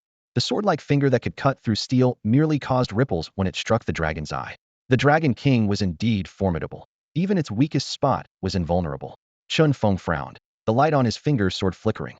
Am I really going to leave empty-handed? He gazed at the massive remains of the Dragon King, a hint of unwillingness in his eyes. Damn it, no way, Chen Feng muttered through gritted teeth, his eyes quickly scanning the Dragon King's body. There must be earwax. There must be nose gunk. I refuse to believe those are indestructible too. I have to take something with me. He sprang into action, leaping onto the dragon's head. His fingers concentrated the sharpness of the sword as he meticulously explored the dragon's ears and nose. But to his surprise, these areas were impeccably clean. Standing nearby, Chu Yu watched Chen Feng's busy figure and explained, "Anything that could be taken has long been taken. This Dragon King's remains were discovered over 2 weeks ago. Many strong warriors even died trying to collect earwax and nose gunk." Chen Feng sighed, jumping down from the dragon's head, helplessly surveying the remains from top to bottom. In the deep water, the Dragon King's body appeared as a blurred outline, and he scrutinized every inch. Suddenly, his gaze fixed. There seemed to be a faint glimmer inside the dragon's mouth. Chen Feng's eyes lit up, and he shot toward the mouth like an arrow. The dragon's mouth was enormous, yet tightly shut. Without hesitation, he positioned himself at the spot where he had seen the glimmer, staring unblinkingly, motionless. Time dragged on, the silence in the deep water seeming to freeze it. After 2 hours, another faint glimmer flashed through the gap in the dragon's mouth. There's something in there. Chen Feng's heart leaped with joy. He immediately concentrated his finger sword and cautiously inserted it into the dragon's mouth, prying it open. After hours of exertion, Chen Feng's strength had grown to an astounding 60,000 pounds. This power erupted, finally forcing the dragon's mouth open slightly. A faint light shone from within, illuminating a small area of the water. "Lilia!" Chen Feng called out softly. The witch Lilia appeared instantly, darting into the dragon's mouth. She transformed into a spirit form. Though she couldn't pass through the dragon's body due to its aura, the small gap allowed her to slip inside. However, as she reached for the glowing object, a scream echoed from the dragon's mouth, and Lilia was flung out, as if struck by lightning. "It's a dragon pearl fragment!" Lilia exclaimed in shock, her body trembling slightly. "That thing repels my curse, so I can't touch it." A dragon pearl fragment? Chen Feng's eyes gleamed with greed, his desire intensifying. But with Lilia repelled, and Chu Yu unable to enter the gap. Suddenly, Chen Feng noticed that as he pried open the dragon's mouth, a large amount of water was rushing inside. An idea struck him, and he vibrated his muscles, stirring the water into a transparent hand of water, similar to his finger sword. Chen Feng channeled all his strength into his right hand, muscles bulging, veins popping, maintaining the small gap. Meanwhile, he manipulated the water hand to reach in, through the narrow gap, and grasped the glowing dragon pearl fragment, swiftly extracting it. Just as he retrieved the fragment, the dragon's mouth slammed shut with a thunderous sound. Chen Feng was forced back a few steps, blood churning, a trickle of blood at the corner of his mouth. It took him a while to calm down. Once settled, he cast a suspicious glance at the dragon's head. Strange, I didn't run out of strength, yet the mouth closed so fast. It felt as if the dragon's mouth had cooperated in opening, only to quickly shut after he retrieved the pearl. However, after thoroughly examining the remains and confirming there was no trace of life, he felt reassured. He then opened his palm to inspect the dragon pearl fragment. Though called a dragon pearl, it was just a fragment, about the size of a grain of rice, with dim light, resembling a small toy. What convinced Chen Feng that it was indeed a dragon pearl fragment was the tiny dragon shadow swimming within, much like the core of other creatures. Now the question is, who was so formidable to kill the Dragon King and shatter the dragon pearl into such small pieces? Chen Feng pondered. At that moment, he suddenly heard Lilia's surprised voice. The dragon's aura is gone. Chen Feng sensed the energy around him. Indeed, the oppressive aura that had enveloped the area had vanished. This is bad. Chen Feng's expression changed. Without the dragon's aura, other seekers will notice and will stop at nothing to seize the treasure from me. Reacting swiftly, Chen Feng immediately swallowed the dragon pearl fragment. Let's see them try to take it now. A surge of overwhelming energy erupted wildly from within Chen Feng. He sat cross-legged at the bottom of the water, veins bulging on his forehead, and his muscles trembling incessantly. The energy from the Dragon King's core shard far exceeded his expectations. Common knowledge dictates that monster cores should never be directly consumed. It's practically suicide. However, Chen Feng has a unique constitution that allows him to increase his energy by devouring various substances. Though danger still looms, as long as he can swiftly refine it, he can avert mortal peril. At this moment, he directed the raging energy flooding into his body towards two core abilities. System notifications flashed continuously in his mind. Physical augmentation LV-22. Absolute control LV-11. Physical augmentation LV-23. Absolute control LV-12. The notifications flashed by relentlessly, and the levels soared, finally stabilizing at physical augmentation LV-31 1-800 023 0000. Absolute control LV-22 200 014 0000. Chen Feng was stunned, his breath nearly halting. He knew the Dragon King was formidable, but he hadn't anticipated that a mere grain-sized shard of the Dragon Pearl contained such terrifying energy. It wasn't just a simple leap from level 1 to 10, it propelled his physical augmentation from level 21 directly to level 31. The energy required for that leap was at least over 1,000,000. Even absolute control consumed nearly 1,000,000 energy.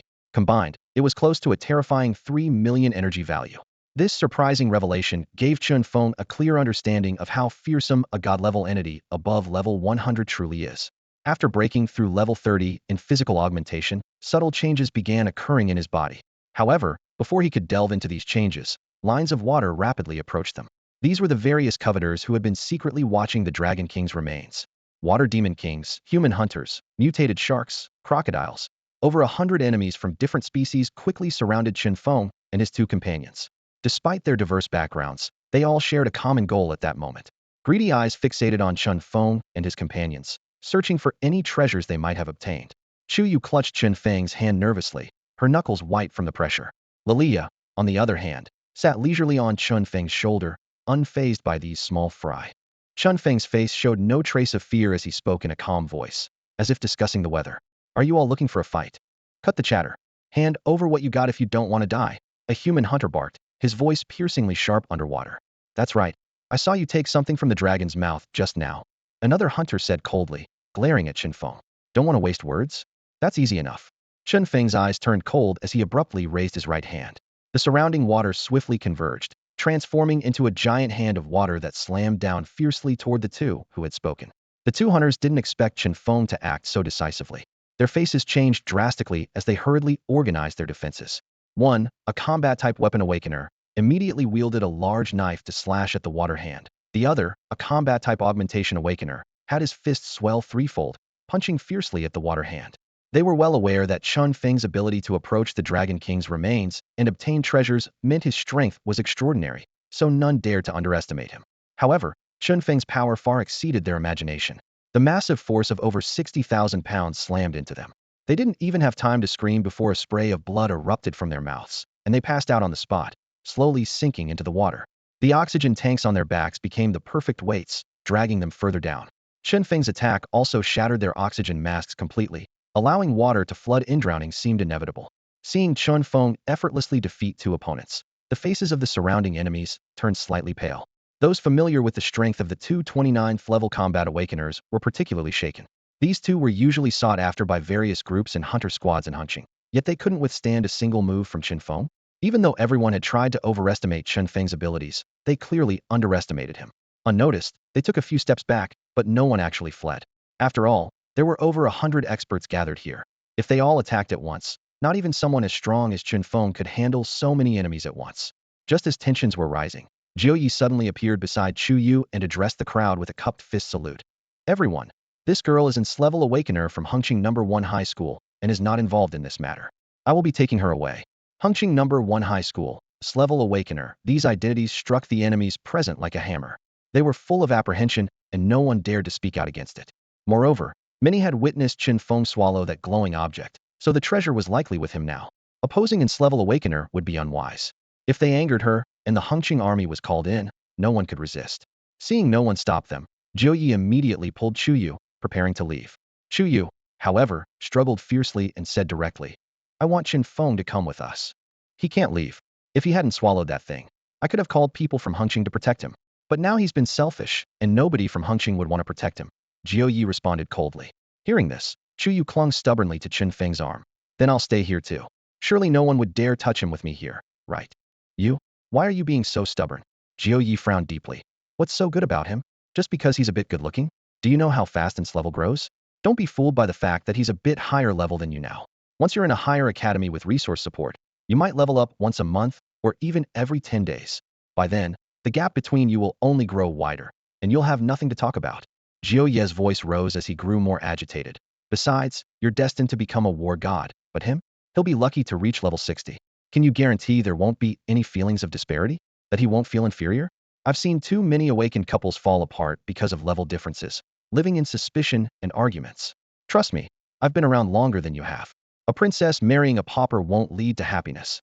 Chu Yu pressed her lips together in silence, but her eyes showed a firm belief she trusted that she and Chen Feng wouldn't end up like that. The surrounding enemies, seeing this, also wanted Chu Yu to leave quickly and added fuel to the fire. A hunter sneered. That guy, living off a woman, is he really that happy? If I were him, I'd be too ashamed to live. Exactly, a person should rely on themselves. Depending on a woman is no skill, another chimed in. What? You were fed by your mom as a child, and now your girlfriend has to feed you? As a man, I look down on you. Girl, if you really care about him, let him grow on his own. Stay away from him. Aren't you just enabling him? There's no good ending for that. The mocking voices rose like a tide towards Chen Feng and Chu Yu. Chu Yu's face turned red with anger, but she knew all too well what these people were up to. These robbers pretended to care for her, but in reality, they wanted to drive her away so they could attack Chen Feng. This realization made her even more determined to stay. The divine aura within her suddenly burst forth, and she shouted, Shut up! With the dragon's majesty absent, the divine phoenix was the strongest. The divine aura released at that moment intimidated the entire crowd, causing a shiver in the hearts of many enemies. They knew Slevel was powerful, but hadn't expected such strength. Just a hint of her authority left them trembling with fear.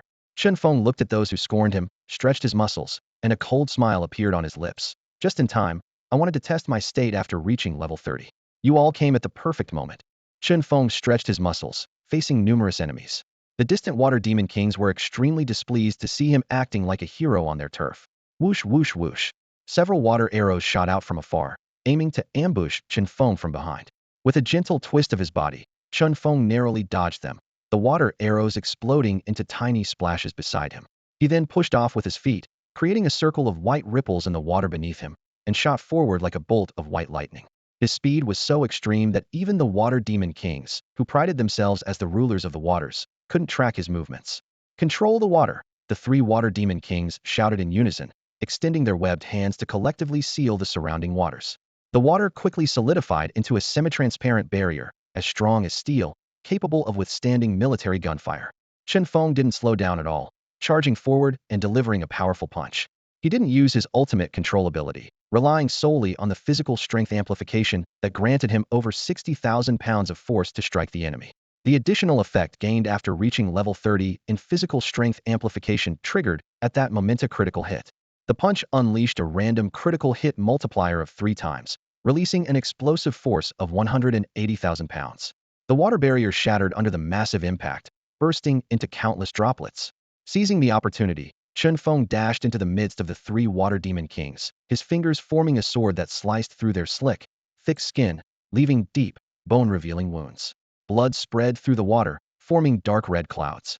No one expected that the 3 water demon kings, each over level 20, could be so effortlessly defeated by Chen Feng in their own watery domain. The onlookers, who initially watched with a casual interest, felt a chill in their hearts, a flicker of fear in their eyes. Everyone, attack together. He can't withstand all of us, someone shouted. their voice resonating through the water. Greed and calculation flickered in the eyes of the crowd, who were eager to make a move. No matter how strong he was, could he really fend off an assault from over 100 people at once? The sorceress Lilia observed this, her red lips parting with a disdainful tsk. Her melodious voice rippled outward like waves. I curse you all to forget how to swim. Although Lilia possessed the power to curse directly to death, even wiping out all creatures in a secret realm, she was only at level 40. Cursing so many to death simultaneously would be too exhausting. As a support, there was no need for her to go to such lengths. The moment the curse took effect, everyone present, including the water demons, suddenly realized they had forgotten how to swim. They thrashed wildly in the water, flailing their limbs, yet inevitably sank deeper. Even the water demons, born to the water, found they had lost their innate ability to swim. Though they could still barely control the water, their bodies were no longer free to move. Those who had just united against Chen Feng now fell into chaos, each fighting for survival. Chen Feng weaved through the chaotic battlefield, his fists no longer limited to the basic 60,000 pounds of force. With the critical hit attribute, he occasionally unleashed 3 times, 5 times, and at the most terrifying moments, even 10 times the power. A single punch stirred up a small-scale tsunami in the water. The devastating shockwaves sliced through the enemies like invisible blades. One by one, they shattered under his fists, turning into blood and remnants, floating slowly in the water. As Chen Feng continued his onslaught, the surviving enemies finally broke down completely. Their eyes were filled with pure terror, their minds consumed with a single thought: escape. Who still dared to think about seizing treasures? However, all enemies present had lost the ability to swim, with only a few equipped with jetpacks or possessing water-related abilities managing to barely propel themselves away. Seeing some attempting to flee, Chen Feng shouted, "Chuyu!" Responding to his call, Chuyu unfurled a pair of divine phoenix wings, their brilliant glow tracing a graceful arc through the water as she swiftly pursued the survivors trying to escape. Step aside. Just because we don't want to fight you doesn't mean we can't defeat you. One of the hunters transformed into a giant shark, opening its massive jaws and spewing a jet of water like a cannonball aimed directly at Chuyu, causing waves to rise. Before the water could even disperse, a ring of intense fire appeared around Chuyu, tongues of flame licking the air and instantly vaporizing the incoming water into a cloud of mist. The flames, originating from a divine phoenix, emitted an intense heat that ordinary water couldn't extinguish. The giant shark, seeing its attack rendered ineffective, was filled with rage, its teeth grinding. But just as it turned to flee, the fire ring before Chuyu spun violently, sparks flying, and countless fiery lines spread out like living creatures, extending, lengthening, intertwining, and finally forming a massive fiery cage. This trapped everyone trying to escape, including those battling Chen Feng, along with Chen Feng himself. The fiery cage now resembled a deadly arena, forcing all enemies into a direct confrontation with Chen Feng. The problem was, they were no match for him. Inside the cage, Chen Feng was like a humanoid tyrannosaurus, each punch carrying at least 100,000 pounds of force. The enemies, whether at level 20 or those who had advanced to level 30, were as fragile as clay figures before him, crumbling at the slightest touch. What's everyone afraid of? Let's all rush him and wear him out, someone shouted defiantly. Bang! Chen Feng's response was a water cannonball blasted from a distance, the enormous impact tearing the person apart, blood and flesh scattering in the water. The surrounding enemies, witnessing this, were even more terrified and fled in all directions. Wear him out. I'm going to wear you out. Chen Feng sneered, showing no signs of fatigue. Does this guy look the least bit tired? Faced with such a one-sided slaughter, someone finally succumbed to fear and begged for mercy. Boss, don't kill me. I'll be your dog, woof woof.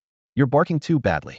Chen Feng said expressionlessly, killing him with a punch, the blood blooming like flowers in the water. Others, seeing this, exchanged glances. Barking too badly? Does that mean if they bark well, they might survive? Boss, I can bark woof woof. I can meow. Handsome, I can too nyan nyan. Various cries echoed amidst the waves, some even making Chuyu blush, but she noted them silently. She keenly observed that those who cried out more provocatively were the ones Chen Feng saved for last. So he doesn't like the pure ones? Chuyu thought to herself. Chen Feng continued his slaughter like a reaping machine, wiping out all who dared challenge him. The entire water area soon turned into a blood pool, with severed limbs floating everywhere, the blood turning the water a dark red. Chuyu looked at the heads and limbs, her face pale, her legs trembling, partly from energy exhaustion, partly from the nauseating sight. After all, she had grown up sheltered and had never seen such a hellish scene. The witch Lilia, however, like a lively sprite, danced through the bloody water, picking up fallen items. The potions that were of no use to her, she handed over to Chen Feng. The cores and colorful scales, she split evenly with Chen Feng. After all, Her curses played a crucial role in the battle, and without her initial curses, Chen Feng wouldn't have been able to wipe them out so easily. After the battle, Chen Feng checked his status. Name: Chen Feng. Ability: Physical Amplification LV31. Increases strength by 31 pounds per minute, with each attack guaranteed to trigger a critical hit. Multiplier random. 3000-023-0000. Absolute Control LV22. Extremely sensitive to himself. Able to sense all malicious gazes, nullifying illusion abilities within a 22-meter radius, and resisting a certain degree of natural abilities. 500-014-0000. Strength: 65,000 pounds. His energy had increased significantly, especially the advancement effect after his physical amplification reached level 30, which made him very satisfied every hit a critical, starting at 1x. While Chen Feng was assessing his condition, Ninth Lord in the distance was dumbfounded. He had thought Chen Feng was just a nobody, destined to fall further behind Chuyu.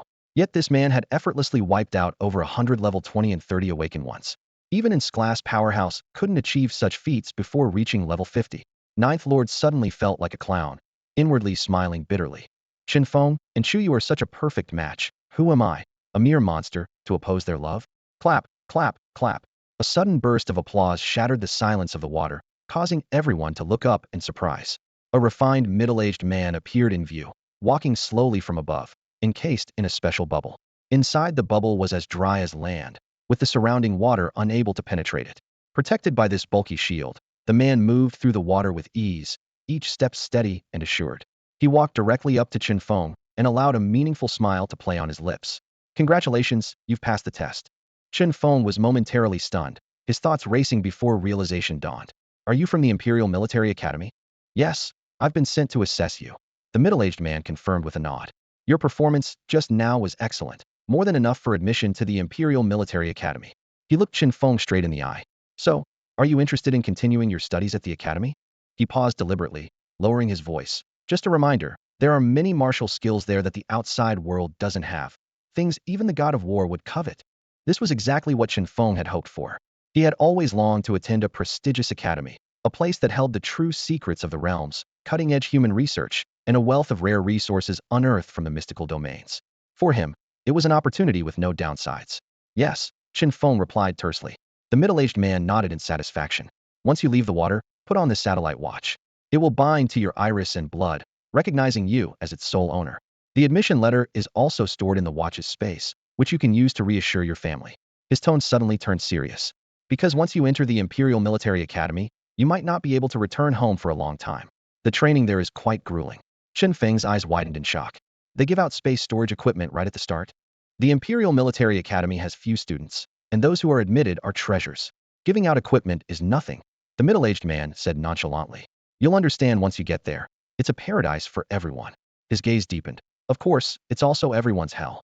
The middle-aged man patted Chen Feng on the shoulder, then glanced at Chu Yu and Lilia, a subtle smile playing on his lips. Nice choice. Enjoy yourself before the registration, or you'll regret it. Chen Feng was puzzled. What? Do people actually die at the Imperial Military Academy? Why do you think there are so few people at the Imperial Military Academy? The middle-aged man retorted, his tone carrying an undeniable warning. Chen Feng's confusion grew, but seeing the man before him seemed sincere, his expression turned serious. What kind of place was this really? He had researched prestigious academies online, each with different reputations: ivory towers, abundant resources, royal dorms, romantic havens. None of them advertised with a statement like, people really die here. What kind of training did the Imperial Military Academy have? Well, if you're having second thoughts, now's the time. The middle-aged man added, seeing Chen Feng's changing expression. Oh, and I hear you want to join the Giant Spirit God Corps? From the Demon Suppression Corps, you need to pass at least 10 assessments to join the Giant Spirit God Corps. One failure, and you're in trouble.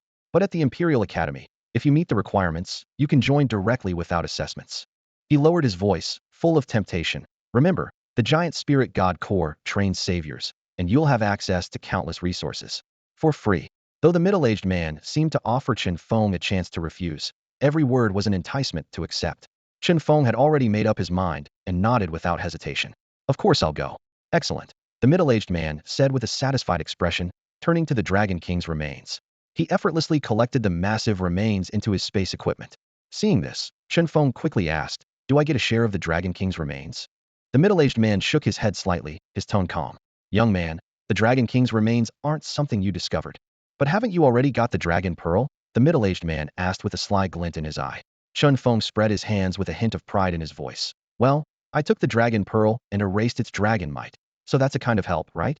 Given how useful the dragon pearl is, dragon meat should have some benefits too. He glanced around at the people present, clearly hoping to get a share of the dragon meat. The middle-aged man clicked his tongue lightly, showing a nonchalant expression. All right, it's just a dragon. You can have it. He paused and added. But your spatial equipment can't hold it, so I'll take it back to the school for storage. Whether you want to cut it up yourself or exchange it for credits, it's up to you.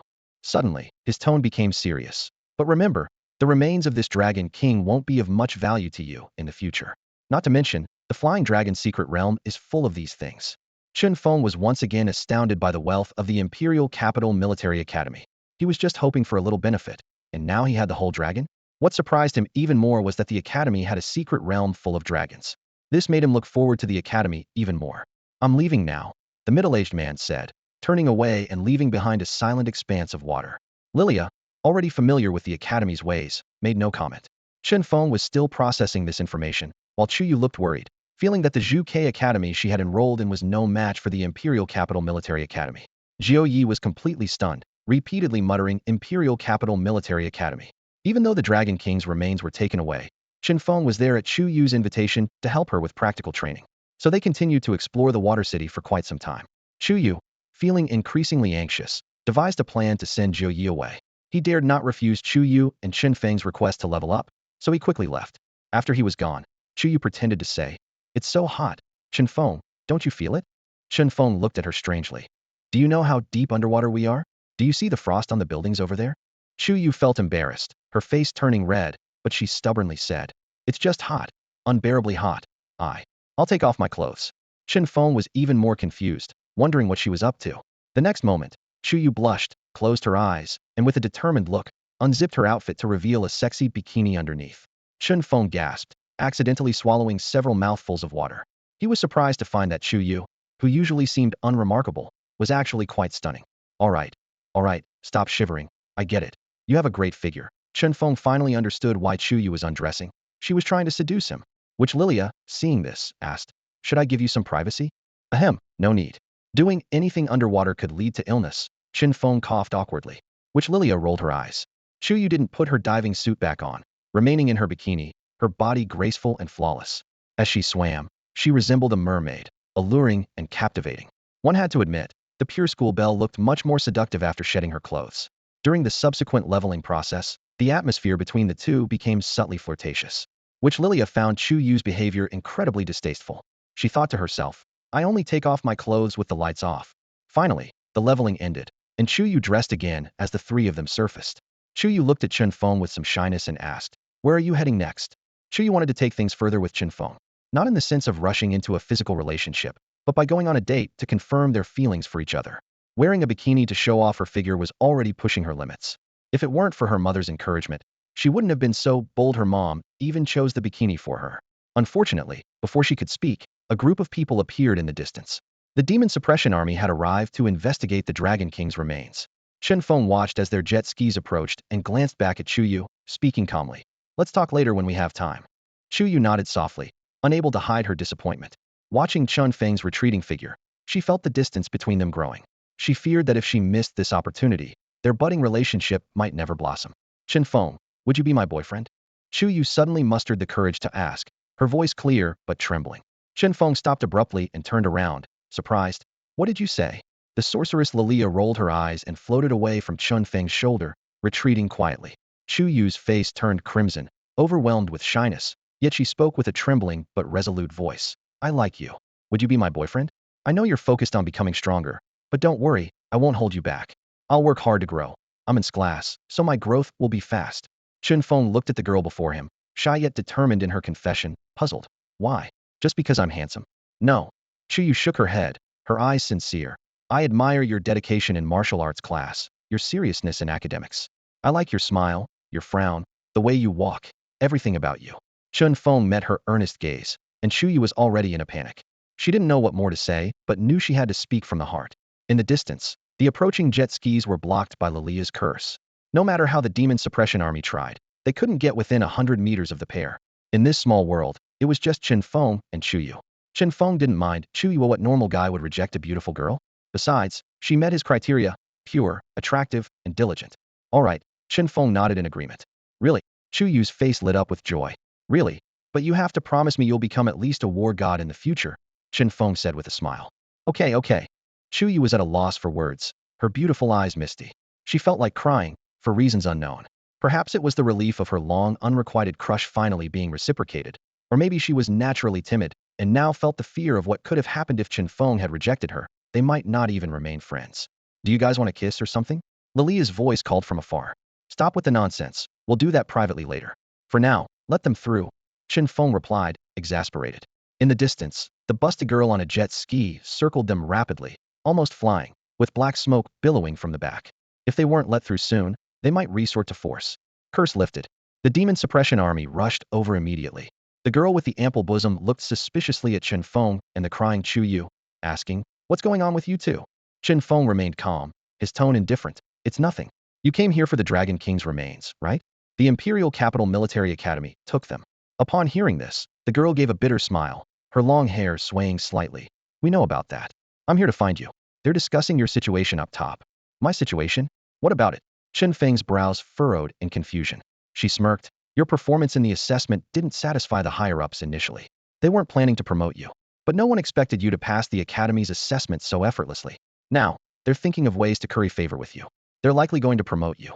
Her tone was filled with disdain for those who just go with the flow. Yet, that's the reality: those who adapt easily often rise to high positions, even in the strict demon suppression army. Chen Feng shrugged, unconcerned.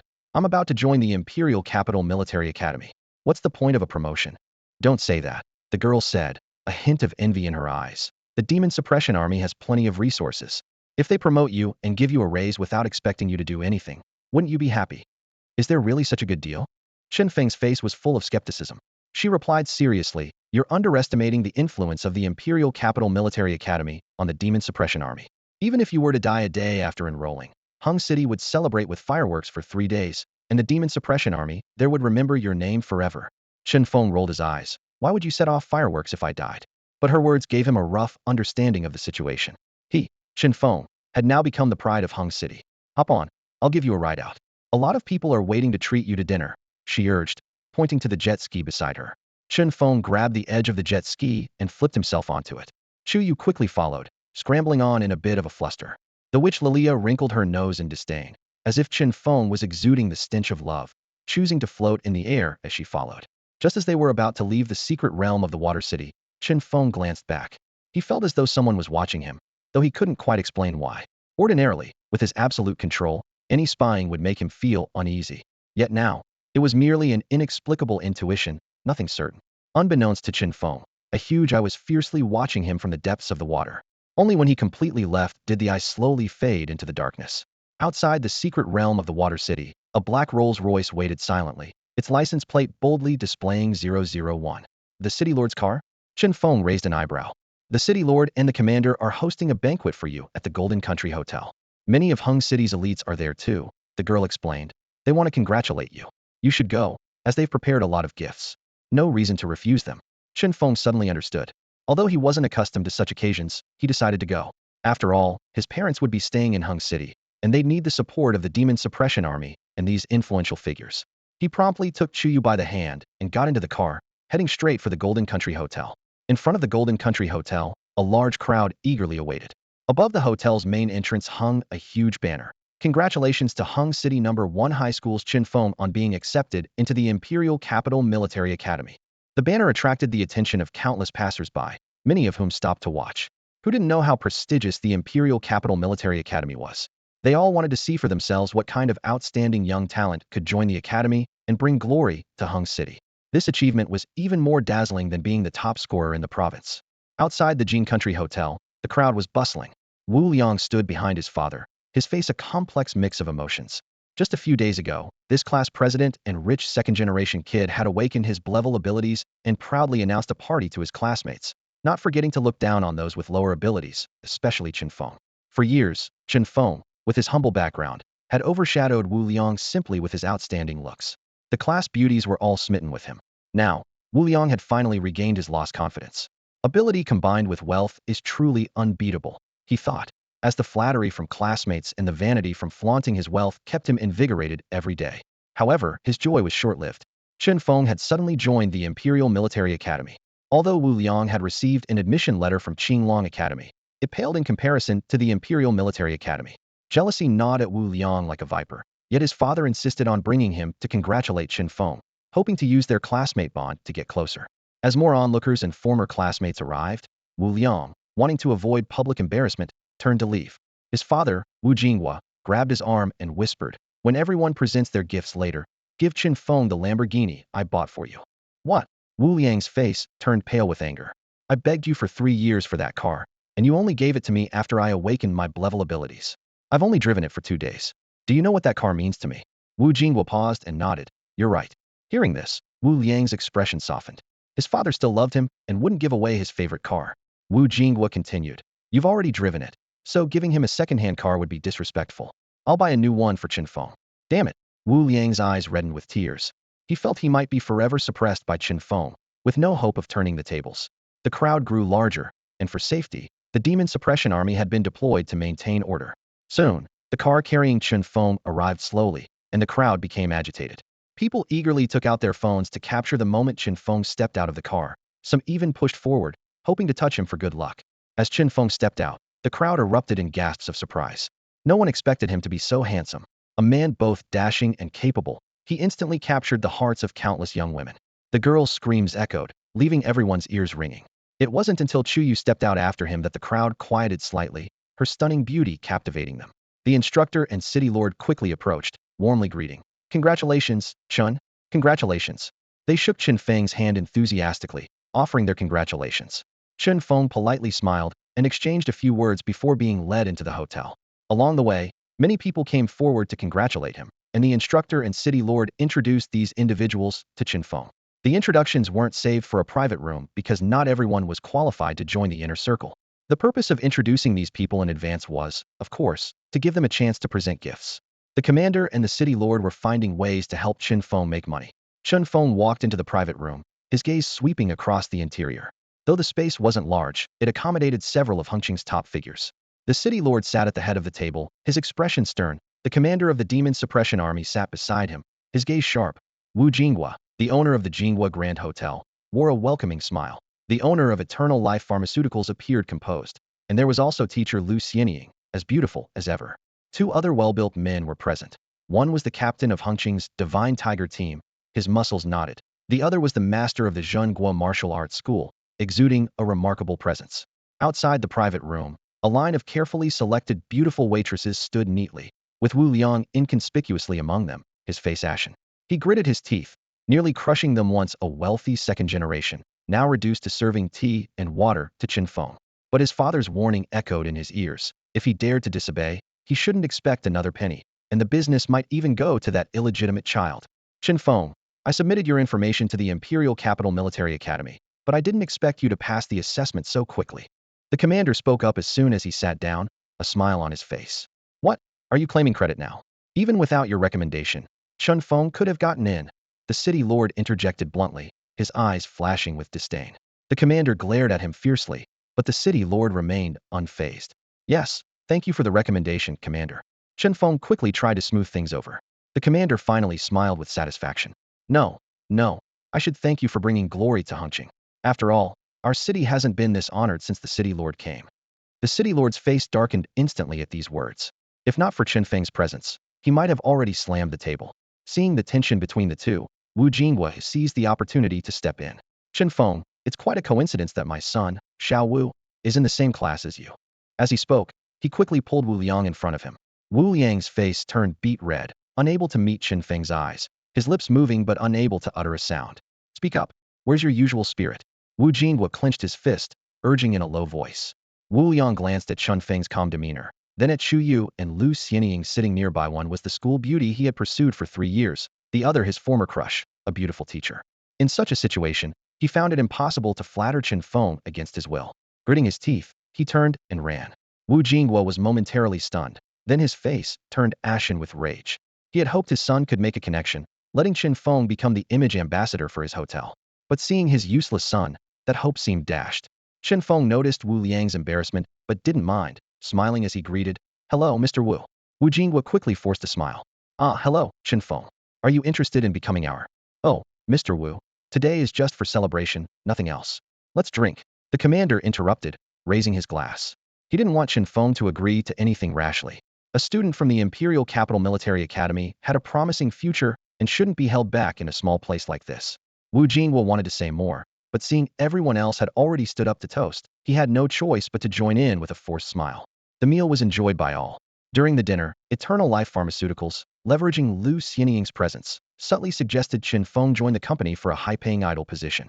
Lu Xianying said nothing, only watching her former favorite student with a thoughtful expression. Chen Feng handled everything gracefully, neither agreeing nor refusing. Seeing this, the others dared not make any bold proposals, choosing instead to flatter him and present lavish gifts. By the end of the meal, Chen Feng had received a mountain of gifts. When the banquet ended late at night, and Chen Feng was taken home, he roughly estimated that the gifts he received were worth at least 300 million. Not to mention the valuable special gifts like the VIP card from Jinghua Grand Hotel and the membership card from Eternal Life Pharmaceuticals. The delicacies on the table were extraordinary as well. Wu Jinghua had spared no expense, bringing out some high-priced liquor that unexpectedly boosted Chen Feng's physical enhancement by a level. Back home, Chen Feng opened his panel to check. Name: Chen Feng.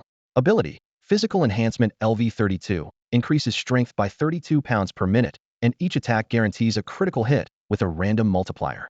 168250000.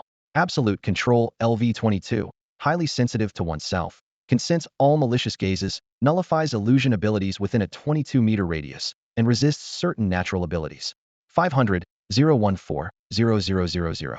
Strength: 81,740 pounds. Getting close to the 100,000-pound mark. Chen Feng smiled, planning to call his parents the next day to share the good news of his acceptance into the Imperial Capital Military Academy. He also considered whether he should go to the academy to register. Suddenly, a drunken Chen Feng felt a chilling sense of danger, his hair standing on end. Instinctively, he lunged toward the car door, leaping out with all his might. Before he even hit the ground, the car exploded from within, turning into a massive fireball. The blast shockwave sent Chen Feng flying, and he landed heavily on the ground. The explosion from the car lit up the night sky, making it exceptionally bright. The witch Lilia flew out of the flames, glaring angrily at Chen Feng.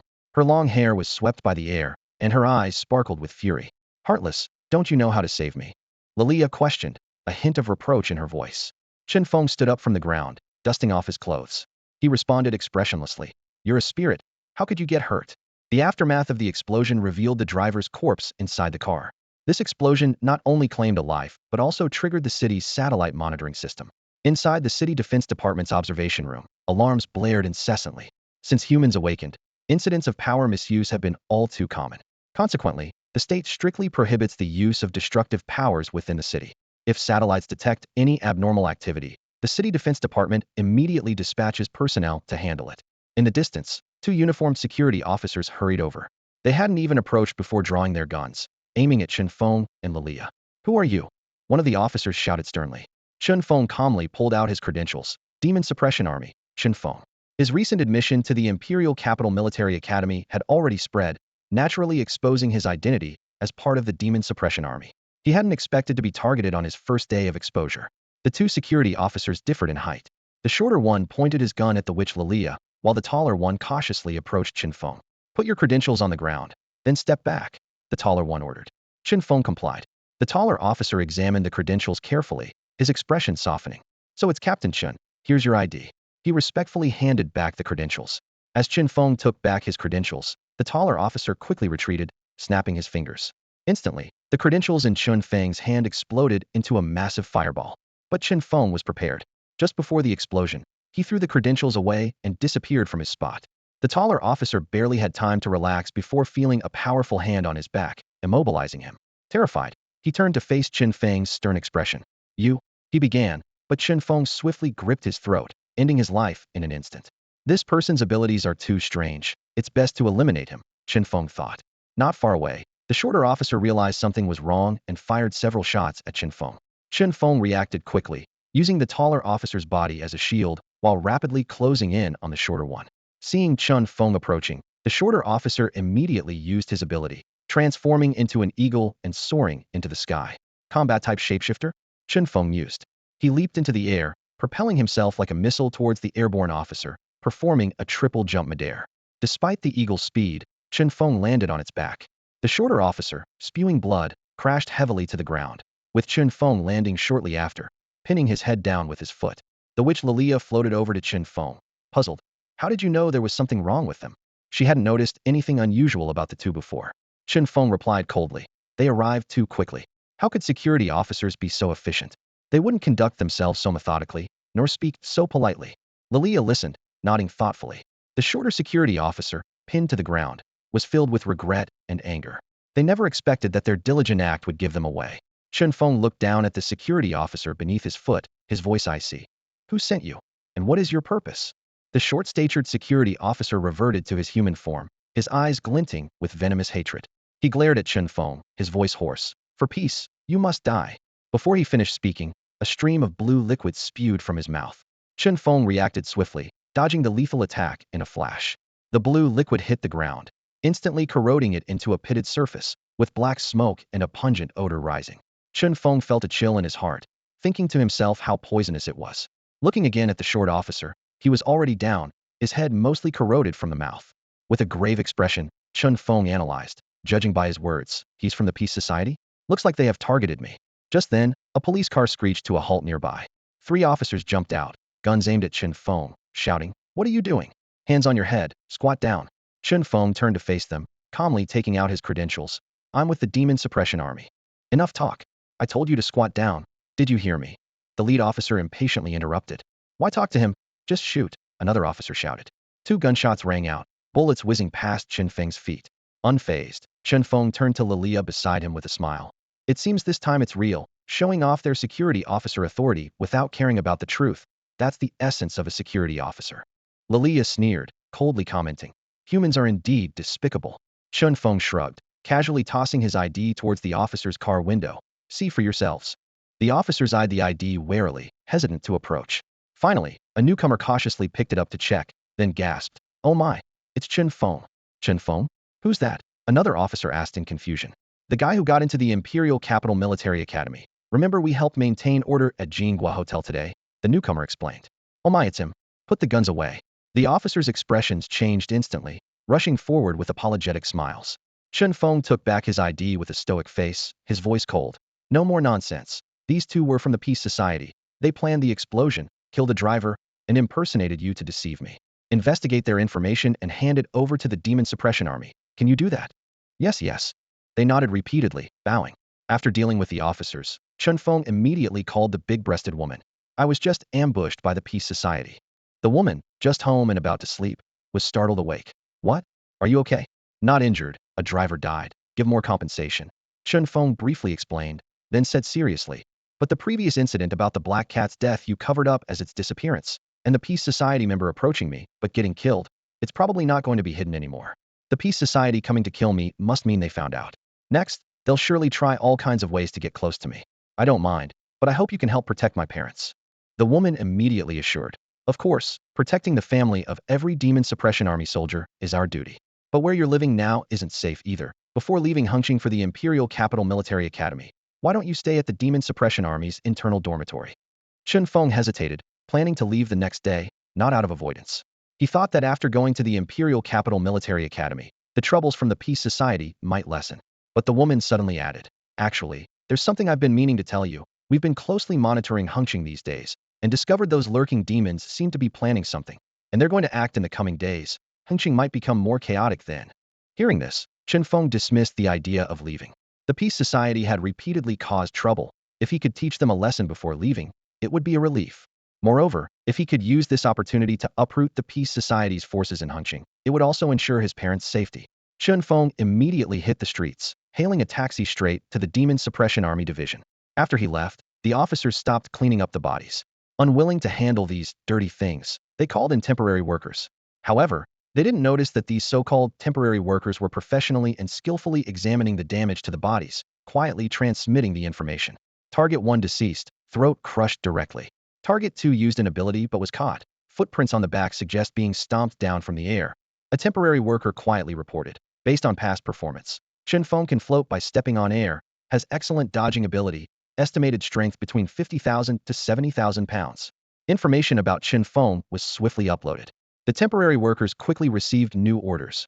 Understood. Evacuate immediately.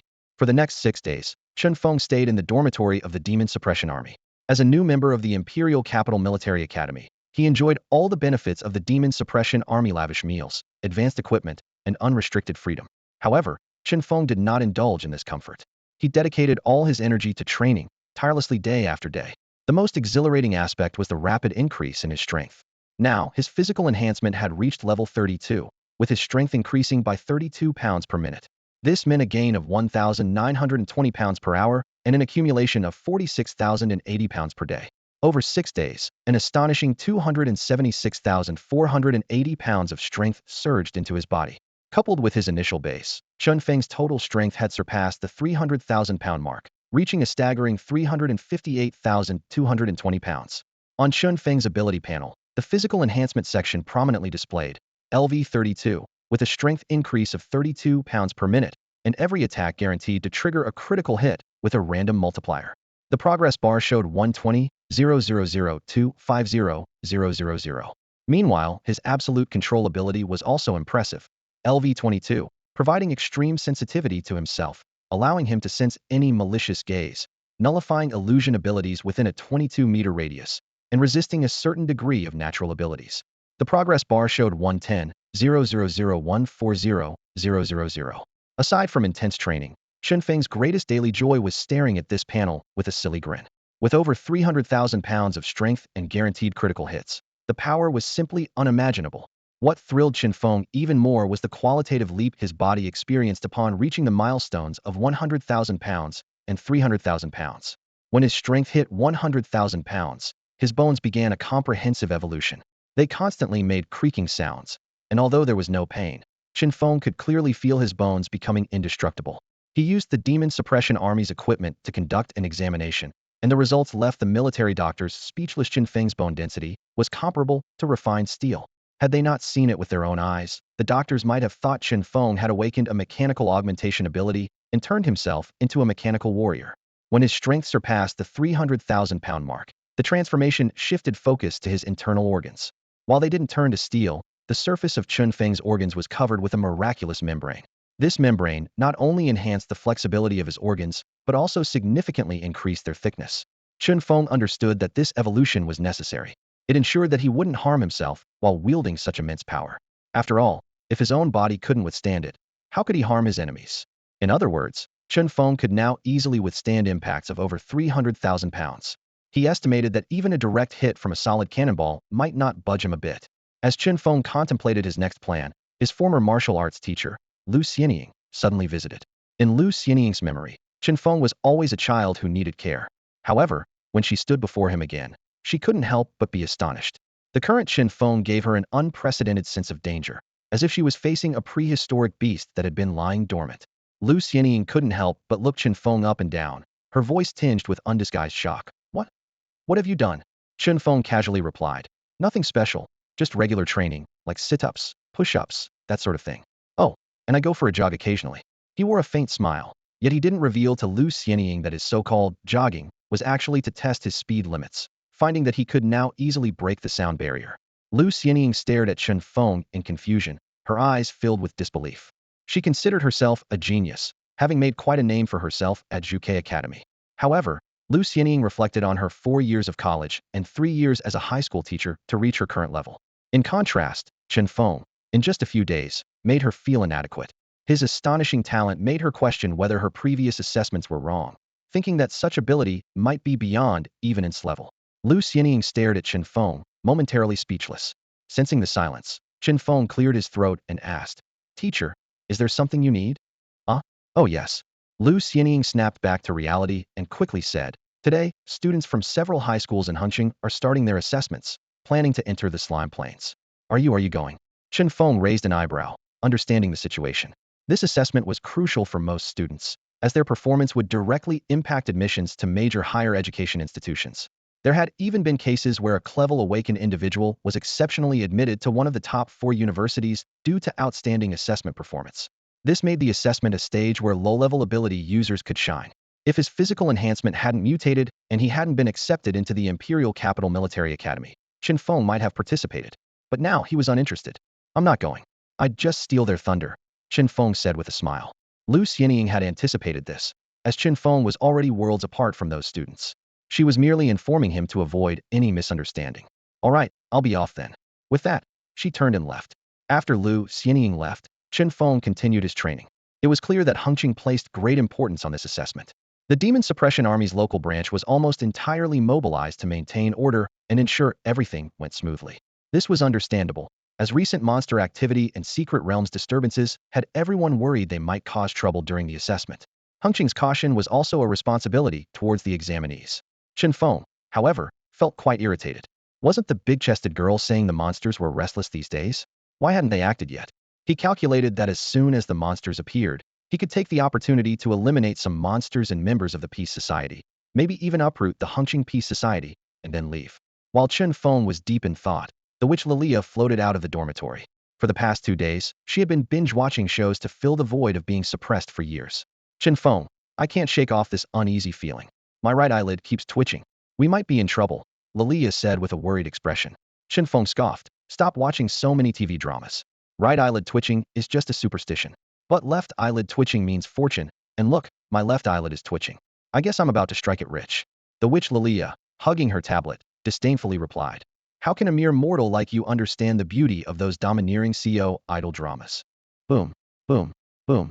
A series of terrifying explosions interrupted Lilia's words.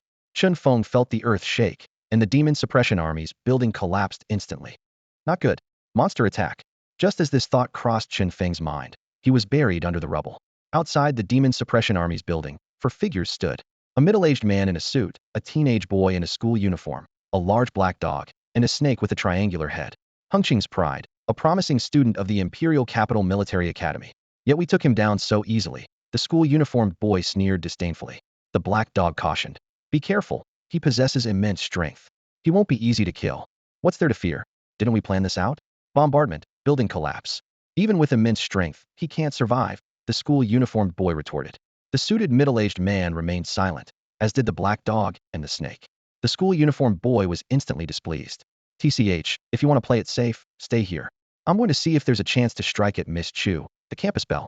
Such a beautiful woman deserves to be enjoyed before being killed. Bang! A slab of bluestone suddenly shot into the sky and then crashed heavily back to the ground. The school-uniformed boy, about to leave, whipped around to see Chen Feng rising from the rubble, protecting 2 civilian staff members of the Demon Suppression Army by his side. Go, get the security officers to help, Chen Feng said coldly. Lilia, don't help me, focus on saving people. The witch Lilia transformed into a spirit form, darting through the wreckage to search for the injured. The 2 civilian staff members fled the scene in panic. Kill them, barked a middle-aged man in a suit. Despite his discontent, the school-uniformed boy conjured a massive bow. The bow was entirely white and taller than a person, adorned with intricate patterns. He braced the bow with his foot, drew the string with both hands, and quickly formed 3 energy arrows. You're tough, but today's your last. My level 40 sky-breaking bow is as powerful as a missile. Can you withstand it? The boy shouted, releasing the bowstring. Whoosh, whoosh, whoosh. The 3 arrows shot out with force comparable to 300,000 pounds of impact, targeting Chen Feng and the 2 civilian staff members. As a combat weapon, the sky-breaking bow had immense destructive power, and after surpassing level 30, the boy had gained a piercing effect. Upon explosion, it could instantly obliterate a building. However, Chen Feng paid no mind to the arrows aimed at him. With a powerful push off the ground, he surpassed the speed of sound, appearing instantly behind the 2 fleeing civilian staff members just as the arrows approached. Fist shield. Chen Feng struck the air in front of him with a powerful punch, triggering a critical hit effect. Even at a modest 1x critical hit, it wielded nearly 700,000 pounds of force.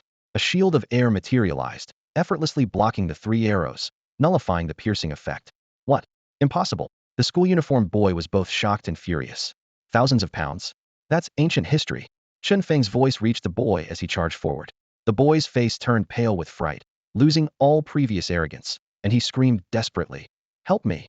Before he could finish, his companionsa man and 2 beasts had already moved to assist. The middle-aged man in the suit raised his hands, and several stone spikes shot up from the ground, aiming at Chen Feng's lower body. However, Chen Feng's strength was matched by his formidable defense. With a simple clench, the stone spikes shattered on the spot. How is he so strong? The middle-aged man exclaimed in shock. Shut up! The black dog cursed, swiping its massive paw at Chen Feng. Its size increase had boosted its power to over 100,000 pounds. Yet no matter how it swiped or clawed, to Chen Feng, it was merely a child's tantrum, not even worth turning his head for. The triangular-headed snake, initially poised to bite Chen Feng, wisely retracted its fangs upon witnessing the scene. Just kidding. He can crush a stone cone with his butt. Imagine how tough the rest of him must be. Chen Feng moved like lightning, instantly breaking through the defenses of a man and two beasts. His fists were like sledgehammers, slamming into the face of the boy in the school uniform. With a resounding bang, the boy was sent flying, his head deeply embedded into the ground. Were you the one who said you wanted to mess with my girlfriend? You think you're worthy? Chen Feng roared, throwing another punch. This time, the boy's head was completely smashed, blood and brains splattering everywhere. Chen Feng coldly surveyed the battlefield, his gaze falling on the broken bow on the ground. He kicked it to pieces, the fragments scattering. Although this weapon was a permanent one for an awakened individual, it had been hastily formed by the boy and was only a fraction of its usual power, not worth keeping. Having dealt with the boy, Chen Feng turned to the remaining three, a cruel smile playing on his lips. I've been waiting for you for days, but you took your sweet time. His eyes glinted dangerously, clearly intent on teaching the Peace Society a harsh lesson. The middle-aged man in the suit sensed the situation had turned dire, cursing the intelligence department for their incompetence. They had assumed that 4 level 40 experts could easily handle Chen Feng, but they were gravely mistaken. The black dog and the viper also realized the danger, itching to flee. Run? Whoever moves first, I'll kill first. Chen Feng declared coldly, his voice dripping with menace. His words acted like an invisible shackle, freezing the three in place, none daring to make a move. The suited man quickly shifted tactics. Do you know why we deliberately let the demon suppression army find us earlier? Cut the crap. You guys got exposed because I killed the black cat, Chen Feng retorted dismissively.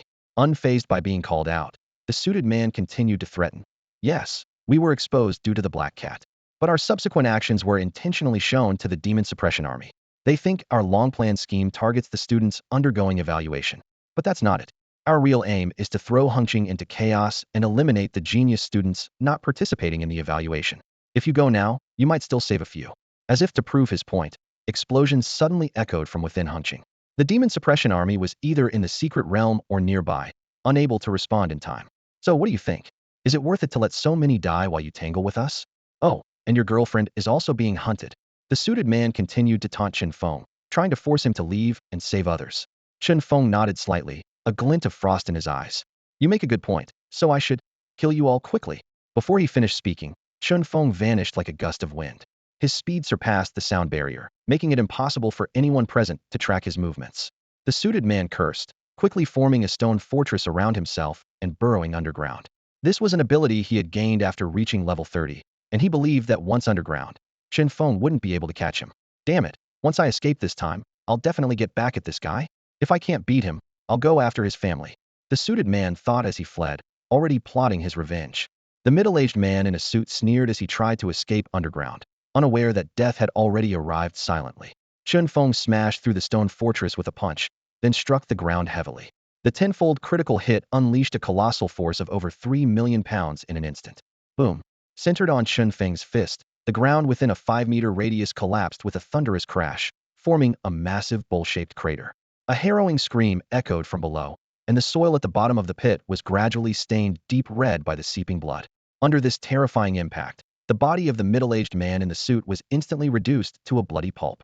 Chen Feng's cold gaze swept across the surroundings, his heart burning with rage. Trying to escape? Did you think I waited here for 6 days just to play cat and mouse with you? I want every last one of you from the Peace Society in Hengqin dead. In the distance, Black Dog and Viper witnessed this horrifying scene and were instantly petrified. Forget about the dignity of masters or world peace. Their minds were now consumed with only one thought escape. However, Chen Feng moved with lightning speed. He caught up with Black Dog in an instant, grabbed its head, and slammed it into the ground. The dog's head shattered with a splatter of blood, yet not a drop touched Chen Feng. Because, in the instant the blood splattered, he had already appeared in front of Viper. Viper was desperately writhing to escape when it suddenly felt the sky darken. It snapped awake, about to hiss for mercy, but it was too late. With a poof, Chen Feng's foot completely crushed Viper's upper body. Chen Feng ignored the 2 cores on the ground. He had more important matters to attend to. These prey were killed by his own hands, and no one dared covet them. He turned to look at the distant witch Lilia, seeing that she had already rescued most people. I don't need your help. Go into the city and save people, Chen Feng instructed briefly. then dashed off in the direction of Chu Yu's family. This secret realm assessment mainly attracted awakeners with abilities below level, eager to prove their worth through effort. Those with abilities above level did not participate, as they were already destined for higher education and only concerned with choosing a school. To maintain a good image, all students from Hengqing's 4 high schools with abilities above level stayed in the city. However, these outstanding awakeners became the targets of the Peace Society. If anything happened to them, humanity's future would lose a significant amount of high-level combat power. Especially Chu Yu, one of only 3 levels this year in Daxia. Her safety was crucial to humanity's significant interests. When Chen Feng arrived at Chu Yu's home, it was already in ruins. Chu Yu came from a wealthy family. Her mother ran a medicinal business, not top tier, but supported by a few hunter teams. At this moment, these hunters were fiercely battling the enemy amid the ruins. Chu Feng, who had been tracking Chen Feng earlier, was among them. Despite coughing up blood constantly, he used his speed to maneuver around the enemy. At the center of the group's protection, 2 women sat leaning against each other. One was Chu Yu, and the other was a charming, mature woman. The woman lay in Chu Yu's arms, continuously spitting black blood, her delicate face turning bluish-black, clearly deeply poisoned. Chu Yu, her eyes filled with tears, kept calling Mom, as she frantically tried to administer various antidotes to her mother. Seeing this, Chen Feng rushed over, drawing the attention of the Peace Society's awakened ones. Get lost! A multicolored tiger charged forward, roaring in a human voice. Clearly, this was a combat-type shapeshifter. Without responding, Chen Feng delivered a powerful punch. The tiger sneered, slamming its paw down to meet Chen Feng's fist. Ren, the awakened one's advanced ability activated, and those tiger claws were supposed to tear through anything. However, the expected scene of Chen Feng being shredded did not occur. Instead, the tiger watched in disbelief as its claws shattered, the destruction spreading up its limb. In less than half a second, half its body disintegrated, and it collapsed, unconscious, in a pool of blood. Chen Feng quickly reached Chu Yu's side and said in a deep voice, "Take your mom to the hospital." The beautiful woman weakly grasped Chen Feng's arm, barely whispering, I won't make it, take your away." Chen Feng decisively shook off her hand and ordered Chu Yu, "Why aren't you leaving?" Seeing Chen Feng gave Chu Yu confidence. She had hesitated to leave because enemies hovered in the air. Now, she immediately hoisted her mother onto her back, unfurled her divine phoenix wings, and soared into the sky. Oh, the little lover has come to rescue her, planning to fly off together. A teasing voice came from a distant building. A winged bee-woman flew over, striking a seductive pose and beckoning to Chen Feng with a finger. "Sweetie, what does a little girl know? Big sister here knows many tricks. Let me take you flying." Whoosh! Chen Feng vanished from the spot. The bee-woman's expression changed drastically. What a fast man.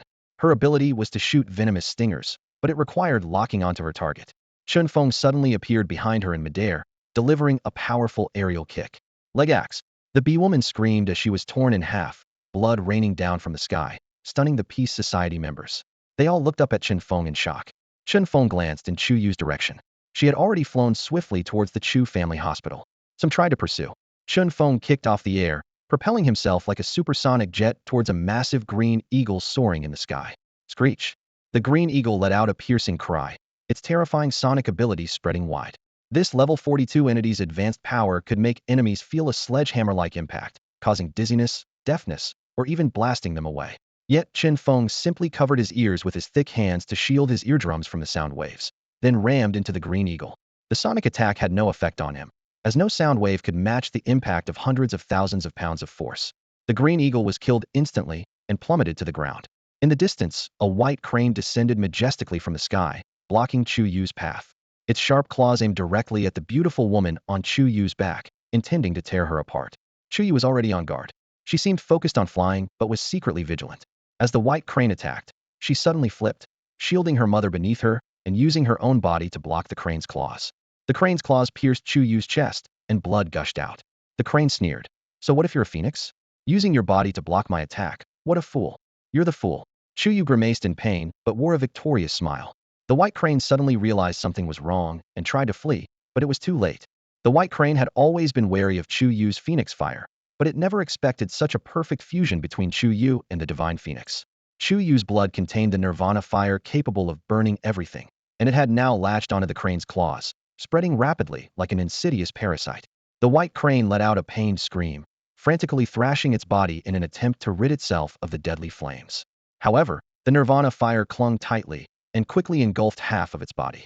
Despite being a formidable level 40 creature, the crane was left desperately struggling in the sea of flames. its life force rapidly ebbing away amidst its piercing cries. This scene vividly demonstrated the terrifying power of S-level abilities. Even a mere drop of blood from such a being could bring a high-level opponent to such a tragic end. Chen Feng watched as Chu Yu carried her mother away, then dove down directly into the midst of the Peace Society's ranks. It had to be admitted that the Peace Society was indeed formidable. They had deployed 20 level 40 Awakeners just around Chu Yu's home, with even more forces elsewhere.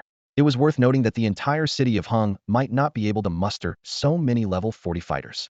Given the previous casualties from the Dragon King's remains incident and the Slime Plains uprising, Hung City was experiencing a shortage of high-level combat power. The Peace Society's calculations were precise. Under normal circumstances, they might have indeed taken over Hung City. However, they hadn't accounted for the anomaly that was Chen Feng. Despite being just over level 30, Chen Feng moved through the level 40 masters like a hot knife through butter. Each of his punches claimed a life, and he had already eliminated over half of the enemies surrounding the Chu family. The members of the Peace Society finally realized the threat posed by Chen Feng and immediately changed their strategy. Concentrate your fire, kill him first, an elder shouted, pointing fiercely at Chen Feng. Instantly, the temperature within a 3-meter radius plummeted, and even the air began to freeze. Frost appeared on Chen Feng's face. This was an auxiliary natural ability to absorb temperature, sharply reducing the surrounding heat to slow the enemy's reactions and stiffen their bodies. However, Chen Feng's muscles and bones had been strengthened to an incredible degree, rendering the cold a mere nuisance. Yet, the Peace Society members and monsters swarmed in. Somehow, the society had managed to harmonize humans and monsters, working together seamlessly. A puppet wielding a sword made of gears slashed viciously at Chen Feng's throat. Simultaneously, another Awakener's body disintegrated into several small snakes, slithering on the ground, aiming to bite Chen Feng's feet. Others attacked from a distance or attempted to surround him in close combat. 7 level 40 Awakeners attacked at once, creating a truly terrifying scene. Chu Feng and the others glanced at the situation and felt a surge of despair. Who could withstand such an assault? Though they wanted to help, their levels were inferior to those of the enemies, and they were already exhausted from a previous bloody battle. They could only watch helplessly, silently apologizing in their hearts. Chu Feng closed his eyes in anguish, unable to bear witnessing the impending tragedy. Chu Feng clenched his fists, his eyes burning with the fire of vengeance. He growled softly, "Brother Chun, rest assured, I swear I'll avenge you, even if it costs me my life." Suddenly, a dull thud interrupted Chu Feng's vow. He turned sorrowfully, expecting to see Chen Feng knocked over. However, what met his eyes was the wreckage of a wooden puppet, with only half of it landing beside him. Startled, Chu Feng immediately turned to seek the truth. He saw Chen Feng, like a god of war descending, grabbing a large blade attacking from behind with one hand, and delivering a powerful kick with the other foot. The man transformed into a black bear, spat blood, and flew like a broken kite, crashing heavily to the ground, twitching a few times before dying. Chen Feng moved with fluid grace, reversing the large blade to slash at the attacking lynx. Simultaneously, his right foot stomped the ground fiercely, causing it to crack open, swallowing the snake-like Awakeners into the fissures. Finally, a swift straight punch from Chen Feng directly exploded the internal organs of the elder, who was absorbing temperature. In an instant, all the Awakeners attacking Chen Feng were down. The onlookers stared in disbelief at the bodies scattered around, and then at Chen Feng, who was drenched in blood. They could hardly believe it.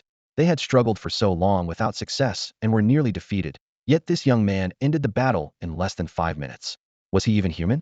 Confirming no more enemies around, Chen Feng didn't pause, continuing to sprint toward the direction of distant explosions.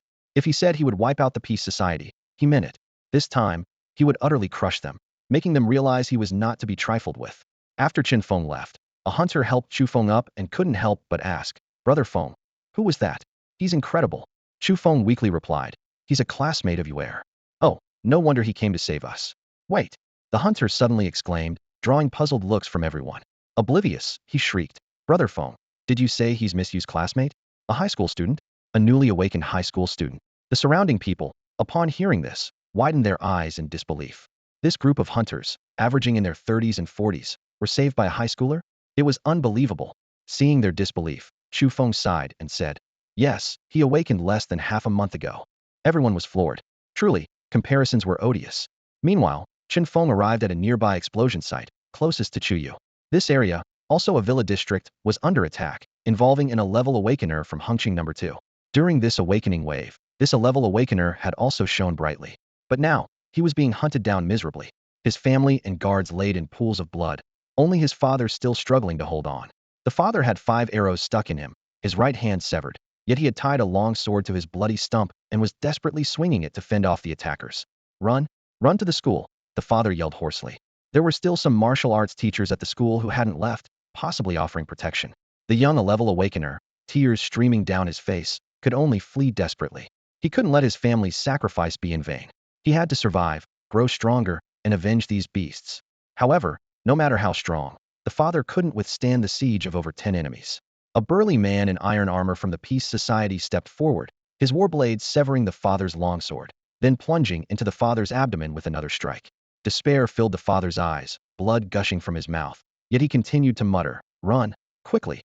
Don't worry, your son won't escape. He'll die with you." The iron-armored man sneered, about to withdraw his blade, only to find it wouldn't budge. The armored man looked at the sword in confusion and noticed that his father's hands were still gripping the hilt tightly. He cursed inwardly, annoyed that even in death his father was causing trouble. Just as he was about to kick him away, his father suddenly collapsed, releasing the sword. However, when he tried to pull out the weapon, it wouldn't budge. A sense of danger hit him, and the armored man stepped forward, spinning around to strike. But his full-force blow was effortlessly caught by a remarkably handsome young man with one hand. The armored man's eyes widened in shock as he quickly realized the identity of the young manha was the genius who had been admitted to the Imperial Military Academy. "You're still alive? What were those fools doing?" The armored man roared in frustration. Chen Feng didn't respond. He simply shook his palm forcefully, causing the armored man's sword to tremble and then shatter into pieces. The armored man was filled with horror. This was the weapon his father had passed down, infused with the energy of a level 54 warrior. Before the armored man could react, Chen Feng stepped forward and punched him on the top of his head. The unique shock force penetrated the armor, causing the man inside to explode, with blood spurting from the seams. Chen Feng turned and continued to eliminate other enemies. His strength had improved significantly. His natural power was over 300,000 pounds, and with critical hits, a single punch could have the force of over 700,000 pounds. Opponents below level 50 were almost no match for him. After dealing with this group of enemies, Chen Feng quickly moved to the next battlefield. As he arrived, he encountered a well-endowed woman leading a team in battle. "Come and help," she exclaimed with delight. Chen Feng descended from the sky, killing a level 45 ghost-faced bull with a single kick. These creatures had strong defenses and could unleash a force of 200,000 pounds, yet Chen Feng took it down with ease. The woman's pupils contracted in surprise. "You've gotten even stronger?" Chen Feng didn't waste words and asked directly. "Why hasn't the demon suppression army arrived yet?" She explained, "There's an issue with the secret realm. Vegetation-type monsters from the wild jungle have inexplicably appeared on the slime plains, and most of the demon suppression army is tied up with them. The city lord noticed something was wrong and dispatched some patrol squads to Hung City." Chen Feng nodded and said, "All right, give me access to the satellite surveillance." The woman immediately handed her watch to Chen Feng. "You're faster and stronger than I am, so this is for you." Chen Feng activated the watch, and a projection appeared in front of him, displaying a miniature view of Hung City. Normally, only commanders or city lord-level individuals could access such surveillance, but given the urgent situation in Hung City, access was understandably relaxed. Over Hungqing, more than 30 red dots flickered, marking the locations of students who had awakened impressive abilities, also signaling impending danger. In over 10 of these locations, green dots had appeared, indicating that rescue forces had already arrived. Chen Feng acted without delay, soaring into the sky like a bolt of lightning, heading towards other spots that had yet to receive assistance. The girl with a large chest watched Chen Feng leave, a sense of relief flickering in her eyes. She had been worried about Hungqing's fate, but seeing Chen Feng's strength ignited hope in her heart. She gathered her courage and shouted, "Let's go, we can't just stand by. Let's keep helping." With that, she led her team towards the nearest incident site. For the next 2 hours, Chen Feng moved back and forth across Hungqing, relentlessly defeating the Peace Society members intent on causing chaos. These enemies were formidable enough to challenge Hungqing, which had lost many of its experts. However, in front of Chen Feng, they were so fragile they couldn't withstand even a single punch. While Chen Feng was freely slaughtering, atop the highest building in Hungqing, 3 figures stood silently, overlooking the battlefield. An elderly man in a butler's outfit, an old woman with a face full of wrinkles, leaning on a phoenix-headed cane, and a young boy standing in front of them. The boy, only a few years old, was leisurely licking a lollipop, a satisfied smile on his face, seemingly indifferent to the massacre of his subordinates. The old woman couldn't help but speak anxiously. "Young master, our branch members are almost wiped out. Shouldn't we?" The boy interrupted nonchalantly. "The weak are killed. Do we need to cherish the weak?" The old woman continued. "But if they die, who will complete the mission? Our task is to destroy Hungqing, create a paradise for the secret realm monsters, and prove our capabilities. Now, The boy suddenly frowned, snapping. Noisy. As soon as he spoke, the old woman's eyes widened, her face turning a shade of blue-purple. She flailed her arms desperately, like a drowning person grasping for a lifeline, but it was in vain. The boy had used his auxiliary natural ability, vacuum, designating any area within his sight to become a vacuum zone. No air, no oxygen, and even the temperature dropped to absolute zero. Within seconds, the old woman's body began to freeze. With a snap of his fingers, the boy dispelled the vacuum effect. The old woman gasped for fresh air, not daring to utter another word. The boy warned discontentedly, "Remember, without my orders, don't interrupt. It's very annoying." The old woman hurriedly knelt, trembling. "Yes, President, I understand." The boy nodded, then added, "But you're right. This mission cannot fail. Mr. Mo, that young man seems somewhat capable. Go take care of him. The demon suppression army will be back soon." The old butler bowed respectfully, then flew away into the air. Chen Feng, in the midst of fiercely battling Peace Society members, suddenly felt something and looked up abruptly. He saw an old butler-like figure floating midair, forming hand seals and chanting. Chen Feng quickly grasped the man's intention. A portal to a secret realm suddenly appeared on a nearby street. Chen Feng's pupils contracted in shock. Can someone really awaken such an ability? Is this spatial transportation, or directly summoning a secret realm? Wouldn't that make them invincible? However, upon closer inspection, Chen Feng noticed that the old butler seemed to be struggling to maintain this secret realm portal, likely unable to sustain it for long. The old butler urged solemnly, "I admit you're strong, but faced with countless secret realm monsters, how long can you hold out? Join our peace society, pledge allegiance to the president, and you'll have everything." Chen Feng was taken aback, blurting out, "The divine awakener has arrived?" The old butler's face darkened with embarrassment as he explained, "I meant the branch president." "Oh," Chen Feng sneered, raising his middle finger, using this simple and crude gesture to replace a verbal response. "Heh, clueless fool." The old butler watched Chen Feng's provocation with a cold gaze, his heart unmoved. To him, the people of Hengqin were nothing more than a pack of lowly stray dogs. Even though Chen Feng was strong, he was just a slightly fiercer dog. The barking of dogs, no matter how grating, wasn't worth the anger of someone of his status. The old butler slowly lifted his head, his eyes fixed on the distant, already open door of the secret realm. He softly uttered a single word, "Open." Boom. From the door of the secret realm surged an overwhelming and ferocious aura, the dark entrance fully agape. Immediately, a deafening chorus of savage roars erupted. A dozen monsters streamed out from the secret realm's door. Their bodies were covered in black scales, their limbs were thick and powerful, and their tails were long and thin, ignited with an eerie black flame. Most striking was their bizarre horsehead form. Cautiously, these creatures tested their surroundings, confusion evident in their eyes. Chen Feng instantly recognized these creatures' blackfire beasts.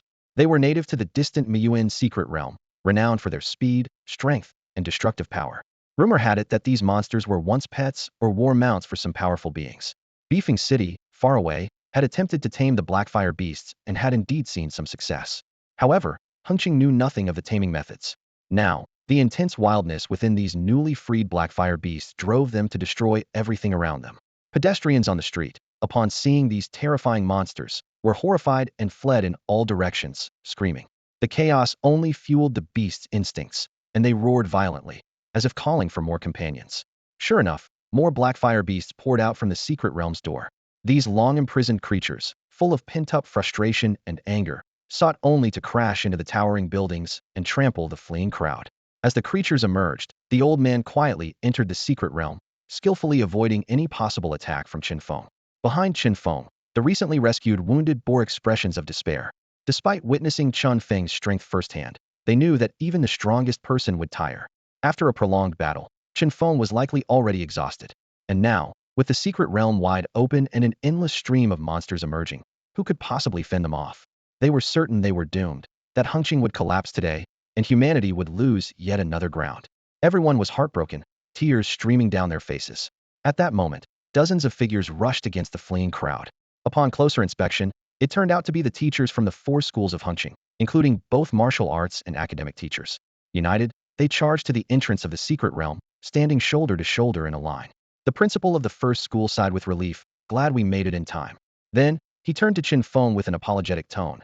"Child, I underestimated you before, and that was my mistake."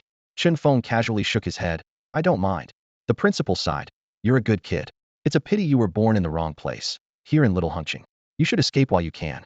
Your future is more important than all of ours combined." Chen Feng didn't respond. Instead, He silently took out the badge of the Demon Suppression Army and solemnly pinned it to his chest. In his heart, he knew that he would escape when necessary, but now was not the time. Seeing this, the principal was taken aback. The principal of number 2 high school felt a surge of emotions but maintained a stern voice, saying, "Child, now is not the time to play hero. Wait until you grow stronger. There will be plenty of opportunities to avenge us." However, Chen Feng strode forward without hesitation, standing at the forefront. He turned back to look at the principal and teachers, confidently stating, "In a moment, just focus on supporting me with all your might." His words left the principals and teachers speechless. They thought to themselves, while the child meant well, was he being overly confident? The principals of number 1 and number 2 high schools exchanged glances and swiftly took action. The principal of number 2 high school conjured an energy rope, attempting to bind Chen Feng. "Child, don't blame me, but you must leave." The principal of number 1 high school exclaimed, simultaneously striking at the back of Chen Feng's neck, trying to knock him out. However, things did not go as planned. The principal's strike did not move Chen Feng an inch. Instead, it left the principal's hand in pain. Chen Feng stood unharmed, turning to the astonished principals with a firm tone. "Stop fooling around. Without me, you'll all perish." With that, he effortlessly broke free from the energy rope. The principals were shocked. They had not witnessed Chen Feng's earlier exploits and assumed that with their level 40 strength, dealing with Chen Feng would be easy. Yet, this scene completely overturned their understanding. At that moment, the sorceress Lilia appeared, floating in the air. She asked in surprise, "Who has connected the spatial channel?" Seeing her arrival, Chen Feng called out loudly, "You finally came. Curse them so they can't stray far from this door." It turned out he had been waiting for Lilia, knowing that if the monsters were startled and scattered, it would cause even greater chaos. Lilia pouted and said, "You think I'm some almighty deity who can just curse them into confinement? But I can curse them to attack you with all their might. Can you handle that?" Chen Feng nodded without hesitation. "That will do." "No way." The principal of number 1 high school exclaimed in a mix of anger and concern. "Chen Feng, I know it's wrong for a teacher to say this, but you're more important than Hengqing, a promising student who can join the Imperial Capital Military Academy, comparable to its level talent.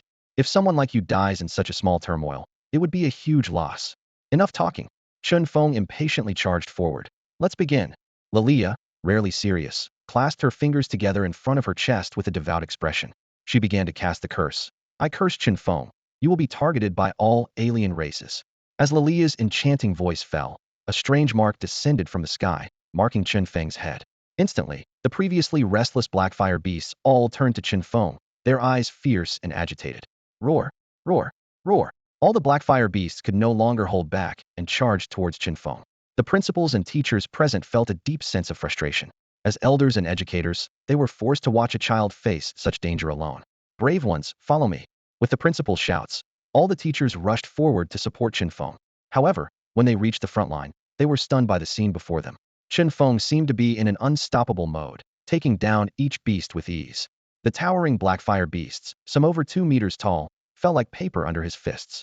Each punch sent a beast flying, killing it, and sometimes taking down several companions with it.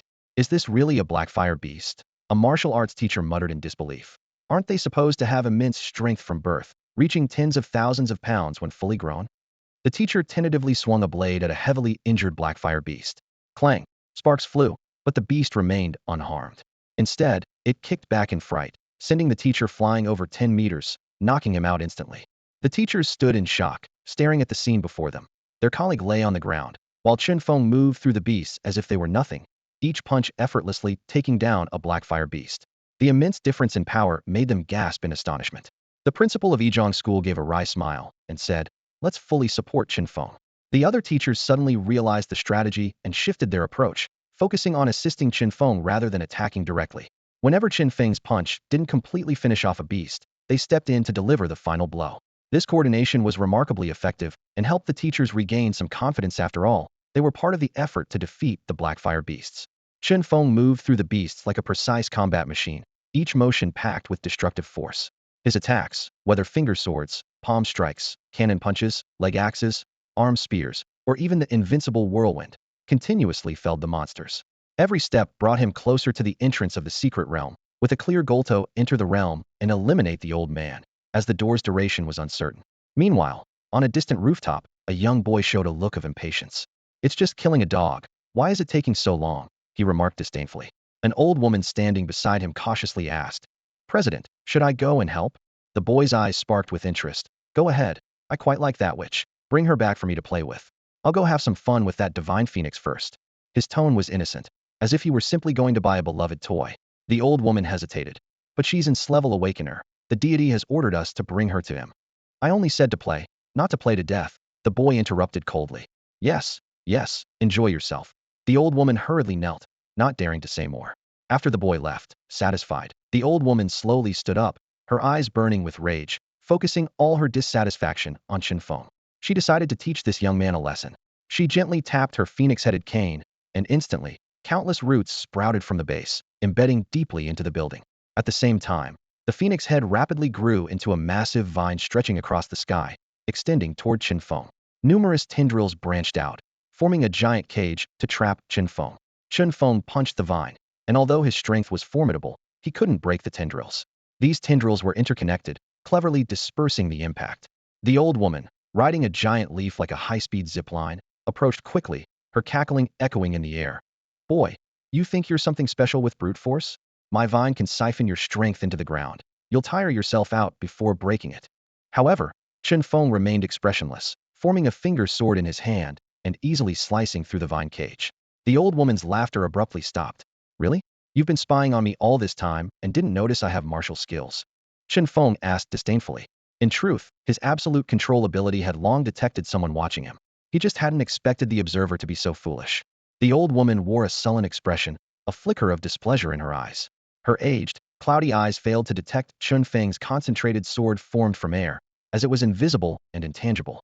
Even though she was nearly a level 50 warrior, her aged vision struggled to perceive such a delicate technique. Seeing her intimidation fail, the old woman let out a cold snort and manipulated the massive vine spanning the sky. Countless sharp branches shot toward Chen Feng's face like arrows released from a bow. Chen Feng pushed off with his feet, disappearing from his original spot in an instant. His speed surpassed the speed of sound, leaving the old woman unable to react. However, her audacity to strike indicated she had some confidence. A sinister smile appeared on her face. I knew you would try to ambush me. Chen Feng appeared behind the old woman, ready to strike, but suddenly felt a paralysis spread through his body. It was reminiscent of lying on an operating table, injected with anesthetic during his appendectomy. His movements slowed, and his thoughts began to blur. Poison. Alarm bells rang in Chen Feng's mind. Seeing Chen Feng's slowed actions, the old woman let out a piercing laugh. Did you really think this old lady was so easy to deal with? My vine continuously releases toxins, and since you cut it, the release is even faster. Feeling numb and dizzy, aren't you? Chen Feng indeed felt this, but his strong physique was quickly adapting to the toxins, rapidly reducing the discomfort. Such was the advantage of his powerful body. The old woman eyed Chen Feng greedily, licking her chapped lips. I really like your body. Now I'm going to have my way with you. The leaves on the vine quickly spread, forming a large sphere that enveloped them. The old woman, her eyes filled with lust, knelt eagerly before Chen Feng, hurriedly attempting to undo his belt. The handsome and robust young man ignited her dormant desires. Let me taste you. She swallowed, her eyes glinting with greed. Suddenly, Chen Feng's hand firmly grasped her head, exerting strong pressure. The old woman looked up in disbelief at Chen Feng. You? Before she could finish her sentence, a blazing flame descended from the sky, igniting the vine. The leaf-formed sphere was easily burned away, and the vine bridge spanning the sky collapsed. The old woman tried to summon her power, but Chen Feng's grip on her hand was too strong, causing her to cry out in pain, unable to focus on anything else. Chen Feng looked up to see Chu Yu hovering angrily in the sky, engulfed in flames like a true divine phoenix. She swooped down, grabbing the old woman's throat. The nirvana fire spread instantly over the old woman, causing her to scream in agony as she struggled. I am a protector of the peace society. You can't kill me. The president will kill your entire family. The old woman shouted in despair. However, the usually gentle and innocent Chu Yu was full of murderous intent. You ugly thing. How dare you covet my man? The raging flames enveloped the old woman, reducing her to ashes in moments. Chu Yu, still seething with anger, watched as the nirvana fire spread quickly along the vine. A horrific scream emerged from it, revealing the vine was also a monster subdued by the old woman. The nirvana fire was highly effective against it, incinerating it completely. Chen Feng looked at the furious Chu Yu, somewhat taken aback. It was his first time seeing her so enraged. Once the vine was completely burned, the flames around Chu Yu gradually subsided. She took Chen Feng's hand, gently leading him back down to the ground. The threat of the black fire beasts hasn't been completely eradicated, and a new storm is brewing. These fierce creatures are called black fire beasts because of the intimidating black flames on their tails. This fire is incredibly corrosive, capable of eating through even the toughest steel in an instant. However, this black flame is the life source of the Blackfire beasts, only released when they are on the brink of death. Previously, Chen Feng had swiftly and decisively killed the Blackfire beasts with a single punch each, leaving them no chance to unleash their deadly black flames. Even those that slipped through were quickly dealt with by the teachers present. This efficient combat style prevented the beasts from releasing their lethal flames. However, a subtle shift in the situation occurred recently. The mysterious old woman had tangled with Chen Feng for a long time. Although the teachers and students managed to fend off the Blackfire beasts' attacks, they couldn't eliminate them as swiftly as Chen Feng. This gave some of the dying beasts the opportunity to release their black flames. At this moment, the terrifying black flames spread across the ground like hellish lava, corroding the hard surface into a pitted landscape. Cars parked by the roadside were the first to suffer, their tires rapidly eroding, releasing acrid white smoke as the entire vehicle melted into a pool of molten metal. Even a nearby building wasn't spared, its walls eaten away by the black flames, teetering and on the verge of collapse. In this critical moment, Chuyu acted decisively. She unleashed the Nirvana flame, a mystical fire of a level far surpassing the black flames, which swiftly spread and merged with the black flames, ultimately consuming them completely. This scene once again showcased the terrifying power of its level ability. Chen Feng didn't dare relax for a moment, continuing his thunderous assault forward, using both fists and feet to fiercely strike down the Blackfire beasts continuously pouring in. Just then, the demon suppression army outside the city finally escorted all the students safely out of the secret realm. They rushed into Hengqin without a moment's pause and swiftly deployed. A large contingent of the army surrounded the entire street. Armored vehicles roared in, and various high-tech instruments were urgently mobilized to establish a temporary strong electric barrier, sealing the gateway to the secret realm. The Blackfire beasts attempting to break through were immediately struck down by the powerful electric currents, convulsing on the ground. Following this, the deafening sound of gunfire and artillery filled the sky. The rattling of machine guns and the booming of cannons created an impenetrable web of firepower, forcing all the Blackfire beasts back into the secret realm. Finally, in this heart-stopping moment, the situation was temporarily brought under control. The principals and teachers of the 4 high schools collapsed to the ground, breathing heavily with relief. Although they had only provided logistical support for Chen Feng, facing these terrifying creatures starting at level 30 was a monumental challenge for teachers who had long since transitioned from combat to academia. After all, apart from the 4 principals who barely reached level 30, most of the teachers were only around level 20. In the distance, those injured in the battle saw the arrival of the demon suppression army, tears of excitement welling up in their eyes. They finally saw hope, finally awaited rescue, and finally could breathe a sigh of relief. Once the army was fully in place, the commander and the city lord quickly approached Chen Feng, saluting him. Their eyes were filled with seriousness and genuine gratitude. Without Chen Feng's heroic efforts, those trapped in the secret realm would have had no chance of escape, and Hengqin might have fallen. Chen Feng solemnly returned the salute, as he still wore the badge of the demon suppression army on his chest. "You saved Hengqin," the commander said in a deep voice, his tone full of respect. Chen Feng shook his head and pointed to the gateway of the secret realm, where Blackfire beasts continued to pour out, saying, "It's not completely saved yet. Let me go in there. I need to kill the old one who opened the secret realm." The city lord frowned upon hearing this, worriedly asking, "Are you sure you still have the strength?" "Yes," Chen Feng replied firmly, his eyes shining with determination. The commander hesitated for a moment before suggesting, "I'll send another team to hunt him down. He's definitely on Hengqin's must-kill list, so you can rest assured." Chen Feng shook his head firmly. "No, I want to take him down myself." Seeing his determination, the commander, unwilling to fall out with Chen Feng, had to compromise. "All right, I'll have Lu Xianying and Zhao Susu go with you." Zhao Susu, the voluptuous woman with an impressive figure, was soon summoned along with Lu Xianying. Chen Feng glanced at Chu Yu, noticing her calm demeanor and innocent gaze, seemingly indifferent to him accompanying the beauties. He was puzzled. Was she simply disdainful of the older woman earlier? The commander ordered a path to be cleared for Chen Feng to enter. However, Chen Feng didn't wait for the 2 women and dashed into the portal to the secret realm at supersonic speed. He understood the commander's good intentions, but at this moment, such intentions would only slow him down.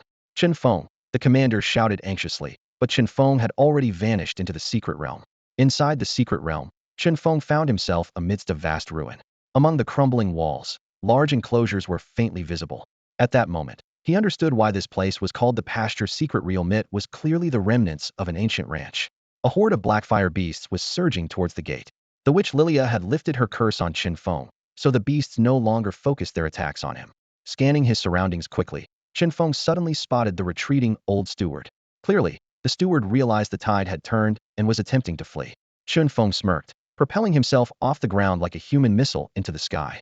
With a deafening sonic boom, dozens of blackfire beasts were knocked over. The old steward turned at the noise, his face turning pale with shock. He never imagined the young man he once dismissed as a stray dog could be so formidable. In a panic, the steward formed seals with his hands, causing the distant portal of the secret realm to close slowly while opening another one in front of him, trying to lure Chen Feng into it for a forced teleportation. However, the steward underestimated Chen Feng's agility. With a nimble sidestep, Chen Feng appeared at the steward's flank, easily avoiding the portal. Then, with a swift spinning kick aimed at the back of the steward's head, he attacked. Although the steward could manipulate space, his abilities were limited to connecting spatial passages and could not freely control space or change portal positions at will. Even before Chen Feng's kick landed, the force of the wind was already pricking the steward's scalp like countless steel needles. His heart turned cold as he let out a desperate cry. No! Bang! The steward's head exploded like an overripe watermelon, killing him instantly. Chen Feng turned to look into the distance, noticing the temporary portal of the pasture's secret realm was rapidly shrinking, now only slightly taller than a person. If he couldn't get out in time, he would have to find another exit from the secret realm, which would waste a lot of time. Moreover, he had distinctly felt 3 prying gazes earlier: an old woman, the steward, and an unknown presence. Unwilling to delay, Chen Feng surged towards the entrance at top speed. Finally, in the last moment before the gate closed, he successfully returned to Hengqing. At that moment, a surprised, childish voice echoed from above. You actually took out those 2 chatterboxes, making this even more interesting. Now, let there be silence. Instantly, the surrounding area turned into a vacuum. Breathing became impossible. Absolute zero. Chen Feng sensed imminent danger, realizing a more daunting challenge was about to unfold. Chen Feng's arrival was supposed to bring hope, but it quickly turned into a disaster. The joyful expressions on people's faces froze, replaced by indescribable agony. They clutched their throats as if the air had suddenly turned poisonous. Hearts struggled to beat, blood boiled, and countless bubbles surged under their skin, causing their bodies to swell rapidly. Their organs began to rupture, and waves of pain engulfed them.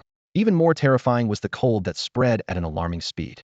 In the blink of an eye, the weak were turned into ice sculptures, their lives snuffed out. Even the strong were struggling, their faces twisted in agony.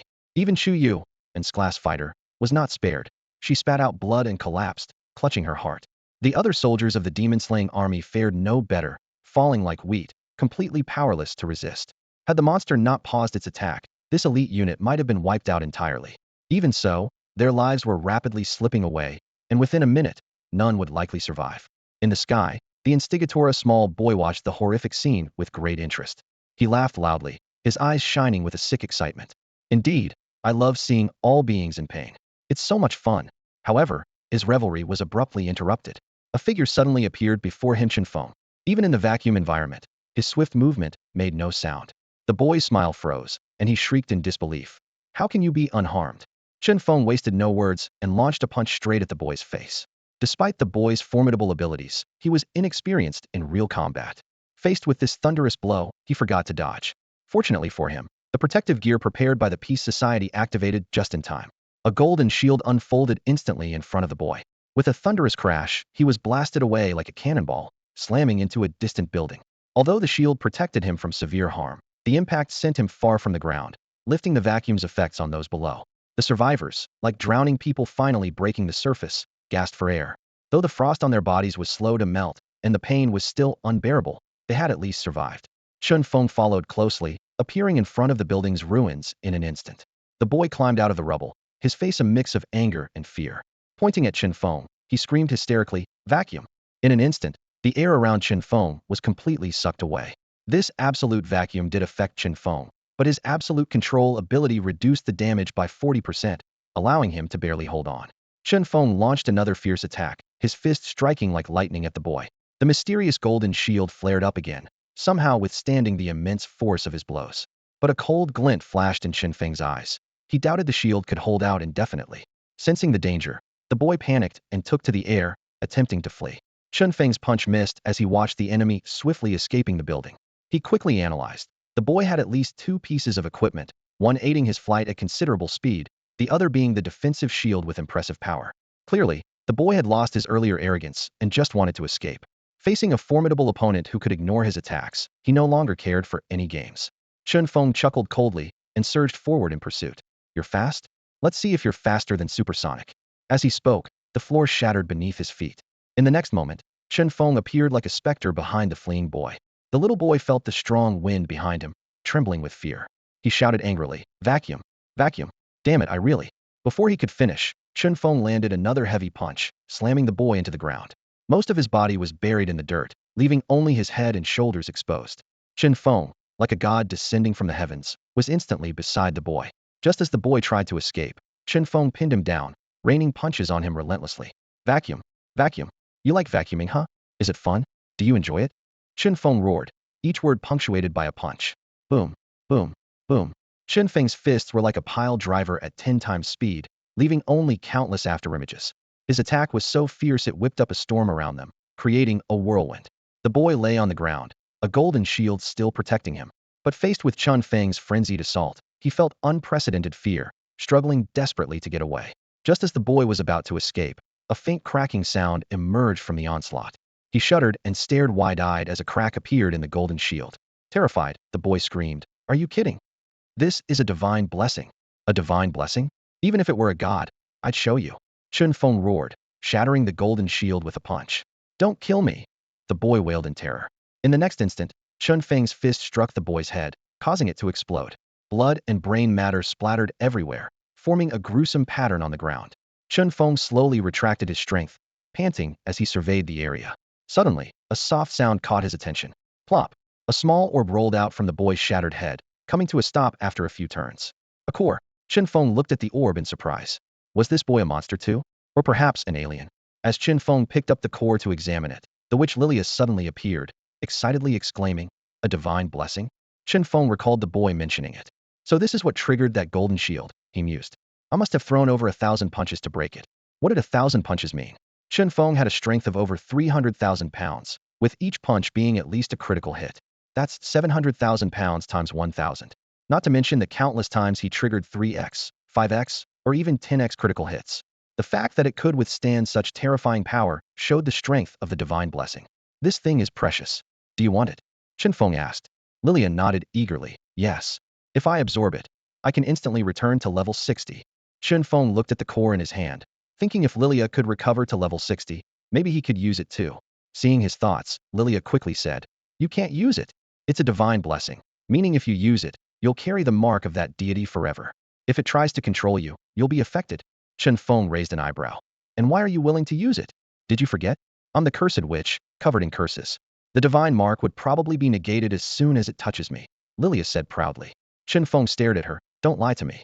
As her master, he could command Lilia not to lie. Surprisingly, Lilia sincerely assured him, "I'm not lying." This caught Chen Feng off guard. "You're really doing this for my good?" "I'm doing it for my own good. Who knows if this deity is a malevolent god?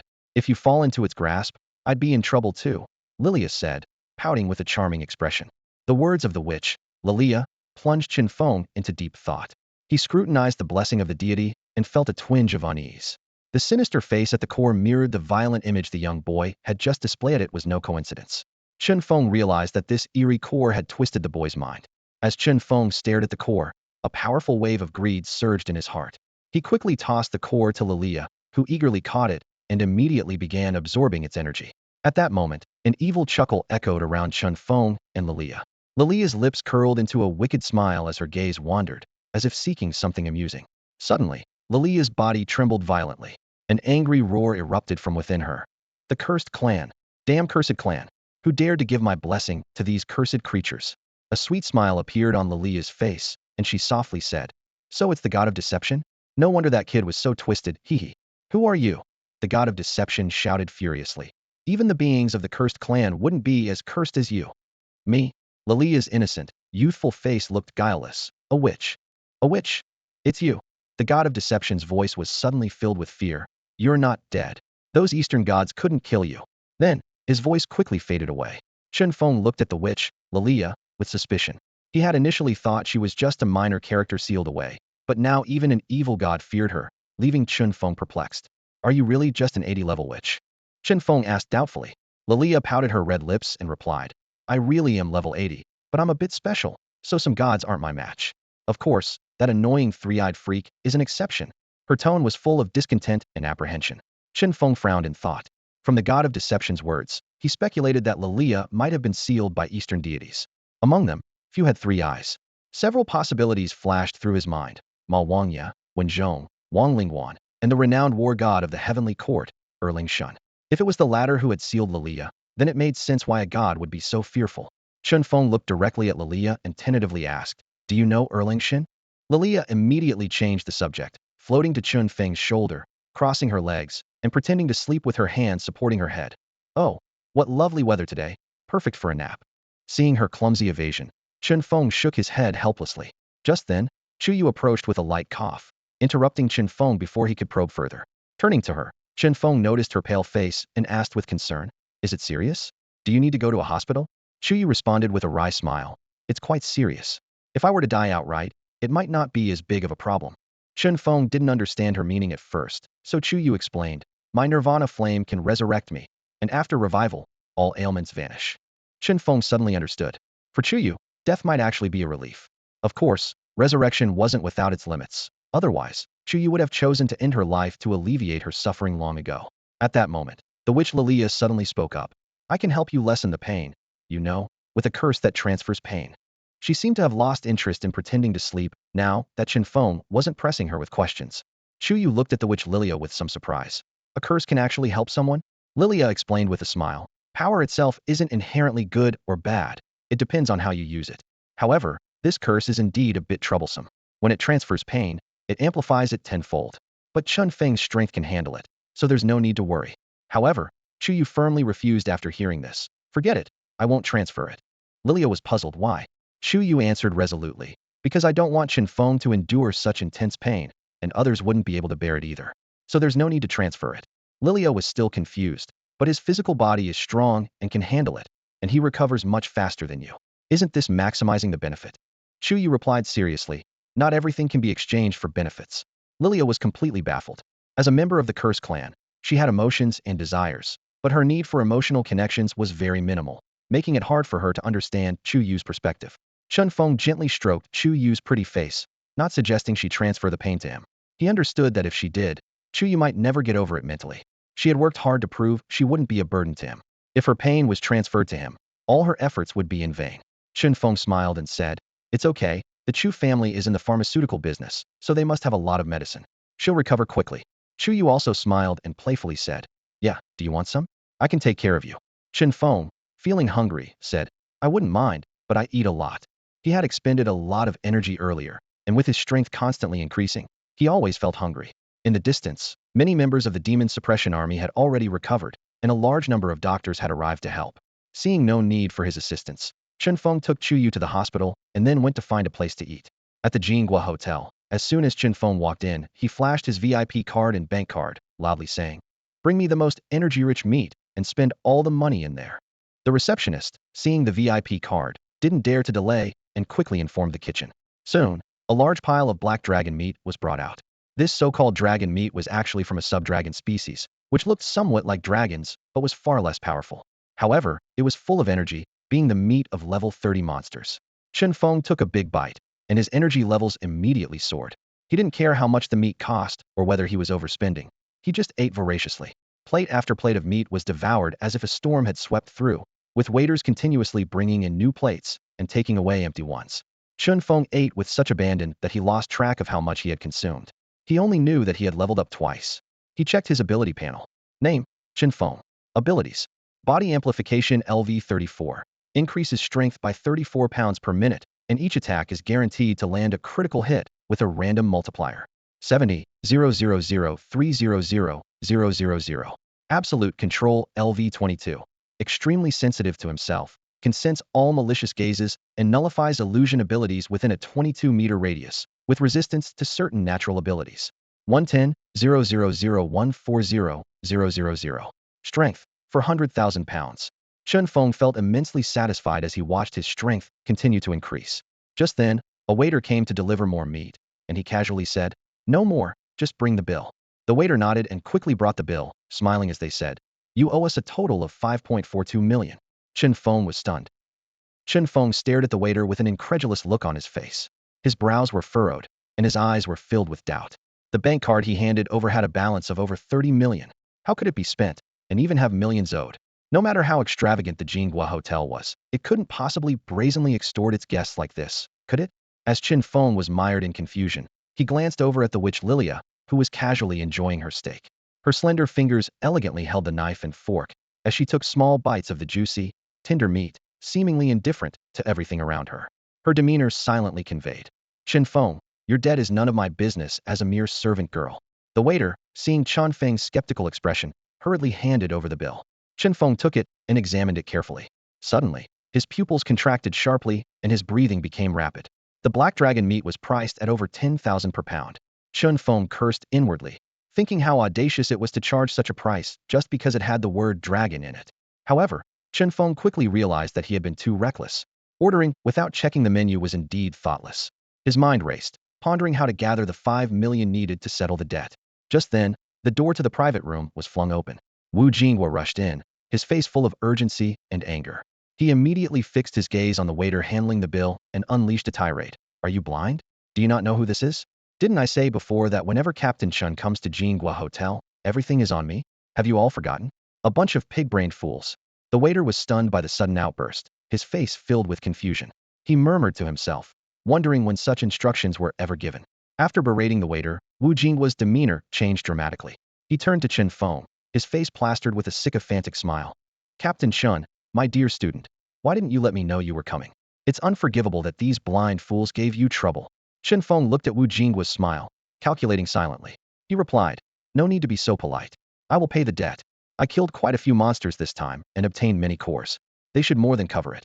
Indeed, Chen Feng had slain numerous blackfire beasts, and the cores were worth at least several million. Plus, having saved Hengqing, the demon-slaying army would undoubtedly compensate and reward him. The mere 5 million would be a trivial matter. However, for Wu Jinghua, 5 million was not a small amount. Grabbing Chen Feng's hand, Wu Jinghua was so moved that his voice trembled. Captain Chen, what are you saying?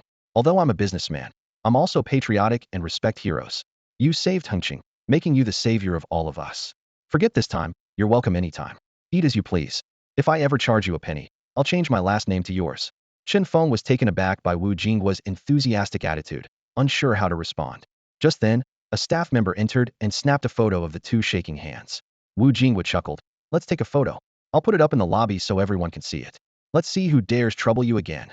He paused and added, oh, here's your bank card. The charges have been refunded. Also, aren't you heading to the capital? As the saying goes, a wealthy journey requires a wealthy home. We can't let the hero of Hengqing be looked down upon. I've put 50 million in there for your travels. Seeing Wu Jinghua's ingratiating smile, Chen Feng didn't say much. After all, you don't hit a smiling face. A photo for 50 million. This treatment was on par with top-tier celebrities. Chen Feng casually accepted the bank card and said, then I'll be off. All right, I'll see you out. Wu Jinghua quickly escorted Chen Feng to the door. As he was showing him out, he shamelessly added, my son has enrolled in Qinglong Academy, just like Captain Chen, and you're both in the capital. I've told him to learn from you whenever he can. If you need someone, feel free to use him. Chen Feng didn't say much, knowing full well that Wu Liang probably wouldn't be eager to seek him out. Although there wasn't any major animosity between them over the years, their relationship hadn't been exactly pleasant. After leaving the Jinghua Hotel, Chen Feng found someone waiting outside. It turned out to be people sent by the commander and the city lord, informing him that Heng City was undergoing a thorough cleanup. They also mentioned that the commander and the city lord had recovered from their injuries and wanted to invite Chen Feng to receive a medal. Chen Feng wasn't particularly interested. He knew that if he went, he would inevitably face a barrage of questions from reporters, possibly even some gossip. So, he politely declined the invitation, asking the messenger to convey that the medal could be mailed to him. Chen Feng then headed to Chu Hospital, carrying a carefully selected fruit basket. His purpose was to visit Chu Yu and her mother. The witch Lilia couldn't accompany him, so she sat idly on a bench in the hospital corridor, watching the comings and goings of patients as she waited for Chen Feng to return. Upon opening the door to the hospital room, Chen Feng couldn't help but marvel at how different the wealthy are. Despite the mother and daughter's severe injuries, they were already chatting and laughing, thanks to some rare medication. Both were dressed in hospital gowns. Chu Yu sat cross-legged on the bed, while Chu Lianin sat in a chair beside her. Chu Lianin was mature and voluptuous, her stunning figure barely concealed by the loose gown. Chu Yu was youthful and tall, her long legs elegantly crossed, making it hard to look away. This mother and daughter pair were truly remarkable in their own ways.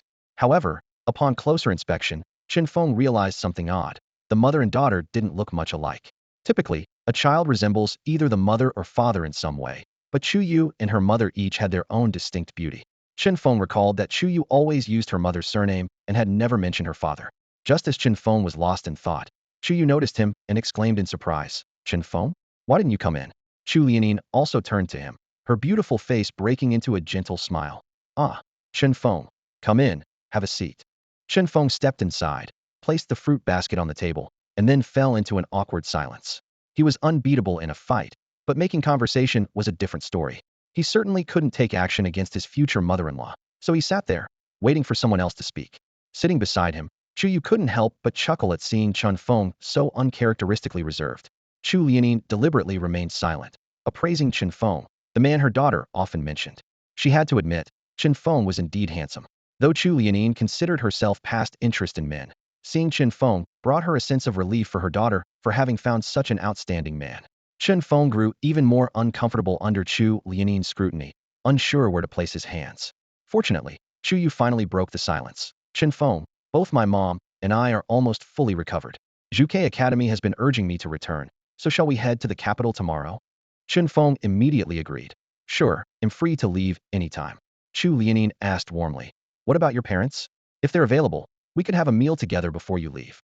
Chen Feng quickly explained, "They're visiting relatives out of town and haven't returned yet." "I see." Chu Lianin replied with a gentle laugh. "Then another time. Anyway, seeing how my daughter is so attached to you, even if you don't want her, she'll cling to you. There'll be plenty of opportunities to dine together in the future."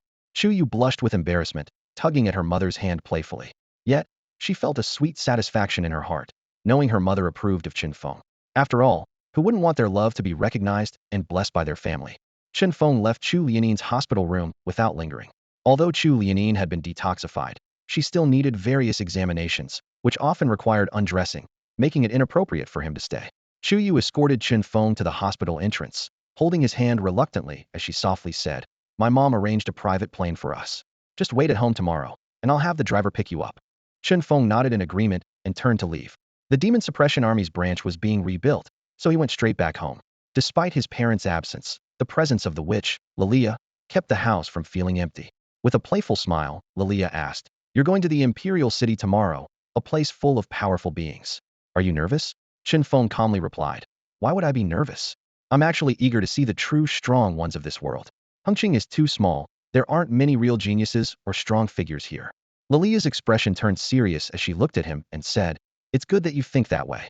You're right, Hengqin is indeed too small. You might be unbeatable here, but outside, many things will exceed your imagination.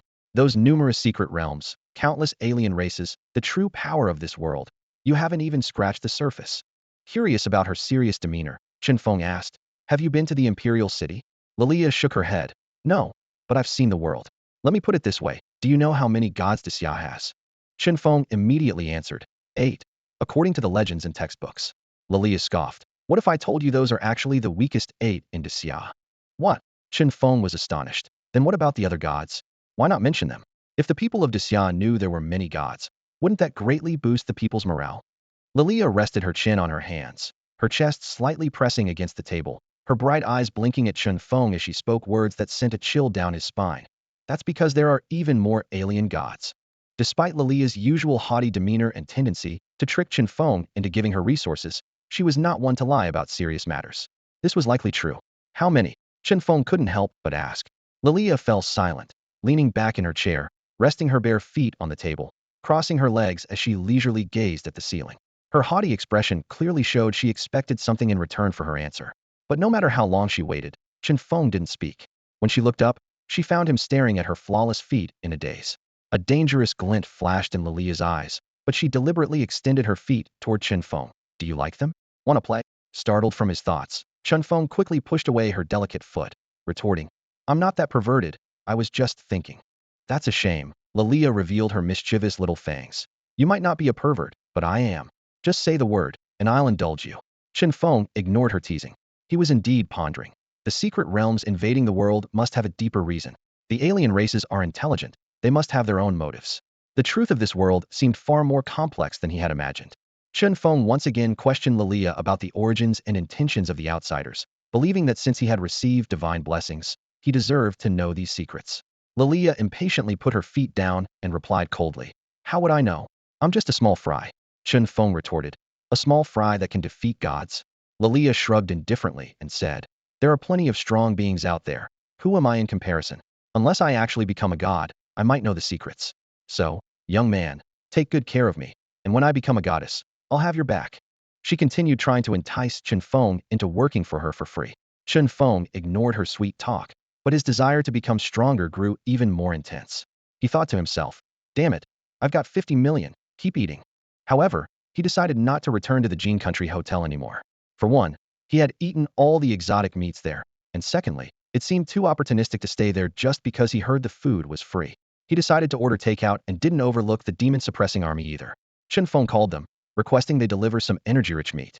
Although energy potions were available, they were meant for ordinary people who couldn't devour monsters to level up. For Chen Feng, who could directly absorb monsters to advance, meat was more cost-effective. The demon-suppressing army promptly emptied their warehouse upon receiving Chen Feng's request, leaving only some meat for daily use, and sending the rest to his home. They believed it was right to fulfill this small request from a hero. About 4,000 pounds of various meats were delivered to Chen Feng's house. Chen Feng also ordered almost all the meat from Hengqing's slaughterhouses online. Fortunately, with the space watch gifted by the Imperial Capital Military Academy, he could store all this meat, as his house couldn't accommodate it otherwise. For convenience, he hired a chef to cook, requiring only speed and doneness, not caring about the taste. Initially, the chef was displeased with this request, wanting to impress Chen Feng with delicious dishes. However, within half an hour, he was completely convinced. He was amazed at how much meat Chen Feng's watch could hold, and by Chen Feng's astonishing appetite. The chef's ambition to create gourmet meals turned into a mechanical routine of grilling meat, as it was the fastest method. Pieces of grilled meat were continuously placed on the table, and Chen Feng ate voraciously. He kept hearing the sound of energy levels rising, and watching the energy values refresh on his panel only made him eat with more enthusiasm. Lilia sat cross-legged on the nearby sofa, looking at Chen Feng's ravenous eating with suspicion. She had witnessed abilities that allowed evolution through devouring, but every ability or outsider had a limit to how much energy they could digest daily. She pondered in confusion. Why could Chen Feng consume endlessly like a bottomless pit? Lilia even suspected that Chen Feng might ascend to godhood through continuous devouring. She wondered silently, is this due to his abilities, or is it because of his bloodline? But his parents seemed like ordinary people. It took Chen Feng a full 8 hours to finish the mountain of meat. The chef was already exhausted, collapsing to the side. Merely watching this gastronomic spectacle made his stomach churn. The aroma of roasted meat lingered all day, making him vow secretly not to touch meat for at least 6 months. Chen Feng, however, showed no signs of discomfort. His physical enhancement had greatly improved his endurance. He quietly checked his attributes panel and was pleased to see significant improvements in his physical augmentation and absolute control. Name: Chen Feng. Abilities: Physical augmentation LV 36. Increases strength by 36 gene per minute. Guaranteed critical hits with random multipliers. 180, 000, 360, 000. Absolute control LV 25. Sense malice. Nullify transformations within 25 meters. Resist natural abilities. 90, 000, 200, 000. Strength, 420,000 gene. Though the progress wasn't astonishing, Chen Feng was satisfied. After all, Hengqing was remote, and the quality of meat available was limited. He secretly looked forward to the Dragon King's remains at the Imperial Capital Military Academy, which was a true energy treasure trove. After sending off the exhausted chef, Chen Feng returned to his room to sleep. The witch Lilia needed rest as well, yet she always appeared uninvited. Chen Feng opted for the comfort of the large bed, and sure enough, Lilia sneaked into his bed in the middle of the night. The next morning, Chuyu drove to pick up Chen Feng for the airport. As he got dressed, he didn't forget to kick awake the bed-hogging Lilia. Out of habit, he checked his panel and was delighted to find his strength had increased by over 10,000 gene, reaching 437,280 gene. After quickly finishing the remaining meat, Chen Feng went downstairs to get in the car. Unexpectedly, Chuyu's mother, Chu Lianin, was also in the car. She sat in the front passenger seat, leaving the back seat for the young people. Lilia, disdaining the lovey-dovey atmosphere, leaped onto the car roof, spreading her arms to embrace the wind. "Auntie, how is your health?" Chen Feng asked with concern, noticing Chu Lianin's pale complexion. Chuyu whispered, "Mom insisted on seeing us off." Chu Lianin smiled. "After raising my daughter for so many years, now that she's traveling far, I just want to see her board the plane with my own eyes." Chen Feng solemnly promised, "Rest assured, Chuyu won't be bullied in the imperial capital." "With your word, I feel relieved." Chu Lianin nodded appreciatively. The car sped to the airport, and Lilia gracefully jumped down. Before boarding, Chu Lianin discreetly slipped a note into Chen Feng's hand. pretending to nonchalantly remind her daughter to stay safe. Though surprised, Chen Feng said nothing and silently boarded the private plane prepared for them. Finding an excuse to go to the plane's restroom, Chen Feng unfolded the note, revealing the delicate handwriting. You and Chu Yu must be cautious of the Feng family in the imperial capital. Chen Feng frowned, a hint of confusion flashing in his eyes at the mention of the Feng family from the imperial capital. The capital is home to many prominent families, but the most renowned are the Lu, Zhao, and Feng families. These families not only hold significant influence, but have also gained fame for each producing a legendary warrior. However, Chen Feng and Chu Yu came from humble beginnings, so how could they possibly be connected to the Feng family? Shaking his head, Chen Feng decided not to waste more time speculating. He walked briskly out of the restroom and said to Chu Yu, "Give me your mom's number. I need to ask her something." Though puzzled, Chu Yu obediently handed over her phone. Chen Feng took the phone, stepped aside, and dialed Chu Lianin's number. There were no communication restrictions on the private jet, so the call connected quickly. "Hello." Chu Lianin's voice came through. Chen Feng got straight to the point. "Why should we be wary of the Feng family?" There was a moment of silence before Chu Lianin responded. "Is Ye next to you?" "You can pretend she's not," Chen Feng replied. Chu Lianin sighed and reluctantly explained. The Feng family has been experimenting for years with the offspring of dual power awakeners, hoping to awaken abilities beyond S-level. This generation, they happen to have an exceptionally powerful S-level. They've been looking for top-tier awakeners domestically, and Ye's abilities might catch their attention. That's why I told you to be cautious. Chen Feng frowned, feeling there was more to the story. But no matter how he pressed, Chu Lianin insisted that was the full extent of it.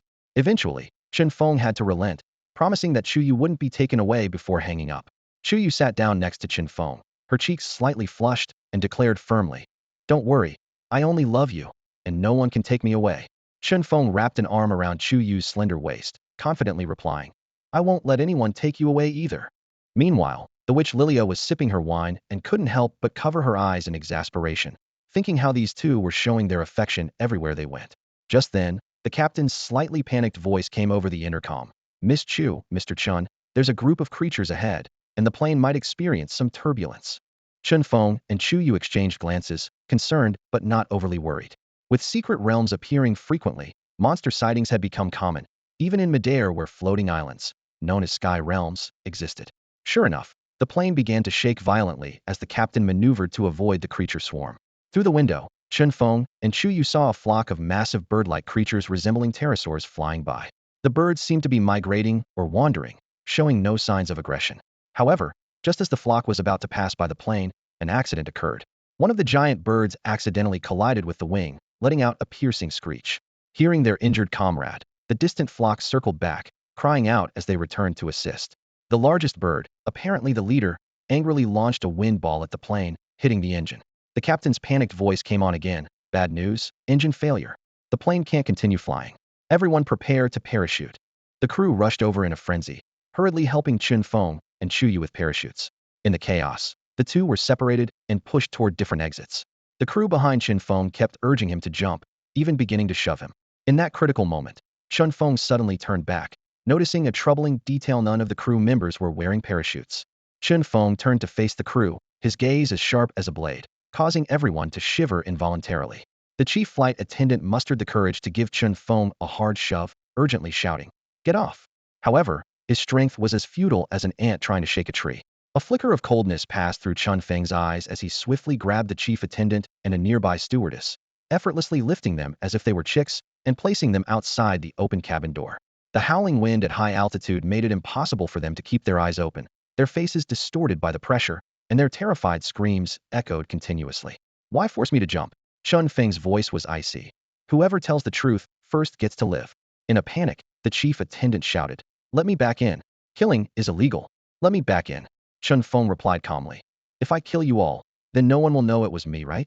This statement shattered the stewardess's last line of defense.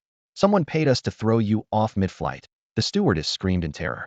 Chen Feng turned his gaze to the chief attendant. "Who paid you? The fewer questions you answer, the fewer chances you have." The chief attendant finally broke down, no longer daring to threaten, and tremblingly said, "We don't know. The money was transferred to our account from abroad. Someone unknown tells you to do something, and you just do it." Chen Feng questioned with a cold laugh. "They offered a lot." The chief attendant stammered incoherently. "How much?" Chen Feng suddenly showed interest. The stewardess quickly answered, 3 million per person to push you off the plane." Chen Feng looked around, noticing all the crew members avoiding his gaze. Clearly, they had all taken the money. A rough estimate suggested at least tens of millions just to push him off the plane. Chen Feng felt a sense of caution. Who exactly was targeting him? The Peace Society? But they shouldn't be using such mild methods. At that moment, Chu Yu rushed over from a distance, having dealt with those targeting her. Someone's plotting against us, Chu Yu said urgently. They don't want to kill us, just separate us by making us jump. But below is the ruined city. Chu Yu briefly explained the situation of the ruined city. Since the appearance of the secret realm, humanity had lost many countries and cities. Even large nations like Daryu were not spared, and smaller countries like island nations had completely disappeared. Although Daxia, once one of the world's 5 great powers, had lost many cities, most had been reclaimed. The ruined city, however, remained the most troublesome. This once second-tier city had been swallowed by a place known as the Parasite's Secret Realm. It was filled with parasitic microorganisms that would devour the brains of their hosts and control their bodies. Externally, the hosts appeared normal but were in fact monsters. Countless attempts to reclaim the ruined city had ended in failure, with even a deity reportedly suffering a setback there. As a result, plans to reclaim the ruined city had been indefinitely postponed. Chen Feng realized that forcing them to jump was far from a benign act. He turned to the witch Lilia and asked, "Can you make them tell the truth?" Lilia elegantly sipped her red wine and calmly replied, "There is no such curse, but I can discern truth from lies. What they're saying now is the truth."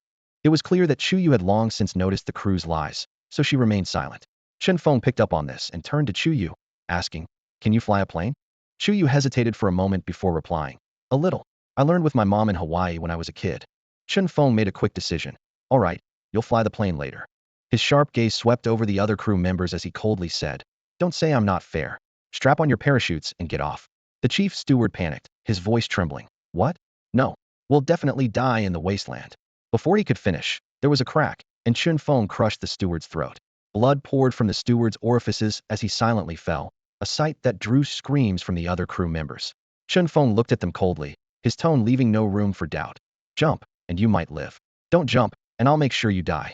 Under Chen Feng's threat, the remaining crew members reluctantly strapped on their parachutes and jumped out one by one. Once they were all gone, Chen Feng closed the cabin door and led Chu Yu to the cockpit. Facing the 2 panicked pilots, Chen Feng said indifferently, "Jump, unless you want me to deal with you." The pilots hurriedly strapped on their parachutes and followed the others. In the cockpit, Chu Yu tried to recall the operating procedures while carefully controlling the plane. Chen Feng guided her. "Flying isn't too hard as long as the course is right. Autopilot can handle it. It's the landing that's tricky. If you're confident about landing, head for the capital. If not, let it crash after leaving the wasteland. We can make our own way to the capital." Chen Feng patted Chu Yu on the shoulder, calming her nerves. Although tense, Chu Yu managed to keep things under control with her limited experience. She couldn't help but ask, "Who exactly is targeting us?" Transferring money from abroad shows they're afraid of being identified. The Peace Society wouldn't do this. They'd just blow us up and claim responsibility. So, it must be someone with a personal vendetta who can't reveal themselves. Chen Feng pondered. Could it be the Feng family? Chu Yu was startled, exclaiming, "Would they dare? I'm from Zhuke Academy, and you're from the Capital Military Academy. If something happened to us, it would be a big deal. Besides, aren't they trying to bring me into their family? Why would they want to kill me?" Chen Feng was equally puzzled and uncertain if it was indeed the Feng family. As they speculated, the plane safely reached the skies above the capital's airport. Chu Yu had already notified the tower, explaining the crew issue and requesting the airport be cleared. With guidance from the ground, she carefully landed the plane. As soon as they touched down, security personnel surrounded them, watching cautiously. Soon, representatives from Zhuke Academy and the Capital Military Academy arrived. The representative from Zhuke Academy was the Minister of External Affairs, a stern-faced woman with a long face.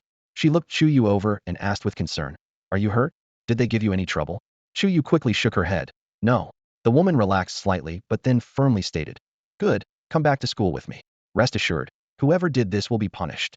The Capital Military Academy sent the same middle-aged man who had previously evaluated Chen Feng. Smiling, he asked Chen Feng, "Where are those who set you up?" Chen Feng replied briefly, "I sent them to the wasteland." The man nodded slightly, then suddenly kicked Chen Feng in the chest. Chen Feng didn't expect the man to suddenly make a move. His strong physique instinctively raised his arms to block the unexpected kick. Boom. A terrifying force hit Chen Feng, and even with his robust body, he was pushed back several meters, his legs carving deep grooves into the ground. The surrounding crowd fell silent, watching in shock, unable to understand why the teacher would suddenly act so violently against his student. An airport staff member hurried over, worried about the situation escalating, and whispered to Chen Feng, "Hey, just apologize to your teacher. You can't just handle the crew members like that."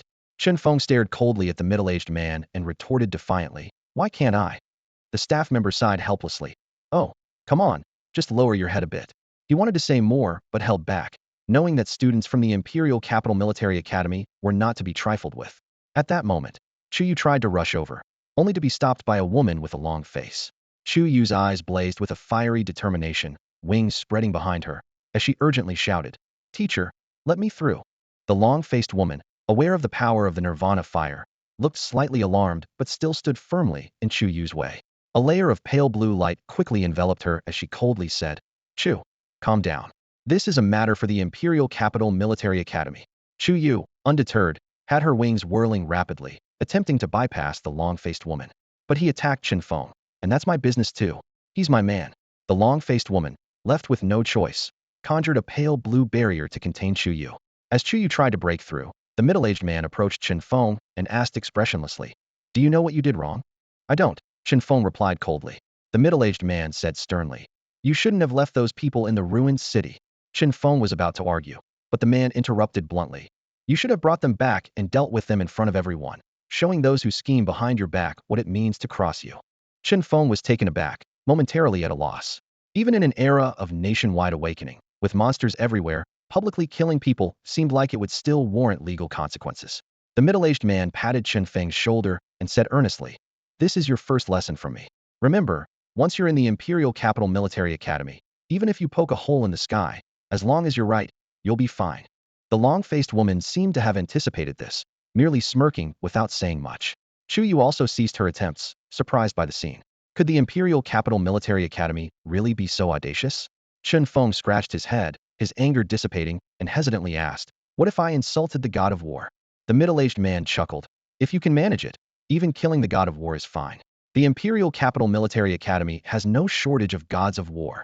Hearing this, Chen Feng suddenly understood. The Julingshan Legion was proposed by the Imperial Capital Military Academy, meaning its members were all at the level of gods of war. If so, the Academy's arrogance made sense. Chen Feng nodded. "Got it. Good. Come back to school with me," the middle-aged man said with satisfaction, turning to leave. The long-faced woman looked at Chuyu and asked, "Can you stop now?" Chuyu, her beautiful face full of embarrassment, obediently withdrew her power. The woman with the long face led Chuyu on the path to Zhuke Academy. Her steps were light, but a hint of worry flickered in her eyes. In a deserted corner, she suddenly slowed down, turned to face Chuyu, and in a low voice said, "Your little boyfriend entering the Imperial Capital Military Academy has only two outcomes: invincibility or death." Her words struck Chuyu like a heavy blow to the heart. Chuyu's pupils shrank slightly, but she quickly regained her determined expression. She nodded solemnly, her voice firm. "I understand, teacher. I will train with all my might and never let myself fall behind." As soon as she finished speaking, Chuyu couldn't help but ask, "Teacher, is the Imperial Capital Military Academy really that different from other schools?" The woman's expression turned serious, even carrying a hint of awe. She spoke slowly, each word laden with weight. "It's not a place for humans." She paused, a strange glint in her eyes. "It's a place only gods can go." Meanwhile, on the way to the Imperial Capital Military Academy, a military off-road vehicle sped by. In the driver's seat, a middle-aged man with a weathered face suddenly remembered something and turned to Chen Feng in the passenger seat, asking, "Do you know who targeted you this time? Or do you have any suspects?" Chen Feng's eyes sharpened, and he responded without hesitation, "I do. It could be the Feng family, or perhaps the Peace Society trying to frame me." The middle-aged man raised an eyebrow, his tone relaxed. "Oh? Should we go deal with them?" Chen Feng looked at the man in surprise. "Deal with them? You would step in." The man's lips curled into a meaningful smile. "I could, but my fees are quite high." Chen Feng was momentarily at a loss for words, then said, "You also freelance as a revenge seeker?" The man feigned a sigh. Life's tough, earning some extra cash." His tone carried a hint of jest. Although Chen Feng knew he probably couldn't afford the price, he couldn't resist asking, "How much would it cost?" The man immediately straightened up. "I like clear pricing. For peripheral members of the Feng family, it's 5 million each. Core members with blood relations range from 30 to 50 million. For the older generation, it depends on their strength, but usually starts at 1 billion. So what do you think, boss?" Chen Feng was so shocked by the barrage of numbers that he quickly changed the subject. "What if I commissioned you to investigate for me?" Not taking it, the man refused without hesitation. Too troublesome. Besides, when we suspect someone, we let them prove their innocence. Who has the time to investigate? Chen Feng sighed internally, gaining a new understanding of the Imperial Capital Military Academy's dominance. He continued to ask, "Will the school help me retaliate this time?" The man frowned slightly. "Of course, they'll ask. because they can't let others act against their students without doing anything. But I think if it was really the Feng family, they'd have 1,000 ways to shirk responsibility. That's why I say you shouldn't have handled those people so lightly. Now, to deter the small fry, we need to think of other ways to retaliate. Chen Feng raised an eyebrow, such as? The man's tone suddenly turned icy. That money came from abroad, right? Tomorrow, go and wipe out the banks and companies related to those accounts abroad. This way, even if someone wants to set us up in the future, they'll think twice. From his tone, destroying a foreign power seemed as easy as crushing an ant. Chen Feng, infected by this aura, couldn't help but nod. I've been too gentle in handling problems before. The man smiled with satisfaction. Good to know. In the future, be bolder. A young person shouldn't be overly cautious like the old folks. Remember, at your age, you should be challenging the world, the sky, and the air. At that moment, the silhouette of the Imperial Capital Military Academy appeared in the distance. Chen Feng looked up casually and was instantly taken aback. Chen Feng stood before the gates of the Imperial Capital Military Academy, his pupils suddenly widening. What lay before him was not an ordinary school gate, but a massive entrance to a mysterious realm, emanating waves of enigmatic energy. He exclaimed in disbelief, "The Imperial Capital Military Academy is within a secret realm? How is this possible? I've never heard of a secret realm appearing in the Imperial Capital." His mind raced through his knowledge of secret realms. They usually appeared randomly or followed patterns yet to be deciphered by humans. It was exceedingly rare for one to emerge in the heart of a city in the Great Xia Empire, let alone in a top-tier city like the Imperial Capital. After all, who would permit such a dangerous presence in the center of power? As Chen Feng pondered this, a middle-aged man beside him calmly explained, "Oh, this secret realm was deliberately transplanted here. The monsters inside have been cleared out. In fact, major cities across the country have entrances to this realm, primarily to facilitate the exploration of newly appearing secret realms." These words struck Chen Feng like a hammer, leaving him speechless at the sheer power of the Imperial Capital Military Academy. Behind him, the witch Lilia was as quiet as a startled quail, having tried to minimize her presence since stepping into the capital, as if she wanted to blend into the air. Just as Chen Feng was about to step through the gate, the middle-aged man reminded him, "Wait, the little witch behind you needs to register first. Otherwise, she might be mistaken for an intruder and be eliminated." "Got it, understood," Chen Feng nodded. The witch Lilia obediently took his hand, following closely behind him. Upon entering the realm, Chen Feng felt a sudden heaviness as if an invisible force was pressing down on him. The gravity here is off, at least 10 times heavier than outside, he thought. Does living here mean constantly bearing 10 times the gravity? Looking around, Chen Feng saw a sprawling villa district in the distance, along with sports fields, a library, and other facilities. But 3 particular features caught his attention. First was a gigantic black pillar reaching into the clouds, emitting a dim glow. Upon closer inspection, Chen Feng noticed it was covered in white dots, each representing a person's name. Next was a towering skyscraper with a perplexing internal structure. Lastly, there was an artificial sun suspended in the sky, serving as the light source for this realm. However, its position seemed off, too close to the ground and not at all scorching. Driven by curiosity, Chen Feng asked, "What are those?" The middle-aged man patiently explained, "The black pillar is the ranking system, recording students' rankings. The tower is the trial tower, filled with various trial mannequins that inherit the combat memories of predecessors. You can challenge them based on your martial arts to improve your skills. As for that sun, that's the principal's office." He paused before continuing. "At the Imperial Capital Military Academy, there are many unconventional rules. If you suffer bullying or humiliation and wish to file a complaint, go there. As long as you can enter the principal's office, the principal will ensure justice is served." Chen Feng wasn't too concerned about the first 2 facilities, but he skeptically pointed at the floating sun and asked, "Has anyone actually been up there?" "Of course, at least 4 people have succeeded," the middle-aged man replied seriously. "Who are those 4?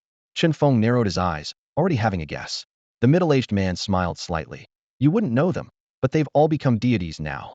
Chen Feng understood but rolled his eyes. "Where do we register?" "It's marked on the map. I have other matters to attend to, so I'll be off," the middle-aged man said, pointing to his watch before turning to leave. Chen Feng checked his own watch, finding it equipped with a map feature.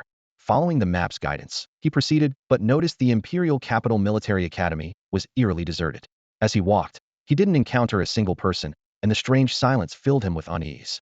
Chen Feng completed his enrollment and registered the witch Lilia as his battle companion.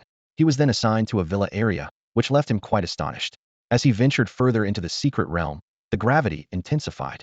It ranged from 5 times the normal gravity at the entrance to an astonishing 100 to 120 times in the villa area. Chen Feng mused that a person weighing 80 kilograms would endure nearly 8,000 kilograms of pressure daily, a hellish condition for ordinary people. No wonder the imperial capital military academy produced so many battle gods. Upon reaching the row of villas, Chen Feng noticed that each student had their own. To his right, a new student was settling in. This was a young man in black, with twin blades at his waist, a black headband tied around his short hair, exuding a cold, lethal aura. In the villa to the left, a long-haired boy caught Chen Feng's eye. The boy wore a disheveled high school uniform and had a sleepy, unkempt appearance, with his long hair casually tied at the back. Despite this, his looks were remarkable, second only to Chen Feng himself among those he had seen. The young man in black sensed Chen Feng's gaze and turned abruptly. Their eyes met, sparking an intense moment. The young man's eyes were sharp as knives, and seeing that Chen Feng didn't back down, he approached and extended his hand. "Qin Shang, nice to meet you." "Chen Feng." Chen Feng replied, shaking his hand. Qin Shang held Chen Feng's hand firmly and got straight to the point. "Got time for a fight now?" Chen Feng decisively declined. "No, I need to get familiar with the school first." He was still clueless about the place and needed time to understand the situation. "I kill quickly," Qin Shang insisted. "Not interested," Chen Feng said, turning to enter his villa, leaving Qin Shang standing there for a moment before he moved on, realizing Chen Feng truly wasn't interested in a fight. Meanwhile, the boy with the ponytail yawned and entered his own villa. Chen Feng opened the door and was surprised to find the interior of the villa quite luxurious, equipped with various gaming consoles and internet TV, contrary to his expectation of a place filled only with exercise equipment. In fact, there wasn't a single piece of workout equipment, possibly to prevent these super strong students from accidentally destroying the house. According to the enrollment guide, the first thing new students had to do was choose a teacher. The school operated on an unknown teaching system, although students could audit other classes, but that would only reduce them to doing chores for other teachers' students or even acting as sparring partners. Sitting on the sofa, unaffected by the hundredfold gravity, Chen Feng turned on the TV. The screen displayed the profiles and detailed introductions of all the teachers at the Imperial Capital Military Academy. Using the remote, he browsed through them one by one. There were 142 teachers in total, covering combat, support, and life skills disciplines. Suddenly, a female teacher in leather caught Chen Feng's attention. She was 38, an age when women are often at their most alluring, with striking looks and a stunning figure. But what intrigued Chen Feng the most was her awakened ability, an absolute victory combat enhancement. This absolute combat ability was briefly introduced in the materials. Chen Feng read through it carefully, his eyes shining with excitement. This ability not only develops a person's physical combat skills to the fullest, but also enables the user to handle various weapons with ease. For Chen Feng, who already possessed a strong physique, but whose combat skills were not fully developed, this was undoubtedly the ideal teacher. Driven by curiosity, Chen Feng clicked on a short video attached to the information page. The footage showed a mysterious secret realm where a group of massive armored rhinos was charging toward the camera, causing the ground to tremble slightly under their impact. The camera slowly zoomed out, revealing a tall woman in black combat gear. She had a head of neat short hair and, despite her bare face, was stunningly beautiful. This was none other than the female instructor Chen Feng had just been interested in Zhao Roming. The name Zhao Roming might sound soft and cute, but standing in front of the camera, she exuded an aura that was both captivating and intimidating. Her slender figure stood in front of the 2 to 3 meter tall armored rhinos, seemingly about to be crushed in the next second. However, as the first armored rhino charged at a speed close to 100 kilometers per hour, Zhao Roming moved so swiftly it was almost imperceptible. She gracefully sidestepped and delivered a sharp sidekick that hit the rhino's vital spot with precision. The massive creature was sent flying like a cannonball, creating an arc in the air before crashing heavily into the other rhinos, toppling over a dozen of its companions before coming to a stop. In the next moment, Zhao Roming darted into the herd of armored rhinos like a black lightning bolt. Her fists, though seemingly small, struck with bullet-like speed and thunderous force. The armored rhinos, renowned for their defense, seemed like mere toys in her presence. Each of her attacks precisely hit vital points, either killing or severely injuring an armored rhino. What was most astonishing was Zhao Roming's method of attack. It was as if she had transformed her body into a perfect weapon, with no superfluous movements. She could launch attacks from seemingly impossible angles, turning every part of her body into a lethal weapon. Those seemingly impossible angles were executed with ease in her hands. After watching the adrenaline-pumping video, Chen Feng did not hesitate to choose Zhao Roming as his teacher. However, he understood this process was mutual. Students chose teachers, but teachers also selected students. Chen Feng decided to visit Zhao Roming immediately to demonstrate his abilities and seize this rare opportunity. Just as Chen Feng was about to leave, he saw Qin Shang stepping out, wearing the same outfit as before. To his surprise, Qin Shang nodded at him, showing an unexpectedly friendly attitude. Chen Feng was momentarily stunned, then returned the nod and smile. Qin Shang suddenly spoke. "When you're ready to spar with me, Just let me know. Chen Feng responded with some exasperation. There are so many experts here, why pick me? Qin Shang looked at Chen Feng intently, with a trace of inexplicable excitement in his voice. I can sense that you are formidable, and it makes me eager to face you. Hearing this, Chen Feng felt a chill down his spine and quickly excused himself. When Chen Feng arrived at Zhao Roming's office, he was surprised to find at least 10 people gathered at the door. They all wore wristbands from the Imperial Academy, clearly indicating they were new students. Their faces were filled with anticipation and curiosity, evidently there to seek apprenticeship as well. Chen Feng pondered to himself, how many students had the Imperial Academy enrolled this time? Even the 4 top academies only admitted about 5,000 students each year. The Imperial Military Academy's enrollment should be much smaller, likely around 100 at most. It was possible that the number of students corresponded one-to-one with the number of teachers. In this context, Zhao Roming attracting 10 students to apply demonstrated her popularity. As Chen Feng was deep in thought, he suddenly felt something and looked up sharply. On the second floor of the villa ahead, a tall woman in a black combat suit appeared in everyone's view. Her skin was fair, her features strikingly beautiful, and though there were slight crow's feet at the corners of her eyes, they did nothing to diminish her allure, instead adding a touch of mature charm. This was precisely Chen Feng's target for this mission. Zhao Roming. Zhao Roming's sharp gaze swept over the students below. Chen Feng and a few others who were quick to react looked up at the second floor simultaneously. Zhao Roming extended her slender finger, pointing at Chen Feng and a few others, and said in a cool, clear voice, "You few stay, the rest may leave." This sudden selection left the other 4 students in shock. One burly student, clearly skilled in physical combat, protested, "Teacher, if you want us to leave, at least give us a reason." Before he could finish, one of the chosen boys stepped forward with a mocking smile, his eyes filled with disdain. "You want a reason? Fine, I'll tell you because you're not worthy." The burly student was instantly infuriated and shouted angrily, "Who the hell do you think you are? I'm asking the teacher, not you, you dog. You're asking for it." No sooner had he finished speaking than the boy flashed behind the burly student and delivered a swift kick to the back of his head. The attack was lightning fast, showcasing the boy's agility far beyond that of the burly student. However, the burly student was no ordinary fighter. With a roar, his muscles tensed instantly, deploying the iron shirt technique. With a bang, the boy's attack proved ineffective. Unwilling to give up, the boy quickly followed with another move, using a scissor kick to lock the burly student's neck, then attempted a suplex, shouting, "Let's see how you break my 1,000-pound drop." The burly student roared, standing firm as a mountain.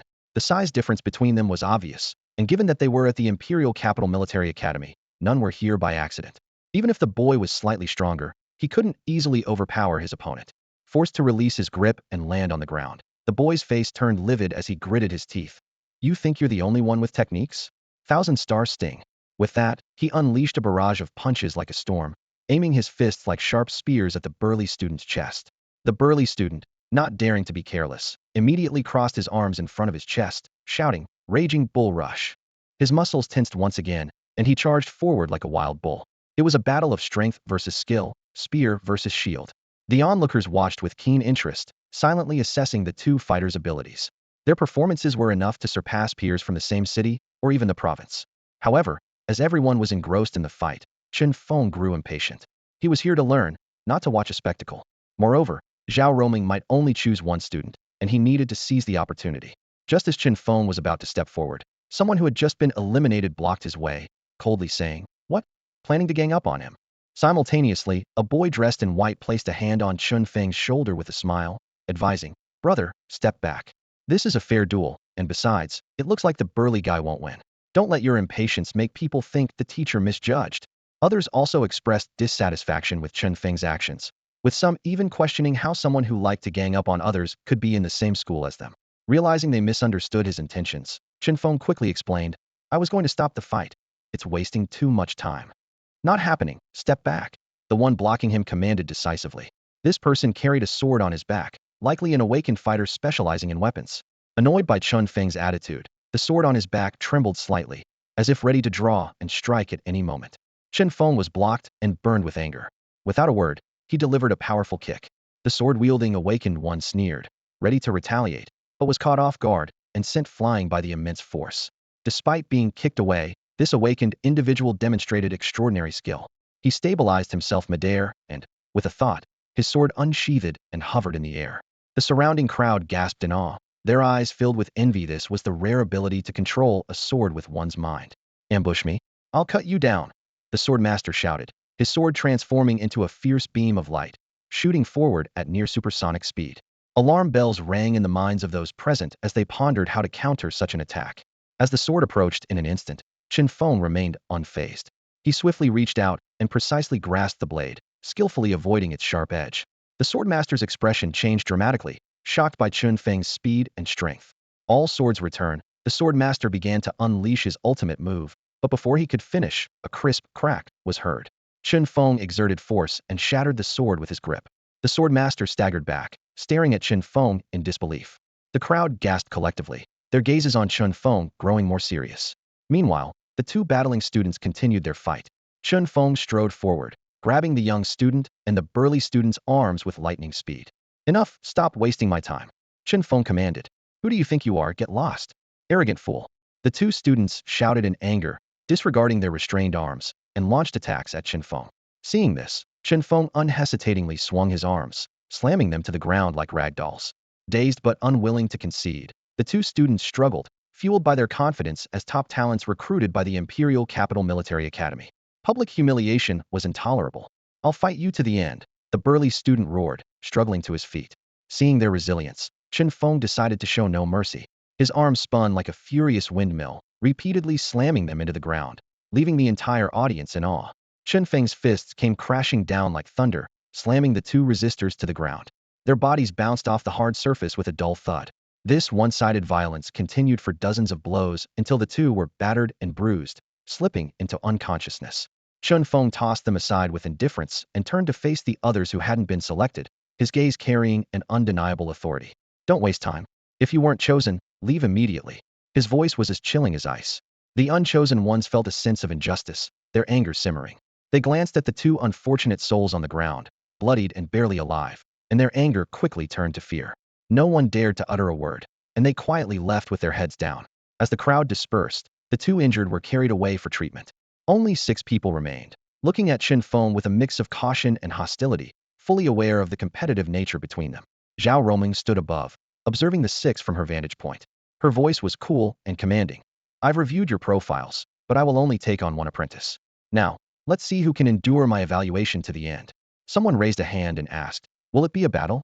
Zhao Roming shook her head and explained, no, strength doesn't always equate to talent, and talent may not suit me. This assessment will focus on your ability to develop and utilize your physical capabilities. The others, except for Chen Feng, breathed a sigh of relief. If it were a direct combat test, they might not stand a chance against Chen Feng. But in other areas of assessment, these geniuses were confident. Some had been training since childhood, others had awakened powerful abilities, and choosing a mentor like Zhao Roming indicated they had a certain level of confidence. Zhao Roming descended gracefully and led Chen Feng and the others to the assessment site. She briefly stated, there are 3 parts to the assessment. Let's proceed to the first one. Soon, they arrived at the trial tower on campus.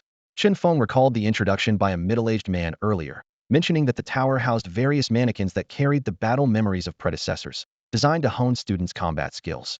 Standing before the tower, Zhao Roming confirmed, I assume you've read about the trial tower and know about the mannequins inside? Seeing everyone nod, she continued, the mannequins have power levels restricted to 10, 20, 30, 50, 80, and 100. For each stage you pass, you receive a badge. I want each of you to enter and collect 5 badges from any mannequin at any level. Upon hearing this, Chen Feng and the others fell into contemplation. They weren't afraid of the mannequins or the battles, but rather pondering the deeper meaning of Zhao Roming's words. Should they aim to collect 5 badges from a single mannequin to show persistence? Or should they gather badges from different mannequins to demonstrate versatility in combat? The teacher's intent was elusive. Chen Feng, uninterested in overthinking, marched directly into the trial tower. Fortune favors the bold, he mused to himself. The others quickly followed suit, anxious not to fall behind. What if the test was about the speed of acquiring badges? Inside the trial tower, Chen Feng was surprised to find more students than he had expected. Inside the bustling trial tower of the Imperial Capital Military Academy, the atmosphere was electric. Each year, the arrival of dozens to over 100 new students, alongside the existing ones, made the place lively. The tower was divided into numerous rooms, each housing a unique mannequin with varying levels and abilities. At the registration area of the trial tower, a massive electronic screen drew everyone's attention. It detailed information about each mannequin, including their numbers and specialties. A group of senior students gathered in front of the screen, meticulously studying it to find the mannequin best suited for them. Chen Feng joined the selection process, and as he focused on the information, a familiar figure caught his eye. Wasn't that Chen Feng? Even though they had only met twice, this martial fanatic had left a deep impression on Chen Feng. Is your teacher assessing you here too? Chen Feng asked curiously. Chen Feng replied coldly. I haven't chosen a teacher yet. I'm not sure who to pick, so I plan to make a name for myself here first, and then have the teachers come to me. Chen Feng silently admired him. As expected of a swordsman, his demeanor and actions were so sharp and domineering. Quickly, Chen Feng locked onto his target mannequin number 078. It was left behind by a predecessor who had awakened an A-level combat amplification frenzy ability. This ability allowed the awakened to continually enhance their physical attributes in battle. The more frenzied, the stronger.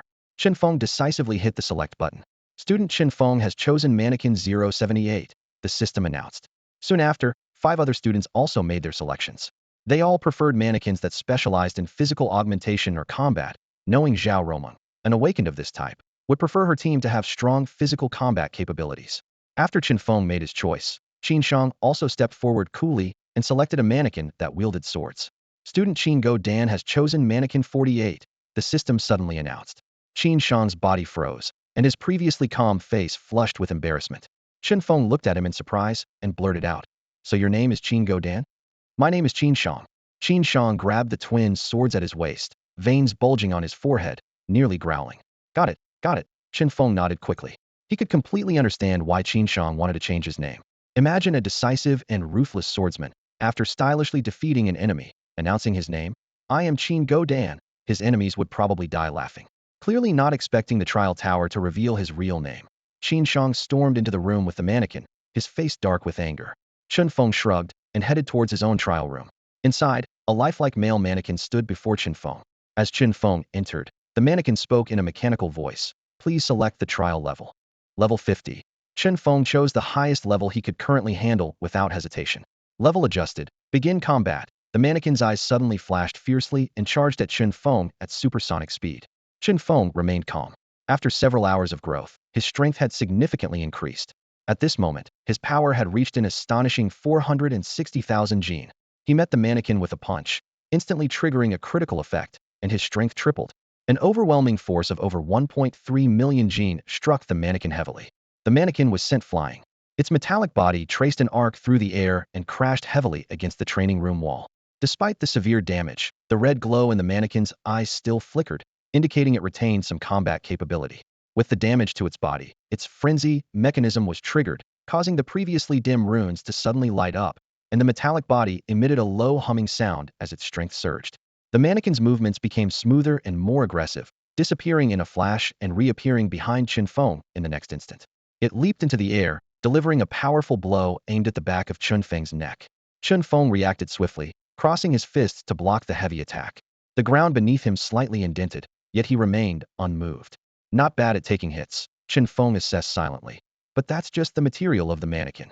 Under the influence of its frenzy ability, the mannequin's strength reached an astonishing 500,000 pounds. In terms of raw power, it indeed surpassed Chen Feng.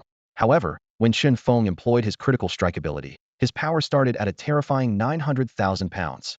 After blocking the attack, Chen Feng immediately countered, his right hand darting like lightning to grab the mannequin's leg before it could retract. His arm muscles swelled as he exerted force, swinging the entire mannequin high into the air and smashing it down with great force. The level 50 mannequin was like a rag doll in his hands, its limbs twisted and unable to fight back. Chen Feng didn't stop, repeatedly swinging and smashing the mannequin over 20 or 30 times without pause. With each slam, he unleashed over 1,000,000 pounds of force. In the most intense strike, Chen Feng triggered a tenfold critical hit, shattering the mannequin's body with over 4 million pounds of destructive force, sending metal fragments and circuit components flying everywhere. Beep, beep, beep. Suddenly, alarms blared in the trial room, and red warning lights flashed frantically.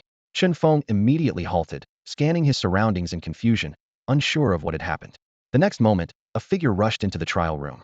The newcomer saw Chen Feng holding the half-destroyed mannequin, a flash of shock in his eyes, and without hesitation, launched a punch at Chen Feng's face. Step back, the man commanded sternly. Instinctively, Chen Feng countered by throwing the damaged mannequin at him. The man deftly switched from a punch to a palm strike, catching the flying mannequin and attempting to toss it aside. But he didn't expect Chen Feng to follow up with a lightning-fast kick aimed at his chest. You think you can hurt me, you little brat, damn. Boom. Before he could finish his sentence, the kick sent him flying, his body crashing into the wall behind like a cannonball. The wall, made of superalloy materials excavated from a secret realm, was incredibly sturdy, yet it bore a clear human-shaped dent from the impact. Cough, cough. What kind of freak are you? The man coughed violently, his chest heaving. Although not fatally injured, the impact had left his lungs shaken, making it difficult to catch his breath for a while. Chen Feng then noticed the man was wearing the specially designed black combat uniform of the Imperial Capital Military Academy, with a teacher's badge on his chest. A teacher? Chen Feng asked tentatively. I'm the maintenance teacher of the trial tower. You can call me Teacher Li. The man said after regaining his breath, his eyes wary. Whose student are you? I haven't seen you before. Oh, I'm a new student, undergoing an assessment with Teacher Zhao Romeng, Chen Feng explained.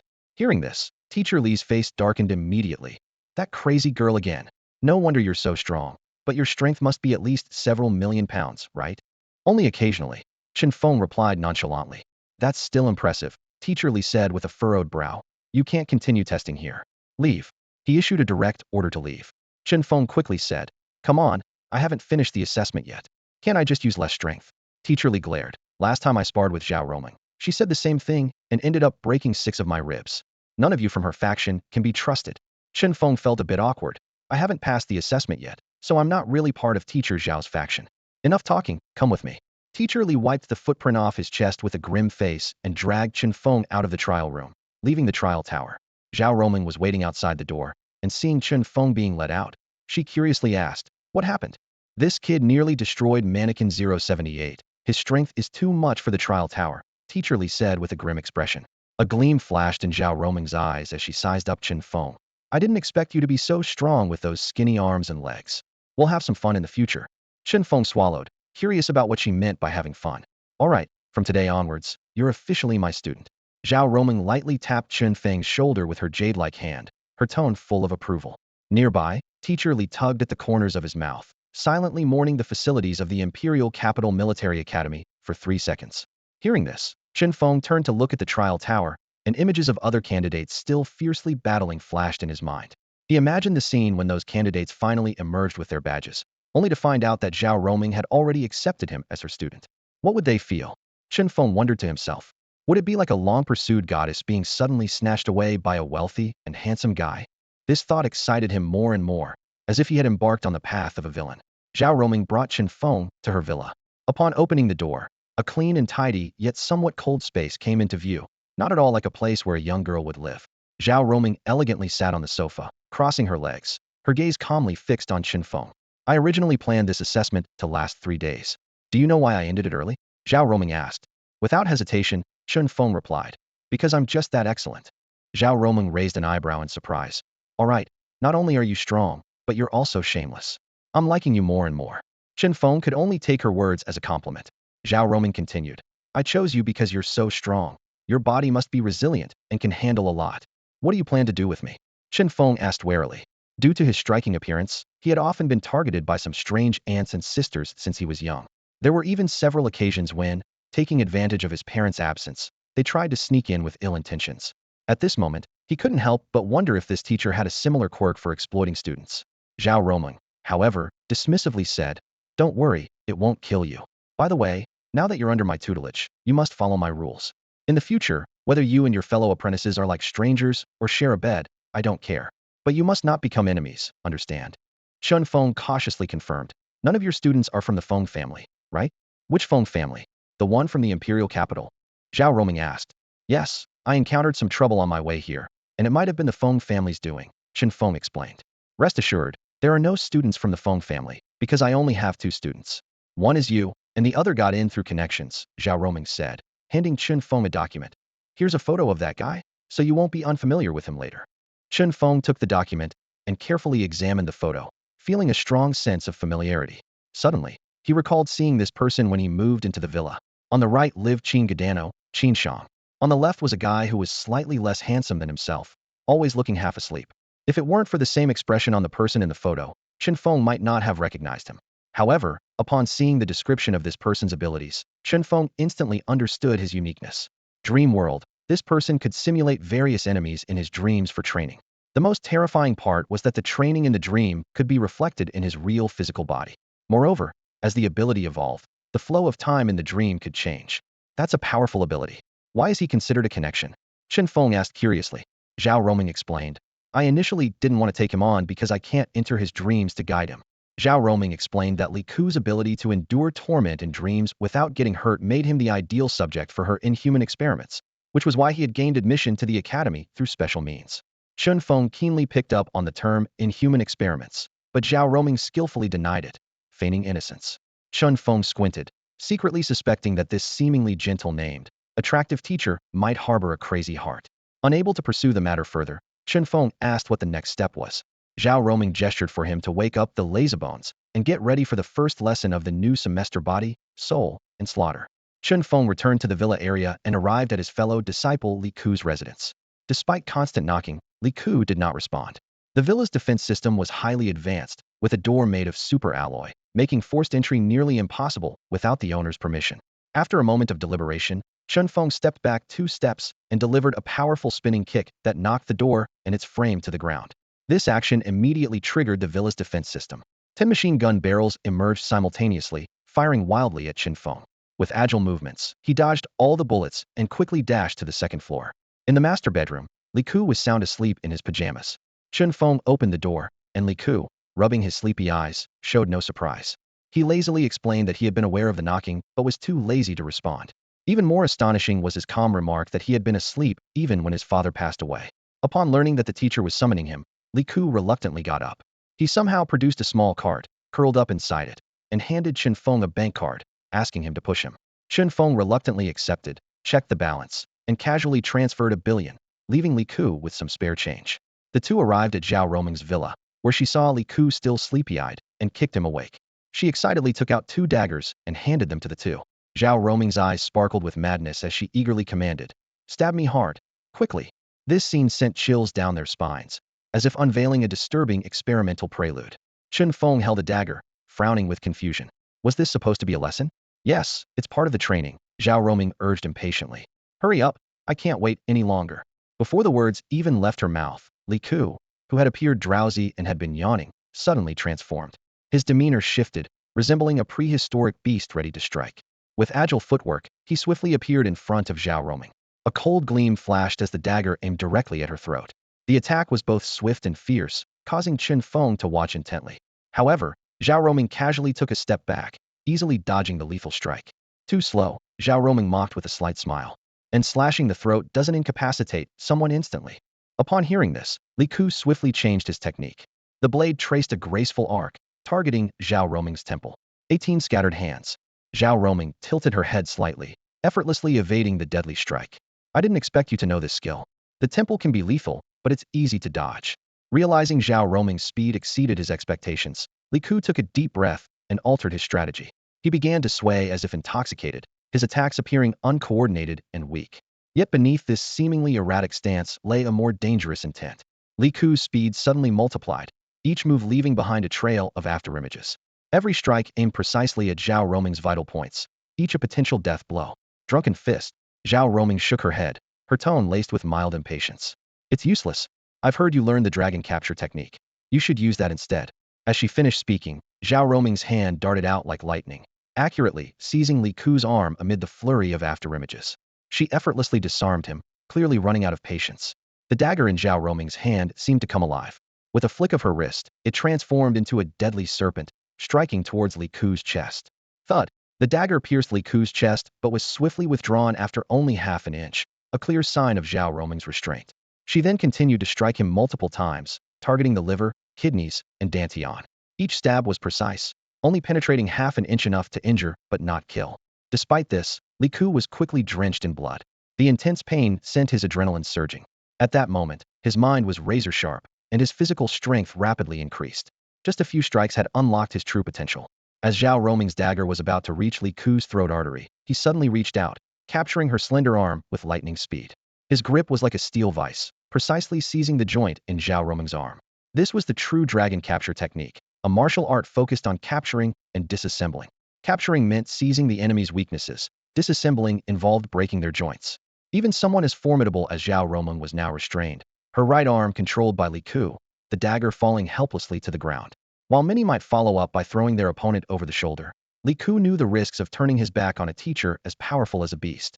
Instead, his hands moved like the most nimble butterflies, deftly maneuvering over Zhao Roming's arm. In the blink of an eye, all the joints in her arm were dislocated. After disabling Zhao Roming's arm, Li Ku moved like an agile leopard, quickly rolling behind her. He grabbed her calf tightly and opened his mouth to bite down. Zhao Roming let out a startled cry, a hint of disbelief flashing in her eyes. Are you part dog? She immediately reached out to grab Li Ku's hair, trying to stop his reckless act. A smug smile appeared on Li Ku's face as he thought to himself with glee. His plan had succeeded. With one of Zhao Roming's arms dislocated and the other holding onto him, she had no extra hand to restrict his movements. Li Ku's dragon-grasping hand struck again, like a venomous snake, aiming for the joints of Zhao Roming's leg. At that critical moment, Li Ku suddenly felt a sharp pain at the back of his neck, as if clamped by iron tongs. He looked up in shock. Zhao Roming's right arm, previously dislocated, had somehow returned to normal. Zhao Roming sneered and tossed Li Ku aside effortlessly, like discarding a rag doll. Looking down at him, she spoke with a hint of teaching in her voice. You've got some skills, but your strength is lacking. Only about 200,000 pounds of force. That's far from enough. Plus, your understanding of the human body is too shallow. Do you think dislocating a joint is foolproof? A true master can move their arm by muscle, not just bones and tendons. You should study the role of muscles more. After rebuking Li Ku, Zhao Roming casually tossed him a vial of potion. Drink it. Li Ku downed the potion, feeling his injuries quickly heal, and a wave of drowsiness hit him. Just as he was about to fall asleep, Zhao Roming kicked him. Stay awake. Zhao Roming swiftly reset her dislocated joint and turned her gaze to Chen Feng nearby. Her eyes sparkled with excitement. Li said you're quite capable. I'm looking forward to seeing what you can do. Chen Feng dropped his dagger with an indifferent expression, saying calmly, I have something better than that. Suit yourself. Zhao Roming shrugged nonchalantly. I've caught missiles before, so weapons don't really matter to me. Chen Feng bent his knees slightly and suddenly propelled himself forward. Boom! The sound of the floor shattering and the sonic boom erupted simultaneously. In the blink of an eye, Chen Feng appeared behind Zhao Roming, a fierce finger sword aimed straight at her spine. Zhao Roming's excitement grew. Good, good, good. Her lower body remained still, but her upper body twisted sharply, rotating a full 180 degrees. This contorted position was enough to make anyone shudder just by looking at it. Yet Zhao Roming seemed unfazed by pain, expertly catching Chen Feng's extended energy soared between her fingers. Chen Feng unleashed all his power, channeling a vibrating force that made the energy sword buzz like a chainsaw against Zhao Roming's palm. Zhao Roming held Chen Feng's great sword with a joyful smile on her face. Yes, that's the strength. So satisfying. I absolutely love you. With that, she crushed Chen Feng's energy sword. This was the first time Chen Feng encountered a failed finger sword attack, but he was prepared. As Zhao Roming moved in, he suddenly threw a punch. Arm cannon. Chen Feng's arm transformed into a sharp steel spear, thrusting towards Zhao Roming's face. Zhao Roming countered with a punch. Bang! Pop! Pop! Pop! In an instant, they exchanged hundreds of blows, each attack as fast as lightning, breaking the sound barrier. A whirlwind formed around them, turning into a violent storm that spun wildly. The storm's force was destructive, tearing apart the floor and everything around it, even creating a powerful pull that made surrounding objects tremble, as if about to be sucked in. Li Ku, who was previously drowsy, snapped awake, his eyes wide open. He was well aware of Zhao Roming's terrifying power. That seemingly petite body contained an indestructible and immensely powerful force. To exchange punches with her hundreds of times in an instant? Even if Zhao Roming was holding back, Li Ku realized that Chen Feng's strength was definitely above his own. For a moment, unease welled up in Li Ku's heart. He suddenly remembered that he was supposedly this guy's senior. This realization left him feeling a bit guilty. The duel between Chen Feng and Zhao Roming resembled an intense dance, with both of them weaving through the air, exchanging hundreds of blows. Just as Zhao Roming was joyfully unleashing a barrage of attacks, Chen Feng suddenly withdrew, retreating like an arrow shot from a bow. As expected, Zhao Roming followed closely, not slowing down in the slightest. With a sudden burst of strength, Chen Feng propelled himself into the air like a cannonball.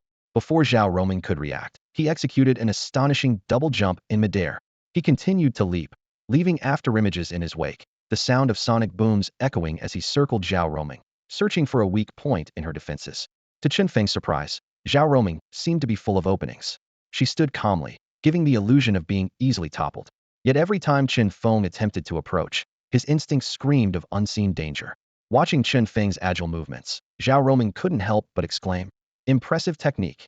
Before the words were fully out of her mouth, she too launched herself into the air with a double jump. Whether she had already mastered the move or just learned it from Chen Feng was unclear, but her speed was astonishing. She swiftly grabbed Chen Feng by the throat mid-leap. Chen Feng struggled fiercely but was dragged down and slammed into the ground. He had to admit the gap in their levels was significant. Zhao Roming's strength was likely around level 90, while an awakener's abilities undergo qualitative changes at levels 30, 50, and 80. Chen Feng had just surpassed level 30, lagging behind Zhao Roming by 50 to 60 levels and missing 2 crucial evolutions. To defeat such a formidable opponent, he would need more time to build his strength. This is the terrifying aspect of Chen Feng's ability. Though he might not be able to defeat you now, given enough time, he would become invincible. Chen Feng painfully extracted his head from the hole in the ground. Zhao Roming elegantly wiped her delicate hands with a tissue, her face still flushed with the thrill of the fight, adding a hint of tipsy allure. Her eyes were fixed on Chen Feng, filled with admiration, almost dripping with affection. It was obvious to anyone that she genuinely liked Chen Feng. Of course, Chen Feng understood that Zhao Roming was simply infatuated with strength. "You're impressive, strong, and have developed your physical abilities well," Zhao Roming said softly. "It's just a pity you know too little about martial arts, relying purely on instinct. You didn't come from a high background, did you?" Chen Feng shrugged, admitting, "Yeah, that's why I'm here at the Advanced Academy." "Well, I know many martial techniques, but none in their entirety," Zhao Roming explained earnestly. "I only pick parts that suit me. This method works for me, but it might not for you." Chen Feng pondered over this, realizing that Zhao Roming's ability to twist her waist like a pretzel was something he couldn't replicate. It was a result of her unique abilities. "Do I need to go to the library and borrow various martial arts techniques to learn?" Chen Feng asked. Zhao Roming shook her head. "You know too little about martial arts. Going on your own would be useless. They'll help you select some that suit you. It's a pity you can't use the training tower's dummies, or your growth would be faster." Chen Feng was indifferent. Dummies are lifeless, but there are living ones, right? With so many students and teachers in the academy, who isn't a potential sparring partner? Zhao Roming's eyes lit up with joy at his words. "You think just like I do." Nearby, Li Ku, witnessing their kindred spirits, resignedly drifted back to sleep. The battle between Chen Feng and Zhao Roming had just concluded. It was a fierce confrontation that Chen Feng could replay in his dreams for deep training. Zhao Roming turned to Chen Feng, pointing at the unconscious Li Ku, and said, "All right, you take him back first. I'll help you find some suitable martial skills." Chen Feng responded confidently. "He only paid me to bring him here, not to take him back." This made Zhao Roming frown, scrutinizing Chen Feng suspiciously. "Are you short on money?" She thought Chen Feng seemed a bit too greedy. Chen Feng nodded without hesitation, admitting, "I need a lot of money. It aids my growth." Upon hearing this explanation, Zhao Roming understood. "I see. Then just leave him outside the door. The school's janitors can deal with him later." She was eager to search for martial skills and didn't want to bother with Li Ku's situation. Besides, even if he lay there sleeping, he wouldn't be in any danger. Chen Feng acknowledged her words and turned to leave. Although he was heading back to his villa, taking Li Ku along was just a matter of convenience since they were fellow disciples. However, Chen Feng was a man of principles. Having decided to take money for a task, he wouldn't break the rules. Back at his villa, Chen Feng immediately applied to retrieve the Dragon King's remains that he brought from Hunching. He was eager to study it to determine if he now had the ability to absorb this treasure. Additionally, he planned to attend classes via the villa's TV, learning knowledge only accessible at advanced academies, and even some confidential information unavailable to other advanced institutions. For instance, the true nature of this world. Meanwhile, at Vermilion Bird Academy, Chuyu had successfully completed her enrollment and was assigned her own dormitory. The teaching model at Vermilion Bird Academy differed from that of the Imperial Capital Military Academy. It allowed students to learn under individual mentors, while also offering many compulsory public courses. These courses covered various introductions to secret realms, detailed information on secret realm monsters, and practical skills like basic self-rescue, tracking enemies, and counter-tracking within secret realms. These courses earned credits, and lacking enough credits might pose a problem for graduation. Of course, these rules didn't apply to Strength Chuyu. Whether she attended regular courses or not, the teachers were almost at each other's throats trying to have her as their student. At Vermilion Bird Academy, 7 teachers were particularly suited to instruct someone with Chen Feng's abilities. At this moment, all 7 sat across from Chuyu, boasting about their achievements while disparaging one another. A stylish woman with slicked back hair proudly pointed at herself with her thumb and said, "Chuyu, not to brag, but have you heard of the Qianshan secret realm? I once wreaked havoc there, leveling up 10 times in a single day." A gentle-looking woman beside her immediately retorted sarcastically, "Impressive, but wasn't that from level 10 to 20? Anyone could level up quickly with such low energy values." Don't forget during the trial in the Huangquan secret realm when students accidentally entered the Demon Valley. Who was it that single-handedly blocked the valley's exit, slaying countless ghostly creatures to buy time for the students' safe retreat? The woman with the slicked-back hair turned sour. "I didn't get there in time that day. Otherwise, what would that have to do with you?" The gentle woman continued to provoke. "Oh, sure, sure." Seeing the tension rising, a burly woman interrupted their argument, turning to Chuyu and saying seriously, "Let me tell you this, my surname is Liu." Chu Yu didn't immediately grasp the implication, but soon she recalled the three great war god families of the imperial capital, Lu, Zhao, and Feng. The robust woman noticed Chu Yu's realization and proudly added, "That's right. I come from the war god family, the Lu family." Chu Yu felt a stir in her heart, remembering the Feng family. Like Chen Feng, she also suspected that the trouble she encountered on the plane might have been orchestrated by the Feng family. At that moment, a woman dressed in luxurious attire spoke arrogantly. "Is being a Lu so great? My Feng family is also a war god family." This statement struck Chu Yu like a bolt of lightning. Her eyes sharpened as she quickly looked at the teacher claiming to be from the Feng family, urgently asking, "Are you from the Feng family? The people who caused trouble for me on the plane claim to be from the Feng family." Chu Yu squinted her eyes, staring intently at the female teacher from the Feng family. She was calculating in her mind, trying to see if this woman would crack under pressure. However, as soon as she spoke, the atmosphere in the office froze, as if time had stopped. Everyone's eyes turned simultaneously towards the teacher from the Feng family, and an indescribable tension filled the air. After all, the news of Chu Yu being attacked upon her arrival had already spread, and an attack by an S-class student on Juke Academy was no trivial matter. More unsettling was the fact that this incident also involved the Imperial Capital Academy. The teacher from the Feng family suddenly stood up, her face full of shock and anger. She shouted, "Impossible." Chu Yu interrupted her coldly. "When you say impossible, do you mean that the attackers couldn't have revealed your identity, or that the Feng family never intended to target me?" Her voice carried a hint of threat. "Don't be in a hurry to answer. I want the academy to send someone who can detect lies." This sudden confrontation caught everyone off guard. The teacher from the Feng family was furious, her face turning ashen, but due to Chu Yu's special status, she didn't dare to retaliate directly. She could only suppress her anger and said coldly, "Chu Yu, you need evidence to make such claims." Chu Yu was unyielding, her eyes shining with determination. "Those who attacked me said it was the Feng family's doing. By taking a lie detector test, you could at least clear your family's name, couldn't you?" She knew in her heart that even if the Feng family wasn't involved, she would never have any friendly dealings with them. She wanted Chen Feng to completely trust her. Seeing Chu Yu's persistence, the other female teachers were quite content with the situation. Especially Lu Yuan, who also came from a family of warriors, added fuel to the fire by saying, "Your Feng family has always sought to breed two high-level awakened individuals, and you've tried to recruit a level or higher geniuses for breeding. Who's to say you haven't set your sights on Chu Yu?" The teacher from the Feng family was infuriated by these words and retorted sharply, "I admit the Feng family is interested in her, but we would only recruit her through legitimate means. If we really wanted to harm her, how could she possibly join our family? Do you take us for fools?" A gentle female teacher, known for her subtlety, quietly interjected, "But hasn't the Feng family threatened others before?" With this comment, everyone's expressions turned peculiar. They all recalled a chilling past incident. The Feng family once took a liking to a married woman with an A-level special ability. When she refused to marry into the family, they used their powerful connections to make her husband's life miserable and her parents' lives unstable. Even an A-level ability user couldn't stand against a family of warriors. In desperation, the woman committed suicide in public, causing a scandal. Yet, the Feng family used their vast network to suppress the incident. Although this event didn't shake the Feng family's status, it deterred external talents from wanting to marry into the family. Those who willingly wanted to marry into the family often had mediocre abilities and weren't valued by the Feng family. Now, with Chu Yu possessing the divine phoenix bloodline, her powerful abilities and rare lineage gave her unparalleled advantages. It was no surprise the Feng family coveted her. More importantly, it was well known that Chu Yu had a boyfriend studying at the Imperial Capital Military Academy. If the Feng family tried to recruit her directly, they would likely face outright rejection. In this tense atmosphere, everyone held their breath, waiting for the situation to unfold further. The Feng family's past made everyone suspicious.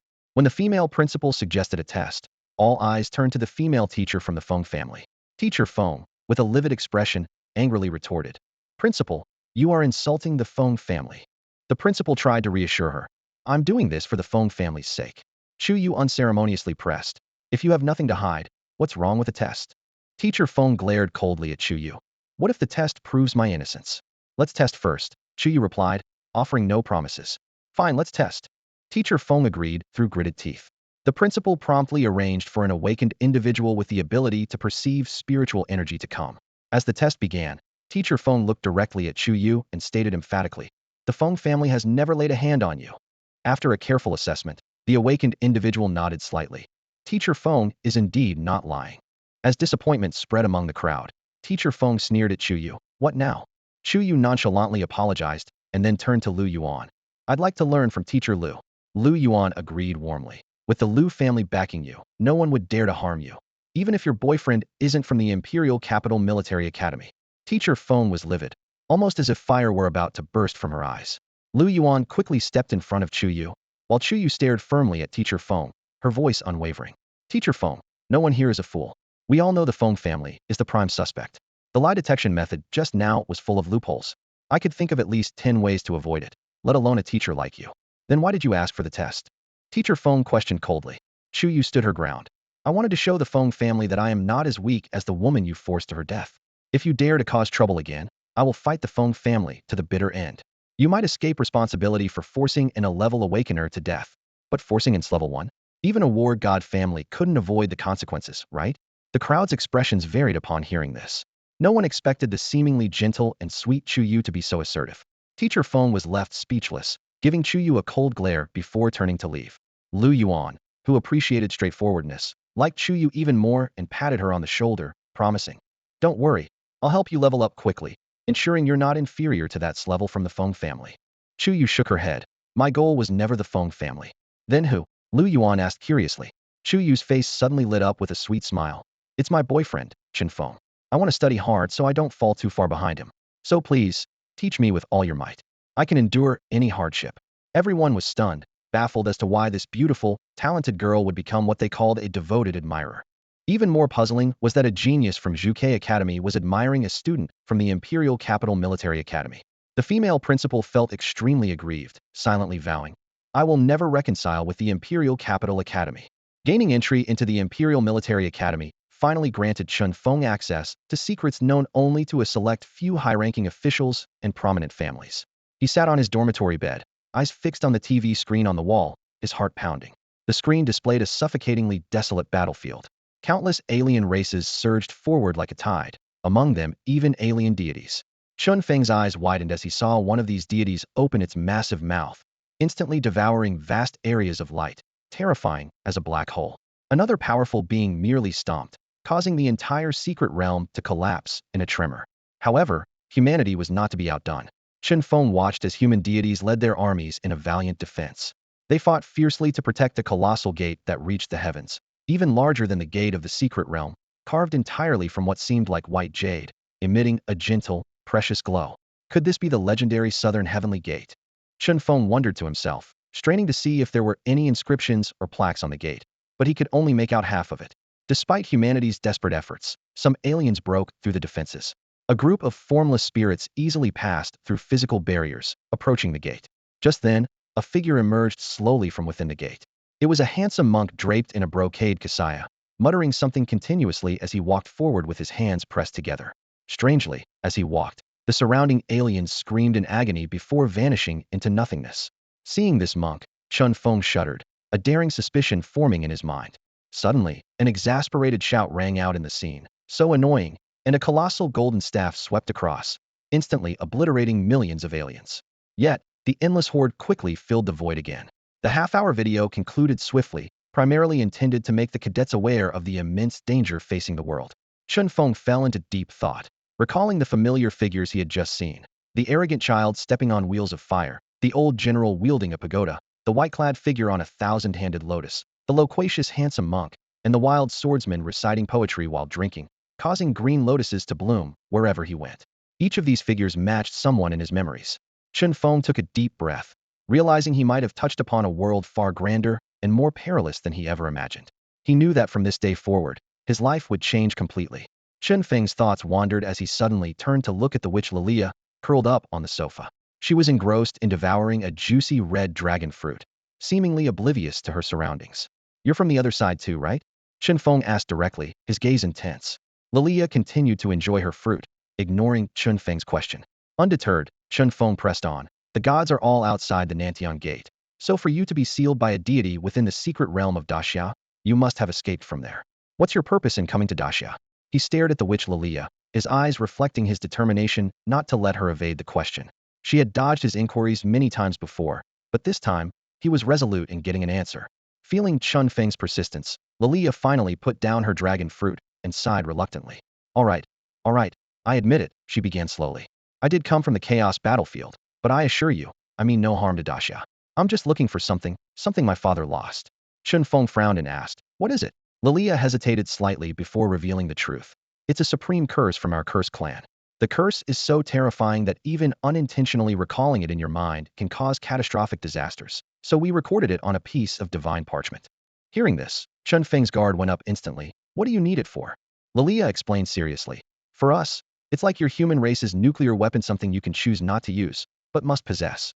Otherwise, our cursed clan would be vulnerable to oppression. We do have natural enemies, after all. Trust me, the cursed clan is neutral. We were forced into the chaos battlefield by our enemies. Once I find that curse, I can lead my people away from the battlefield. This benefits Daxia too. Otherwise, why would they allow me to be your battle pet? What you see as indulgence is actually a strategically calculated trade. Chen Feng looked at her sternly. You can't deceive me. I'm not lying to you, Lilia assured him earnestly. The contract between them indeed prevented her from lying. Chen Feng pondered for a moment before asking, do you have any clues about where the curse might be? Before my father died, he used a special curse to transmit an image into my mind. It's a place that can restrain the unique spiritual bodies of our cursed clan. I suspect it might be the Huangquan secret realm, Lilia speculated. Chen Feng nodded slightly, contemplating the matter deeply when the doorbell suddenly rang. Could it be the Dragon King's remains have arrived? Chen Feng exclaimed with excitement and rushed downstairs. However, upon opening the door, he found a stranger instead of the anticipated Dragon King's remains. Are you Chen Feng? The stranger asked. I'm a teacher from the Resource Management Office of the Imperial Capital Military Academy. I received your request for the Dragon King's remains, but it can't be given to you yet. Another student has claimed it, and he's more suitable. I have a transfer agreement here for you to sign, and the school will compensate you accordingly. Chen Feng's expression darkened instantly, and he replied coldly, that's mine. The teacher responsible for my evaluation said it was meant for me. What's it got to do with anyone else? Do you have the ability to process it? The stranger retorted. Chen Feng's tone grew even colder. Whether I can process it or not is none of your business. I'd rather let it rot than give it to someone else. Deliver the Dragon King's remains to me within 10 minutes. Or else. Or else what? Are you going to hit a teacher? A mocking voice interrupted Chen Feng from afar. Turning to look, Chen Feng saw another unfamiliar face, presumably a student. Who are you? Chen Feng demanded. The newcomer replied indifferently. Me? I'm Feng Lingxiu. Chen Feng suddenly understood, a hint of realization flashing in his eyes. He stared at Feng Lingxiu in front of him, calculating in his mind. The Feng family, renowned as a family of war gods, might find it difficult to get someone into the Imperial Capital Military Academy, but it's not impossible. Moreover, this Feng Lingxiu gave him a dangerous feeling, not to be underestimated. Are you the Scrade from the Feng family? Chen Feng asked bluntly, his gaze sharp. Feng Lingxiu didn't answer, but a lackey beside him arrogantly spoke up. Brother Feng is the Scrade Azure Dragon Sacred Beast. You're wasting that dragon. You should give it to Brother Feng and secure a lifetime of wealth and glory. Chen Feng looked at this conceited lackey with confusion, his brow slightly furrowed. People from the Imperial Capital Military Academy are willing to be lackeys too. His tone was filled with curiosity and a hint of sarcasm. This remark was like a heavy blow, instantly hitting the lackey's self-esteem. His face turned red, and he shouted angrily. What the hell are you talking about? I'm Brother Feng's brother. Feng Lingxiu heard this and slightly frowned, clearly displeased with the lackey's presumption. He didn't consider this lackey a brother. At that moment, Chen Feng seemed to realize something and suddenly said, no, the Imperial Capital Military Academy wouldn't want an idiot like you. So you're from another school? Does the Imperial Capital Military Academy allow outsiders to come and go freely? That can't be right. I had to apply specially to bring a witch. Wait a minute. You're in the Imperial Capital Military Academy as a battle pet? Chen Feng's surprised yet amused expression completely infuriated the lackey. Unable to restrain himself, he pointed at Chen Feng and roared. If you have guts, come over here and see if I won't take you down. Hearing this provocation, Feng Lingxiu's mouth twitched slightly, showing obvious disgust. He seemed to regret bringing this dumb dog along, thinking he could bite, but he was just biting aimlessly. Before Chen Feng could respond, a cold voice suddenly broke the tension. Move aside. Everyone's attention was drawn to a black-clad youth with twin swords, staring coldly at the lackey pointing at Chen Feng. This newcomer was Qin Shang. The lackey, being from a wealthy family, was used to throwing his weight around. Even at the Imperial Capital Military Academy, he acted arrogantly, with Feng Lingxiu backing him. Facing Qin Shang, he rudely snapped, the road's wide enough. Can't you just go around? Before he could finish, a flash of cold light cut through the air. Chen Feng and Feng Lingxiu instantly became alert, their eyes showing seriousness. The lackey, not even realizing what had happened, tried to speak further. But as he moved his throat, a line of blood suddenly appeared at his Adam's apple. Following that, a torrent of blood gushed from his throat. The lackey finally felt the stabbing pain and cold, his eyes widening in disbelief. He couldn't fathom that a student from the Imperial Capital Military Academy would be so ruthless, actually daring to kill. He was from a wealthy family. His grandfather was level 90. How could this happen? Desperately, the lackey looked at Feng Lingxiu, eyes full of pleading, hoping he would save him. However, Feng Lingxiu remained unmoved. Though he did have a treasure that could save the lackey, it was far too precious to waste on a mere lackey. Besides, the lackey's death suited him just fine. Feng Lingxiu looked coldly at Chen Feng and Qin Shang, his tone threatening. You can't just kill my people without giving me an explanation. Chen Feng couldn't help but laugh. I didn't kill him. Isn't he with you? Feng Lingxiu pointed at Qin Shang, questioning. No, I don't know him. Chen Feng said, looking at Qin Shang with feigned sincerity. What's your name, buddy? Qin Shang ignored Chen Feng's jest, expressionless as he stepped over the corpse on the ground, as if he really just needed to pass by, leaving the scene without a backward glance. Feng Lingxiu's face suddenly turned cold as he swiftly reached out to grab Qin Shang, shouting sharply, Stop! Without hesitation, Qin Shang drew both his blades, unleashing a dazzling display of 108 fierce blade lights in an instant. The lights intertwined, forming a brilliant galaxy that left everyone present in awe. More astonishing was how the blade lights transformed into a blazing sun and a cold crescent moon on the left, explosive like fire. On the right, chilling like ice. These two contrasting techniques cleverly blocked Feng Lingxiu's escape routes, forcing him to defend with all his might, his face filled with shock. With a thunderous dragon roar, a magnificent azure dragon appeared out of nowhere, coiling around Feng Lingxiu. Under his command, the dragon opened its massive mouth as if to devour the heavens and earth. The blade lights were instantly sucked into the dragon's maw, but while swallowing was easy, digesting proved difficult. The blade lights rampaged within the dragon, tearing its beautiful body apart, some parts nearly breaking. Feng Lingxiu shouted angrily, Shatter for me! The dragon's body radiated a blinding light, its digestive power suddenly increasing. The blade lights began to extinguish, and Qin Shang seemed on the verge of defeat. However, at this critical moment, Qin Shang suddenly changed his move, and the sun and crescent moon formed by the blade lights fell simultaneously. With two sharp sounds, the dragon's body was instantly sliced apart, unable to withstand Qin Shang's attack any longer. Feng Lingxiu's pupils contracted, and countless scales rapidly appeared on his body, transforming into an indestructible dragon scale armor. Two crisp sounds rang out as the twin blades struck heavily against Feng Lingxiu's chest. He grunted, his throat surging violently, but he managed to swallow the blood that nearly spewed out. Feng Lingxiu retreated continuously, not only driven back, but also feeling the urge to retreat in his heart. He never expected Qin Shang to be so fierce. Just as Feng Lingxiu was retreating, he suddenly sensed something unusual behind him. He spun around, and discovered Chen Feng had somehow appeared behind him, grinning widely with a seemingly ordinary brick in his hand. Bang! The brick struck Feng Lingxiu's face heavily, causing his vision to darken. Chen Feng's surprised voice followed. Still not knocked out? Pretty strong defense. Bang! Another heavy blow landed, even more vicious this time. In a daze, Feng Lingxiu thought that if he had a blood clot in his brain, this strike would have cleared it. Unfortunately, he didn't, so he simply passed out cold. Qin Shang looked at Chen Feng's sneaky attack with displeasure and said, That's a sneak attack. Not honorable. He's in rank. If he really wanted to leave, you couldn't stop him. Chen Feng retorted confidently. But since we've already fought, better to gain something than let him escape. Besides, what's the point of talking about honor with a villain? Maybe his family was behind the ambush he faced. Now he's getting a taste of his own medicine, so it's even. What if that ambush wasn't his family's doing? Qin Shang pressed. Chen Feng shrugged nonchalantly. Well, then I guess it's just too bad. With that, he began to loot the spoils of battle without a care.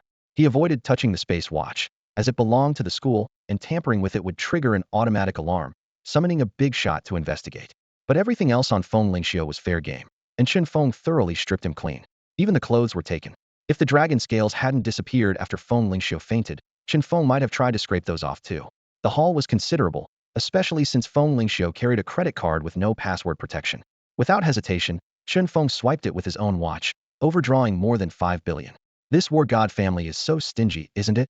And Shrank Heir can only overdraw 5 billion. Chen Feng thought to himself. Qin Shang watched with disdain and couldn't help but say, This is outright robbery. It's despicable, unworthy of a true strongman. Chen Feng, unfazed, asked casually, You don't want any? I'll just keep it all then. After a moment of silence, Qin Shang finally murmured in a small voice, Give me the relic map. Chen Feng, without any fuss, tossed the map over to him. Accompanying Feng Lingxiu this time was a teacher from the resource management department. They never expected Chen Feng and Qin Shang to be so audacious, committing murder in broad daylight, daring to harm members of the Feng family. and even resorting to outright robbery. When Feng Lingxiu was stripped bare, the teacher finally snapped out of it, realizing he needed to act. He stormed forward, pointing at Chen Feng, and demanded, "Hand over everything." Chen Feng glanced at the teacher, suddenly looking regretful as he slapped his forehead. "Oh no, I was so busy packing up that I forgot about you." Before he finished speaking, he landed a heavy punch right on the teacher's face. The teacher flew backward like a kite with a broken string, landing heavily on the ground. Qin Shang was genuinely shocked this time. Hitting a teacher? Is that okay? Chen Feng shrugged. "I don't know, so I hit first and ask questions later." Saying this, he strode over to the unconscious teacher and slapped him twice to wake him up. The teacher groggily opened his eyes, seeing Chen Feng up close, and immediately recalled everything that had happened as the intense pain hit him. You dare hit a teacher?" he questioned, both shocked and angry. Chen Feng nodded in acknowledgement. "Before I came, the teacher who assessed me said nothing happens if you hit someone from the God of War family. I thought Imperial Military Academy was full of tough guys, but I didn't expect you to be such a softie, acting like a lackey for students." Humiliated, the teacher was even more infuriated. "You little..." Before he could finish, there was another loud slap from Chen Feng. "As a teacher, shouldn't you teach me, your student, to be polite? How can you use foul language?" Chen Feng said coldly. The teacher was stunned but finally realized he wasn't a match for Chen Feng, especially since this was a lawless guy. He could only soften his tone, quietly reminding him, "Hitting a teacher is a serious offense." "Is that so?" Chen Feng mused, then asked, "Is there a difference in punishment between hitting once and hitting twice?" As he spoke, he looked ready to beat the teacher senseless. Seeing this, the teacher shivered, finally choosing to temporarily concede. "You've hit me and vented your anger. Why not let me go? Where's my dragon?" Chen Feng got straight to the point. "Don't tell me this bastard has already eaten it." The teacher explained helplessly. "He didn't eat it. I came this time. He forced me to come to have you sign an agreement to transfer the Dragon King's remains to him."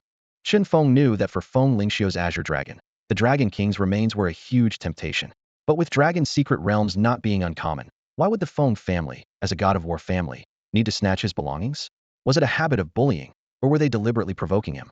After thinking for a moment, Chen Feng ordered, "Take this guy away, then bring my dragon here. If even one dragon scale is missing, I'll strip Feng Lingxiu every time I see him. If I can't find him, I'll strip you. Do you understand?" Threatened, the teacher could only swallow his humiliation and nod in agreement. Only then did Chen Feng let the two of them leave. After the teacher dragged the naked Feng Lingxiu away, Qin Shang approached Chen Feng, his eyes gleaming with excitement. "Want to have a fight?"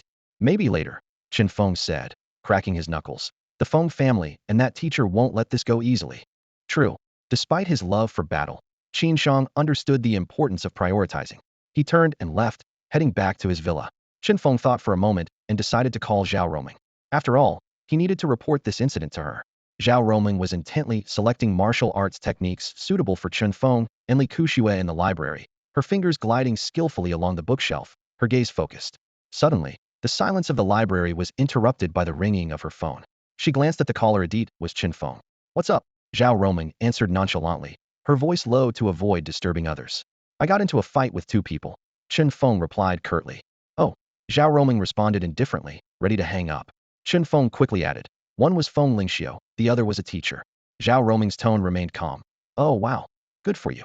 With that, she hung up, as if it were a trivial matter. Chen Feng stared at the disconnected call, lost in thought.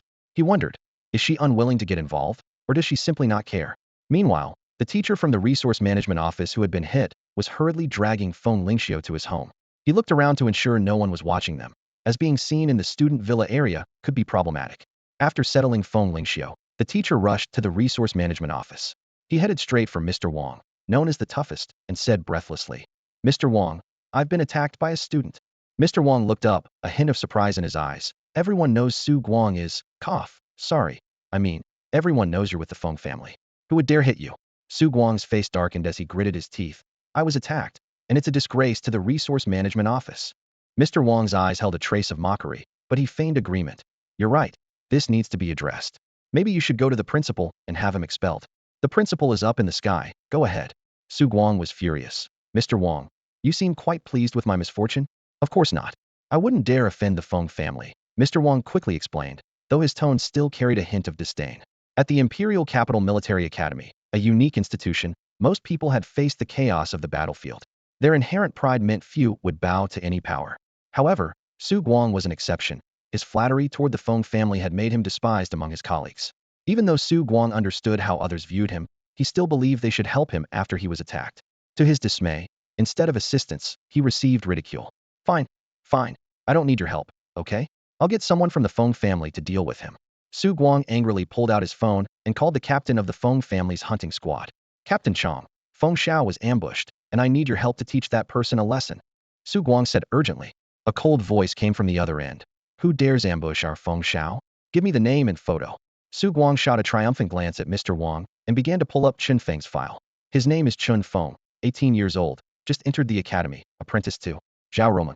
Su Guang's voice suddenly rose several octaves, as if struck by lightning. He repeatedly confirmed Chen Feng's mentor information, then fell into a prolonged silence. The voice on the other end shifted from cold to cautious. Did you just say Zhao Roman? Yes, he is indeed a student of teacher Zhao Roman. Su Guang replied with a grim expression. After a moment of silence, the voice exploded. Su Guang. Yes. Su Guang instinctively responded. Do you want to die without dragging me down? Idiot. The other end erupted with a tirade of curses, followed by a loud slam as the call was cut off, and Su Guang was promptly blocked. Su Guang looked despondent, muttering to himself. How was I supposed to know he was that demon's student? Mr. Wang watched Su Guang, a flicker of sympathy in his eyes, but mostly schadenfreude. At that moment, the entire resource management office was enveloped in an eerie silence. Chen Feng speculated that his teacher must hold some weight at the school. However, he felt that as a member of the war god family, there should be some fanfare. Even if they didn't dare to harm him, a little retaliation would be expected. Surprisingly, within just 20 minutes, the Dragon King's remains were delivered to him. The school wasn't unwilling to help with the dissection. It was more about being cautious. Nobody could predict the consequences of dissecting the Dragon King's remains. In past experiences with dissecting monsters, there had been incidents where the corpse exploded or instantly lost all its energy. If the Dragon King's remains had a similar reaction, the school would be held accountable. Besides, every student had their own mentor, making it most appropriate to have one's own teacher perform the dissection. The Dragon King's remains were enormous, transported in a storage bag temporarily loaned to Chen Feng by the school, with a Onati return policy. Chen Feng carefully released a section of the dragon's tail in his villa, and even then, the massive tail occupied half of the living room. Gazing at the lifelike dragon tail, Chen Feng confirmed his current strength, 464,320 pounds. An increase of more than 4,000 pounds since 2 hours ago at the trial tower. Although the increase wasn't huge, compared to when he first encountered the Dragon King's remains in Hung City, it was a world of difference. Back then, he only had a little over 60,000 pounds of strength and hadn't reached level 30, unable to activate his critical hit ability. Now, Chen Feng finally had the chance to test his skills again. Taking a deep breath, he concentrated all his strength to unleash a finger sword. A 6-fold critical hit. The once indestructible dragon tail was instantly sliced open. A smile spread across Chen Feng's face, realizing that over time, his strength had grown enough to cut through the dragon's body. From the wound, dragon blood with a peculiar scent gushed out. Chen Feng quickly fetched a basin to catch it. However, as the blood flowed, its energy rapidly dissipated. Lilia, who was engrossed in a TV show in the villa, felt the surge of energy and rushed over. Seeing Chen Feng letting the dragon blood flow, Lilia angrily scolded. You idiot! This dragon has been dead for a long time, and only its unique constitution kept the energy sealed inside. Now that the dragon blood is exposed to air, the energy is losing its protection and will quickly dissipate. What the hell? Why didn't you say so earlier? Chen Feng panicked. Watching the blood flow, he was at a loss. Making blood tofu was clearly not an option now. Screw it, just drink it.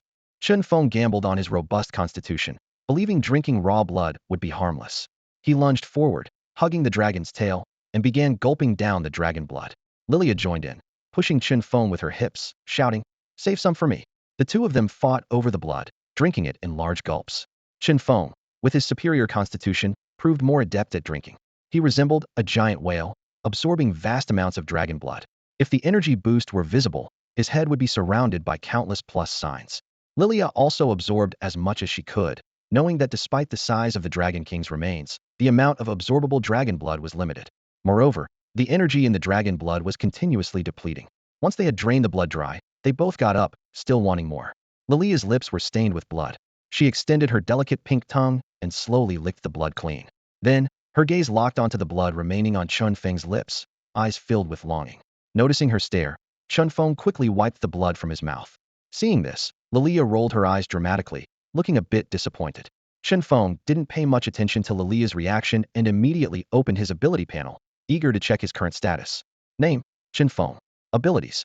1. Physical Amplification LV 56 Evolving. Increases strength by 56 pounds per minute.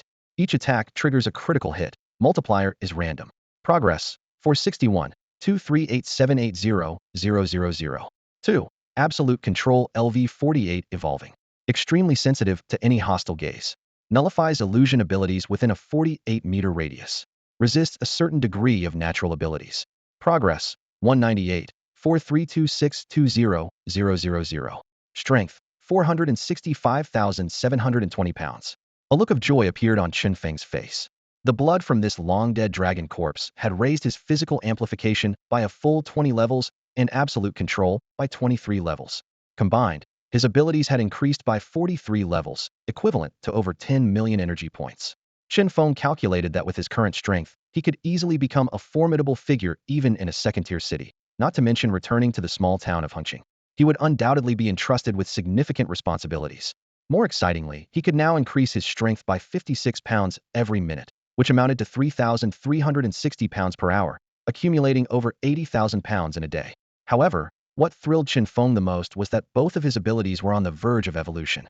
Physical amplification surpassing level 50 would undergo a second evolution, and absolute control surpassing level 30 would evolve for the first time. The previous evolution had granted him a powerful critical hit ability, greatly enhancing his combat power. What surprises would this evolution bring? Chen Feng quietly waited for the evolution to complete, feeling a mysterious change occurring within his body. Could the second evolution alter his physical structure? 5 minutes later, the evolution concluded.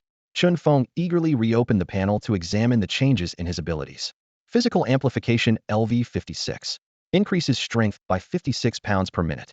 Each attack triggers a random critical hit multiplier. New. Ability to transform into a giant. Progress, 461, 238780000.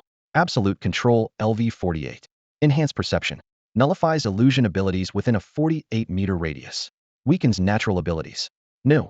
Includes counter damage. Ratio is random. Progress, 198, 432620000. Chen Feng studied the new changes in his abilities closely. Was this giant transformation literal? He mentally commanded, enlarge, and indeed felt his body rapidly expand like an inflating balloon. Even more astonishing, as his body grew, his strength panel kept updating. Strength, 465,720 pounds, 100 billion, 100 million, 100,100. Although this enhancement was temporary, it was already immensely powerful. Chen Feng tried punching the air and unexpectedly triggered a 12 times critical hit, a fierce gust suddenly forming in the room. The force of the punch could create a tornado capable of destroying a parking lot. Chen Feng gasped in amazement.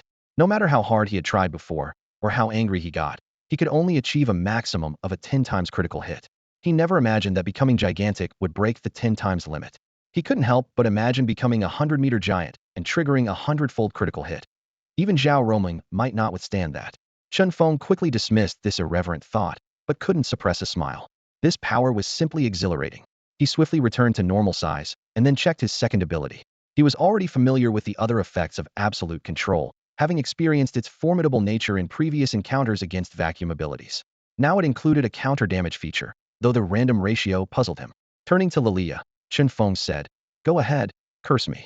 Lilia was initially surprised by the request, then gave him a suspicious look and said, "You're not testing me on purpose, are you? Let me tell you, I'm very firm in my stance. I said I'd be your servant for 50 years, and that's 50 years. Don't think you can test a leader with such trivial benefits. Don't worry, I'm just testing my newly transformed abilities," Chen Feng explained, his eyes gleaming with confidence. Lilia frowned slightly at his words, but quickly relaxed. "All right then," she chuckled softly and said, "I curse you to have diarrhea until your backside blooms like a flower." This harmless curse was meant to vent her frustration without causing any real harm. Lilia was secretly pleased with herself, thinking she handled it well. However, events took an unexpected turn. In the next moment, Lilia's stomach began to rumble. Her eyes widened with a sense of foreboding. "What exactly is your new ability?" she asked warily. "Probability counterattack," Chen Feng answered calmly, patting his unaffected stomach. Lilia looked at Chen Feng incredulously. "No way, probability counterattack? Am I that unlucky that a simple curse triggered your counterattack effect?" Chen Feng quickly explained, "You've misunderstood. The counterattack chance is 100%, but the extent of the counterattack is random. As you can see, I'm perfectly fine, so it seems you've triggered a full counterattack." "Ugh," Lilia cried out, rushing to the bathroom. She spent a whole hour there, almost exhausted. "Curious," Chen Feng asked. "You're a spirit. Where do you get so much to expel?" Lilia glared at him with resentment, gritting her teeth as she spat out. You pervert. Just then, Zhao Roming walked in and saw Lilia sprawled on the sofa. What happened to her? She asked, puzzled. Oh, nothing. Maybe her backside is a bit sore. Chen Feng replied nonchalantly. Zhao Roming's gaze flickered between Lilia and the disheveled Chen Feng, her face showing embarrassment. Sorry, I might have come at a bad time. You two carry on, she said, turning to leave. But she hesitated and added, I get that you young people are full of energy and like to play, but you should be considerate of the girl. Not every place is meant for that. Chen Feng realized the misunderstanding and quickly explained. She's having diarrhea? Ah, well, it's good to see you're taking care of things with an enema. Hygiene is important, Zhao Roming said as she hurriedly left. No. Wait. What the heck? Teacher, what's going on in your head? Chen Feng chased after her, taking quite a while to clear up the misunderstanding. When Zhao Roming heard that Chen Feng had leveled up by drinking dragon blood and awakened a counterattack ability, she was thrilled. Come on, let's have another fight. Maybe I can go all out this time. Chen Feng was about to deal with the dragon corpse, but Zhao Roming waved him off. Oh, that thing's no use now. It's been dead too long. Most of its essence is gone. Only the blood had some value. The meat's probably tough as nails by now. Only the dragon scales are worth something. I'll get a craftsman to take this dragon and make you a set of dragon scale armor. With that, she took out her phone to make some calls. Chen Feng nodded and followed her. However, before long, he was surprised to find that Zhao Roming had led him to the entrance of a secret realm. The secret realm where the Imperial Capital Military Academy is located has been specially connected to many nearby cities by a person with spatial abilities. Following teacher Zhao Roming, Chen Feng passed through the secret realm's gate and instantly arrived in an unfamiliar Cityling Yuan city. Teacher, aren't we going to the training ground? Chen Feng asked curiously, his eyes sparkling with anticipation. Zhao Roming shook her head and explained, the training ground can't withstand us going all out. It's safer to fight in the secret realm. Chen Feng looked around in amazement. Even though they were 600 or 700 miles from the capital, they had arrived by just passing through a door. He couldn't help but marvel. Spatial abilities really defy logic and even geography. As they walked, Zhao Roming introduced, there's a secret realm here called the Gray Zone. Everything in there is gray, like an old black and white TV. Even the sun and moon are gray. She paused and added, but it produces a kind of stone called gray rock, which is amazing for building fortresses. Soon, they entered the secret realm. As expected, the world before them was shrouded in a gray haze, as if enveloped in an inescapable fog. The surroundings were barren, with bare hills and oddly shaped stones scattered everywhere. There were no signs of life, no plants or trees, not even the sound of insects, creating an oppressive and unsettling atmosphere. Does this place affect the mind too? Chen Feng asked with a frown. Zhao Roming nodded briefly, a glint of excitement in her eyes. Yes. She didn't say more, just looked at Chen Feng with eagerness. Come on, I haven't had a good fight in a long time. Without hesitation, Chen Feng activated his gigantification ability, instantly transforming into a giant over 5 meters tall. Faced with this teacher of unfathomable strength, he dared not be careless. Seeing Chen Feng grow larger, Zhao Roming's eyes lit up with excitement. So big, so powerful. Teacher, here I come. Chen Feng's voice boomed, amplified by his increased size. Come on, don't hold back. Zhao Roming shouted excitedly. Chen Feng pushed off with his feet, his massive body breaking the sound barrier in an instant, appearing in front of Zhao Roming. He raised his gigantic fist, aiming a powerful blow at her head. The force of the punch was so great that the wind pressure alone crushed the stones on the ground to powder. Zhao Roming met the attack head-on, throwing her own punch. There was no fancy technique, just a straightforward clash of power. Boom. With a loud crash, Chen Feng was sent flying backward, even more so than in their previous encounter. Shocked, he asked, is this what it looks like when you're going all out, teacher? No, just half my strength, Zhao Roming replied calmly. Chen Feng's eyes widened in disbelief at the strength of this seemingly gentle woman. But he wasn't discouraged, knowing that as long as he maintained his gigantification, his power would continue to grow. His display was rapidly updating with 100, and in a short time, his strength had increased by thousands of pounds. Again, Chen Feng shouted, charging at Zhao Roming once more. This time, he wasn't trying to stall but wanted to test his limits. As he approached Zhao Roming, his fists shot out like meteors. Zhao Roming matched him punch for punch, her seemingly delicate hands containing terrifying power. Even though she held back, each clash put immense pressure on Chen Feng's hands. Soon, his hands began to bleed, and the sound of cracking bones was audible. Despite this, Chen Feng didn't back down. His strong physique was rapidly healing his wounds, and his sole goal was to break through his limits. Zhao Roming was secretly amazed, as she could clearly feel Chen Feng's power increasing rapidly. In just 10 minutes, Chen Feng's base strength had reached an astounding 1,000,000 pounds. Although this was only a temporary boost, it was already terrifying enough. Teacher, I can feel it. This time it's really happening. Chen Feng roared, throwing another punch. 20 times critical hit. In that moment, Chen Feng's strength surged past the 20 million pound mark. The punch came down with the force of a mythical god, threatening to destroy everything in its path. Zhao Roming's expression changed abruptly, not with fear, but with a nearly pathological excitement. Her once beautiful face contorted with extreme exhilaration, exuding an unsettling aura. In that critical moment, Zhao Roming unleashed her full power, activating her most prized ability, Absolute Victory. This ability, which had reached level 90 and undergone 3 transformations, finally revealed its true might. The first transformation granted her rapid healing. No matter how severe the injury, she could recover quickly. This ability allowed her to endure self-inflicted pain without hesitation, turning her into a near-immortal being. The second transformation endowed her with the power to accumulate energy within her body, to be released at will. However, this double-edged sword had its drawbacks. While there was no limit to the energy she could store, releasing it too forcefully could result in self-destruction. The third transformation was a fearsome mimicry ability. She could temporarily replicate her opponent's abilities, which is why her power was named Absolute Victory. She could defeat her enemies using their own strengths against them, making her a natural-born fighter. Facing Chen Feng's unstoppable strike, Zhao Roming didn't go all out. Her intention wasn't to kill him. Instead, she chose to unleash the stored energy from her second transformation. This punch, surpassing all limits, met Chen Feng's fist heated. Counterattack triggered, 60. Boom, boom, boom. Their fists collided, causing the ground to tremble. The earth cracked instantly, with spiderweb-like fissures spreading rapidly from where they stood. Their location turned into a massive crater, as if struck by an atomic bomb. Yet, even with the force of 20 million pounds combined with a 60 counterattack, Zhao Roming wasn't completely overpowered. This scene left her astonished. After all, this was the energy she had been accumulating for 4 months. Now, continuously pouring out, it still couldn't send this boy flying? He was a monster. Unknowingly, sweat began to bead on Zhao Roming's forehead. She realized that despite her vast reserves of energy, she couldn't sustain this consumption. In another half hour, she would inevitably lose. Could she really be defeated by her student today?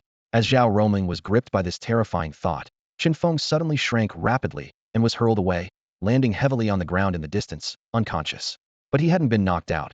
He had fainted from extreme hunger. The power of his giant form drained energy and stamina excessively.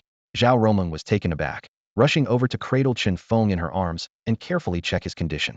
When she confirmed that he wasn't seriously injured, and even the damage to his arms was healing quickly, she sighed in relief. She thought to herself, this is a genius who can exchange blows with me at level 50 and hold out for 10 minutes. Even the 8 deities of the imperial capital don't dare to provoke me easily. It seems I must nurture this boy well. Just as Zhao Roming was basking in her joy, she heard a faint mumbling from Chen Feng. She leaned closer to listen, catching the words, hungry, so hungry. As a fellow practitioner of physical enhancement, Zhao Roming understood the immense energy demand of augmentation abilities. Looking at Chen Feng in her arms, a glimmer of compassion and anticipation crossed her eyes. Immediately, Zhao Roming swiftly brought the weakened Chen Feng to Linyuan City. She quickly found a shop and without hesitation purchased several tubes of grade A hunger suppressant potions. These potions were quite valuable, each costing hundreds of thousands. And if they were energy potions, the price could skyrocket tenfold or even 100-fold. After all, these precious potions typically needed to be extracted from multiple high-level monsters. Zhao Roming carefully handed the potion to Chen Feng. After swallowing a few tubes, Chen Feng slowly opened his eyes but still clutched his stomach weakly. He feebly requested, "Teacher, give me another barrel of potion." Without a word, Zhao Roming immediately instructed someone to fetch more potions, all funded by her. After consuming a total of 20 tubes, despite the taste being as bland as water, Chen Feng finally felt satisfied. He suddenly stood up, seemingly revitalized, and exclaimed energetically, "Teacher, I'm fine now, let's go." Zhao Roming was surprised at Chen Feng's rapid recovery and felt secretly relieved that she had personally checked on him earlier. Otherwise, she might have suspected he was faking his weakness to obtain the potions. She nodded and said, "All right, let's head back to the school. This time I've noticed some of your shortcomings. Fortunately, I've picked out some martial skills that will suit your needs." The two returned to the Imperial Military Academy. Upon entering Chen Feng's villa, Zhao Roming eagerly took out a chip and inserted it into Chen Feng's watch. After receiving it, Chen Feng discovered it contained 5 martial skills, 1 level, 3 levels, and 1 level. This level martial skill was called Titanic Demon Fist, which emphasized immense strength, making one's punches appear godlike and demonic, potentially multiplying the power exerted. The 3 level skills were Shadow Step, Lion's Roar, and Skyward Battle Technique. The level skill was particularly unique, named Hidden Wind. Noticing Chen Feng's curiosity, Zhao Roming explained in detail. Titanic Demon Fist may seem wild, but it's incredibly refined and can amplify your strength, up to 100-fold at its peak. Many in the academy, even if they don't specialize in it, will study it, but you should focus on mastering it. Shadow Step is a maneuvering technique for battle. I initially thought you should minor in it, but now, with your strength, agile movements are unnecessary, so you can decide whether to learn it. She continued, Lion's Roar is because I think with your robust physique and ample strength, it would be a waste not to develop your voice. You should also focus on mastering Skyward Battle Technique, which is an aerial combat skill. Although you can leap into the air, you would be at a disadvantage against those who specialize in aerial combat. Finally, Zhao Roming highlighted the Blevel skill. Though Hidden Wind is only Blevel, it doesn't focus on offense or defense. I want you to learn it because it includes a special technique for exerting force. Currently, when you strike, you often cause a sonic boom, which seems impressive but actually wastes at least 10 of your strength, possibly up to 30, right? Chen Feng nodded repeatedly, acknowledging, yes, I've been trying to find ways to conserve strength. Zhao Roming explained with a smile. Hidden Wind offers a technique that allows you to blend into the wind, merging with it. This way, when you exert force, it penetrates the sound barrier subtly and quietly, preventing energy loss from causing a sonic boom, without diminishing power. Chen Feng's eyes lit up as he finally understood why his teacher chose a seemingly minor Blevel skill amidst so many valuable options at the academy. He felt secretly delighted, grateful for having such a knowledgeable teacher guiding him. Without Zhao Roming's experienced guidance, Chen Feng might have eventually grasped the technique mentioned in Hidden Wind, but it would have taken a significantly longer time. In the following days, Zhao Roming sternly warned Chen Feng not to wander around, but to focus on learning several martial arts techniques. She promised that once he mastered these skills, his abilities would significantly improve, and she would arrange for him to gain experience on the battlefield. A look of anticipation flashed in Chen Feng's eyes as he eagerly asked, is it the Chaos Battlefield? Zhao Roming shook her head and explained, you need to be at least level 80 to enter there. You're far from that. Remember the slime riot in Hengqin? In fact, besides Hengqin, 5 other cities have experienced similar secret realm riots. 3 of them have been overrun by monsters, causing massive civilian casualties and displacement. Yet, the Peace Association has claimed responsibility for this. Chen Feng's expression darkened as he asked in confusion, isn't the Peace Association always advocating for peaceful coexistence between humans and monsters? Is this their idea of peace? Zhao Roming's expression was serious, her tone firm. Remember, when dealing with alien races, anyone advocating for appeasement is a surrenderist. At that moment, the sound of a toilet flushing came from the bathroom. The witch Lilia emerged, her face pale, her steps unsteady and shaky. Both Chen Feng and Zhao Roming turned to look at her. Zhao Roming nodded approvingly. This is what I admire about you. Even when faced with such a beautiful battle pet, you show no mercy. Chen Feng awkwardly cleared his throat and murmured, thank you for the compliment, teacher. The witch Lilia weakly made an international friendly gesture towards them, and then collapsed onto the sofa, motionless. Zhao Roming stood up to leave, saying, all right, I'm off. I need to check on your useless senior brother. With that, she turned and left. Chen Feng was puzzled, not understanding why his senior brother was suddenly called useless, but he didn't dwell on it, and began to focus on studying the martial arts techniques. He decided to start with the easiest to grasp, the Hidden Wind technique. The concept of Hidden Wind is to disperse one's power like the wind. The power of the wind can be gentle like a spring breeze or violent like a hurricane. Chen Feng needed to learn to disperse and concentrate his power at will. Thanks to the comprehensive enhancement brought by his evolved physique, including the enhancement of his brain, Chen Feng's intelligence far surpassed that of ordinary people. He kept punching, each time adjusting, moving closer to a perfect execution. The Academy's decision to provide standalone villas proved particularly wise at this moment. Each punch Chen Feng threw created a sonic boom akin to a bomb explosion.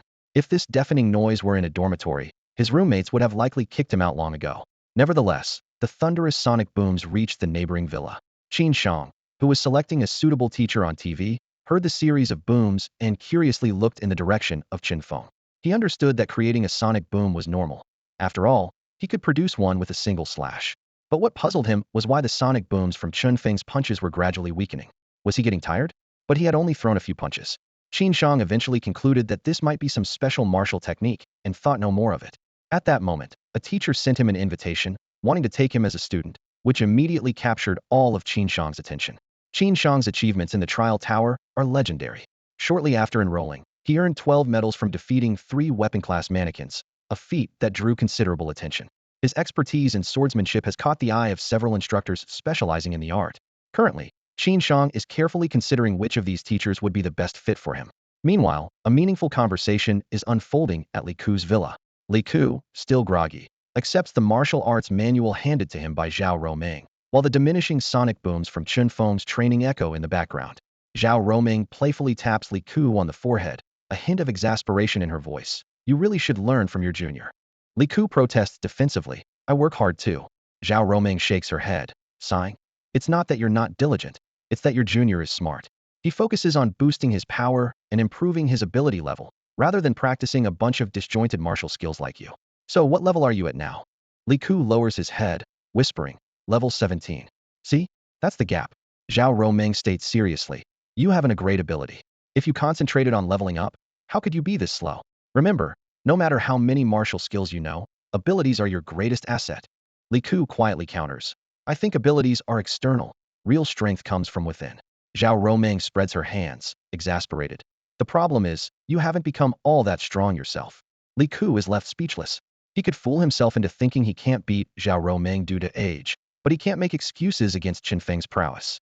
Zhao Roming understands Li Ku's mindset, as it's a common one. Some people believe bestowed abilities might be illusory, and only the body is real. Others fear their abilities might be taken away someday. These notions often mislead those with weak resolve, causing them to neglect the importance of abilities and ultimately be easily defeated by those who have them. Let's think about it your way, Zhao Roming suggests gently. If abilities are unreliable and only the self is eternal, then life is a sea of suffering, and the body is a vessel carrying everything. But abilities are like oars that can propel the vessel faster. What do you think? Seeing Li Ku ponder this, Zhao Roming continues. So, shouldn't we first make sure the oars are in good shape? Otherwise, what's your plan? To paddle with your hands? Or drift aimlessly forever? She points out Chen Feng's approach. Look at your junior.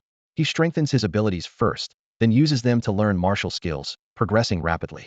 Now he can easily defeat you even without using his abilities. You're worried about wasting time on enhancing your abilities, yet you waste time dreaming about mastering disjointed martial skills. In a small place, you might dominate a pond, paddling at will. But in a big city, it's an ocean. Here, paddling will only leave you far behind. Li Ku listens intently to his teacher's guidance. As the sound of Chen Feng's sonic booms fades, suddenly, the booms stop, replaced by a massive force. With a thunderous crash, a wall on the first floor of Chen Feng's villa is blown out, and the resulting shockwave carves a trench in the ground, even blowing out a wall in Li Ku's home. Li Ku stares in disbelief at the collapsed wall, while in the distance, Chen Feng looks at his hands with joy. At that moment, Li Ku finally realizes. He turns to Zhao Roming, resolutely declaring, Teacher, I want to enhance my abilities. Zhao Roming smiled with satisfaction, her eyes gleaming with intelligence. That's more like it, she said cheerfully. There's an old saying in Xia, ride a donkey while looking for a horse. Even if you think your abilities are unreliable, it doesn't stop us from using them to train ourselves, right? Li Ku nodded thoughtfully. I understand, teacher. I'll go buy some potions to level up first. With that, he took out his bank card and swiped it on his watch. Beep beep. The watch emitted a jarring alert. Insufficient funds. Li Ku's face instantly filled with confusion as he checked his account balance. What the heck, he exclaimed. Teacher, my card's been drained. How did it get so low? Zhao Roming frowned in thought for a moment. It seems your junior brother spent it, she mentioned casually. But it's okay, we're all family. Li Ku became agitated, his voice rising. But that's $1 billion. He just pushed me, and now it's $1 billion? And teacher, you can't be so biased towards him. This is aiding and abetting. Zhao Roming looked at Li Ku with a serious expression. Silly child, she said earnestly. I'm being biased towards you. You can't beat him. Li Ku fell silent, realizing that his martial arts training had indeed caused significant damage to the villa, especially to the neighbor's property. The scene shifted to Chen Feng arriving at the training grounds of the Imperial Military Academy. Though not particularly large, the facilities were so luxurious that they would make the other 4 top academies envious. There was a gravity chamber capable of reaching 10,000 times gravity, a laser room for speed training, and a battle room able to simulate various alien races. The number of simulated aliens and the realism far exceeded other institutions. Even more astonishing was that the academy housed all the top technological products of Xia for students to practice with. It was said these were excavated from a place full of futuristic technological relics. Alongside these, a mysterious device called the intelligent brain was discovered. However, it had already been commandeered and was being used to analyze human and alien battle methods and ultimate win probabilities. It is rumored that humanity's ability to withstand the relentless alien invasions was thanks to this intelligent brain's powerful computational abilities, which found effective strategies against the aliens. As Chen Feng was lost in thought, a commotion broke out ahead. He looked up to see a crowd gathered in the training area. enthusiastically discussing something, their faces alight with excitement. Curiosity piqued, Chen Feng walked over. Damn, Sister Yun has repelled the Skywing tribe for the 27th time in the battle room. What's so surprising about that? Ever since she fended off the Green Ghost tribe's attack, I knew she was an invincible force. Defeating the Green Ghost tribe is nothing remarkable. Have you forgotten she also defeated the Purple Gold Tyrannosaurus clan? I still dream about her fighting, even though I've never seen her in action myself. The group continued their animated discussion, some of them swallowing hard, with a few showing expressions of infatuation. Chen Feng instantly understood they were talking about a formidable woman. Judging by their reactions, her combat prowess must be astounding. Chen Feng's gaze shifted towards the direction of the battle room. Someone was currently inside, utilizing simulation capabilities for combat. This battle room had countless alien DNAs recorded, capable of accurately simulating their states and abilities with 99.99 realism.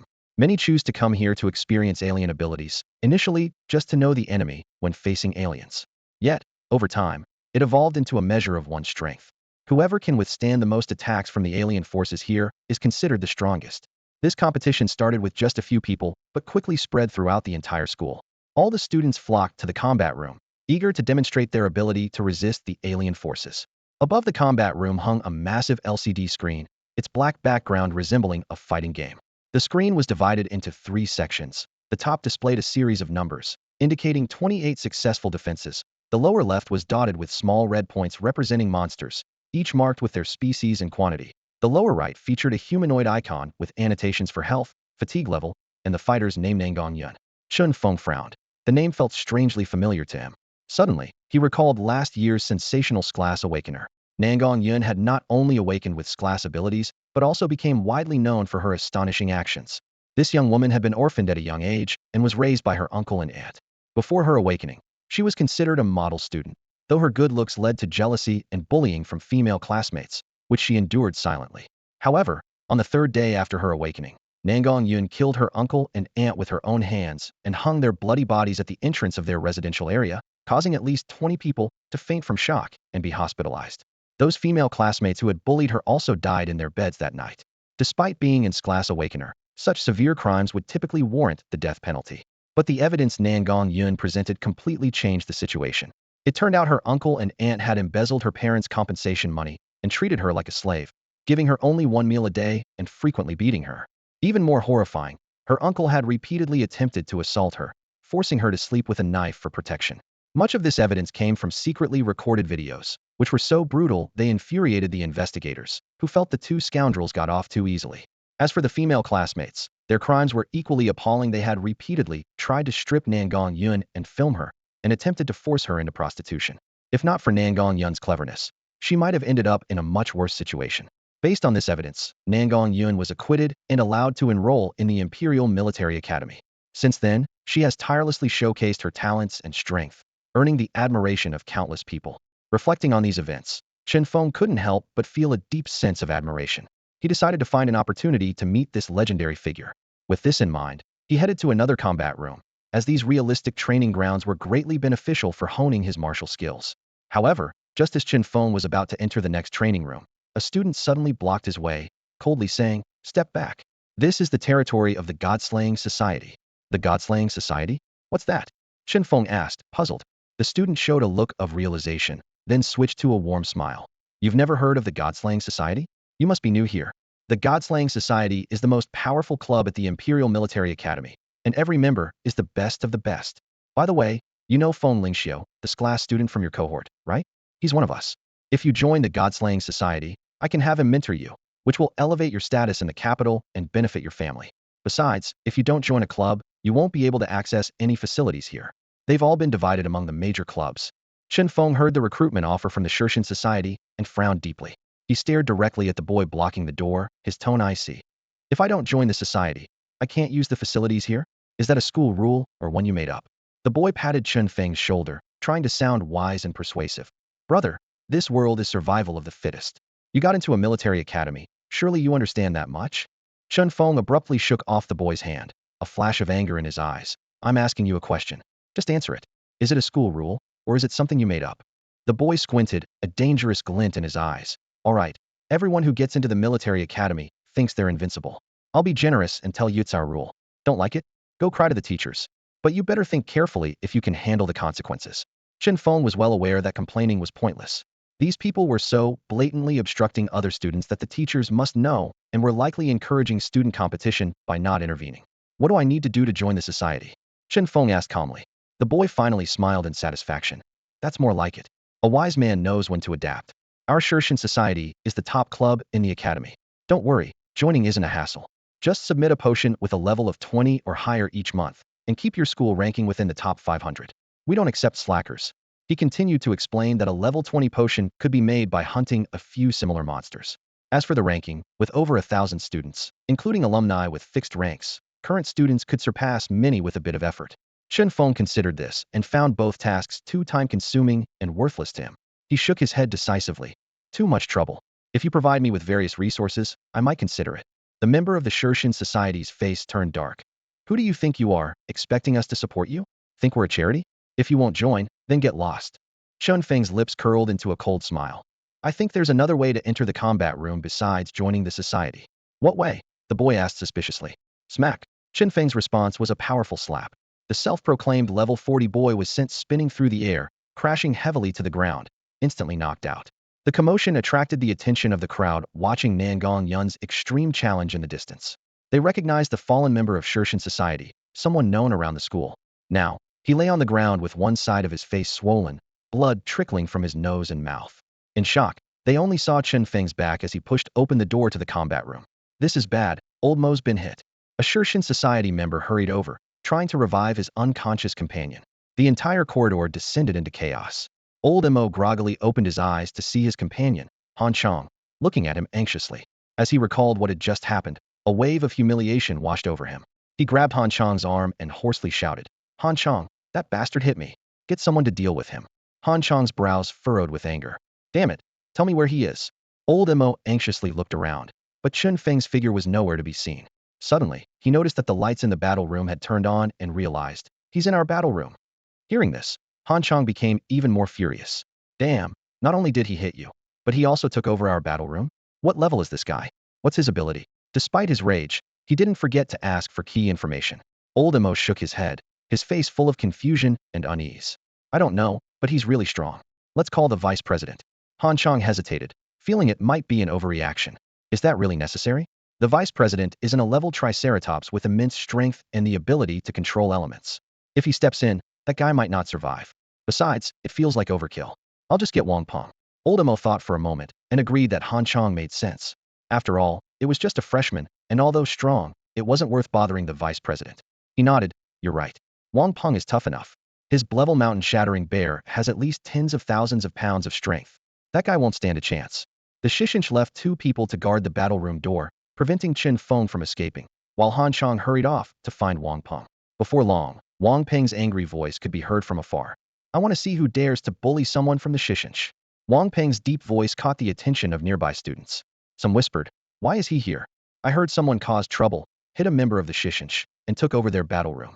Wow, who has the guts? Could it be someone from the Overlord Society? Seems like it's a freshman. That's bad news. Wang Peng is in the top 100 in the academy. That freshman is done for. Let's go check it out. The students' attention shifted from Nangong Yun's battle to this commotion. Although Nangong Yun's skills were well known, a freshman challenging one of the academy's top societies was a rare spectacle. Wang Peng, seeing this as an opportunity to assert his authority, approached Old Mo and sternly asked, where is he? Old Mo pointed to the battle room, gritting his teeth. That bastard is hiding in there. Wang Peng sneered, a vicious glint in his eyes. Hiding? Let's see how long he can hide. Once he comes out, I'll hang him up for 3 days to teach him a lesson about who not to mess with. He then brought over a chair and sat down boldly outside the battle room door. Since the battle room was locked from the inside, there was no way for them to get in without causing damage, so they had to wait patiently. The onlookers, seeing this, lost interest. Someone said disappointedly, I thought we were going to see a real fight. Instead of waiting here, let's go watch Nangong Yun. At least we can catch a glimpse of her when she comes out. Just then, someone exclaimed, is that guy starting a battle? Everyone looked towards the source of the voice and saw that the screen of Chen Feng's battle room had lit up. The display showed a scene similar to Nangong Yun's, but Chen Feng had chosen the Qinghua Fox clan, known for their speed and stealth, a choice only those confident in their agility would make. Seeing this, Wang Peng mockingly said, is this kid planning to practice his agility so he can run away once he comes out? The crowd nodded, agreeing that Wang Peng's guess seemed reasonable. Chen Feng chose the Qinghua links not just to hone his agility. For him, mastering the shadow step was a secondary pursuit, as it wasn't particularly challenging. His primary goal was to master the great demigod fist, a technique that not only required immense strength, but also demanded precise skill. After all, no matter how powerful the force, it's futile if you can't hit your target. Once Chen Feng confirmed his choice of species, the scene before him left him astonished. The combat room, originally just 100 square meters, instantly transformed into a vast wilderness. Squatting down, he touched the grass on the ground with his fingertips. The sensation was so real, it was unbelievable. Is this what they call simulation? He marveled, even suspecting he had experienced a spatial transfer. Curious, Chen Feng walked forward, intending to touch the wall he believed should be there. However, his hand passed through where the wall was supposed to be, touching nothing. Just as he began to seriously doubt whether he had truly been transported to another space, he decisively called out, "Pause." As soon as he spoke, the world before him quickly faded away, and the walls and instruments of the combat room reappeared, with Chen Feng still standing in the same spot. At that moment, he realized the immense technological gap between the Imperial Capital Military Academy and the outside world. This level of technology was simply unattainable elsewhere. Where on earth did they dig this out from? Chen Feng wondered, but he quickly shook off these irrelevant thoughts and focused on the upcoming battle. As the simulation resumed, a large group of Qinghua lynxes suddenly appeared in the distance. These creatures were incredibly fast and agile, their bodies covered in large blue floral patterns. These patterns weren't mere decoration, but served to confuse their enemies. Qinghua lynxes were social animals, always appearing in groups. When hundreds or thousands gathered, their floral patterns blended together, making it difficult for enemies to pinpoint their exact positions. The first Qinghua lynx charged like an arrow. Chen Feng instinctively wanted to punch back, but remembered that his training goal was to integrate the shadow step with the great demon god fist. He quickly adjusted, dodging the lynx's attack with agility, then followed up with a powerful punch. However, despite its strength, the punch missed its mark. The lynx was simply too fast, and Chen Feng's unfamiliarity with the new technique meant he couldn't land a hit. Other Qinghua lynxes joined the fray, darting around Chen Feng like agile arrows. These cunning creatures never attacked head-on.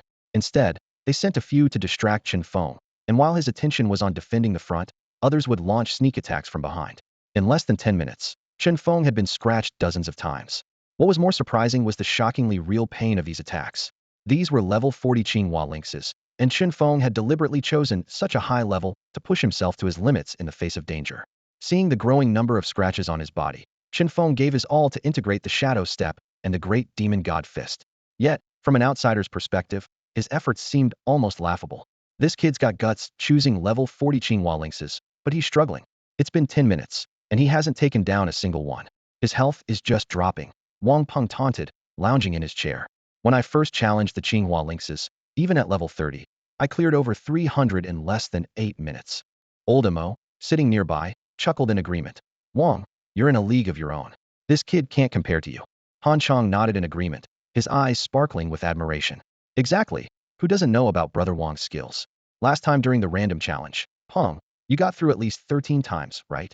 Wang Peng waved his hand modestly, but a slight smile tugged at the corners of his mouth. Don't exaggerate, it was 12.5 times. I got too tired at the end and couldn't keep up, he said, a hint of pride in his voice. Old Mo quickly chimed in, his voice filled with respect. That's still impressive. We barely managed 4 or 5 rounds in the random challenges. Wang Peng suddenly straightened up, his gaze sweeping over the crowd with a challenging tone. Don't sell yourself short. Maybe there's someone here stronger than me. His eyes gleamed with confidence.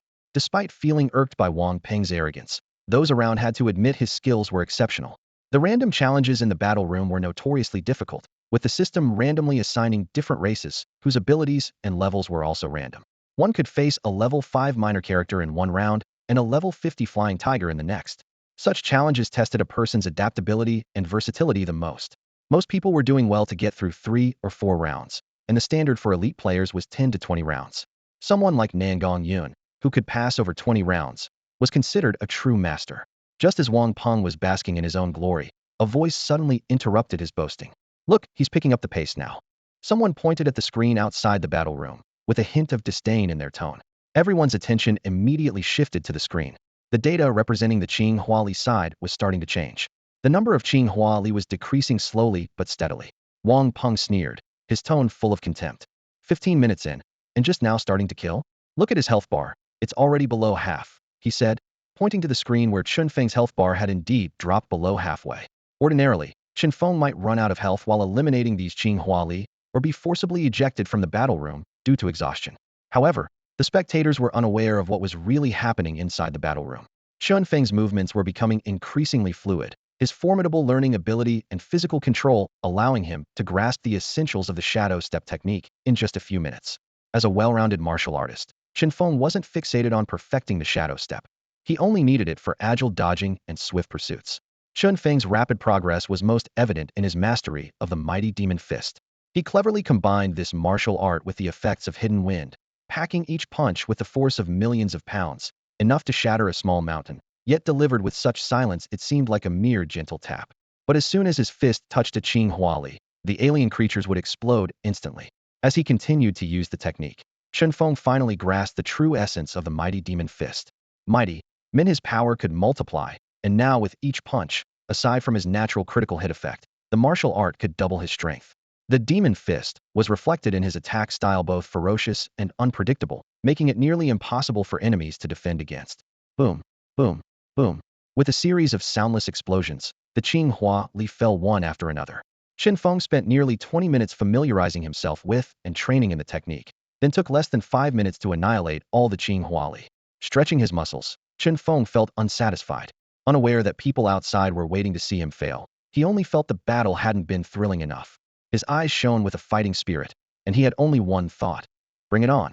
In the second round, Chen Feng decisively chose the level 40 human-faced tiger. This creature, with its grotesque human-like face, was a formidable opponent, known for its fierce strength and cunning attacks, making it the perfect adversary for practicing the Herculean demon fist. Initially, Chen Feng had wanted to challenge it in the first round, but opted to safely practice with the blue flower fox first. Outside, Wang Peng noticed Chen Feng's choice and smirked confidently. He stood up slowly, thinking, this kid is doomed. Others around them also perked up, eagerly anticipating Chen Feng's impending defeat. Everyone's eyes were fixed on the door of the battle room, waiting for the moment when Chen Feng's health would deplete and he would be automatically ejected. Wang Peng, in particular, was already preparing himself for a showdown with Chen Feng. Suddenly, Lao Mo's exclamation broke the silence. What the heck is going on with this guy? Everyone turned to see Lao Mo staring in disbelief at the scoreboard. They instinctively glanced at the screen and were astonished. Incredibly, Chen Feng, who had struggled for half an hour to barely defeat the blue flower fox, was now dispatching the human-faced tiger at an astonishing rate. The human-faced tiger was far more formidable in attack than the blue flower fox. On the scoreboard, the number representing the human-faced tigers was rapidly decreasing. On average, he was taking down one per minute. This speed was beyond what most present could achieve. Wang Peng's expression darkened as he sat back down, muttering, probably just dragging it out to survive a few more minutes. However, they were unaware that Chen Feng was dissatisfied with his performance. If he wasn't focused on training the Herculean demon fist, he could have taken out several human-faced tigers with a single punch, possibly clearing a third of them in a minute. But to master this new skill, he had to slow down his pace. As Chen Feng became more proficient with the Herculean demon fist, his kill speed increased. After another 20 minutes, all the human-faced tigers were cleared. Without hesitation, Chen Feng chose the more challenging Wind Thunder Steed. This creature, capable of harnessing wind and thunder, was known for its terrifying speed and attack power. Seeing Chen Feng's new choice, Wang Peng's grim face broke into a smile as he stood up again, saying, this time he's really done for. Others nodded in agreement. The Wind Thunder Steed was notorious for its incredible speed and fierce thunder attacks, and many there knew they couldn't withstand it.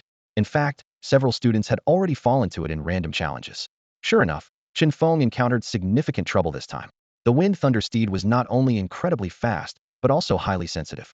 Any slight movement from Chen Feng when he punched would cause them to detect it and retreat swiftly, often countering with lightning attacks. Chen Feng was once again locked in a tense battle. Yet, as the saying goes, the tougher the battle, the more it hones one's skills. This encounter with the Wind Thunder Steed not only deepened Chen Feng's understanding of the concealed wind ability, but also improved his control over the Herculean demon fist. Suddenly, a crackling ball of lightning flew toward Chen Feng. Without hesitation, he swung a seemingly ordinary punch. As his fist neared the lightning ball, a terrifying force erupted, shattering it. Even more astonishing, the force did not dissipate but continued to surge forward, as if searching for its next target. Boom. In an instant, 7 or 8 wind and thunder colts were blown apart, unable to even sense Chen Feng's power. Seeing this, Chen Feng couldn't help but burst into laughter. If even these sensitive creatures couldn't detect him, other alien races would be even less of a threat. Chen Feng had gained a deeper understanding of the mighty demon fist. Each punch struck the enemy from a strange angle, unleashing several times its normal power.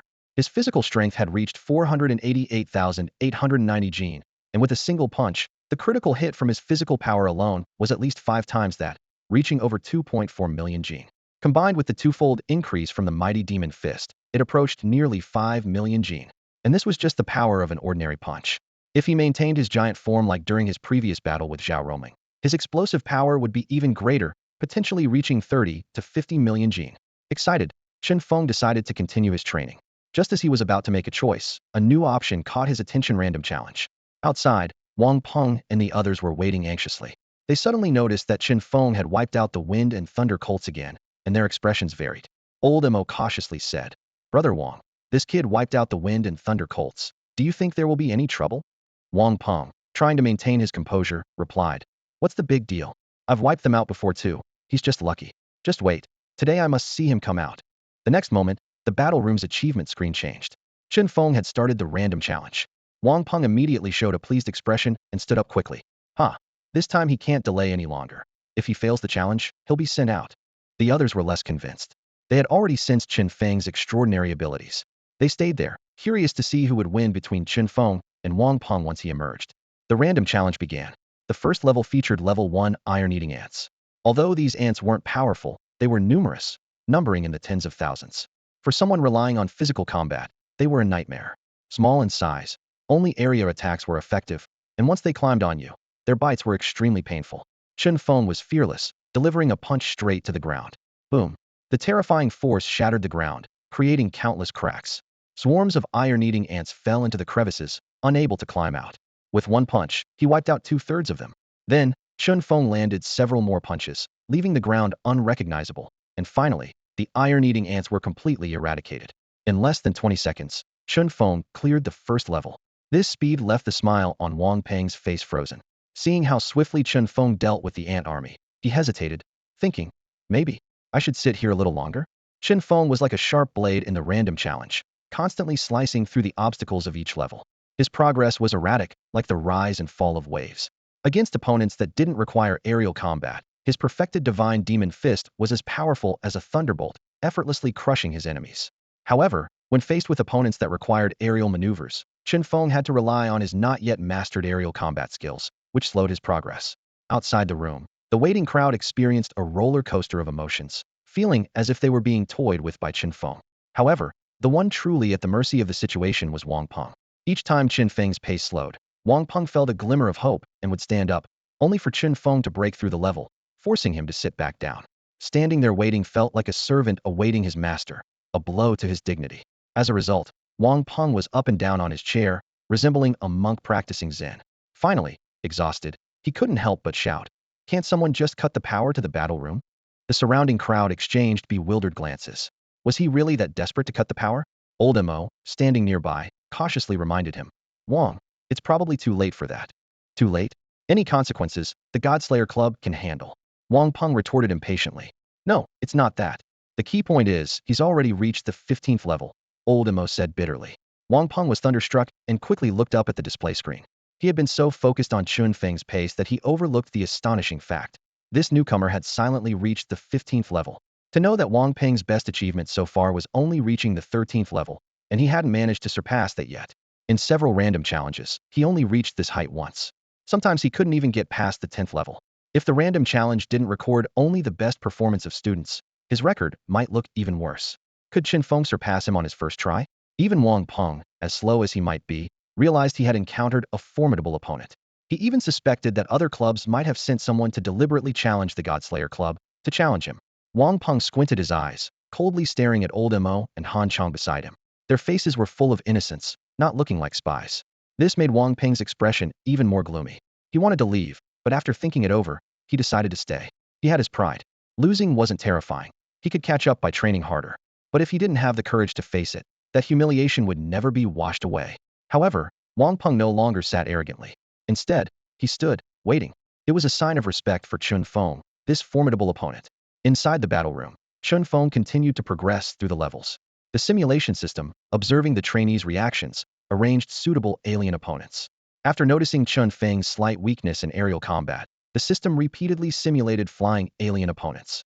This simulation aimed to make trainees aware of their weaknesses and improve them promptly. After all, on a real battlefield, there might be no chance for regret. This targeted simulation also helped Chen Feng's aerial combat skills become more refined, like a fledgling eagle gradually mastering the art of flight. In the battle chamber, Chen Feng showcased remarkable prowess. His aerial combat technique allowed him to maneuver through the air as if walking on solid ground, significantly narrowing the gap between himself and the winged aliens. In the blink of an eye, he had already cleared the 20th level, leaving the crowd outside in stunned silence. The previously mocking expressions vanished, replaced by an almost reverent anticipation as they eagerly awaited this miracle. Wang Peng was sweating profusely, his nerves on edge. Seeing this, Lao Mo quietly suggested they leave, only to be pushed away by Wang Peng. I'm determined to fight this battle today, come what may. Wang Peng gritted his teeth.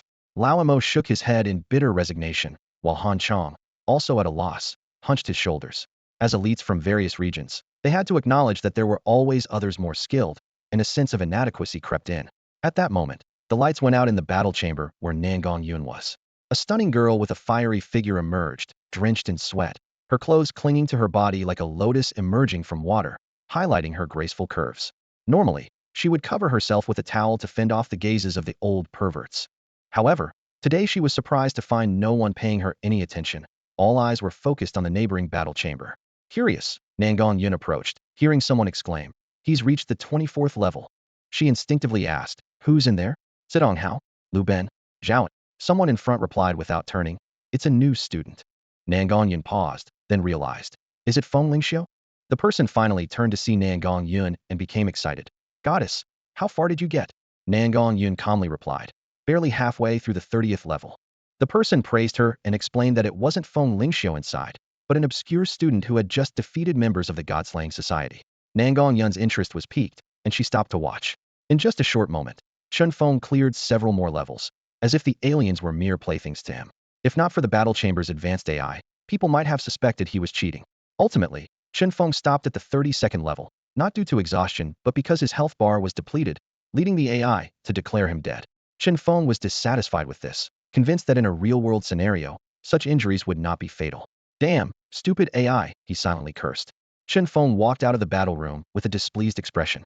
As he pushed open the door, a barrage of eyes shot towards him like arrows. Their gazes were complex and hard to decipher, a mix of awe, respect, and a tinge of resentment. He glanced around, frowning slightly, and asked in confusion, "What's going on? What happened?" At that moment, Wang Peng strode forward with a low, oppressive voice. "Was it you who beat someone from my shishinch?"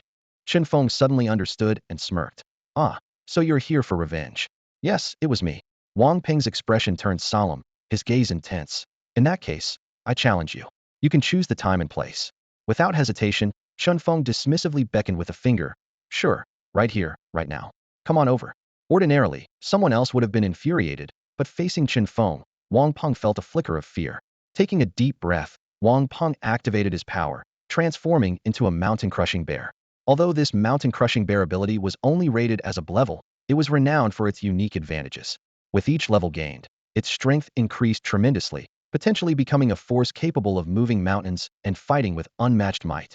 At level 58, Wang Peng's mountain-crushing bear ability had undergone a second transformation.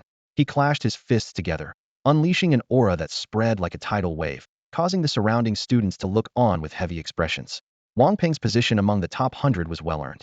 The mountain-crushing bear granted him over 500,000 pounds of brute force, and the two transformations further enhanced this. One was Fury Battle, where his combat power surged with anger. The other was Earth Power, allowing him to continuously draw strength from the ground, providing incredible endurance. Aware of Chen Feng's formidable strength, Wang Peng held nothing back, his power soaring past the 900,000-pound mark. This surge of energy filled him with elation and boosted his confidence. Overlord Fist, Wang Peng roared, executing an 11 martial skill. The punch triggered a sonic boom, its violent force sweeping across like an unstoppable force. The students watching compared themselves quietly, despairing at their inability to withstand such a ferocious strike. Yet, facing Wang Peng's thunderous punch, Chen Feng didn't even bother to use his heaven-splitting divine fist. He merely threw a casual punch. It seemed ordinary, lacking any gust or sonic boom, and even appeared slow. The students were dumbfounded, wondering, what's going on? Is he underestimating his opponent too much? From the back of the crowd, Nangong Yun's eyes widened. At the moment Chen Feng punched, she sensed a threatening aura that chilled her to the core. Boom! The two fists collided, and Wang Peng flew back like a kite with a broken string, crashing heavily to the ground, instantly losing consciousness. Holy crap, the crowd exclaimed. Defeated in one move? This was one of the top 100 fighters at the Imperial Capital Military Academy, not some random weakling. What kind of strength does this guy have? Lao Mo, who had previously been disciplined by Chen Feng, shuddered, realizing that Chen Feng had actually held back then. The scene fell into a deathly silence, the stark difference in power leaving everyone speechless. Chen Feng spoke calmly, his tone carrying an undeniable authority. Go back and tell the president of your club and everyone else, from today onwards, I'll use any of these machines as I please. If anyone has a problem with that, they can come find me. With that, he turned and left, leaving behind a group of stunned students. The recent battle had been immensely rewarding for Chen Feng. Not only had he mastered the art of stealth, but he had also stabilized his critical hit capability to over 3 times the usual power. This meant that every move he made from now on would have a force multiplier of no less than 3, starting at an astonishing 130 to 40,000 pounds. Chen Feng strode confidently toward the exit, and the people around him instinctively made way for him, their eyes filled with awe. Nangong Yun watched his retreating figure thoughtfully before quickly following after him. Hey, wait up, a clear voice called from behind. Chen Feng turned to see a tall, beautiful young woman running towards him. In the sunlight, she wore a form-fitting sports bra and shorts, her chest rising and falling as she moved, her long, shapely legs almost reflecting the light. Which club are you representing? Chen Feng assumed Nangong Yun was there to challenge him. Nangong Yun gave a bright smile. No, I just wanted to meet you. My name is Nangong Yun. She extended her slender hand. Chen Feng shook it politely. Chen Feng, pleased to meet you. Oh, not at all, you're much stronger than I am. I haven't even passed the 30th level yet. Nangong Yun modestly released his hand. If you have some time, could I buy you a coffee and chat? I'd love to learn how you managed to clear the levels. Chen Feng shook his head. I'd like to get to know you too, but I'm hungry right now. Need to grab something to eat. No problem, we could chat while eating. Nangong Yun suggested enthusiastically. Sure, let's go, Chen Feng agreed. Nangong Yun immediately led Chen Feng to the cafeteria at the Imperial Military Academy. As a place that catered to the nation's top students, it was naturally extravagant. It offered a wide variety of snacks and dishes from all over, and even had separate dining areas for ordering meals. Without hesitation, Chen Feng ordered 50 pounds of level 60 deep-sea ice shark meat, costing a whopping 30 million. This rare delicacy, difficult to catch from the deep sea and rich in energy, was understandably expensive. Chen Feng's order of 50 pounds left Nangong Yun stunned. In contrast, she only ordered 2 cups of coffee and a small plate of snacks, clearly more budget-conscious. The two found a seat by the window. Nangong Yun pushed a cup of coffee towards Chen Feng and was about to speak, but saw that Chen Feng had already started devouring the meat on his plate. Understandingly, Nangong Yun kept quiet and waited patiently. Chen Feng was very pleased with Nangong Yun's consideration and ate even faster. Each piece of meat increased his energy level. Once he finished the entire 50 pounds, his hunger was finally satiated, and his level increased by 1. Name, Chen Feng. Physical enhancement LV 57. Increases strength by 57 pounds per minute. Each attack triggers a random critical hit multiplier. Can transform into a giant. 0800000. Absolute control LV 48. Supersensory abilities, nullifies illusions within a 48-meter radius, weakens natural abilities, and reflects damage, with a random ratio. 198, 432620000. Strength, 500,000 pounds. Chen Feng contentedly patted his stomach, then turned to Nangong Yun and asked, Are you in a hurry? Not really, why? Nangong Yun looked at him curiously. No reason. If you're not in a hurry, I'll get some more food. Chen Feng said, getting up to head back to the cafeteria window. Nangong Yun was taken aback, her lips parting slightly in surprise, thinking, this guy is still not full? Soon enough, Chen Feng returned with another pile of meat.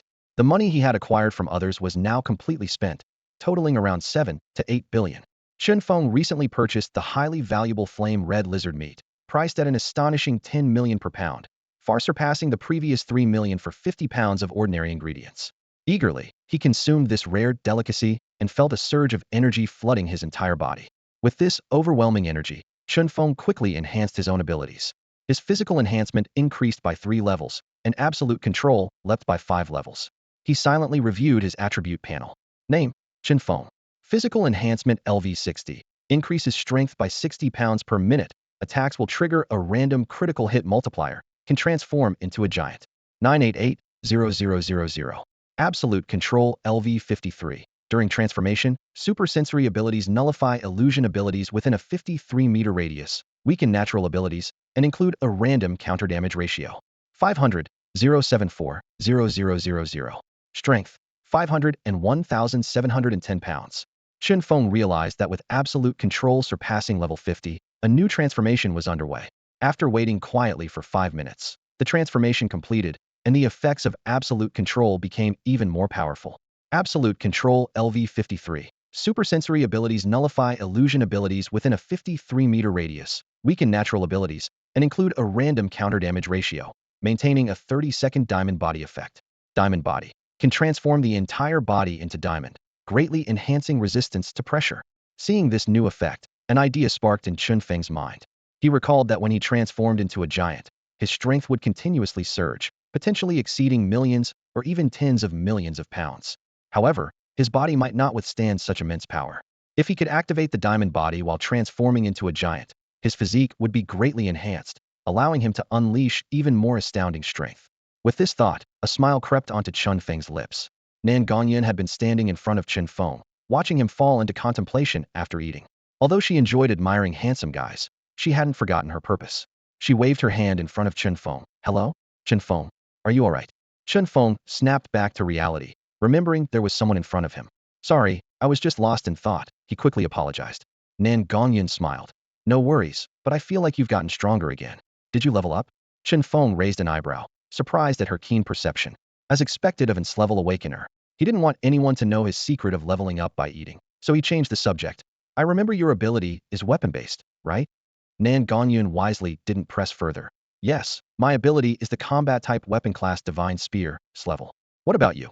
I'm in the combat-type amplification class, physical enhancement, with a mutation, Chen Feng explained, noting Nan Gongyun's surprised expression. Nan Gongyun realized why the Imperial Capital Military Academy valued physical enhancement abilities. She didn't delve deeper, as their relationship wasn't at that level yet. I actually wanted to ask you something, Nan Gongyan said. In the random challenges, I encountered a troublesome group of aliens, the Screaming Bloodbats. I've been stuck on them for several attempts. Have you faced them? Chen Feng nodded. Yes, I've encountered them. They're a tricky bunch. They can emit brain-disrupting screams, suck blood, and carry a terrifying virus. Even a small scratch can lead to poisoning. Nangong Yun's eyes sparkled with excitement as she stared intently at Chen Feng and eagerly asked, That's it. How did you clear the level? Her breathing quickened with anticipation, and she leaned forward slightly, waiting for his answer. Chen Feng calmly explained, I just learned some sound wave martial techniques. My teacher found me the lion's roar technique, so I just roared at those monsters. Nangong Yun frowned in thought. Lion's roar? Doesn't that require a lot of strength to perform? Chen Feng nodded in agreement. That's right, I tried it. To start training, you need at least 200,000 gene of strength. The greater the strength, the stronger the sonic attack. Nangong Yun's expression turned a bit disappointed. She wasn't focused on strength, nor on physical training, so the lion's roar seemed out of reach for her. But looking at the fair and handsome young man in front of her, she didn't think Chen Feng seemed like a strength-type awakener. Curiously, she tentatively asked, Can I ask you a possibly rude question?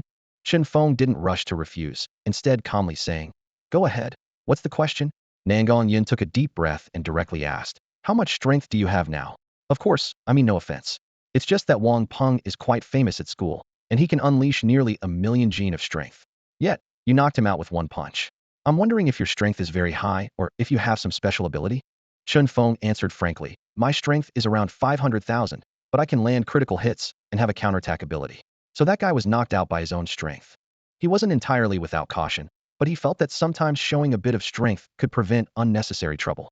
Nangong Yun realized, a hint of wariness flashing in her eyes. A counterattack ability, huh? That's the toughest. It's not about thick defense, it's about wearing the right armor. This ability is considered one of the most formidable. She paused, then smiled and asked, But it's also the ability everyone wants the most. Want to team up? Chen Feng was a bit puzzled. Team up? Does the battle room have a team mode? Nangong Yin shook her head, explaining, No, I mean a real trip to the secret realm. The academy encourages students to train in the secret realms. I think we could team up. You be the tank, I'll deal the damage, and we split the resources evenly. What do you think? Chen Feng declined without hesitation. I prefer hunting alone. Even though he knew Nangong Yun was among the top 10 in the academy and quite skilled, he simply didn't need the partnership. Nangong Yun was a bit disappointed, tentatively asking, Are you afraid I'll hold you back? Chen Feng shrugged. I just think we're both strong enough solo, so why force a team up? Nangong Yun hesitated, then just said, All right, I'll be going then. With that, she got up and left the cafeteria. Chen Feng also left the cafeteria, realizing he needed to figure out how to make some money since staying here without funds was pointless. Returning to his villa, Chen Feng noticed the hole in the wall had been repaired. Suddenly, the witch Lilia's head popped through the ceiling, hanging upside down as she said to Chen Feng, "You're back. Someone dropped off a payment notice. Just swipe your card." Then she disappeared again, likely back to watching shows on the second floor. Chen Feng was puzzled. A payment notice? It can't be for tuition, right? Isn't the Imperial Capital Military Academy free? He walked to the coffee table and picked up the notice to examine it closely. It turned out to be a notification from the Imperial Academy's forging department. The dragon corpse Chen Feng had stored was taken by Master Du He to make a set of dragon scale armor, requiring a 300 million deposit. Chen Feng remembered that Zhao Roming had mentioned helping him contact a master to turn the dragon scales into armor. It seemed she had succeeded, but he hadn't expected to foot the bill. Chen Feng quickly took out his phone and called Zhao Roming to find out what was going on. The call connected quickly, and Zhao Roming's urgent voice came through. "Perfect timing. Do you have 30 million? Lend it to me. I've got a great hand this time. I just need one more to break even." Without a word, Chen Feng hung up the phone. Chen Feng was completely taken aback to discover that his teacher was a gambler. He frowned as he looked at the payment slip in front of him, calculating in his mind. The dragon scale armor was absolutely essential. With just the deposit alone worth 3 billion, it was surely an extraordinary treasure. Even though the students at the academy all pretended to rely solely on their own abilities, Chen Feng knew that once they were out in the wild, it was every man for himself. Especially those old families, since combat-type weapon awakeners could pass down their weapons. Many families had hidden divine weapons forged by the elders with their life's energy. After contemplating for a moment, Chen Feng decided to tackle the immediate problem first. He dialed a number, and the call was quickly answered by a steady voice. "Hello, who is this? Is this the commander of the Hengqing Town Demon Subjugation Army? This is Chen Feng of Hengqing's Light." Chen Feng got straight to the point. "I urgently need 10 billion. Please transfer the funds to me." The commander's tone immediately softened. "Chen Feng, how are you doing at the Imperial Capital Military Academy?" "Pretty good. I even have a mentor now, Zhao Roming." Chen Feng replied honestly. The commander drew in a sharp breath. "How did you end up with her as your mentor?" Chen Feng explained. "I'm focused on physical enhancement, and she's well-versed in physical combat, so it's a good fit." The commander was evidently familiar with Zhao Roming, and his tone was full of regret. "But she's notorious for her gambling and fighting habits, and has racked up a lot of gambling debts and medical bills. Such a promising talent. How did you end up with a mentor like her?" Chen Feng was shocked. "Why didn't you tell me earlier? I only knew she liked to gamble, not that she was in debt too." The commander explained helplessly. "With so many people at the Imperial Capital Military Academy, how was I to know you'd choose her as a mentor? Didn't the academy provide any information on the teachers?" Chen Feng was unbothered. "It's fine. She's still quite responsible with me." The commander sighed in relief. "That's good to hear." He then changed the subject. "So, how's the weather over there?" Chen Feng replied irritably. "It's fine." "Wait, there's no weather in a secret realm." The commander laughed awkwardly. Right. How's the food then?" Chen Feng patiently answered. "It's good. There's plenty to choose from." "That's great. Don't let yourself suffer." The commander continued rambling. "By the way, how are things with Chuyu? How far have you two gone? I'll be expecting an invitation to your wedding, but don't rush into having kids. It might interfere with your training." Chen Feng's head was spinning from all the questions and quickly found an excuse. "I have to go train now. Goodbye, commander." With that, he hung up. Chen Feng sighed in relief and suddenly realized he had forgotten the main reason for his call. Wait, what was I calling him for again? He had a moment of clarity. Damn it, that old guy was distracting me.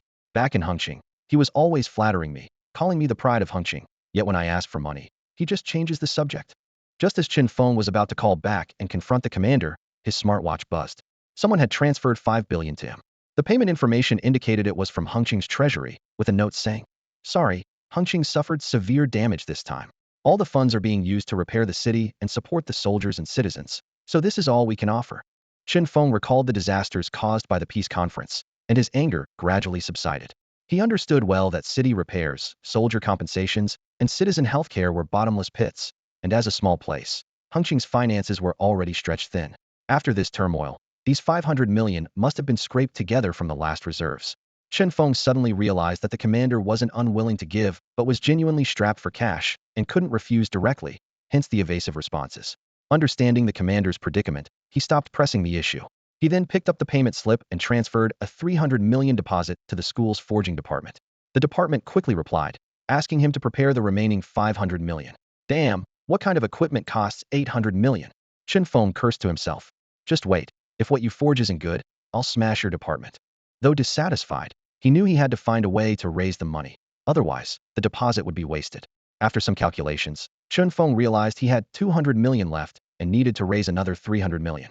He considered borrowing from Chu Yu but quickly thought better of it, knowing the Chu family also suffered significant losses and could only offer a few tens of millions, which wouldn't be enough. He couldn't help but fantasize about finding a wealthy fool to extort money from. Just then, the doorbell rang. Ding dong.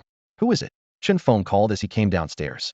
Shirshan Society, Situ Hao, came a cold voice from outside.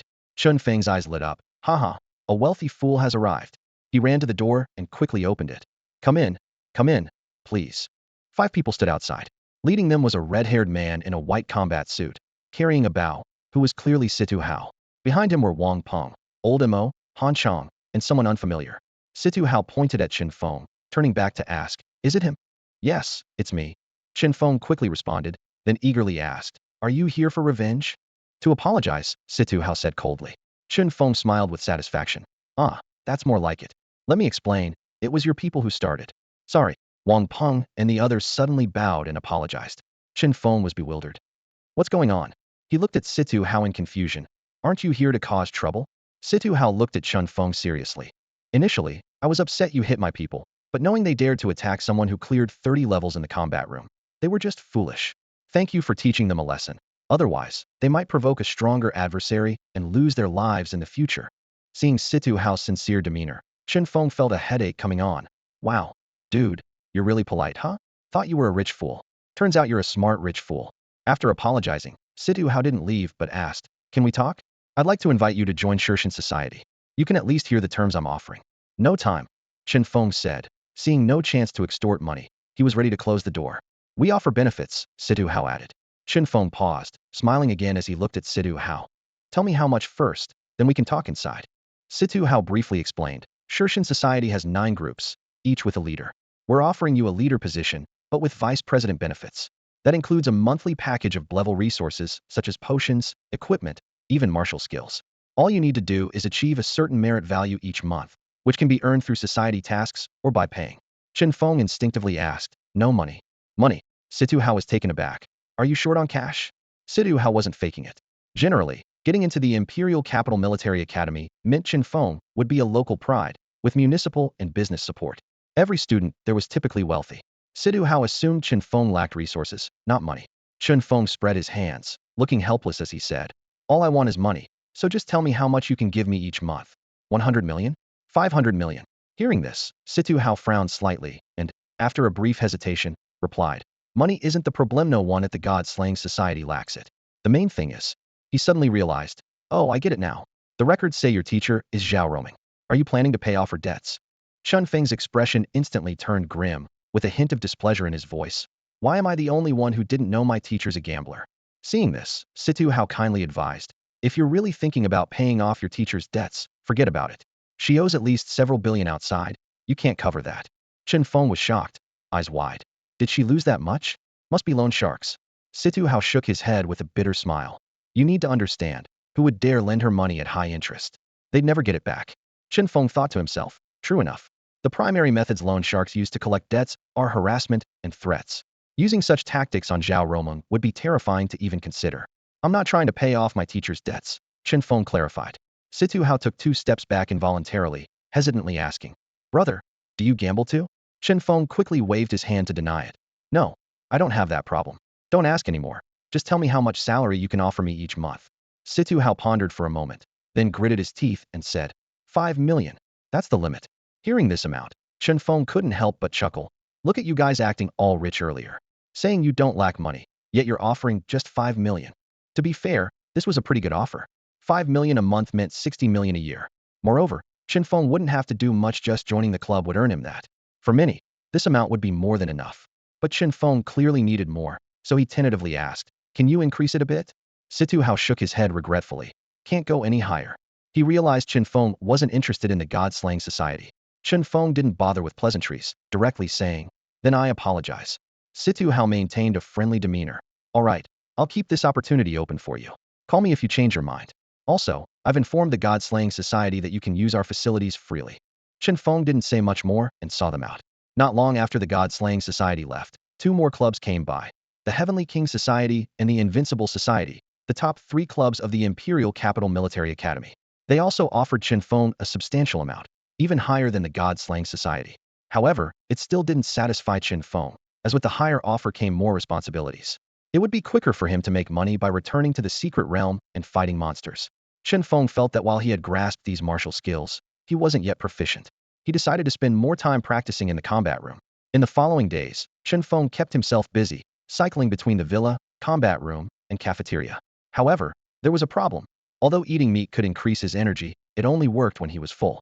Otherwise, his body, muscles, and cells would lack nutrients, hindering his progress. The downside of Chen Feng's strong physique was his enormous appetite. Each meal required a lot of high-energy food.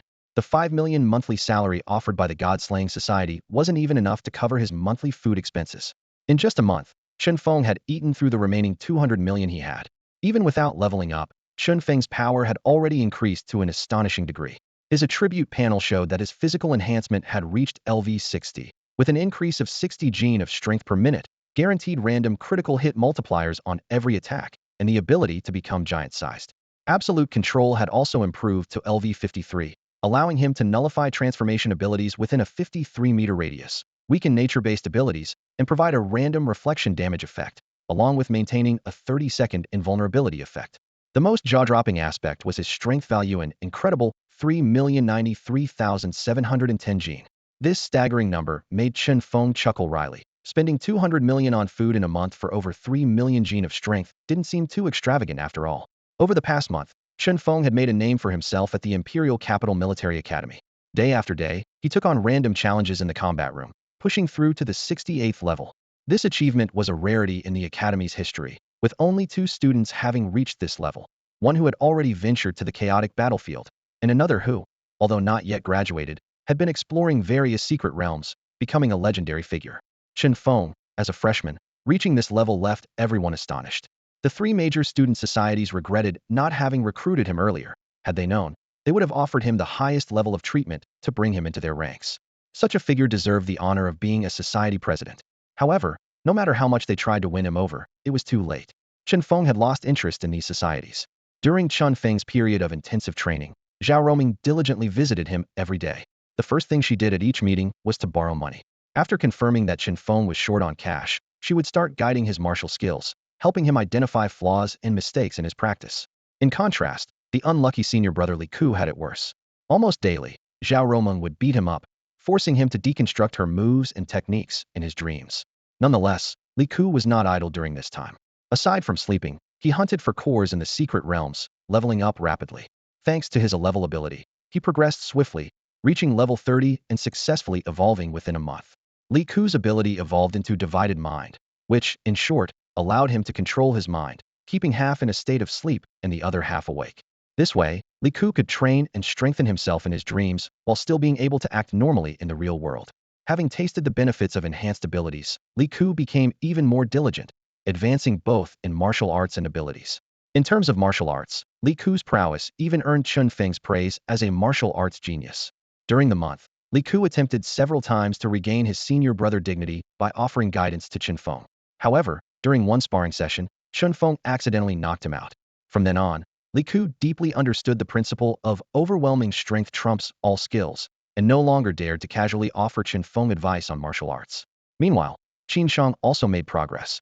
He found a mentor, a renowned figure at the Imperial Capital Military Academy known as the Azura Blade King, a formidable fighter. It was said that the Blade King had reached level 98 but had been forced to return to recover after being severely injured on the chaotic battlefield. Originally, he had no intention of taking on a disciple, but after Qin Shang persistently challenged him day after day, the Azura Blade King recognized Qin Shang's extraordinary talent and skill in blade techniques, ultimately deciding to take him as a disciple. After Qin Shang successfully became a disciple, his attitude towards Chen Feng changed noticeably. He no longer challenged Chen Feng at every turn, but instead focused all his energy on sparring with his mentor. Over the past month, the intensity of Qin Shang's training even surprised Chen Feng. When Chen Feng learned by chance that Qin Shang frequently got injured during training and had used up dozens of recovery potions, he couldn't help but gasp. What astonished him even more was that Qin Shang's mentor covered the cost of these expensive potions. This discovery piqued Chen Feng's curiosity, prompting him to investigate the relationships between other students and their mentors. By talking to people like Nangong Yun, Chen Feng found out that most mentors not only guided their students, but also provided various resources. Some even offered their daughters in marriage to outstanding students. This information made Chen Feng think about his own mentor, Zhao Roming. Although Zhao Roming didn't provide extra material resources, Chen Feng had to admit that her guidance was indeed wholehearted. She patiently answered every question and imparted all kinds of combat techniques without reservation. Under her meticulous instruction, Chen Feng's combat skills improved by leaps and bounds. What was even more remarkable was that Zhao Roming managed to acquire S-level martial techniques for both Chen Feng and Li Ku. At the Imperial Capital Military Academy, S-level techniques were not easily accessible. Students typically needed to improve their rankings or complete tasks to earn credits for exchanging these advanced techniques. However, Zhao Roming helped them bypass this cumbersome process. While Chen Feng was contemplating these matters in the villa, Zhao Roming, who had been absent for 2 days, suddenly paid a visit. Upon entering, she carefully observed Chen Feng, a hint of approval in her eyes. Not bad. It seems your strength has improved again. Chen Feng didn't respond immediately, but focused on observing Zhao Roming. As his own abilities grew, his perception of his surroundings became sharper. Masters who once seemed formidable now appeared less daunting. Yet, in front of Zhao Roming, he still felt an indescribable sense of pressure. At that moment, Chen Feng's sixth sense suddenly went into overdrive. He realized Zhao Roming might be about to strike him, and it would be a lethal blow. This premonition had occurred several times in the past month, but never with such intensity and persistence. Chen Feng understood that Zhao Roming was testing his abilities. He decided to shift this danger onto his senior brother. Teacher, I think my senior brother needs your training more. Zhao Roming withdrew her imposing aura and gave a smile of approval. Not bad. You've actually sensed that I was about to act. Quite an improvement. She paused, then continued. However, I'm here to inform you that it's time to hone your skills on the battlefield. Your senior brother will be going with you. Chen Feng suddenly realized, recalling that a month ago, Zhao Roming had mentioned that once he mastered the martial techniques, she would take him to experience real combat on the battlefield. Now, that moment had finally arrived. Zhao Roming tossed out. Get ready, I'll go find your senior brother, and turned to leave. Soon, there were sounds of clattering from the villa next door, indicating that the mentor and disciple had started fighting. Chen Feng shook his head and began packing. There wasn't much to pack, just a few changes of clothes and a witch named Lilia. As Chen Feng finished packing, his watch suddenly received a communication request. The screen displayed the name Chuyu. Chen Feng accepted the video call, and Chuyu's pretty face instantly appeared before him. She seemed to have just finished showering, her makeup-free face glowing like a fresh lotus. Chuyu was wearing a strappy nightgown, with the neckline slightly low, revealing a deep cleavage. Chen Feng grinned and asked, "What's up? Need something from your husband?" Hearing this term, Chuyu's cheeks turned a charming shade of red. A bit nervously, she said, "The freshman martial arts tournament is coming up, and I want to participate. Can you come and watch?" Chen Feng looked surprised. You? Join the freshman tournament? Isn't that bullying the honest folks? He thought to himself. Chuyu was in level talent, absolutely dominating among her peers. Chuyu explained, a bit embarrassed. Well, I didn't really want to join, but the rewards are too tempting. First place gets $1 billion in prize money, and S-level martial skill, and a level resource package, and 500 credits. When I contacted you the other day, weren't you just worried about money? I thought this would be a good chance. If I win the prize, I can help ease your financial troubles. Chen Feng felt a warm sensation in his heart. He teased, but, using Suzaku Academy's money to support a man from the Imperial Capital Military Academy, isn't that a bit much? Chuyu waved her hand boldly, her chest moving with the gesture. Let them say what they want. What's wrong with supporting my own man? Chen Feng glanced again at the charming sight and said, but I might not be able to watch. My teacher is taking me to the battlefield for training, in the 3 cities that recently fell. Chuyu exclaimed with joy, really? We're also going there for the freshman tournament, and this time all 4 academies are involved. I was just thinking about how to persuade you to go. Looks like we'll meet there. It's been a month, I miss you so much. Tears welled up in her eyes, clearly overwhelmed by longing. Chen Feng gave a gentle smile, comforting Chuyu with a few words. After ending the call, he began to look into the details of the freshman tournament. He was concerned there might be issues, especially since the previous incidents with the Feng family had left him somewhat distrustful of the powers in the imperial capital. Soon, Chen Feng found the relevant information. The freshman martial arts tournament was originally meant for students to get acquainted and motivate everyone through the emergence of new champions. However, it had evolved into a stage for fierce competition, even becoming a tool for rivalry among the 4 top academies. To avoid malicious competition, the tournament was moved to places like secret realms, where victory was determined by the number and level of monsters slain. While researching, Chen Feng discovered something interesting. The Imperial Capital Military Academy had never participated in the freshman tournament. When invited by the 4 top academies, they had once dismissed it with the phrase, wolves don't fight over scraps with dogs. which led to a feud. Although it didn't escalate to violence, every negative news piece about the Imperial Capital Military Academy online was invariably liked by the four top academies. Chen Feng was all set to depart when Zhao Roming suddenly informed him to wait for 2 more days. Her reason was to give Li Ku some time to recover, as he had been quite badly injured in the recent incident.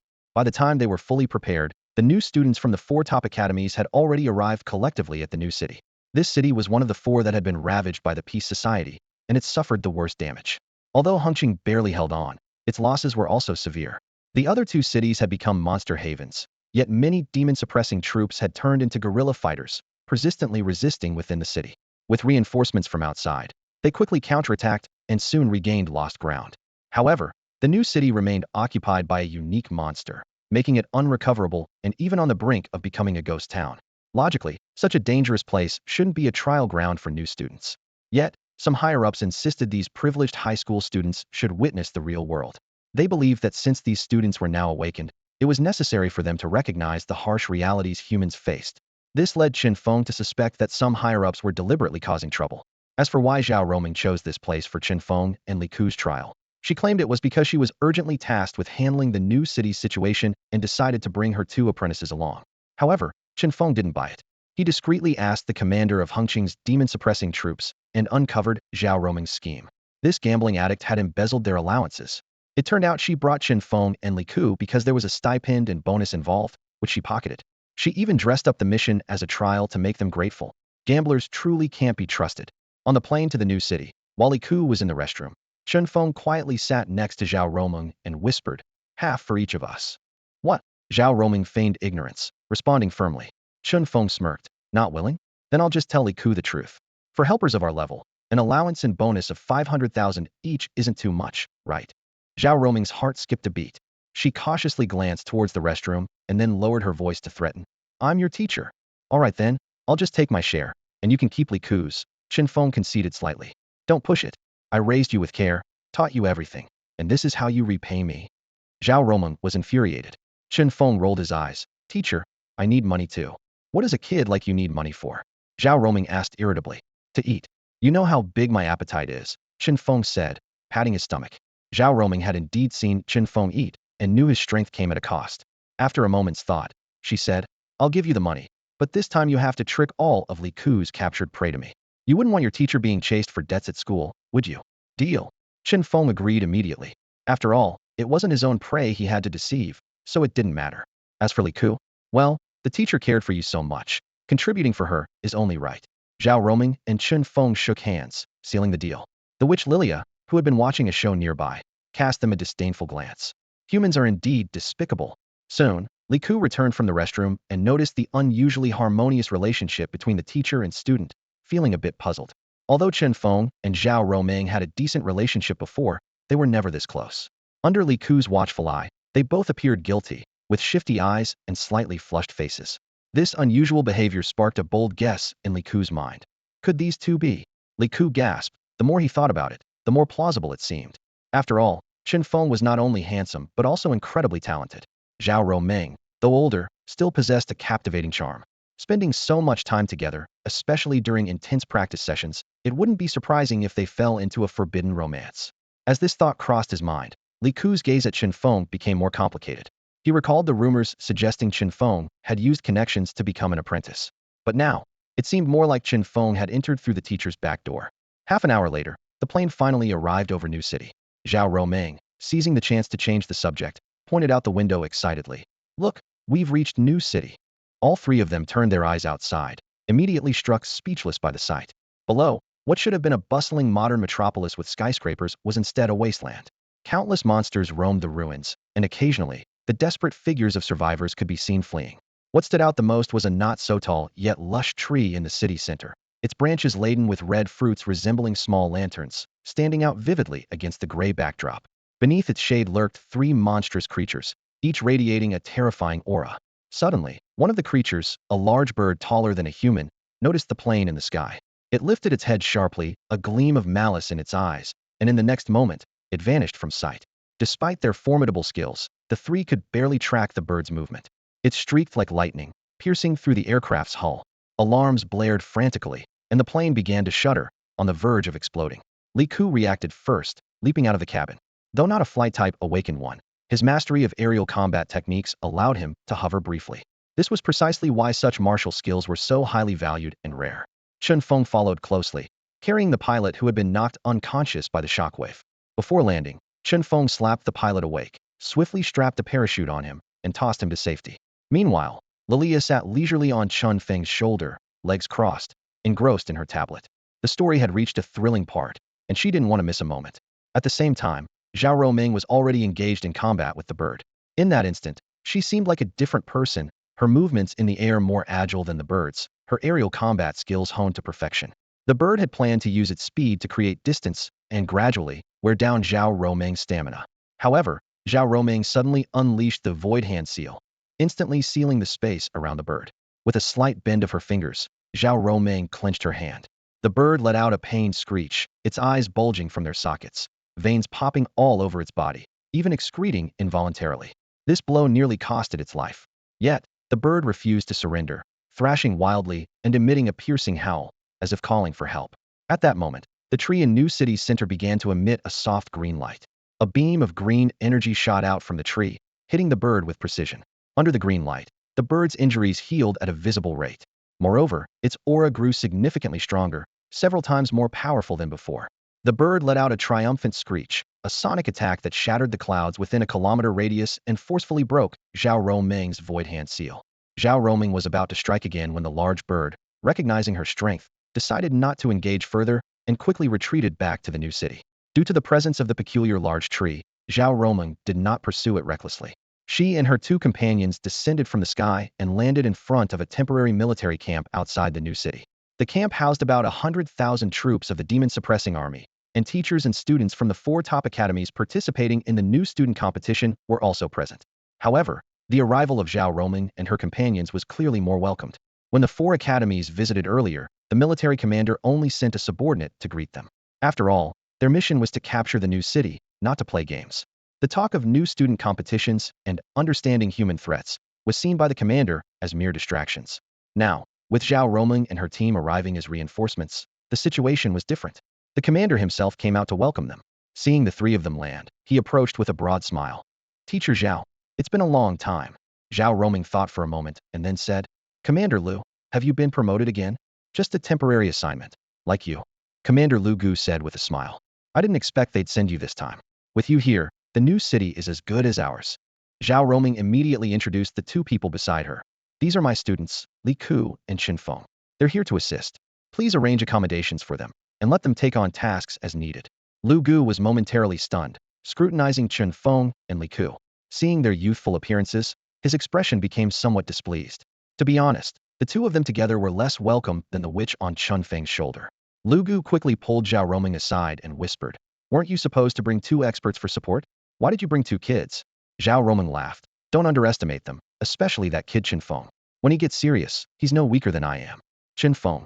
Lu Gu hesitated slightly, finding the name familiar, but he still doubted the capabilities of the 2 youngsters. Knowing Zhao Roming's character too well, he lowly grumbled, "Did you embezzle the funds meant for reinforcements and bring 2 kids to fill in? I'm telling you, this is about capturing the new city, a matter of national dignity. This is no joke." Zhao Roming, feeling a bit guilty, insisted, "They're really strong. If you don't believe me, give them a dangerous task and let them prove themselves." Lu Gu frowned, cursing himself for trusting this gambler to be serious. But since they were already here, he couldn't afford to offend them too much. Besides, if these 2 could get into the Imperial Military Academy, they must have potential. "Let's arrange a place for these 4 to rest first," Lu Gu said, lacking enthusiasm. "Once settled, Teacher Zhao, find me so we can discuss the situation." A soldier immediately led them to find accommodations. After they left, Lu Gu's adjutant approached and asked, "Commander, are you really going to assign those 2 kids dangerous tasks?" "Of course not. Who would take responsibility if something happened to them?" Lu Gu scoffed. "Just give them some trivial tasks like the new students from the 4 academies. We can't really expect 2 kids to be of much help." Lu Gu glanced at Chen Feng with a hint of displeasure, pondering silently. That young man named Chen Feng seemed to have a powerful alien creature perched on his shoulder, which might be useful in battle. But he quickly shook his head.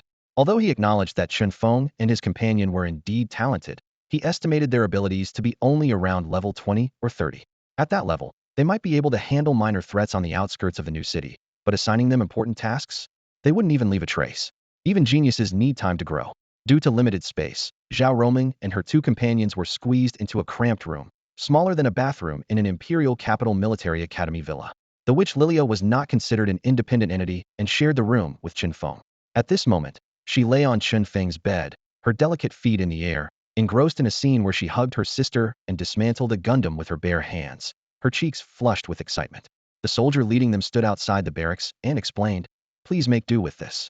This is just a temporary setup. Even the commander's quarters aren't much bigger." Chen Feng leaned against the barracks door, nonchalantly asking, "Are we free to move around?" The soldier quickly advised, "It's best not to leave the camp, and definitely don't wander into the new city." Li Ku followed up, "When will we be assigned a task?" The soldier looked troubled. "I'm not sure about that.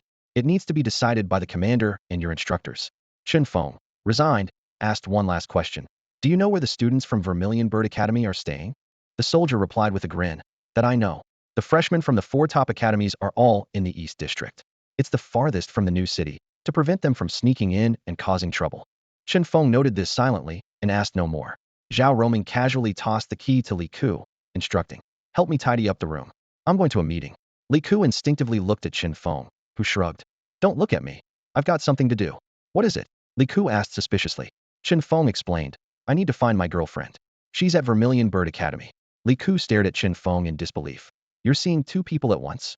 This comment left Chen Feng momentarily stunned. "What do you mean, seeing two people?"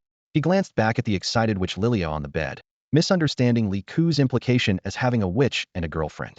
Chen Feng quickly clarified, "You've got it wrong. My girlfriend is only the one from Vermilion Bird Academy. As for her and me, it's more like a transaction." Li Ku misunderstood further, thinking Chen Feng was admitting to a relationship with Zhao Roming, leaving him bewildered. "Can you really talk about such things so openly? Am I dreaming or just not awake?" Seeing Li Ku's confusion, Chen Feng patted his shoulder and said, "Go tidy up the room for the teacher. I'm off." "Wait, don't." Li Ku stopped Chen Feng. "It's not right for me to tidy the room while you're here. Given the special relationship between the two of you, it's inappropriate for me to be too close to the teacher. It's a matter of respect." Chen Feng retorted, "The teacher assigned you, not me. Why are you trying to shirk responsibility? Just because I'm a junior, I should be bullied? I'm going to see my girlfriend, and if you don't tidy up, the teacher will deal with you." With that, Chen Feng dashed off. Li Ku watched Chen Feng leave, then looked at Zhao Roming's room, feeling caught between a rock and a hard place. He muttered to himself, "Their relationships are so complicated. Can I just quit being a disciple?" Chen Feng stepped into the Eastern District military camp, a stark contrast to the environment he was familiar with. Although the place seemed a bit desolate, it was bustling with excitement due to the students and teachers participating in the martial arts competition. The new students gathered in small groups, eagerly discussing their plans for entering the new city. Chen Feng's arrival went unnoticed. He casually stopped a student wearing the Vermilion Bird Academy uniform and asked, "Hey, brother, do you know where Chu Yu from your academy lives?" The student turned around, gave Chen Feng a once-over, and flashed a knowing smile. "Which academy are you from, mate? You're the 28th person to come looking for Chu Yu in the past 2 days." Chen Feng raised an eyebrow, a hint of displeasure in his tone. "Who else is looking for her besides me?" The student shrugged nonchalantly. "Who else? Her admirers, of course. But dude, you came to find someone empty-handed? Others are showing their sincerity with flowers or tamed creatures. How do you expect to see the goddess Chu without bringing anything?" Chen Feng chuckled helplessly. "I'm her boyfriend." "Yeah, right," the student scoffed. "Out of 10 people, 8 claim to be her boyfriend. Some say they're her brother or her cousin. If you're going to pretend, at least be creative." Chen Feng's patience was wearing thin. "Look, just tell me where she is, all right?" "Thanks, man." The student gave a sly grin, draping an arm over Chen Feng's shoulder and rubbing his fingers together. See, trying to chase our academy's goddess with no patience? If I tell you where she is, shouldn't you give me something in return?" It turned out that Vermilion Bird Academy students had been making a tidy profit by giving directions, even setting a clear price. 5 level 20 cores for one set of directions. Seeing this, Chen Feng stopped asking and simply pulled out his phone to make a call. "Hey, I'm at the East District, right by the flagpole. Can you come get me?" The student, realizing Chen Feng was directly contacting someone, looked displeased. "Damn, if you knew someone in Vermilion Bird Academy, why didn't you say so earlier? Playing me, huh?" Ignoring him, Chen Feng waited quietly. The student grew more irritated, chattering on. "Quite the attitude. I'm telling you, with that kind of demeanor, you'll never win over Goddess Chu. Just wait until I tell her all about you, and you won't even get to see her." Fed up, Chen Feng snapped, "Get lost." This shout attracted more Vermilion Bird Academy students. The student, emboldened by the crowd, taunted, "Telling me to get lost on my own turf? Who do you think you are? bullying us Vermilion Bird Academy students. More students gathered, and the atmosphere grew tense. During the inter-academy martial arts competition, they couldn't afford to let one of their own be slighted. The student, now more confident, shouted to the crowd, "Hey, everyone, check this out. This pretty boy came to harass Goddess Chu, and I stopped him. Now he's acting all high and mighty. Doesn't he need a lesson?" Hearing it was yet another person looking for Chu Yu, many students sneered. Someone in the crowd shouted disapprovingly, "Our own goddess, and we haven't even had a chance to chase her. Why do all these outsiders keep bothering her? Kid, you better get out of here. Yeah, get lost. The Goddess Chu isn't someone you can think about. Drive him away and protect the Goddess Chu." The crowd erupted with angry shouts, everyone waving their fists, trying to expel Chen Feng. The leading guy looked at Chen Feng with a smug smile. "See? When I say you won't meet the Goddess Chu, you won't." Chen Feng looked around at the jealous crowd, frowning. Their noise was as annoying as buzzing flies. Finally, he had enough and stomped his foot hard. Boom! The ground shook violently, as if a sudden earthquake had hit. People around lost their balance and fell over each other. Chen Feng coldly scanned the disheveled crowd on the ground, the earth beneath his feet already cracked. He warned in a deep voice, "If you dare to talk more nonsense, I'll bury you all." This scene stunned everyone present. The students of Vermilion Bird Academy finally realized that Chen Feng's strength was extraordinary, and their faces turned grim. The leading guy was so scared his voice trembled. Okay. So an expert from another school came to cause trouble. Do you really think Vermilion Bird Academy has no one? Just then, a clear and pleasant voice came from afar. "Feng, you're here." Everyone looked towards the voice, only to see Chu Yu striding quickly towards them. Her face was beaming with a bright smile, and her long black hair fluttered in the wind. Chu Yu dashed to Chen Feng and unhesitatingly threw herself into his arms. She was like a young bird returning to its nest, or a kitten snuggling in its owner's embrace, greedily breathing in the faint, pleasant scent from Chen Feng, holding him tightly and refusing to let go. This affectionate scene left everyone around stunned. Ever since Chu Yu joined Vermilion Bird Academy, she had always been extremely aloof, never giving the boys any attention, keeping them at a distance. In the past month, when had they ever seen Chu Yu show such a sweet smile to someone, let alone such an intimate embrace? It turns out Chu Yu wasn't cold, they just weren't worthy. At this moment, countless young hearts shattered, and many others locked their hearts away, no longer daring to fantasize about Chu Yu. Chen Feng gently stroked Chu Yu's hair and asked with a smile, "I heard you've been harassed a lot? Want me to teach them a lesson?" Chu Yu confidently replied, "No need. Those who harass me aren't my match. Even if I can't beat them, a word to my teacher and they'll run away with their tails between their legs." Chen Feng knew well that Chu Yu's teacher was from the powerful Lu family, known for their formidable strength and fierce personality. "All right, if there's trouble, just let me know. I can help you deal with it. Otherwise, it might be hard to meet up in the future," Chen Feng said, thinking about how he would be busy frequently exploring secret realms. Hearing Chen Feng might be pressed for time, Chu Yu was even more reluctant to let him go looking for trouble. She clung tightly to his arm, pleading, "Stay and walk with me. I miss you." "Sure, let's go for a walk." Chen Feng agreed readily. "Ah, you can leave the camp?" Chu Yu asked with surprise. The camp was large but dull and had nothing of interest. They couldn't leave and had to follow orders. Chen Feng took out the Demon Suppression Army badge from his pocket and wore it proudly. "Forgot? I'm the pride of Hung City." In the bewildered eyes of everyone, Chen Feng led Chu Yu to the camp gate. The soldier at the gate raised his hand to stop them. "Halt. No one leaves without the commander's order." Chen Feng pointed to his chest. "Brother, take a look at this." The soldier took a closer look, his pupils shrinking sharply. "A merit badge? How old are you and you have this?" "Hung City. I saved it." Chen Feng pointed to his nose, with a hint of pride in his voice. "You're Chen Feng," the soldier exclaimed. After all, when four cities faced crises, only Hung City held firm. That alone was enough to make Chen Feng's name known throughout the Demon Suppression Army. With Chen Feng nodding to confirm his identity, the soldier stood straight and saluted, respectfully letting them pass. A merit-level member of the Demon Suppression Army, just wanting to leave the camp, who would dare make it difficult? Beyond the new city lies a desolate wasteland. The relentless onslaught of monsters has turned it into a forbidden zone that none dare to enter. Yet, it is not silent here. Even from a distance, the roars of various monsters from the new city can be clearly heard, echoing through the air like a sinister symphony. Chu Yu clung tightly to Chen Feng's arm as they walked side by side on the wide highway. Her eyes occasionally swept over the lush wildflowers and grasses by the roadside, filling her with mixed emotions. The arrival of the secret realm had been a disaster for humanity, but it had brought unexpected gifts to nature. Flora and fauna worldwide had become more vibrant and noticeably larger. Chu Yu recalled statistics she had once heard. Before the secret realm, 3 species went extinct every hour globally. Now, this topic seemed to have faded into obscurity. Immersed in the sweetness of her time with Chen Feng, Chu Yu tried to find a topic to break the silence. Sensing her thoughts, Chen Feng smiled and said, "Could it be that with the rise of the era of the strong, everyone is focused on the awakened ones, and no one cares about those so-called experts anymore?" Chu Yu had no reply and could only sigh. If only internet trolls could disappear too. She remembered the recent anonymous slanders and insults she had suffered at UK Academy due to her aloof image. Although the Academy had taken action by deleting posts, banning accounts, and even making the main culprits apologize, the experience was still distasteful. Chen Feng shook his head. "That's impossible. Internet trolls are just a bunch of incompetent and jealous people. Every era has them. But there are ways to deal with them. Although they are annoying, they are also cowardly. If you're just a bit stronger than them, they'll keep chattering. But if you surpass them by far, they'll be as obedient as dogs." He asked with concern. "Looks like you've had some trouble at UK Academy?" Chu Yu, not wanting these trivial matters to affect their rare time together, smiled gently and said, "It's all sorted out. The Academy wouldn't let such small-minded people bully and shrank like me." Chen Feng chuckled and pinched Chu Yu's cheek. Just as he was about to say something, his expression suddenly became tense, his gaze fixed on a patch of grass ahead.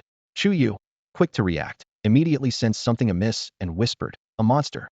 Chen Feng flicked his finger, sending a whistling air bullet through the grass. With a shrill cry, a gray rat burst from the nest, its belly bleeding profusely, yet it still desperately tried to escape. "Running means you might die. Not running means you will die." Chen Feng murmured softly, then made a hand gesture like a gun, aiming at the gray rat.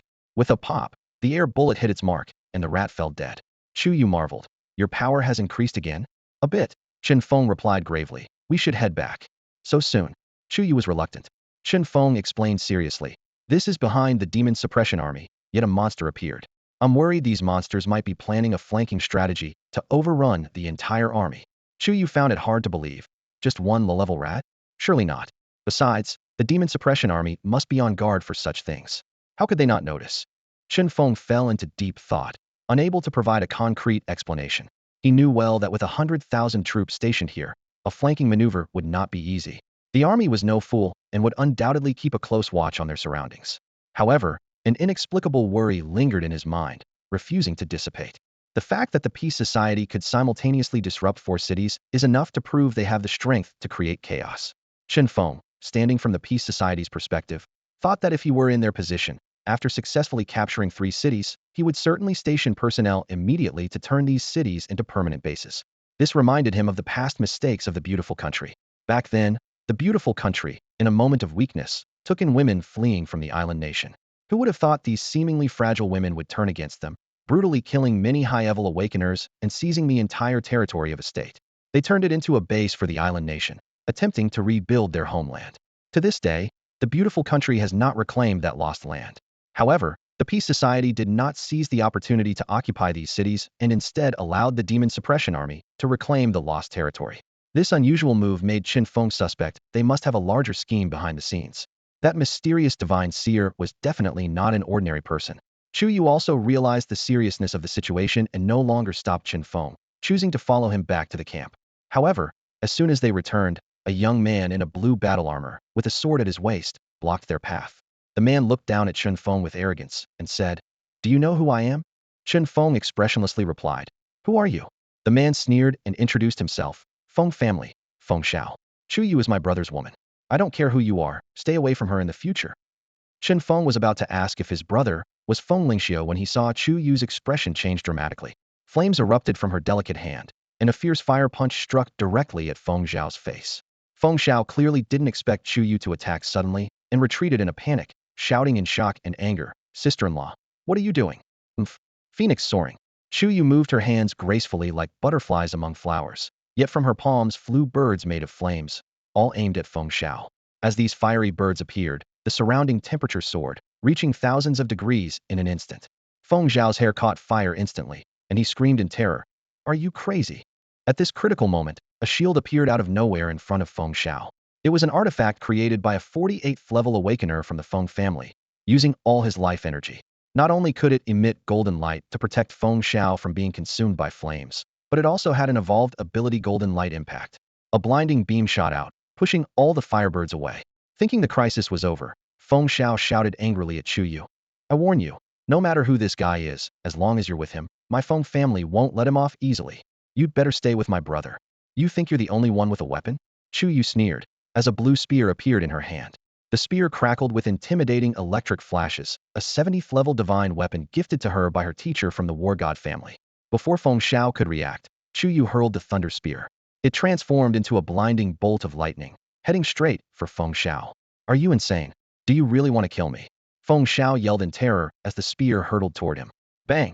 The shield in Feng Xiao's hand shattered instantly, and the spear effortlessly pierced through his abdomen. Feng Xiao convulsed painfully from the electric shock, blood gushing from his mouth. He fell to the ground, eyes wide in disbelief, unable to comprehend that someone dared to strike him, the young master of the war god family, so ruthlessly. Everyone around was stunned, watching Feng Xiao pinned to the ground by the spear, momentarily forgetting to rescue him or alert the superiors. The entire camp fell into a deathly silence. Chu Yu strode confidently over to Feng Xiao, her long legs moving with purpose. Her slender fingers lightly grasped the spear, turning it slowly with an impassive expression. Feng Xiao immediately felt a sharp, unbearable pain in his abdomen, causing him to let out a series of anguished screams. I'm from the Feng family. If you kill me, you won't survive either. Feng Xiao threatened through gritted teeth. Chu Yu smirked coldly, mocking him mercilessly. With someone as useless as you, it's no wonder the Feng family's upbringing is a mess. I can only imagine your so-called elder brother is just as incompetent. She lifted her head, her beautiful eyes devoid of warmth as she surveyed the crowd. Her voice was icy and resolute. Listen up, all of you. In this life, I'm only with Chen Feng, and I only like him. If anyone dares to bother me again, your fate will be even worse than his. At that moment, Chu Yu exuded an aura of regal authority. Her cold gaze compelled everyone present to lower their heads, unable to meet her eyes. Many girls looked at her with admiration shining in their eyes. The powerful stance of this fierce and beautiful girl was something they all yearned for. Chu Yu's assertiveness did not diminish her image in the eyes of the crowd. Instead, it garnered her more admiration and respect. The boys were envious of Chen Feng, thinking who wouldn't want such a passionate and beautiful girlfriend? Chen Feng was taken aback as he watched Chu Yu. During their 6 years together, she had always seemed gentle and obedient in front of him. He had never seen this strong side of her. Yet, this side of Chu Yu made him feel even more drawn to her. Feng Xiao clutched his wounded abdomen, still defiant as he questioned, what makes him better than my brother? Family background? Skills? Compatibility? That guy is just a pretty face hiding behind you. What else can he do? If my brother were here, he'd crush him easily. Though the people around felt Feng Xiao was too arrogant, they had to admit that Feng Lingxiu was indeed a top talent. Comparing abilities, family status, and social circles, Chen Feng seemed to be at a disadvantage. Chu Yu coldly retorted, how do you know he won't surpass your brother in the future? Huh, if he can't even compete now, what's the point of talking about the future? Feng Xiao scoffed. Chu Yu's eyes flashed with anger as she forcefully twisted the spear. Feng Xiao screamed in pain, his legs kicking wildly, digging a pit in the ground. I'm going to say it, damn it, I will. Feng Xiao shouted hysterically, your boyfriend is a loser who depends on a woman. Even if you kill me, he'll never be as good as my brother. Upon hearing this, Chu Yu unhesitatingly pulled out the spear, aiming it at Feng Xiao's head. Let's see how brave the so-called war god family really is. At that moment, Chen Feng approached and gently wrapped his arm around Chu Yu's slender waist. The girl who was as proud as a queen in front of others leaned compliantly against Chen Feng's shoulder, waiting for his next move. Chen Feng looked at Feng Xiao and calmly asked, your brother is Feng Lingxiu? So you met him at the Imperial Military Academy? Feng Xiao sneered but did not reply. Yeah, he came to find me, and I knocked him out with a brick, Chen Feng said casually. What? Impossible. Feng Xiao's eyes widened in disbelief. Chen Feng continued. I also took all the money from his account. Ask him if he had to ask your family for money, and you'll know if it's true. Chen Feng chuckled and said, guess why I can walk out of school freely after doing something like that? And your brother hasn't said a word? Because after I knocked him out, he hasn't dared to seek revenge. This statement was like a bombshell, leaving everyone present in shock. Since Feng Lingxiu was knocked out and had all his money taken, he hadn't looked for Chen Feng, not even once. It wasn't out of fear, but rather a carefully considered judgment. Although Feng Lingxiu came from a prominent family, he understood the strength of the Imperial Capital Military Academy better than someone like Feng Xiao. He knew exactly what it meant for someone to pass over 30 levels in the battle room right after enrolling. Even with his own level abilities, Feng Lingxiu only managed to clear 25 levels on his first attempt. What truly alarmed Feng Lingxiu was that Chen Feng continued to break his own records, reaching over 60 levels. This achievement made Feng Lingxiu fully recognize Chen Feng's strength, making him wary of seeking revenge. However, Feng Xiao wasn't buying it. He widened his eyes, his voice dripping with skepticism. No way, absolutely not. You're definitely exaggerating. The surrounding people exchanged glances, clearly half-doubting Chen Feng's words. In their eyes, Feng Lingxiu was a dazzling figure of the imperial capital, held in high regard by many high-ranking officials and considered a future war god's successor. How could such a favored one be overshadowed by Chen Feng at the academy? Unfortunately, they couldn't enter the Imperial Capital Military Academy or interact with its people, so they could only question the truth of Chen Feng's claims. Chen Feng couldn't be bothered to prove anything to Feng Xiao. His intention was simply to reassure Chu Yu, so she wouldn't worry about him. Chu Yu clearly believed Chen Feng completely. She ignored the gazes around her, stood on her tiptoes, and gave Chen Feng a light kiss on the cheek. Her face flushed, she softly said, "You go ahead." Chen Feng nodded in agreement, striding away towards the commander's office. After he left, Chu Yu also put away her thunder spear and left the scene without looking back. After Chu Yu left, Feng Xiao's cronies came over to offer him some healing potion. As Feng Xiao drank the potion, his expression was dark and menacing. Though he verbally dismissed Chen Feng's words, he was still uneasy. He took out his phone, preparing to call his brother to confirm the truth. Meanwhile, Chen Feng, thanks to his merit badge, made his way unimpeded to the commander's office. However, he found the commander absent, reportedly assigning tasks on the outskirts of the new city. Even tasks related to Chen Feng had already been assigned. With no other choice, Chen Feng used his watch to relay this information to Zhao Roming, asking her to inform the commander. At that moment, on the front lines of the new city outskirts, the commander was with 10 division leaders, teachers from the 4 major academies, and Zhao Roming, assessing the situation. In front of them was a virtual screen displaying real-time dynamics of the new city through satellite observation. The commander deftly divided the city into 11 zones, assigning each division leader a section. The remaining zone, where the giant tree monster was located, was assigned to Zhao Roming to see if she could directly deal with the creature. As Zhao Roming listened intently to the instructions, she felt her watch vibrate and glanced at the message. Despite her tendency to compromise for money, she was exceptionally reliable in critical moments. She immediately grabbed the commander's arm, her expression serious, and said, "Commander, something's not right. There's a monster appearing behind us. Could this be a plot by the monsters and the Peace Society to encircle us while we're spread thin and then wipe us out?" The commander was about to issue the orders when he turned around, frowning deeply. "How do you know?" Zhao Roming explained. "One of my students noticed it. Although it was just a rat, we can't be too careful. The Peace Society has the capability to disrupt 4 cities simultaneously, so it's not impossible for them to cause trouble, right?" The commander didn't rise to his position by being arrogant or stubborn. Years of experience battling monsters taught him that these seemingly dull creatures are, in fact, incredibly cunning. Faced with the sudden emergence of the Peace Society, he remained vigilant. Upon hearing Zhao Roming's suggestion, the commander furrowed his brow and pondered. Although there was no concrete evidence to support this hypothesis, it was wise to be prepared. He decisively adjusted the deployment. "Leave half the troops to guard the rear. If there are any disturbances, we can respond promptly." This decision increased the defense force compared to the original plan. With advanced technology and weapons, any attempt at a surprise attack would fail unless the enemy's numbers exceeded the stationed forces by more than 5 times. After the assignments were complete, Zhao Roming returned to the barracks. As she opened the door, she saw Li Ku diligently practicing his martial skills in the tidied room. Since acquiring the ability to multitask, he could train simultaneously in dreams and reality, improving his efficiency 5-fold. This was because time in dreams flowed at a quarter of the speed of reality, and as his ability improved, this ratio could be further adjusted. Zhao Roming advised, "You will receive your mission later. Follow the instructions closely. I need to infiltrate the core area to investigate the large tree. Remember, self-preservation comes first. Don't play the hero, retreat if necessary." Although Chen Feng and Li Ku were skilled and graduates of the Imperial Military Academy, and should be at the forefront of battle, Zhao Roming understood their future lay in the chaos battlefield, not in sacrificing themselves for a single city's fate before they had fully developed.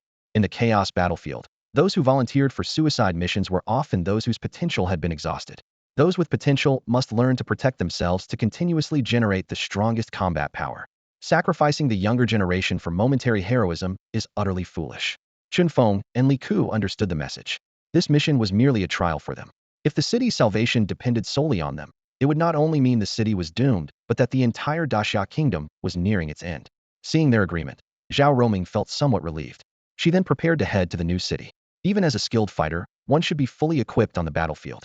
Being cautious and preserving one's life is only sensible. The military camp was in full operation, and the army marched to the new city. Chen Feng and Li Ku received their gear.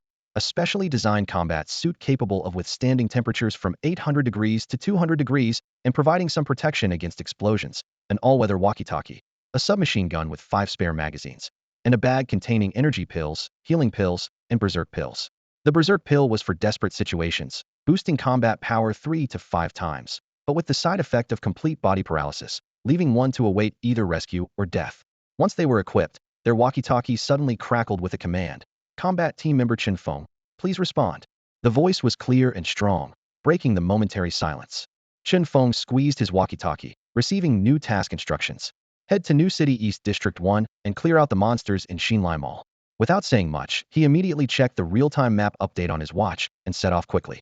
Meanwhile, Li Ku received a similar task to clear out a small vegetable market in East District 1.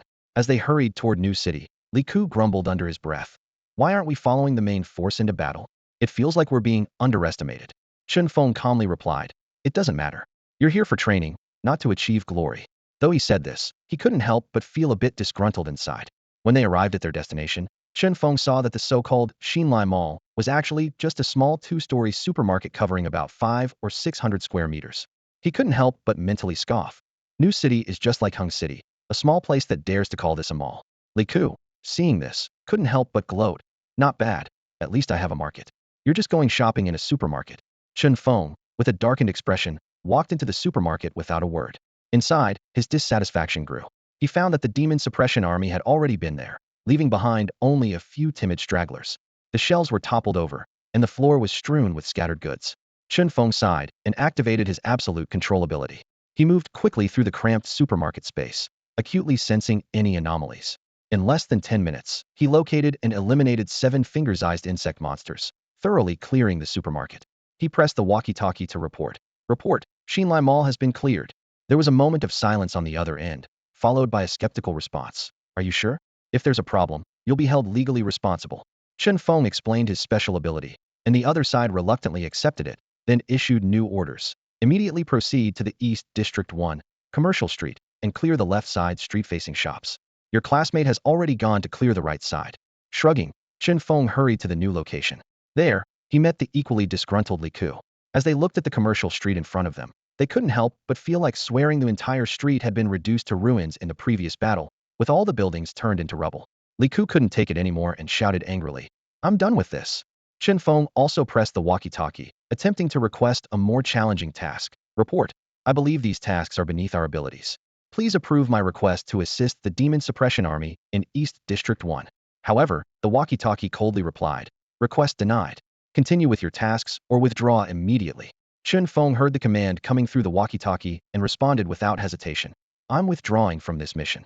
All right, return immediately, came the urgent order from the other side. Chen Feng chuckled coldly. I've already withdrawn from the mission. Why should I listen to you?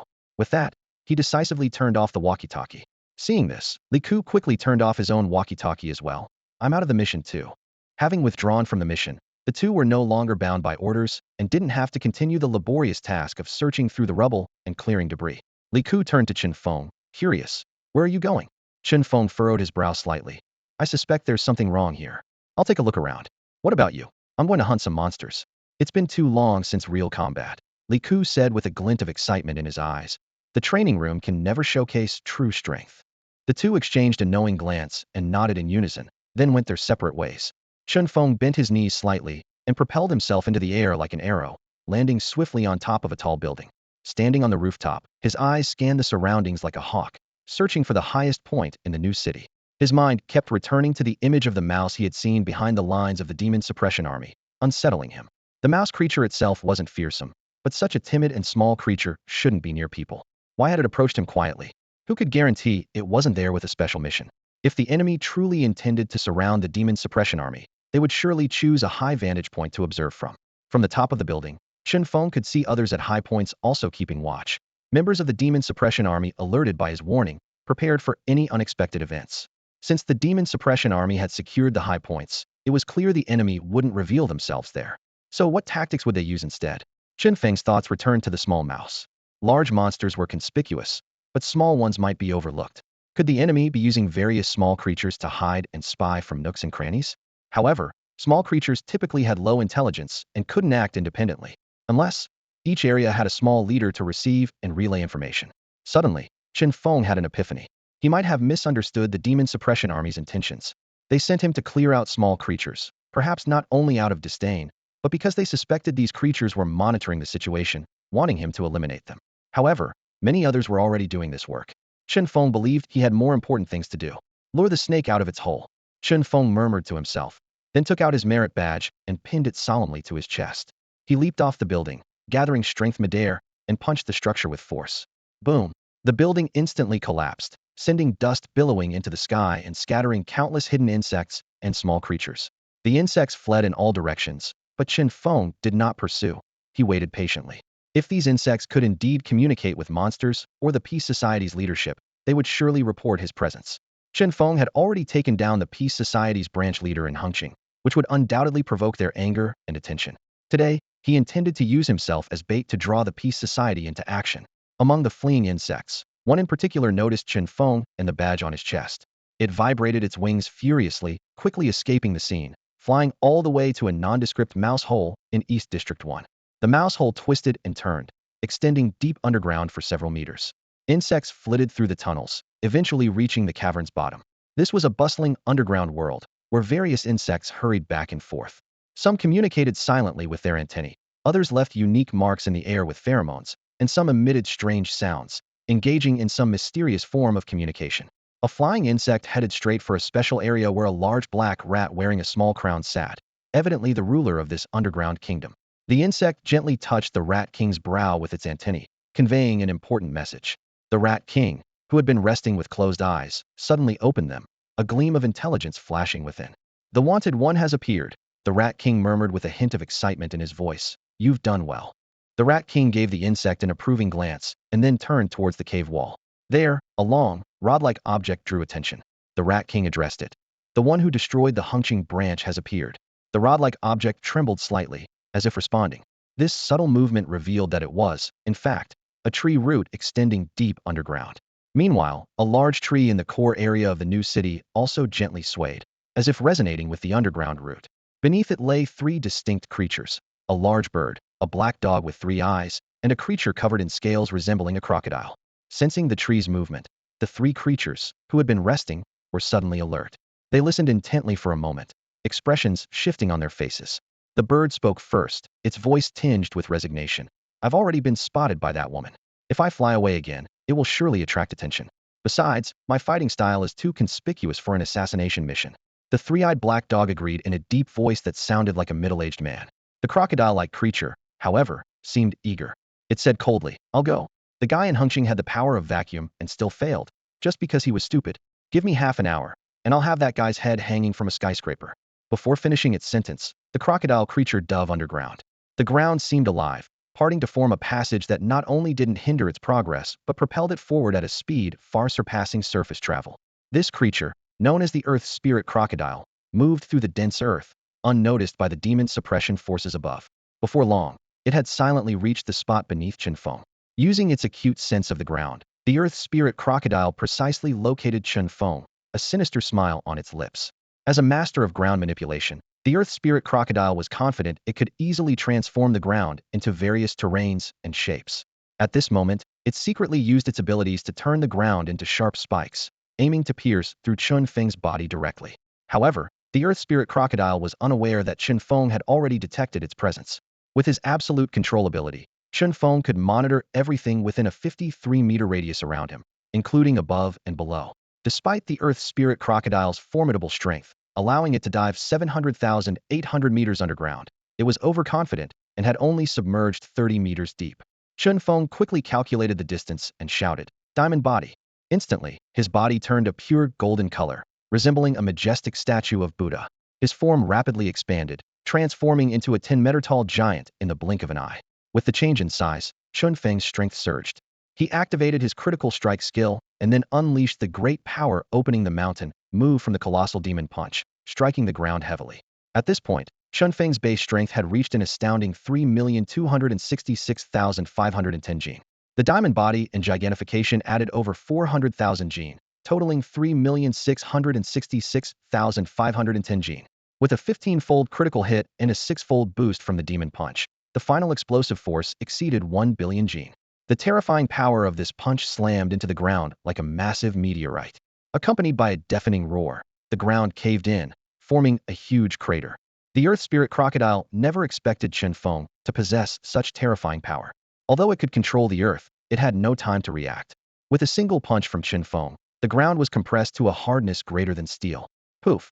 The level 58 Earth Spirit crocodile spat blood on the spot, barely clinging to life. If it hadn't quickly burrowed underground and used a bit of power to protect itself, that punch would have been fatal. Even so, it was doomed. The impact of billions of pounds of force would be unbearable even for an asteroid. At that moment, a large tree in the core area swayed gently, and a beam of green light flew through the air. Chen Feng, having anticipated this, rushed forward to intercept the beam. The tree could have redirected the beam, but chose not to, knowing it could penetrate any obstruction. The green light effortlessly pierced Chen Feng's chest, easily passing through his special combat suit. Surprisingly, Chen Feng's body began to absorb the energy from the beam frantically. Numbers on his panel jumped wildly. Energy 1,000. Energy 5,000. Energy 10,000. In just a few seconds, Chen Feng's physical enhancement ability leveled up twice, and his absolute control leveled up 4 times. The tree noticed the green light couldn't penetrate Chen Feng's body and was being absorbed instead, causing it to panic. It tried to redirect the beam to save the Earth Spirit crocodile, but it was too late. The beam was firmly absorbed by Chen Feng, continuously increasing his energy level. Helplessly, the tree cut off the energy supply. Enjoying the energy infusion, Chen Feng suddenly felt the energy stop and shouted, "Don't go. Let's play a little longer." The tree ignored Chen Feng's teasing and quickly withdrew its power. Sensing Chen Feng's uniqueness, it dared not act rashly again. After this ordeal, the Earth Spirit crocodile finally succumbed. Buried too deeply, and with the ground collapsing without its support, its body was likely crushed beyond retrieval by Chen Feng. However, one thing was clear. The tree could control every corner of this new city. Chen Feng immediately relayed this crucial information to his teacher. At that moment, Zhao Roming was fiercely battling a group of monsters, steadily advancing toward the core area. Upon receiving the message, she glanced at her watch. She immediately realized that Chen Feng hadn't followed the Demon Suppression Army's instructions. Yet, she didn't interfere much, simply kicking away the wind-hunting bear in front of her before quickly forwarding the message to the commander.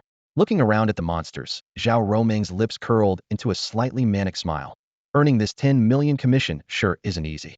But luckily, you're all mine to sell and pay off debts. Before her voice faded, Zhao Roming turned into a gust of wind, vanishing instantly. When she reappeared, she had firmly grasped the heads of 2 flame pythons. With 2 bangs, she crushed their heads effortlessly, collecting their cores. She then activated her frenzied slaughter mode. Meanwhile, members of the Demon Suppression Army in the other 10 areas of the new city were also locked in fierce battles. The monsters were as numerous as the sea, seemingly endless. Their progress was exceedingly difficult, with each step forward requiring a tremendous cost. In this critical moment, students from the 4 major academies arrived to assist. They joined the fight, injecting new strength into the Demon Suppression Army, but the situation remained dire. Monsters surged like tides, the battle raged on, and the outcome was uncertain. However, they were ultimately students, so their role was limited to helping clear out the fleeing monsters on the periphery and searching for hidden smaller creatures. Points were awarded based on the level of the monsters, and they could work in teams or solo. Chu Yu chose to fight alone, clad in flaming armor and wielding a long sword ablaze with fire, clearly a high-level weapon. Her gaze was sharp, and no monster she targeted could escape. Chen Feng had just taken down an Earth Spirit crocodile when he noticed an unusual silence around him. No new monsters were attacking. He frowned and thought, could it be that the teachers had already reached the core area? But why was there no commotion? Or was it that the Peace Society was gathering forces for a counterattack? At that moment, the walkie-talkie on Chen Feng's chest suddenly activated, evidently remotely controlled. An urgent voice came through. Everyone, evacuate the new city immediately. We are surrounded by a massive army of monsters. This emergency command left everyone in shock. After all, the military camp was garrisoned with 50,000 demon-suppressing troops and various heavy weapons. Yet they were still so tense. How many monsters could there possibly be? Chen Feng immediately took to the air, scanning his surroundings. Outside the new city, countless monsters surged like a tide, their numbers exceeding 1 million. He was taken aback. How could there be so many monsters outside the secret realm? Wasn't the secret realm near the new city temporarily sealed? With real-time satellite monitoring, such a large number of monsters couldn't go unnoticed unless there was a problem with the higher-ups monitoring this area. Damn, what kind of organization is the Peace Society that they can infiltrate and turn such important positions? Chen Feng cursed under his breath and turned his gaze toward the city. Sure enough, a large number of monsters had suddenly appeared within the new city as well, entangling the demon-suppressing soldiers who had entered to clear them out. This was clearly a tactic to defeat them piecemeal. Boom, boom, boom. The demon-suppressing army's base began to use heavy weaponry in retaliation. Shells rained down on the monster hordes, with anti-aircraft guns sweeping across them in a frenzy, and even laser weapons slicing through. However, Among the monsters, there were formidable ones. A group of powerful monsters charged forward, enduring the shells. Some even used unknown abilities to deflect the lasers. Seeing this, Chen Feng did not choose to flee. He knew that if he was determined to leave, no one could stop him. But it was not yet the final moment. He was certain that the reason the new city dared to counterattack the demon-suppressing army and the sudden appearance of these monsters was due to the crucial role of that great tree. As long as that tree was destroyed, the situation would not spiral out of control. Suddenly, a loud phoenix cry echoed across the sky. In the distance, a pillar of fire shot up and fell like a meteor, covering a large area. It was Chuyu. Chen Feng kicked off the ground, turning into a stream of light and shooting toward Chuyu's location. At this time, his watch received a message from Li Ku. Regroup, head to the fire pillar, then find the teacher. Chen Feng quickly replied. There's no time. I'm going to find the teacher first. Li Ku was currently surrounded by the endless sea of monsters, and although he saw the light pillar, he couldn't break free. He responded, all right, I'll head over in a moment. Chen Feng understood that to take down that tree, he needed to use his energy-devouring ability. So he had to rush over to help. It was the urgent priority. Nearly 3,000 students from the 4 major academies had gathered. Suddenly, a horde of monstrous creatures surged like a tidal wave, catching everyone off guard with their speed. In the blink of an eye, the teachers and students found themselves surrounded. Over 100 students were dragged away by the lightning-fast monsters before they could even react. A gruesome scene unfolded. Some of the creatures brutally tore students apart, greedily devouring their innards, while others pinned female students to the ground, assaulting them with terrifying barbed appendages. The air was filled with harrowing screams and the pervasive scent of agony. Ironically, those who were killed instantly appeared to be the luckiest. Witnessing this, the students were petrified, yet they were the cream of the crop from the 4 prestigious academies. Armed with the gear they received upon admission, they fought back desperately, most barely managing to survive. The teachers also fought fiercely, quickly organizing the students into a defensive circle. However, the overwhelming tide of monstrous creatures cast a shadow of despair over everyone. Feng Xiao trembled as he asked, Teacher, can we still escape? No one mocked his fear, for everyone shared the same doubt. Some were so terrified they could hardly stand. A teacher from the Zhuke Academy, summoning all his strength, loudly encouraged, Don't give up. The demon suppression army will come to our rescue, and reinforcements are on their way. Besides, we have the war gods. Each of the 4 academies is under the protection of a war god. They won't let this year's freshmen be wiped out. Hold on. Once the war gods arrive, we'll be saved. The teacher's words were like a shot of adrenaline, restoring hope among the students. They remembered they were students of top academies, protected by war gods. However, at that moment, a figure clad in silver armor appeared not far away. Wielding a crescent moon blade, the surrounding monsters made way for him, indicating he was their leader. The armored figure scanned the crowd coldly through the slits of his helmet and spoke. Hand over the girl, and you can live. He pointed his blade at Chuyu, the only level student. Chuyu stood beside the escorting teacher from Zhuke Academy, clad in fiery red armor, gripping a slender blade. Hearing this, she tensed up. All eyes turned to her, each person with different thoughts. Some wondered if sacrificing Chuyu was necessary for their survival. Others felt abandoning a comrade was disgraceful, while some secretly hoped someone else would make the tough decision. As everyone wrestled with their thoughts, a warm, strong hand suddenly rested on Chuyu's shoulder. Instantly, all eyes shifted to the owner of that hand. The female teacher standing beside Chuyu gave a faint smile and gently pushed her behind. Determination gleamed in the eyes of this temporary escort, and her voice rang out strong and clear. Chuyu's teacher is not here today, so it's my duty to protect her. You want me to hand over a student? Dream on. Before the words had even fully left her lips, a dazzling blue light erupted around her. The light coalesced into a pale blue bird, which shot like an arrow towards the armored man. The surrounding monsters tried to block its path, but the blue light seared them, making them writhe in agony on the ground. Even more astonishing, their bodies began to freeze from the outside in. Combat type, Ice Blue Firebird, someone exclaimed. The level 75 blue bird charged forward with unstoppable force, summoning fiery swords that hurled towards the armored man. However, he casually swung his crescent blade, sending a crescent-shaped wave cutting through the air. In the next moment, the blue bird, capable of freezing and burning hundreds of monsters, let out a terrible scream and fell from the sky. It transformed back into human form, with a deep, nearly fatal cut across her chest. With a thud, the female teacher crashed into the swarm of monsters, instantly torn apart by their fangs. Despite her excruciating pain, she used her last ounce of strength to scream, "Do not make deals with monsters. They are utterly untrustworthy." Before she could finish, a monster crushed her throat. The others swarmed, tearing her to pieces. Witnessing this from afar, the teachers and students were filled with grief and fury. Chu Yu's eyes were red with tears and anger. The teacher had been a close friend of her own mentor, caring for her like family throughout their journey. Now, she lay brutally slain before her eyes, leaving no trace behind. Overcome with rage, Chu Yu could no longer hold back. Flames erupted around her, and a massive firebird burst forth, charging at the armored man. "You beast! I'll make you pay," she roared. The armored man sneered. "With just you?" He didn't even bother to draw his weapon, catching the firebird with one hand and crushing it effortlessly. The flames scattered, but he remained unharmed. Though consumed by grief, Chu Yu's mind remained sharp. "There's something off about that armor," she thought to herself. "The Nirvana flame is something even the teachers here wouldn't dare to handle barehanded. This armored man is definitely strange." The armored man issued a menacing threat. "I'll give you one last chance. Hand her over, or you'll all die." The surrounding monsters continued their relentless assault, leaving the teachers barely able to cope. Yet, even in such dire straits, they refused to give up Chu Yu. As teachers from the 4 great academies, if Chu Yu were to fall in battle, it would merely be a professional failing. But if they handed her over to save themselves, their reputations would be forever tarnished, and they'd have no face to show the world even if they survived. A teacher from Qinglong Academy shouted, "Students, don't lose heart. Let's fight our way out together," he urged as he led a charge towards the military camp. Seeing the defiance of the teachers and students, the armored man feigned a sigh.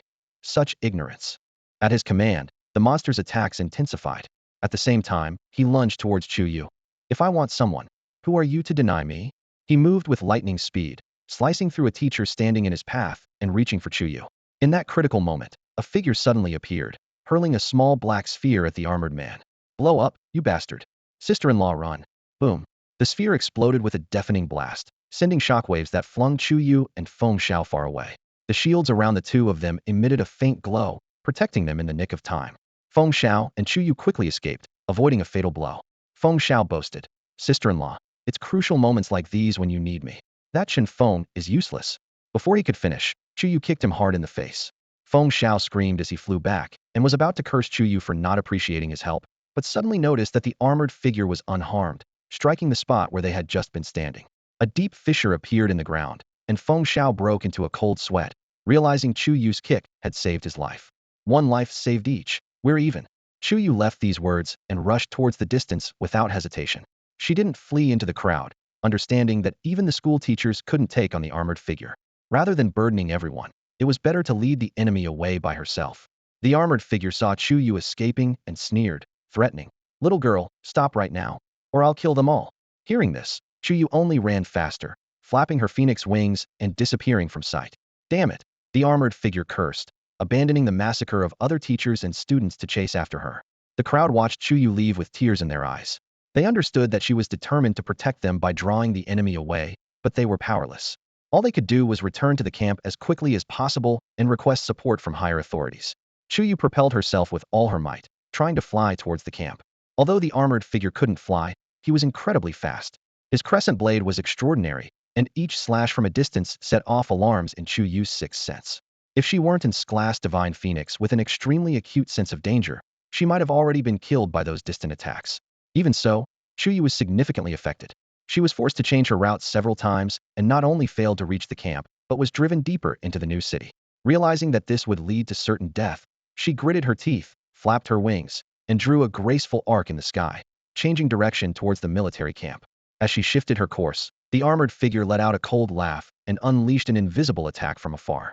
Chu Yu's instincts screamed at her, and she instinctively soared higher, trying to evade the strike. However, she was horrified to find that the warning in her mind not only persisted but intensified. Something's wrong.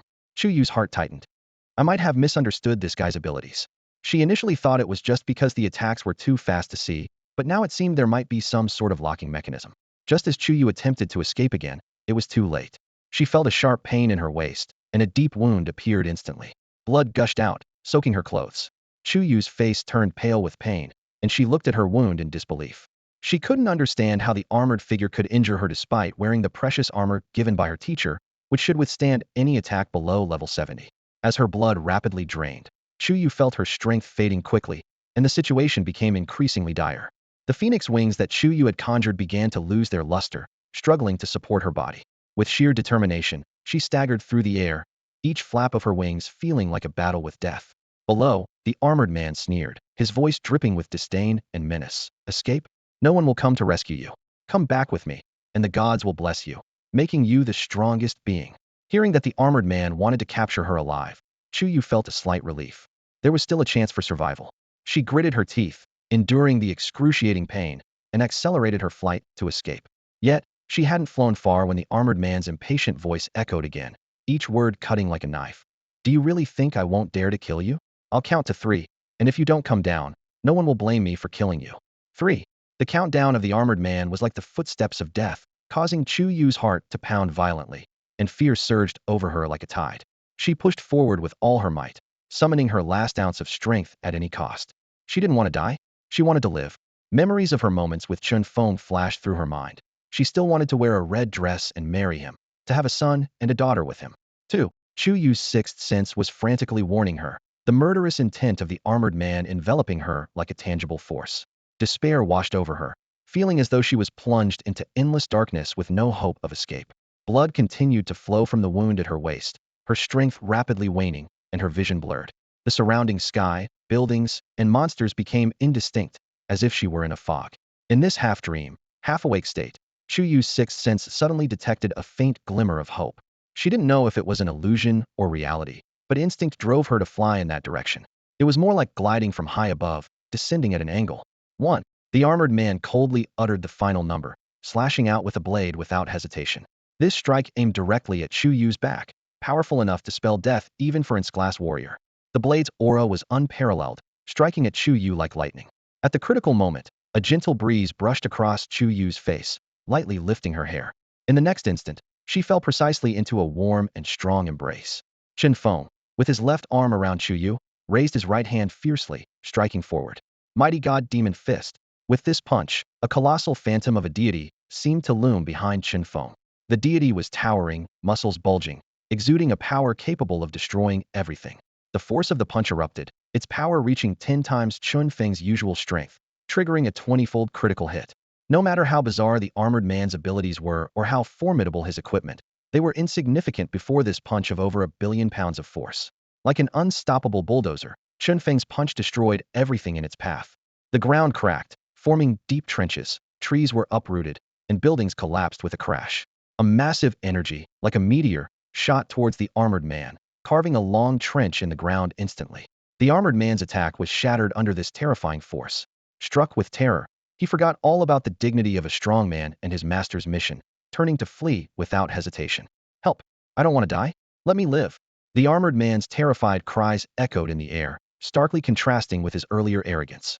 A terrifying shockwave thundered through, instantly engulfing the armored man who was trying to escape. Amidst the deafening explosion, the shockwave swept across hundreds of meters like an invisible wall before gradually dissipating. In its wake lay a scene of devastation, with monster corpses scattered everywhere and buildings reduced to ruins. Chen Feng, expressionless, held the unconscious Chu Yu in his arms, coldly staring at the motionless armored man on the ground. You dared to touch my woman, he muttered through gritted teeth. Although Chu Yu was unconscious, she seemed to sense safety, her frown slightly easing. While Chen Feng tended to Chu Yu's injuries, the military commander at the distant camp was observing the situation in the new city in real time through a newly cleared satellite system. Upon seeing the massive trench, several meters deep and nearly a kilometer long, he couldn't help but gasp, his scalp tingling with shock. This kid, is he even human? The commander murmured to himself, his astonishment evident. Just then, the adjutant beside him suddenly recalled something and said, Hey, isn't this Zhao Roming's student? I think his name is Chen Feng, the same as that boy who saved Hung City. Which one? The commander asked, intrigued. The adjutant explained in detail. When Hung City was in danger, there was a young man who detected the problem early and turned the tide. He not only saved Hung City from disaster, but also took down a sub-leader of the Peace Society. That young man was named Chen Feng, and he later joined the Imperial Military Academy. The commander suddenly realized, slapping his thigh in frustration. Right? How could I have forgotten? This kid is so formidable, it must be him. Why didn't you remind me earlier? The adjutant replied helplessly. I forgot too. The commander regretted. If I had known this kid was the light of Hung City, I wouldn't have sent him on such trivial cleanup tasks. That's such a waste of talent. And he should have told me who he was. The adjutant thought to himself. You didn't ask, and he can't just announce his identity to everyone. Otherwise, you'd probably think he's showing off. Realizing he had underestimated Chen Feng, the commander quickly requested to connect to Chen Feng's radio, preparing to assign him truly important tasks. Meanwhile, Chen Feng had already used a potion to heal Chu Yu's injuries. Her wounds weren't severe. She could have healed herself if not for being chased and having no time, combined with excessive blood loss, which caused her to faint. Seeing that Shu Yu was out of danger, just not yet awake due to blood loss, Chen Feng carefully carried her on his back and approached the armored man. Surprisingly, the armored man was still alive. Although the armor could withstand the explosion, Chen Feng had deliberately used a vibrating force, shattering the man's internal organs. Chen Feng attempted to strip the armored man's gear, but discovered it was a one-piece design. Once donned, it couldn't be removed until death. Such a design seemed too cruel. To be safe, Chen Feng delivered another palm strike to the armor. The terrifying force penetrated the armor, shattering the man's head. At that moment, Chen Feng's radio suddenly buzzed. Captain Chen Feng, this is Commander Liu. Please allow me to apologize for underestimating you earlier. I had no idea you were the light of Heng City. Chen Feng heard the apologetic and awkward voice of Commander Liu and immediately understood that he had already seen his actions. Calmly, he responded, "It's nothing. I'll take her back now." Commander Liu urgently interrupted him. "Wait. I hope you can take on a mission." Without hesitation, Chen Feng refused. "I'm busy. Taking care of that tree is my mission." Commander Liu's tone grew more urgent. "No, no, no. The power of that tree is beyond your imagination. Let your teacher handle it. I hope you can assist in Zone 2 East, and I can assign a battalion of soldiers under your command." Without a word, Chen Feng tore off his radio and threw it far away. He quickly stored his armor in his watch, picked up Chu Yu, and dashed towards the military camp. The camp was surrounded by countless monsters. Chen Feng secured Chu Yu on his back, his fists moving with the speed and force of lightning. Each strike took out dozens of monsters, regardless of their level. Whether they were level 20 or level 60, they couldn't withstand his punches and were either killed or sent flying. Coincidentally, students from the 4 academies had arrived on the scene, unsure of how to enter the camp. Witnessing Chen Feng's valor, they mistakenly thought he was sent by the camp to assist them and quickly followed. Only a few teachers and Feng Xiao recognized Chen Feng. Feng Xiao, with a shoe print on his face, wore a complex expression. He hadn't expected that the person paving a way for him was his brother's rival. Although he knew Chen Feng wasn't deliberately helping, he still benefited, leaving him unsure of how to face Chen Feng. Soon, a path was cleared. Chen Feng reached the camp, which was surrounded by a 1,000,000-volt electric fence to fend off the monsters. Seeing Chen Feng approach, the soldiers swiftly opened a gate to let them in. Chen Feng handed Chu Yu to a female soldier for care and turned to leave. Commander Liu hurriedly arrived, shouting at Chen Feng's retreating figure, "Captain Chen Feng, your strongest combat abilities are on the battlefield. Let your teacher handle battles against top-tier opponents."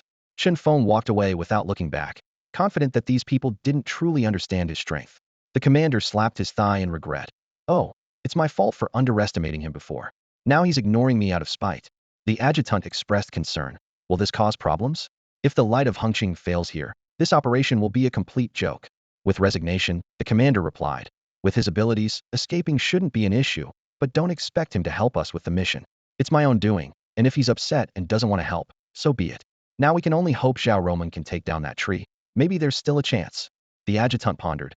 "Perhaps Chen Feng really has a way to deal with that tree?" The commander retorted, "Are you crazy? Zhao Roman, the human dragon, doesn't even dare claim she can definitely handle that tree. And you expect a kid to?" Chen Feng saved Hengqing by holding off the enemy's main force until reinforcements arrived.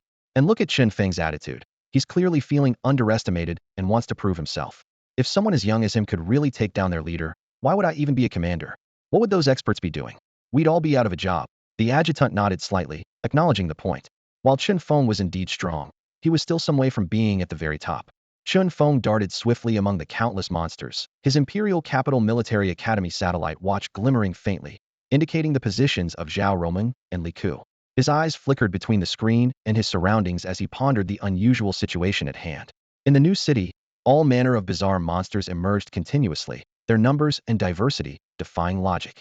Chen Feng's brow furrowed as he thought to himself, "These monsters clearly originate from different secret realms. How has the Peace Society managed to gather them all here? Could it really be the power of that giant tree?" He leapt nimbly between high-rises, racing towards the core area where the tree stood. Suddenly, a sense of danger washed over him. Without hesitation, Chen Feng changed direction, pushing off into the air to ascend higher. Just as he vacated his previous spot, a blinding laser streaked past, piercing the building he had aimed to land on.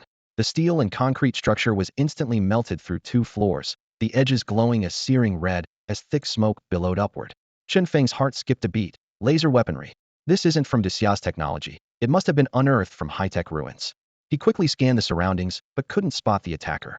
Realizing the adversary was well prepared, Chen Feng promptly sent a message to Li Ku via his watch. "I've been pinned down. Need backup ASAP." Receiving the message, Li Ku rushed over, standing alert atop a high building and locking eyes with Chen Feng. Chen Feng nodded in acknowledgement and continued advancing towards the core area, while Li Ku meticulously scanned the surroundings for any potential threats. As Chen Feng was about to leave the area, another laser attack suddenly struck. Li Ku instantly pinpointed the source of the attack, his jetpack unleashing a powerful thrust as he shot towards the target. A young shooter wearing a monkey mask sprang from his cover, firing frantically at Li Ku. However, Li Ku's movements were ghost-like and unpredictable, making it impossible for even an elite marksman to pin him down. Cursing, the shooter pulled out a black grenade and hurled it forcefully, retreating quickly. But just 2 steps back, a strong sense of imminent danger surged from behind. Chen Feng. He didn't leave. The shooter realized too late, attempting to evade as a strong hand clamped onto the back of his neck, lifting him like a chick. Feeling the murderous intent radiating from Chen Feng, the shooter screamed desperately, "Don't you want to know who sent me?" But Chen Feng was unfazed, delivering a crushing punch to the shooter's head, shattering it instantly and splattering blood everywhere. He looked coldly at the corpse on the ground, unmoved by the shooter's words. "Investigating the situation is the military's job. My task is simply to send you to hell." Li Ku swiftly bypassed the blast zone and picked up the laser sniper rifle from the ground. He frowned as he examined this makeshift weapon, silently acknowledging it could only be used 3 times at most. Chen Feng watched Li Ku's adept movements in surprise. "You know about firearms?" Li Ku calmly explained. "Yes, it's one of the more powerful weapons. I was worried my awakened abilities might not be sufficient, so I learned a few extra things." As he spoke, his eyelids drooped slightly, appearing tired, but in reality, he was activating his multitasking ability once more. Chen Feng admired Li Ku's cautious nature and relentless effort. He then decisively said, "I'm heading to the core area first." Before the words were fully spoken, he shot off like a guided missile. Li Ku followed closely behind, activating his jetpack and staying alert for potential ambushes. Despite their caution, they encountered 5 obstacles along the way, which surprised Li Ku. Chen Feng knew this was the work of the tree. That thing clearly feared his suppressive power. Finally, they reached the largest central plaza of the new city core area. Once bustling with activity, the plaza was now overrun by countless ugly, bloodthirsty creatures, filling every corner. In the center stood a particularly striking 3-meter tree, with lush green foliage and small red fruits hanging from its branches. Zhao Roming was engaged in a skirmish with a 3-eyed black dog and a giant bird. Although no match for her, these creatures cleverly prevented her from approaching the tree. The tree occasionally emitted a green glow, replenishing their energy, while nearby monsters continued to harass her. The tree sensed Chen Feng's arrival, gently swaying and rustling. Instantly, all the creatures turned towards the two of them, eyes filled with vicious intent. "You two cover me," Zhao Roming shouted. "Teacher, cover me," Chen Feng almost simultaneously shouted. "I can restrain this tree's attacks." Li Ku suddenly understood. No wonder we faced so many obstacles on our way here. After a moment's consideration, Zhao Roming decisively changed tactics and engaged the 3-eyed black dog and giant bird. The tree, now without strong protection, appeared flustered and uneasy. At that moment, countless monsters charged at them wildly. Without hesitation, Li Ku drew his laser gun, and deep red laser beams instantly cleared the monsters ahead. "Go! I'll cover you," Li Ku shouted, finally using his cherished laser gun at this critical moment. Chen Feng stared at the road cleared ahead, his legs suddenly propelling him forward like an arrow from a bow, straight towards the towering tree. In a flash, he leaped in front of it, and the sword energy concentrated at his fingertips swept out like a rainbow across the sun. This strike could slice a building in half, let alone a tree. However, the tree merely swayed gently, and 2 bright red fruits fell to the ground. On the ground, 2 level 10 monsters leaped excitedly, swallowing the fruits whole. The next moment, a piercing howl shattered the sky as the 2 creatures began to undergo a terrifying transformation. The iron-furred rat, originally the size of a palm, rapidly expanded to over a meter in length, its fur becoming as sharp as swords. With a slight shake, countless hairs shot out like a barrage of arrows. Chen Feng reacted swiftly, delivering a punch that formed an impenetrable fist shield, blocking the onslaught of hair's words. The other creature, a ball of fur, also transformed. Instead of growing larger, it shrank dramatically but unleashed incredible speed and power. This shrunken fur ball circled around Chen Feng from behind at speeds 100 times faster than a bullet. With one hand supporting the fist shield, Chen Feng was forced to redirect his finger sword with the other, precisely striking the fur ball. With a swoosh, the creature failed to evade and was slain by Chen Feng's sword. Meanwhile, the iron-furred rat had exhausted its entire coat, losing its threat. However, when Chen Feng turned his gaze back to the tree, his heart tightened at the sight. Over a dozen similar monsters had gathered beneath it, each having surpassed level 50 after consuming the red fruits. Although their strength could not match that of the three-eyed black dog or the giant bird, their sheer numbers seemed more than enough to overwhelm Chen Feng. The tree shook gently again, and the horde of monsters roared as they charged at Chen Feng with murderous intent. Meanwhile, in the military camp, the commander directed the soldiers against the monsters while closely monitoring the live feed. Seeing Chen Feng surrounded by more than a dozen monsters over level 50, even 60, with countless lower-level monsters nearby, despair welled up within him. Even as a level 73 combat-type awakener, facing this situation would mean certain death. The commander thought bitterly. I should have stopped him, insisting on showing off. Even if we win this battle, if he dies, it's not worth it. Enraged, the commander smashed his cup to pieces. The adjutant quietly suggested, there's a 1,000-strong troop nearby, scattered by the monsters. Should we send them to rescue him? The commander was silent for a moment, knowing that sending the troop would likely mean their deaths. After a brief pause, he wearily agreed. Go. If saving a genius means losing 1,000 men, then he couldn't bring himself to say worth it. They were his soldiers, living people after all. However, after the commander gave the order, the adjutant hesitated. Why haven't you gone? The commander snapped, only to see the adjutant staring wide-eyed at the screen. Turning to look himself, the commander was stunned. On the screen, Chen Feng was seen pulling out a handful of energy pills and stuffing them into his mouth, seemingly unsatisfied. He poured all the potions he had into his mouth as well. Because his energy consumption was about to become exceptionally high, Chen Feng cursed silently. To assist these people, he had used potions worth tens of millions. It felt like being a donkey pulling a millstone and having to buy his own feed. He flipped off the sky, vowing that they would regret it if they didn't repay him. Then, Chen Feng's body began to expand rapidly. No matter how large he grew, it wasn't an issue for him. The problem was the rapid energy drain. The real headache was that as his body grew, his strength would increase exponentially, and unleashing this power beyond his physical limit would cause a severe backlash. It was like a handgun with a plastic barrel. Firing it would cause it to explode because the plastic couldn't withstand the impact of the bullet's primer. Similarly, Chen Feng's strength was skyrocketing, and in no time, his base strength reached over 10 million gene. In this state, Chen Feng could barely maintain control, and he could still fight those monsters he'd in. But when his base strength exceeded 20 million gene, he had to be extremely cautious. At this level of strength, even without using the Herculean demon punch, the critical hits alone could easily surpass 1 billion. Occasional outbursts were fine, but consistently hitting over 1 billion would be an immense burden on Chen Feng's body. The monsters found themselves in a difficult situation. Despite reaching high levels, they were no match for Chen Feng. No matter what attack they launched, Chen Feng could easily send them flying with a single punch. Even when he struck the ground, they had to retreat, unable to get close. A dozen high-level monsters fought for ages, yet couldn't even touch a hair on Chen Feng. Li Ku watched in awe, an idea suddenly crossing his mind, to write a book titled My Monster Jr. Watching from the screen, the general swallowed nervously at the scene, thinking this kid could probably punch him to oblivion.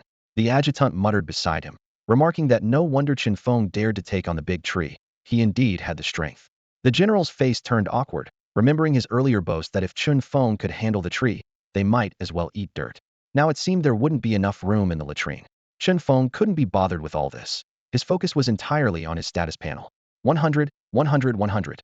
In just 20 minutes, his base strength had broken 1 billion. With this strength, plus critical hits, and the Herculean demon punch, Chen Feng estimated it was about enough. Ignoring the fierce monsters attacking him, he charged straight at the big tree. The tree, seeing Chen Feng rushing over, shook its red fruits wildly, feeding the small monsters. The enhanced monsters lunged at Chen Feng, biting his body. Yet, Chen Feng neither dodged nor paid any attention to them, swiftly advancing towards the tree. Disciple, I'm here to help you. Zhao Roming finally dealt with the two most troublesome monsters and charged over. The giant bird and the three-eyed black dog weren't really her match. If not for being too pesky, she would have supported earlier. These temporarily created monsters weren't even that troublesome in her eyes. Zhao Roming was like a tiger among sheep, taking down the monsters one by one, preventing them from disturbing Chen Feng. Standing 50 meters tall, Chen Feng quickly reached the tree. He bent down swiftly, firmly grasped the tree trunk with both hands, and with a roar, pulled with all his might. He was going to uproot this monster. With a roar of fury, Chen Feng's power erupted like a volcanic explosion, reaching unprecedented heights. The critical hit effect instantly multiplied his strength by 20 times, and the power of his mighty demon fist surged tenfold. A terrifying force of 20 billion gene surged from within him like a monstrous tidal wave, threatening to burst every muscle and bone in his body. Chen Feng knew that if this continued, he would collapse before the tree was even brought down. Without hesitation, he activated his diamond body, and in an instant, his form transformed into an indestructible diamond state. The searing pain vanished, allowing him to fully unleash his power. Now it was the tree's turn to feel the pain. Despite its abilities to heal and summon monsters, those creatures were being fiercely held off by Zhao Roming and Li Ku. Any that slipped through were as ineffective as ants against a tree, thanks to Chen Feng's diamond body. In its panic, the tree tried to heal the previously controlled high-level monsters. However, just as it released the healing green light, Chen Feng eagerly absorbed it. The energy surged through him, rapidly increasing his power. The tree, realizing this, hurriedly retracted its force, but the brief delay allowed Chen Feng to slowly pull it from the ground. As the tree was gradually uprooted, the ground of the central plaza cracked like a spiderweb. Countless roots were forcibly torn from the earth, a terrifying sight that made onlookers' hair stand on end. The tree desperately struggled, its roots clinging tightly to the ground, unwilling to let go. The more it resisted, the more Chen Feng pulled with determination. In this earth-shattering struggle, the roots were the first to suffer. They stretched taut under the immense force, splitting open to reveal their fibers. Finally, with countless sharp cracking sounds, Chen Feng snapped the roots one by one. The tree shook in agony, as though experiencing the pain of severed limbs. Chen Feng showed no mercy. Although his upgrade to absolute control extended the diamond body's duration to 1 minute, that time was still limited. If he couldn't take down the tree within this brief period, finding another opportunity would be much harder. As the roots snapped one by one, only a few main roots remained. Surprisingly, these were even thicker than the tree itself. The cunning creature had transferred all its strength to the roots in a bid for self-preservation. Despite his efforts, Chen Feng was still shaken by the tree's resistance. The tree was no weakling either, and it clung to the ground with all its might, making the task of uprooting it within a minute incredibly challenging. As time dwindled, Chen Feng's eyes burned with urgency. He roared in frustration, "You won't come up, huh? Let's see if you can stay down." With that, he grabbed the tree in one hand and a root in the other, opening his mouth wide to gnaw ferociously. "My biting force of over 100 billion gene will tear you apart." This unexpected method of attack was astonishingly effective. The root, never anticipating such madness from Chen Feng, writhed in pain. Under his beastly gnawing, a thick root was actually bitten through. Seeing the effectiveness of this tactic, Chen Feng gnawed even more fiercely. This spectacle threw the tree into a panic. With only 2 roots remaining, the tree seemingly foresaw its impending fate of being uprooted, yet was powerless to change the inevitable outcome. The tree, in a desperate move, uprooted itself and forcefully thrust its roots into Chen Feng's mouth, extending down his throat. His eyes widened in shock as the pain from the foreign intrusion nearly suffocated him. He hadn't anticipated such a vicious tactic from the tree and was overwhelmed with agony. The roots writhed like living creatures in his mouth, frantically spreading further into his body. Chen Feng gripped the trunk tightly, trying to pull it out, but the tree seemed determined to embed itself in him, clinging stubbornly to his throat. At that moment, Zhao Roming turned around and was stunned to see her disciple with branches jammed into his mouth. The scene was so horrifying that she was momentarily at a loss for how to react. Despite the apparent danger, Chen Feng wasn't overly worried. He was well aware of his body's unique nature, and he knew that the tree's attempt to root itself inside him and drain his life was bound to fail. Sure enough, as the roots invaded and wrapped around his organs, a terrifying devouring force suddenly erupted.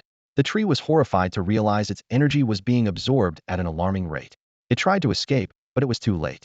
The power within Chen Feng was like a bottomless pit, greedily consuming the tree's life essence.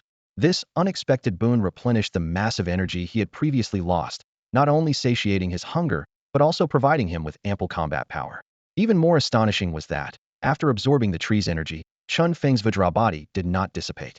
With his mouth gripping the branch, he resembled a berserk giant, rampaging on the battlefield and slaughtering the monsters with abandon. Everyone watched in disbelief as the giant-like Chen Feng, with a branch in his mouth, went on a killing spree among the monsters. The bizarre and shocking sight left everyone unsure of how to react.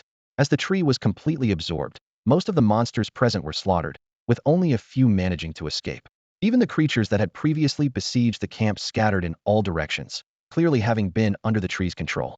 Although these fleeing monsters might pose a threat to nearby cities, there was no time to worry about that now. Besides, these minor threats would eventually be dealt with by hunters. The immediate priority was to reclaim the new city center. After returning to his normal size, Chen Feng lay on the ground, exhausted and gasping for air. If not for the changes in his status panel, he might have passed out from fatigue. Despite devouring the tree, Chen Feng didn't level up. This was because maintaining his giant form for too long had consumed a significant amount of energy. If not for the tree's timely replenishment, he might have needed a long time to recover. However, devouring the tree wasn't without its benefits. Chen Feng noticed subtle changes in his status panel, particularly in the absolute control section. The most notable change was the duration of his Vajra body. Absolute Control LV57. Enhanced Perception. Nullifies transformation abilities within a 57-meter radius. Weakens nature-based abilities. Includes a random rate of reflective damage. And while transformed into the Vajra body, standing on the ground allows continuous maintenance of the state. 790000840000. Chen Feng was thrilled to realize that as long as he remained grounded during battle, his Vajra body could be maintained indefinitely. This discovery filled him with anticipation for future battles. That's all for today. Thank you so much for watching. I hope you guys enjoyed. If you wish to have another part of this recap, please give us at least 1,000 likes. Please don't forget to comment and subscribe to our channel for more content like this. Until next time.